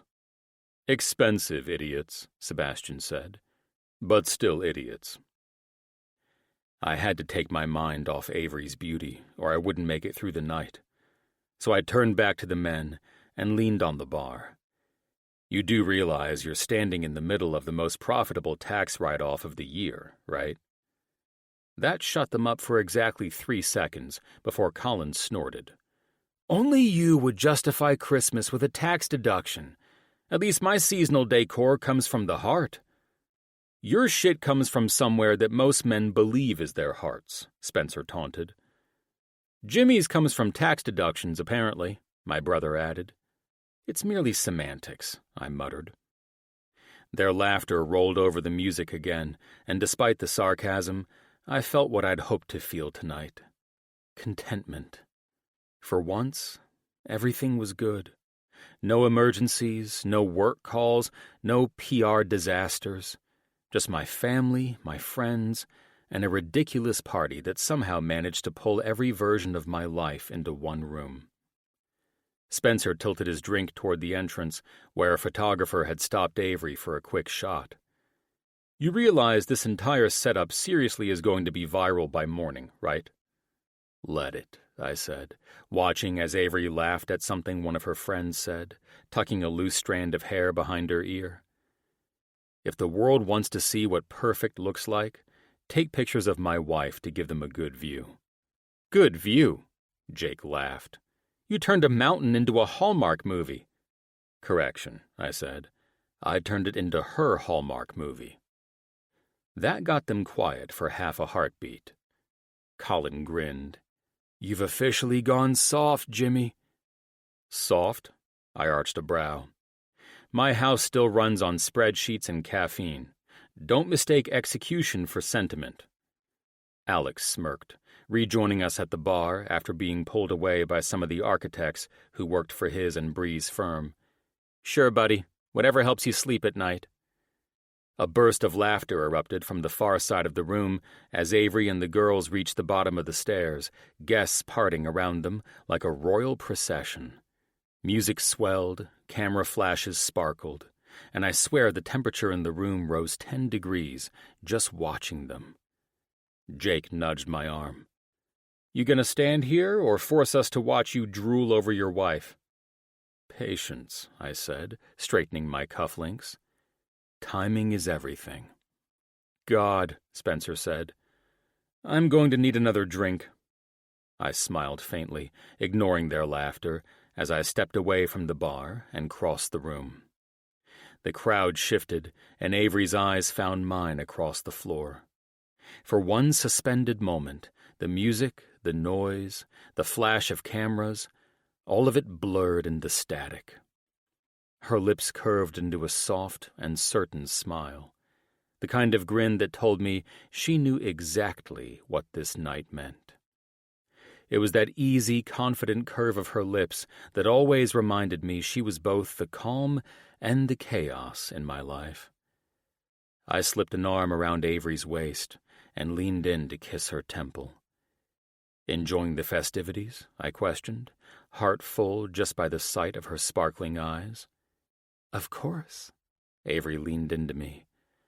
And now I'm here as advised by Karen for you to start the festivities with a dance? Indeed, I said. I took her hand in mine, gently rested my other hand on her waist, and began to lead her. I thought I'd offer the bonuses at your event tomorrow. That wouldn't be because you can't drag everyone out of the North Pole cottages, would it? She chuckled. That's the exact reason, I chuckled, as we whirled around the ballroom floor. I had no idea I'd turn all of my company execs into children at Christmas again. Avery laughed, and I stared in awe at my beautiful wife. Wasn't that the point, Mr. Mitchell? It was, I answered. Will it interfere with your plans? I know I insisted the bonuses be at my event last week. It will be the thing that pulls my event together flawlessly, she said with a wry smile. Should I be concerned about tomorrow's event? I questioned. No, she said. You should be excited. I had no idea what to expect, but whenever Avery's party came up, everyone had a look in their eyes as if they were imagining some particular scenario playing out, and I could only imagine that thing would end up making me the laughing stock of social media again. Oh well. How could anyone laugh at me after I pulled off a show like this for all my employees? They couldn't. The night was perfect. Everything was perfect. Nothing could happen tomorrow that would take away from what my girls and I dreamed up and brought to life for everyone's holiday cheer. 37. Avery.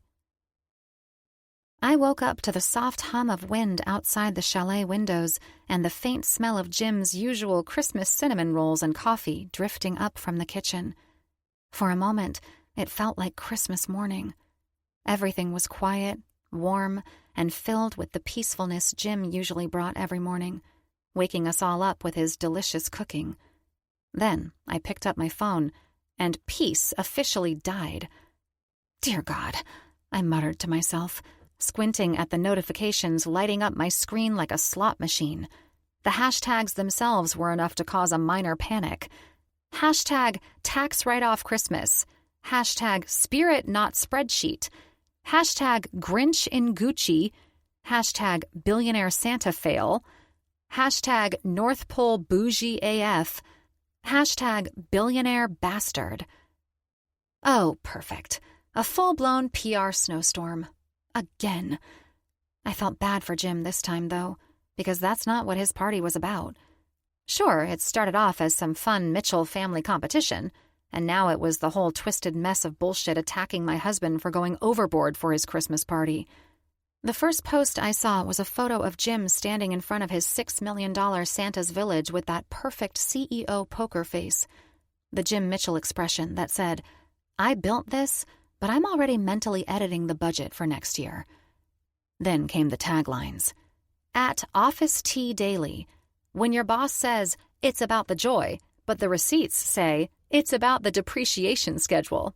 Hashtag spirit not spreadsheet. Hashtag tax write-off Christmas. Hashtag billionaire bastard. I groaned, dragging a hand over my face. "Oh, Jim," I said softly. "The man pulled off a magical, breathtaking party last night. Was it over the top? Yes, but even I hadn't expected how much he'd poured into it.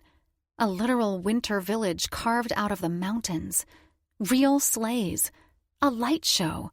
A toy workshop that made Disney look like it was on a budget. It had been stunning. But more than that, it truly was heartfelt. Jim and our girls created this. And sure, spending millions for a man like my husband was like spending a couple of $100 for the average person, but that's just how Jim's life was in the business world and the mindset he lived in. And somehow the internet turned it into a fiscal crime scene. I scrolled to the next post. At the luxury leak. Rumor is the horse-drawn sleighs alone cost $500,000. But hey, at least Santa gets to write it off. Hashtag tax write-off Christmas. Hashtag Grinch in Gucci. Hashtag company party scam. I covered my laugh. Oh my God! They think he did it for a tax deduction. From the doorway, I heard Izzy's little voice call, "Mom, Dad says breakfast's ready." "Be right down," I called, tossing the phone on the bed and exhaling. God help us all. The dining room smelled like cinnamon rolls, maple donuts, and roasted coffee beans. The long wooden table looked like something out of a Christmas magazine, complete with flannel napkins, Jim's cinnamon rolls stacked high, and everyone still half asleep, but glowing. Jake, Ash, Spencer, Nat, Colin, and Elena were already there. Jim sat at the head of the table, coffee mug in hand, phone face down beside it, which told me everything I needed to know. "Oh, no," I said, sliding into the chair beside him. "I assume you're aware of your latest trending holiday theme?" He gave me a dry look over the rim of his mug. "Aware? I'm practically trending in every time zone." "Grinch in Gucci is my favorite hashtag," Colin said, already scrolling. "Oh, wait, no. Shit, here's a good one. When you spend 7 figures on Christmas and still forget the spirit of giving. He looked up. Classic, Jimmy. Ash grinned. This one says, a holiday miracle for his accountant. She held her phone up for everyone to see. Hashtag tax write-off Christmas is trending everywhere. Jim rubbed his temple. Fantastic. The hired elves will be thrilled. You saw that too? Spencer chuckled. What was the hashtag? Elfgate? Jim took a sip of his coffee. That was the first one that lit my phone up. What was the other? It was, Jim Mitchell's Christmas gala looked like the North Pole had a nervous breakdown. Nat added with a laugh. Jake laughed. To be fair, that snow machine malfunction was epic. It did look like the North Pole had a nervous breakdown. He forked another bite of his cinnamon roll. So, that isn't twisted truth. I told them not to double the output pressure, Jim muttered. But of course they didn't listen to me. I rested a hand over his. Hey, the party was beautiful, Jim. The employees loved it. When the snow machine malfunctioned, it looked like we were inside a Christmas snow globe. It was pretty fucking magical, actually. He gave me a weary, crooked smile. I'm thankful you loved it, gorgeous, because I'm done trying to make the internet happy. They can call me Scrooge, Santa, or Spreadsheet Claus. I don't give a damn. Last night, my people were laughing and acting like kids on Christmas morning again. That's what it was all about. And there it was, the soft truth behind the exhaustion. The man who'd built an empire out of precision and deadlines had built a winter village just to make other people smile. And the internet still found a way to crucify him for it. Across the table, Nat was laughing at something on her phone. Oh my God, Avery, look at this one. Someone edited Jim's face onto Scrooge's where he's counting money. Spencer leaned over her shoulder. Hey man, you make Scrooge look sexy. Jim sighed, dragging a hand through his hair. At least there's that. He half laughed. Well, I'm thrilled to announce, I said with a bright smile. My party tonight fixes all of that nonsense. Jim glanced at me, one eyebrow raised. You really think a movie set full of fake snow and Christmas carolers is going to change the internet's mind about me? I smiled, reaching for my coffee. No, but a speech about what Christmas really means might, which you will be doing, so I hope you have another one prepared. My eyes darted to Colin and Jake, my partners in crime, who would be kidnapping the man around 7 o'clock tonight. Then, this whole prank about him being Clark's boss and Scrooge would work through his speech as to why his wife planned his party this way. My party would be known as the Redemption Party. Jim tilted his head, studying me for a moment before a faint smirk curved his mouth. You're planning something, aren't you? I lifted my mug in a toast. Let's just say my party will help explain exactly why you're trending on the internet as the billionaire who went over the top for his Christmas parties this year. You sure about that, sis? Colin eyed me with a smile. The internet loves to break when it comes to twisting up shit about Jimmy. Well, my party planner just so happens to be Catalina Velez, and that woman would never allow one of her events to trend with anything less than the perfection she puts into them. I said, now, give me a damn cinnamon roll while they're fresh. That evening, everything was set for the guys to kidnap Jim and haul his ass to my party wearing Frank Shirley's Christmas pajamas. The girls were still here, but I would be bringing them to Ash's place after I staged my meltdown in 3, 2, 1... You've got to be fucking kidding me! No! I shouted in horror. What the hell is wrong? Jim said, rushing out of his office and into the living room where I sat next to the fireplace. My party! I shrieked. It's not going to happen! What do you mean? What happened? Jim questioned, sitting supportively at my side. I showed him Kat's staged text and waited for him to read it. That's impossible, he said. There's no way they can shut the set down without... Kat forgot to get the final safety checks done by the city, I said, trying to think of something sad so I could cry and make it believable. Crying wasn't my thing, and Jim knew it. Instead of crying, I usually got pissed. That would be more believable to the man. That seems highly unlikely, Jim said. Kat is known for saving shit like this, not failing her clients. Ever. I know! That's why this is more shocking and upsetting than anything. I'll call her, he said. Jim, I'm not a child. I don't need you to call Kat and chew her out on my behalf. I sighed. Fuck. Ave, I've got millions poured into this event, and as the one who bankrolled it, I demand an explanation, he said. People have traveled from across the globe to this event at Christmas time. It's unacceptable. Fine. Call her, I snapped in the bitchiest way I could to keep the drama high. It's not fixing anything. Why don't we do this? We'll redirect the employees back to the venue from last night. They'll love it, he said in a supportive tone. We'll fix this, gorgeous. I'm only sorry you're finding this out now. Isn't that how all of these things go? I said, trying to cry again, but failing.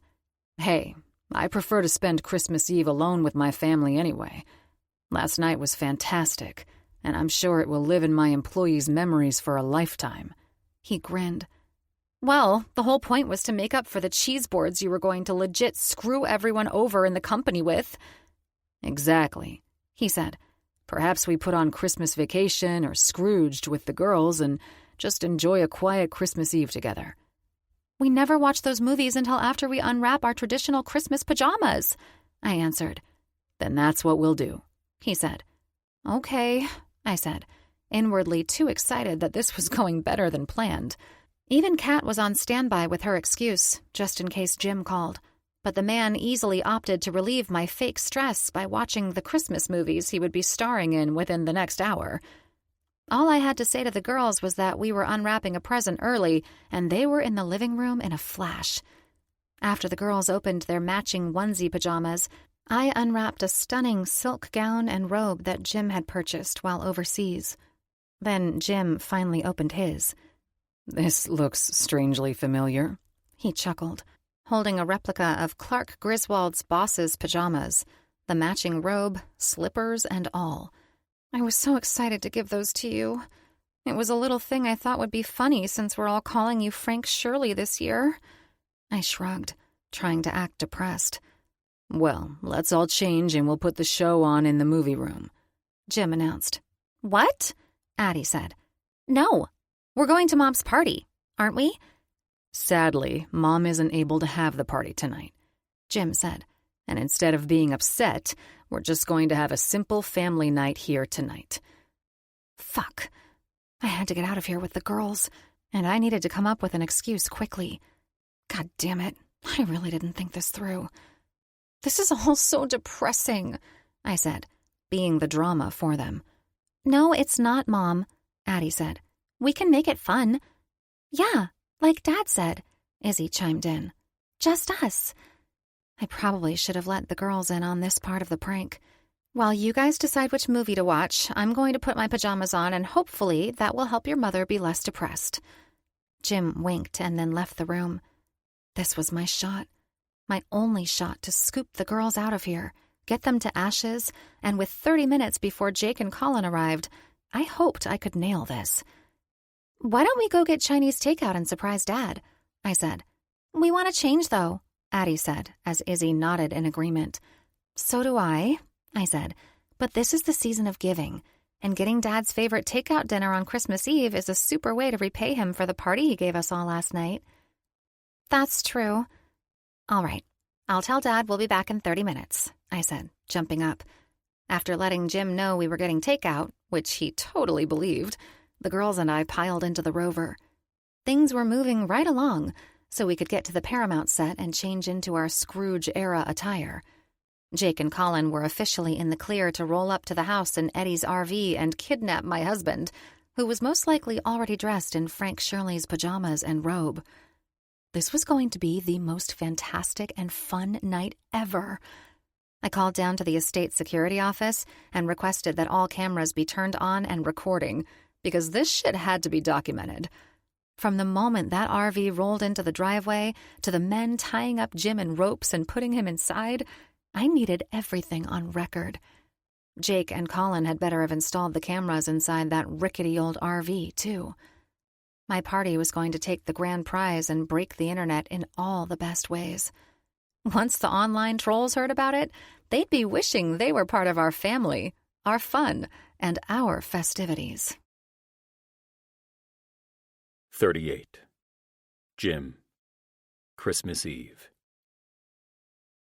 The house was unusually quiet. Too quiet, in fact.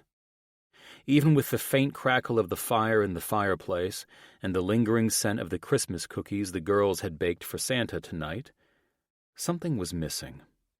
The laughter, the clinking of everyone's hot cocoa mugs, and Avery's voice echoing down the hall, all that warmth had drifted out with her and the girls when they left to pick up Chinese takeout. I smiled, shaking my head. Only Avery would decide to go out on Christmas Eve for lo mein and dumplings because she thought it would cheer me up from all the bullshit about me on the internet. The truth was, she didn't need to cheer me up, especially after the news she'd received. I was actually more upset that her party had been canceled, since she'd been so excited about and looking forward to this silly little competition. Now, thanks to a major slip-up by her planner, it was as if the event had never even been planned. Was I disappointed for Avery? Absolutely.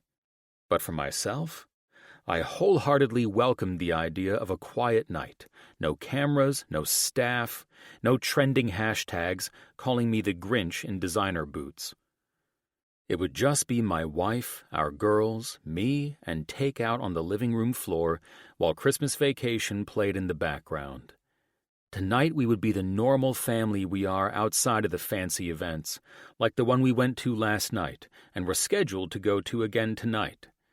I'd worry about the canceled party and how much it was going to cost me another day. Today I was just happy not to have to go anywhere. For once this year, there were no expectations, no audiences, no dress-up, just us. I looked down at my Frank Shirley pajamas, cracking up that I was the first and only one dressed in these damn things, when it was usually the girls racing to pull on their jammies and me bickering over the fact that I didn't need to be involved in pajama gift exchanges. Oh well. This put a smile on Avery's face, and since her party crashed and burned, it was doubly worth it. I glanced at the clock, then out toward the front gates. It had been nearly half an hour since they'd left. They should have been back by now. Maybe they hit traffic. Or maybe Avery got distracted talking to the restaurant owners, something she did all the time, charming everyone within 10 feet of her. I poured myself a glass of bourbon and sank into the sofa, trying not to think about the hashtags still lighting up my phone. Every time I thought about checking them, I could practically hear Colin's voice reading them aloud in that exaggerated tone of his. When you spend 7 figures on Christmas and still forget the spirit of giving. Right. Because apparently, building an entire village to make your employees feel like kids again was selfish. I rubbed my temple, letting out a chuckle. Fucking social media. My thoughts were interrupted when I heard a faint rumble in the distance coming from outside. At first I thought it was a delivery truck making its way up the hill, but as it got louder and closer, my brow furrowed. What the fuck? That contraption was most definitely not a delivery truck. It was an enormous pile of shit on wheels. It was old, obnoxiously loud, and absolutely out of place in my driveway. The damn thing's engine coughed and sputtered, most likely leaving a trail of oil on my driveway and a permanent hole in the ozone. I stood, bourbon still in hand, and stepped toward the front window. The second I saw what it was, I froze. It was a rusted, half-collapsing 1980s RV. And not just any RV, it was Uncle Eddie's RV from Christmas Vacation, complete with the busted exhaust pipe, plastic wreath duct taped to the grill, and the words, "Merry Christmas, Shitters Full," sprayed across the back. The psychopath driving it nearly ran over 2 lawn statues while it peeled through my manicured front lawn and came to a stop. I blinked and set my bourbon on the side table. You've got to be fucking kidding me. Before I could process the absurdity of it, the RV door swung open, and out stepped Jake. I was right about one thing so far. A psychopath was the driver. Then the next one to step out was Colin. Colin was wearing what I could only assume was the same thing Eddie wore during Frank Shirley's kidnapping. Then there was my brother, dressed like Clark Griswold. Oh, for the love of... I opened the front door just in time to hear Colin yell, "Merry Christmas! You about ready to do some kissing?" Very original, I said, rolling my eyes at his memorized lines. What the hell are you two jackasses trying to pull off? Jake raised his arms. We heard Avery's party got canceled, so we brought her party to you. On my lawn? I shouted back, laughing despite myself. Have you both lost your damn minds? Us? Never, Colin said, walking toward me with a rope in hand. The one who seems to have lost his mind is you. I can't believe you actually wore the damn pajamas, he trailed off laughing. What is the rope for? I eyed it. Let's just say the rope is the final addition to your cute little jammies, Jake laughed. And now it's time we throw your sorry ass into the role you wanted to play before your wife saved your ass with Christmas parties this year. I will literally play the role and call the cops on you sons of bitches without concern about who might miss you on Christmas Day, I said as firmly as I could manage. This whole thing was beyond me, but part of me found it more hysterical than annoying. I swear to God, if Jake and Colin couldn't truly prank someone, namely me, during the holidays, they'd most likely be pouting by Christmas morning. All right, we're on a time crunch, Colin advised Jake. Tie his ass up and throw him in the RV. Where the fuck are you taking me? Your house? Abe's party was canceled. Pay no mind to where we're going, Mr. Shirley, Colin said. All you need to know is what's happening right now. And that is? I questioned. We're kidnapping you and reminding you that next time it would be wise not to offer the entire company your lame-ass version of a Jelly of the Month club. Seriously? That is so far in the past that the fucking hashtags don't even exist anymore, I said. That's what you think, Colin chuckled. Only these dipshits would hang on to that 6 weeks later, after millions were poured into holiday parties for the company. Now I was playing the victim as they recreated the movie scene where Cousin Eddie kidnaps Clark's boss and drags him to the house, wrapped in a bow. I pinched the bridge of my nose. You idiots couldn't have picked a better time. Oh, this is the best and only time, Colin said, looping the rope like a cowboy. Besides, you're trending as the Grinch in Gucci. We're actually doing you a favor. By getting me trending as the boss from Christmas Vacation? Precisely, Jake added. I shook my head, but the smile crept in anyway. You two are out of your damn minds. You're saying that now, Jake said. But by the time we're through with your sorry ass, you'll wish you were as gifted as we are. Gifted? I muttered. I don't think that's the right term to describe the two of you. They lunged. And just like that, I had two monkeys tying me up and slapping a bow on my damn chest. I stared at both of them, laughing like idiots, and before I could say another word, they dragged me across the lawn toward the RV. You don't need to fucking drag me into that contraption, I said. Avery's due back any minute with takeout, and she's going to kick your asses for making her husband disappear on the night her party got canceled. Trust me, she'll love watching the videos your surveillance is catching, Jake said. She'll forgive us. Hell, she'll probably stop crying over her canceled party, too. That's for damn sure, Colin said, trying to start the RV. You think this piece of shit is really going to start again? I questioned, shocked that it managed the hill on my driveway.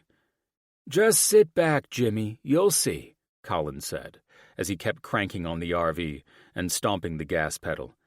Come on, sweetie. Daddy needs you to fire up again.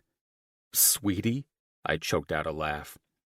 Gotta sweet-talk these old ladies, Colin said, still cranking on the starter. You're going to flood it, Jake said, eyeing Colin as he kept pressing on the gas, but the engine still wouldn't turn over. Come on, baby, Colin said through his teeth, frustration apparent now. I smiled, watching the plan fall apart right in front of my eyes. "You're too frustrated," Jake said. "Speak to her as if she were your lover." "Right. Fuck," Colin said. "I'm being too forceful and demanding." "Exactly," Jake said. "God, tell me you're not like this with Lainey in the bedroom." "Depends, really," Colin said. "Sometimes when it's, can we call this shit what it is? A failed prank. Now can you please untie me?" "Oh, hell no," Jake said. "We'll hire a team of people to push this old gal to our destination if we have to." "Wait, there it is, baby," Colin said softly as the engine tried to turn. "You like that, don't you?" The sweet spot," Jake nodded. "You both are sick fucks," I said. The engine coughed, sputtered, and then finally roared to life. The goddamn thing was loud enough to wake the neighborhood. A plume of black smoke filled the air, and I had no idea what to expect next. "Where the hell are we going, anyway?" I asked, bracing as we lurched forward. "I'm not sure this thing will make it out of the driveway." "Oh, once her engine gets running," Jake started. "Purring," Colin corrected him. "Right." Jake patted the cracked dashboard. "She's a dream out on the highway." "And don't you go falling in love with it either, big guy," Colin said. I ignored the dumbasses in the front and glanced out the cracked window. I felt my stomach drop when we eventually merged onto the freeway, straight to the 101, the route from the Hollywood Hills to downtown and toward Paramount Studios. I exhaled a laugh, shaking my head. "You've got to be kidding me. You two dipshits are taking me to Avery's party that was supposed to be canceled, aren't you?" Neither of them answered, just smiled wider. "Unbelievable," I muttered, settling back into the seat. "If anyone can fake a cancellation and recruit two idiots with a replica RV, it's my wife." Jake laughed. "Hey, at least she knows how to follow our lead with pranking spouses, unlike your sorry ass." "The best part?" Colin grinned. "You're about to make the best speech of your life, Frank Shirley." I leaned back, finally laughing. The ridiculousness of it all. The RV, the ropes, the kidnapping on Christmas Eve, my Christmas Eve pajamas, all of it was so absurd I couldn't even be mad. I was actually impressed that Avery pulled this off. My wife was the only one who would keep things moving since the moment she called me out for trying to get away with giving cheese boards and champagne as company Christmas cheer this year. She must have had her response ready from day one. I couldn't help but love her for it. At least it was a fun reminder of what a greedy and selfish dick I'd been at the start of the holidays this year. Of course, I didn't see it that way then. But after last night's party, seeing how happy and joyful everyone was, hell, I deserved to walk into my company party looking like the ass I'd been. The freeway lights streaked across the cracked windshield, catching in the tinsel garland duct taped to the rearview mirror. Every bump made the RV rattle, as if it were held together by prayer and duct tape. I had no clue how they'd even gotten this thing past security, but I'd stopped asking questions from the moment it hit 50 on the freeway and didn't explode into pieces. We hit downtown, and the skyline shimmered ahead. I viewed Paramount's arches glowing gold against the night sky. "Tell me this thing has seatbelts," I muttered. Jake laughed. "Seatbelts? You think Cousin Eddie's RV has seatbelts?" "I think this entire trip qualifies as reckless endangerment," I shot back.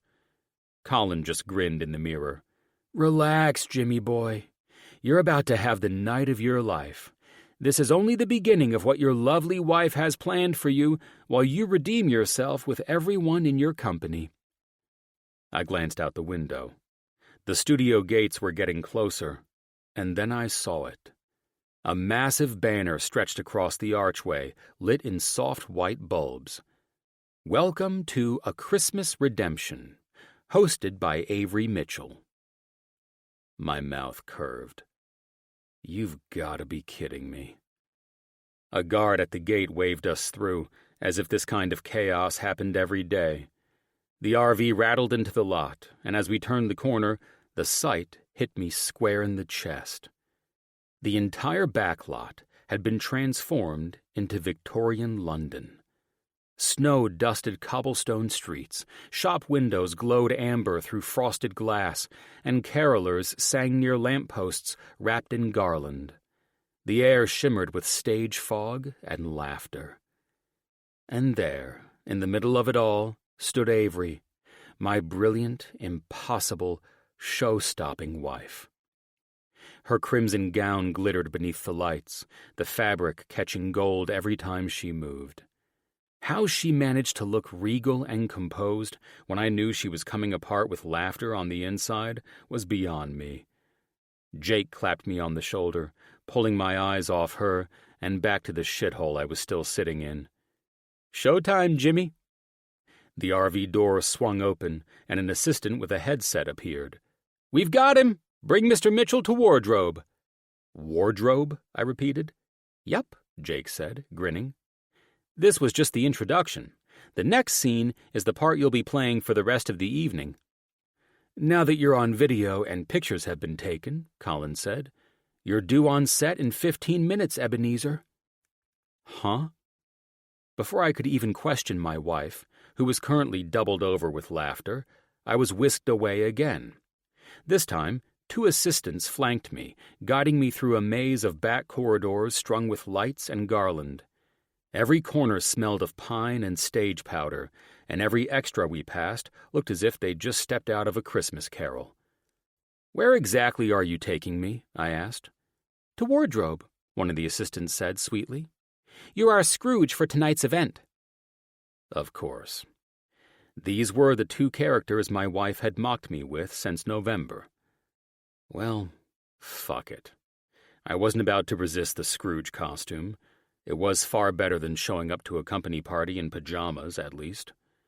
Minutes later, I was surrounded by stylists in blazers, one yanking off my robe, another fitting a waistcoat over my shoulders, a third adjusting a cravat that felt like a noose. "Easy," I warned. I'd like not to be completely choked out.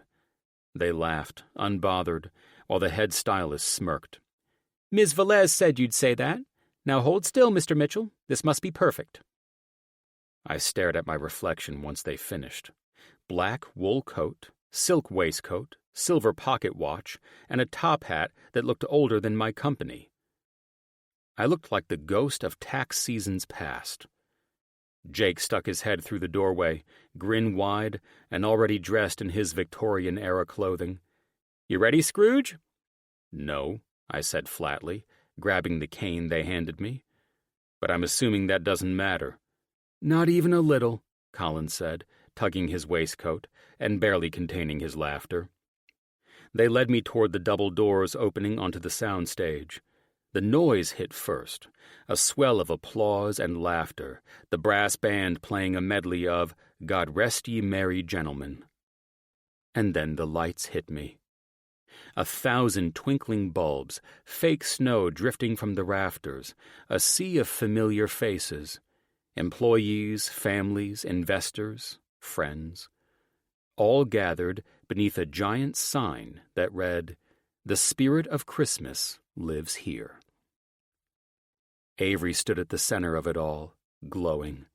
When her eyes met mine, her smile deepened, pure mischief and pride wrapped into one look. I walked toward her, cane tapping against the cobblestones, every step echoing through the hush that fell over the crowd. "Welcome to your redemption, Mr. Scrooge," she said softly when I reached her. I leaned closer, just enough for her to hear. "You're enjoying this far too much." "Immensely," she whispered back, eyes gleaming. "Now, go show them that the Grinch in Gucci actually has a heart." For the record, I'm craving the Chinese food that your cute little ass lied about. I arched an eyebrow at her. "Enjoy your evening, baby," she smiled. "We'll do Chinese tomorrow. It'll be like in the movie, A Christmas Story." She laughed.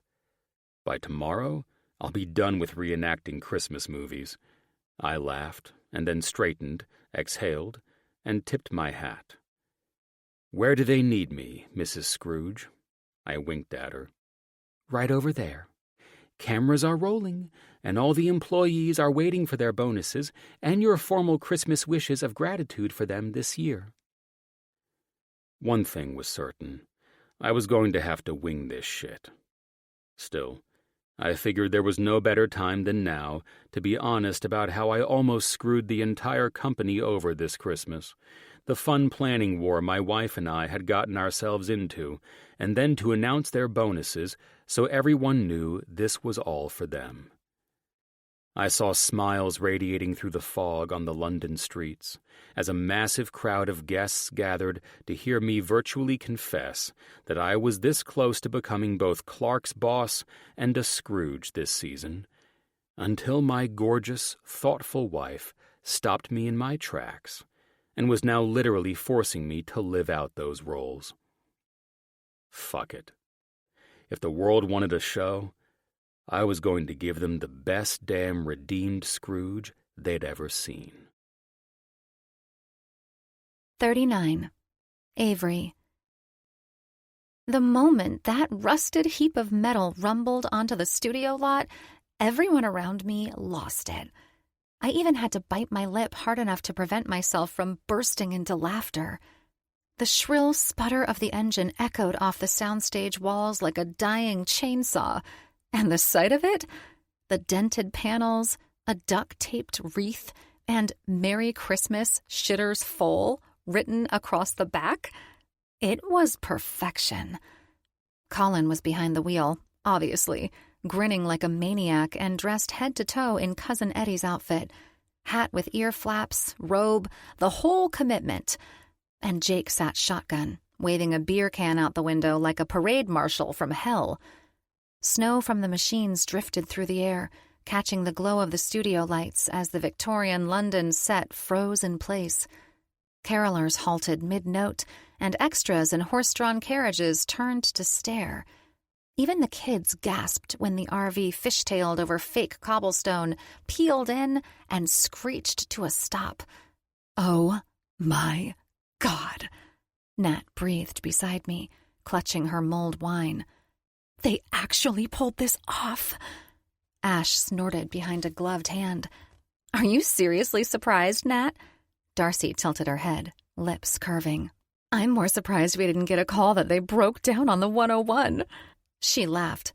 "Can you imagine?" Nat snickered. "I wouldn't even expect the cops to help them call a tow." "I'm shocked the muffler didn't just combust and take the whole thing with it," I said. I should have stayed composed, but my stomach hurt from trying not to lose it this entire time. Our girls were pressed to the velvet ropes, eyes wide and sparkling.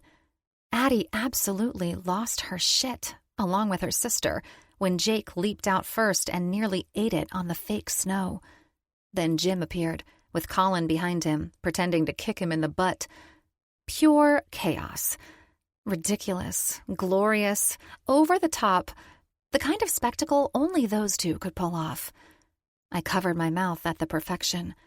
Jim was the perfect Frank Shirley with an oversized red bow across his chest, those ridiculous pajamas, staring like a man abducted by certified lunatics, which, technically, he had been.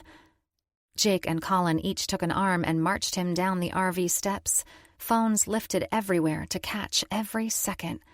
"You thought your husband was breaking the internet before?" Nat said, wheezing a laugh. This is forever." "And that's exactly the point." Kat's voice cut in smoothly. "Okay, Jim's off to wardrobe. Avery, you'll greet him before he takes the stage." She flicked that calm, controlled gaze at me, a general with a run of show. "Does he have a prepared speech?" "I hope so." I winced. I was busy faking that the party was canceled. "If he needs it, I have one," she said, smirking. "But your husband has salvaged more than one event by giving a speech when another CEO was too drunk. Timing is tight, so I need you in place for his stage entrance." When Jim came out of wardrobe dressed as Scrooge, my heart tripped. Devastatingly handsome didn't cover it. The overcoat and top hat did nasty, wonderful things to my self-control. If I didn't haul him back into the wardrobe room to prove it, it would be a Christmas miracle. Before stepping on stage, he declined the paper Kat offered, leaving him without notes or a safety net. Only my husband could get dragged to his own company party as Frank Shirley, be transformed into Scrooge, and still command the room as if none of it fazed him. He wasn't Ebenezer up there. He was James Mitchell, shoulders easy, presence effortless, and ready to open our night. "First of all," Jim began, motioning toward me, "please give a round of applause to my wife, Avery, who worked tirelessly to make tonight everything you hoped for on Christmas Eve." The applause swelled.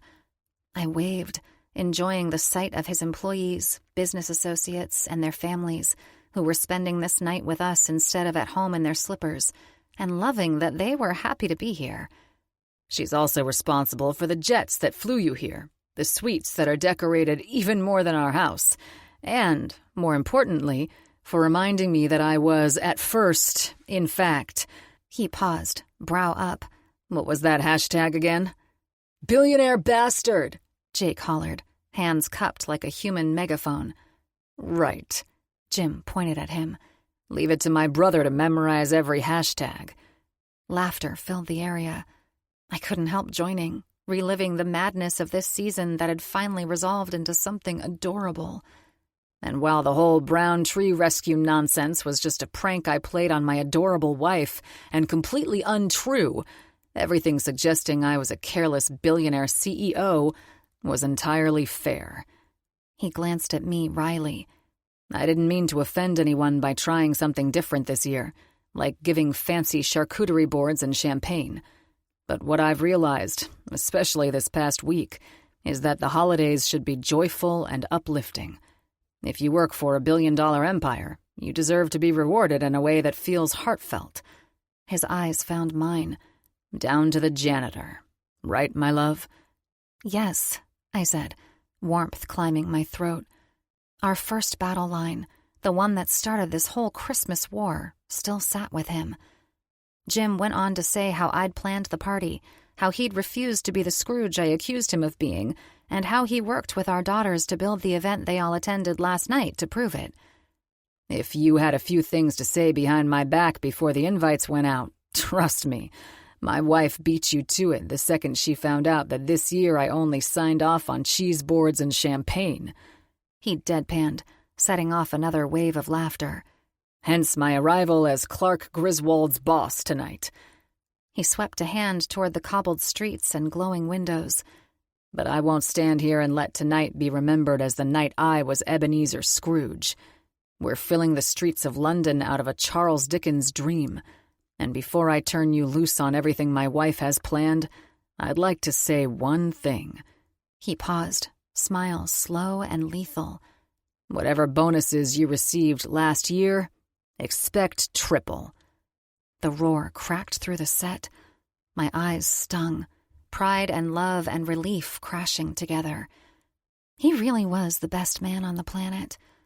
"I'll turn the party over to your host," he said, gesturing for me to step up, "so she can welcome you all and let you explore her amazing venue." I took Jim's hand as I stepped onto the stage, and the roar of applause nearly drowned out my heartbeat. The snow machines continued to fill the air with soft, glittering flurries, and under the studio lights, it almost looked like magic. Honestly, both last night and tonight felt that way. "Wow," I started, glancing at the crowd. "I didn't think we were going to pull this off, but we did. And I'm so grateful to every one of you for being here tonight," I said, smiling. "Even though my husband and I had a very interesting month with our party planning war, all of this has doubled my appreciation of him and all of you, those he works hard for and those who work hard for him. The season is about joy, about how this company, this family comes together every year and creates something bigger than any of us could do alone." The lights shimmered over the crowd. The set staff, employees, and their families, and the crew that had worked around the clock to turn a studio backlot into Victorian London. "When Jim and I started planning this," Jim coughed dramatically. "Correction, when I started planning this," I said, to another round of laughter. "The goal wasn't just to throw a party. It was to remind everyone, including my husband, that you can be successful and sentimental, ruthless in business and soft-hearted at home. You can lead a billion-dollar empire and still believe in the magic of Christmas. The applause swelled again. I looked at Jim. His expression softened, that quiet look that always undid me. And while tonight may have started as a prank war between my husband and me, I continued, it ended as proof that he's exactly the man I fell in love with. He's the man who would rather make people laugh than impress a boardroom, who'd triple your bonuses without hesitation, and who is always giving back to those who help make his vision a reality within the empire he works tirelessly to run. He truly is selfless. Despite being worn out by parties and galas, not only did he arrange for us to have 2 this year, but he made sure both would bring everyone the laughter and happiness this season is meant for. He may have started on the wrong foot, but that's what this little wife of his is for, to give him a gentle nudge and remind him it's truly about the smiles I see here tonight. That's what makes this year so different and special to me, with all of you. I smiled while everyone applauded, and I let the warmth of it sink in. So before we turn you loose on the streets of London, please raise your glass, hot cocoa, champagne, whatever you've got, to each other for your hard work throughout the year and the people who made this magic possible. To our staff, our families, and to every crazy, messy, wonderful person who makes this company what it is. I paused, holding Jim's gaze. And to my husband, who reminded me that even Scrooge deserves a second chance. Jim grinned, kissed my temple, and the band struck up a jazzy version of God Rest Ye Merry Gentlemen. The lights dimmed to create the most enchanting Christmas in London set ever, and the servers swept through with trays of champagne as snowflakes drifted through the air. A very merry welcome to the Mitchell & Associates Christmas Gala, I said into the mic. Let's make it a night we'll never forget. The applause came like a wave, steady and real. Not polite, not performative. It was joy breaking loose, and the whole street of our London set came to life as if we were in the enchanting movie itself. Snow fell harder. Fake, but perfect. Gas lamps flickered against frosted windows. Servers stepped out with trays of champagne and mulled wine, and the sound of laughter rolled through the square like music. Jim's hand brushed my lower back as I stepped off the platform. You handled that like a pro, he murmured. We both did, I said, smiling up at him. The laughter around us filled the air. Even the board members standing near the bakery building couldn't help but grin with the magic in the air. Jim slipped his arm around me and leaned close enough for his breath to warm the top of my ear. You realize, he said quietly, even with all of the crazy bullshit we've gone through this season, we really did put a smile on everyone's face. We sure as hell did, I said with a laugh. For a moment, we just stood there, watching his employees turn into kids again under the falling snow, the sets glowing gold, our daughters twirling in their Victorian dresses. At the same time, all of our friends were being roped into some impromptu caroling circle near the carriage, their kids dragging them there with pleading expressions. It was chaos and charm and everything I didn't know I needed this Christmas. This feels different, Jim said after a beat. Like the point wasn't just winning. I looked up at him. It never was. He held my gaze for a long moment, then nodded, almost to himself. Good thing you're on my team now, Mrs. Mitchell. I always was, I said, and meant it. That's why you'll be trending nicely over the internet by morning. Is that my Christmas present, my love? He smirked. Oh, you know exactly what your handsome ass is getting for Christmas this year. I arched an eyebrow at him. If only we could leave our own party early. He winked, then pulled me in close to him. I laughed, the sound getting lost under the swell of the orchestra and the distant chime of church bells piped in through the set speakers. Snow drifted through the air, catching in his hair, melting on his collar. For one perfect heartbeat, the chaos, the rivalry, The weeks of planning, our fake fight, all of it fell away. There was only us. The man who once swore he didn't have time for Christmas, and the woman who refused to let him forget why it mattered.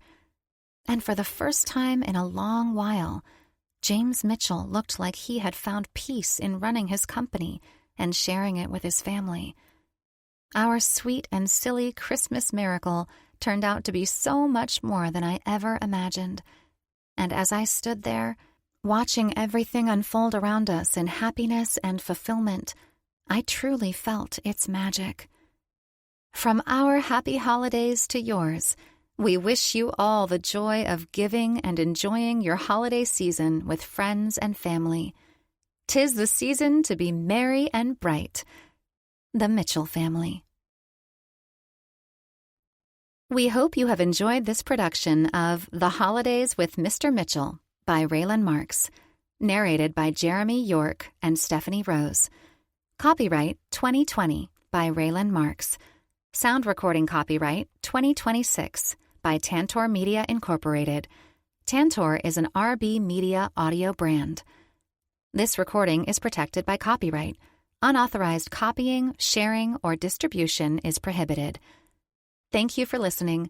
Discover audiobook giveaways, discounts, new releases, recommendations, and more from RB Media, the largest audiobook publisher in the world. Visit rbaudio.com.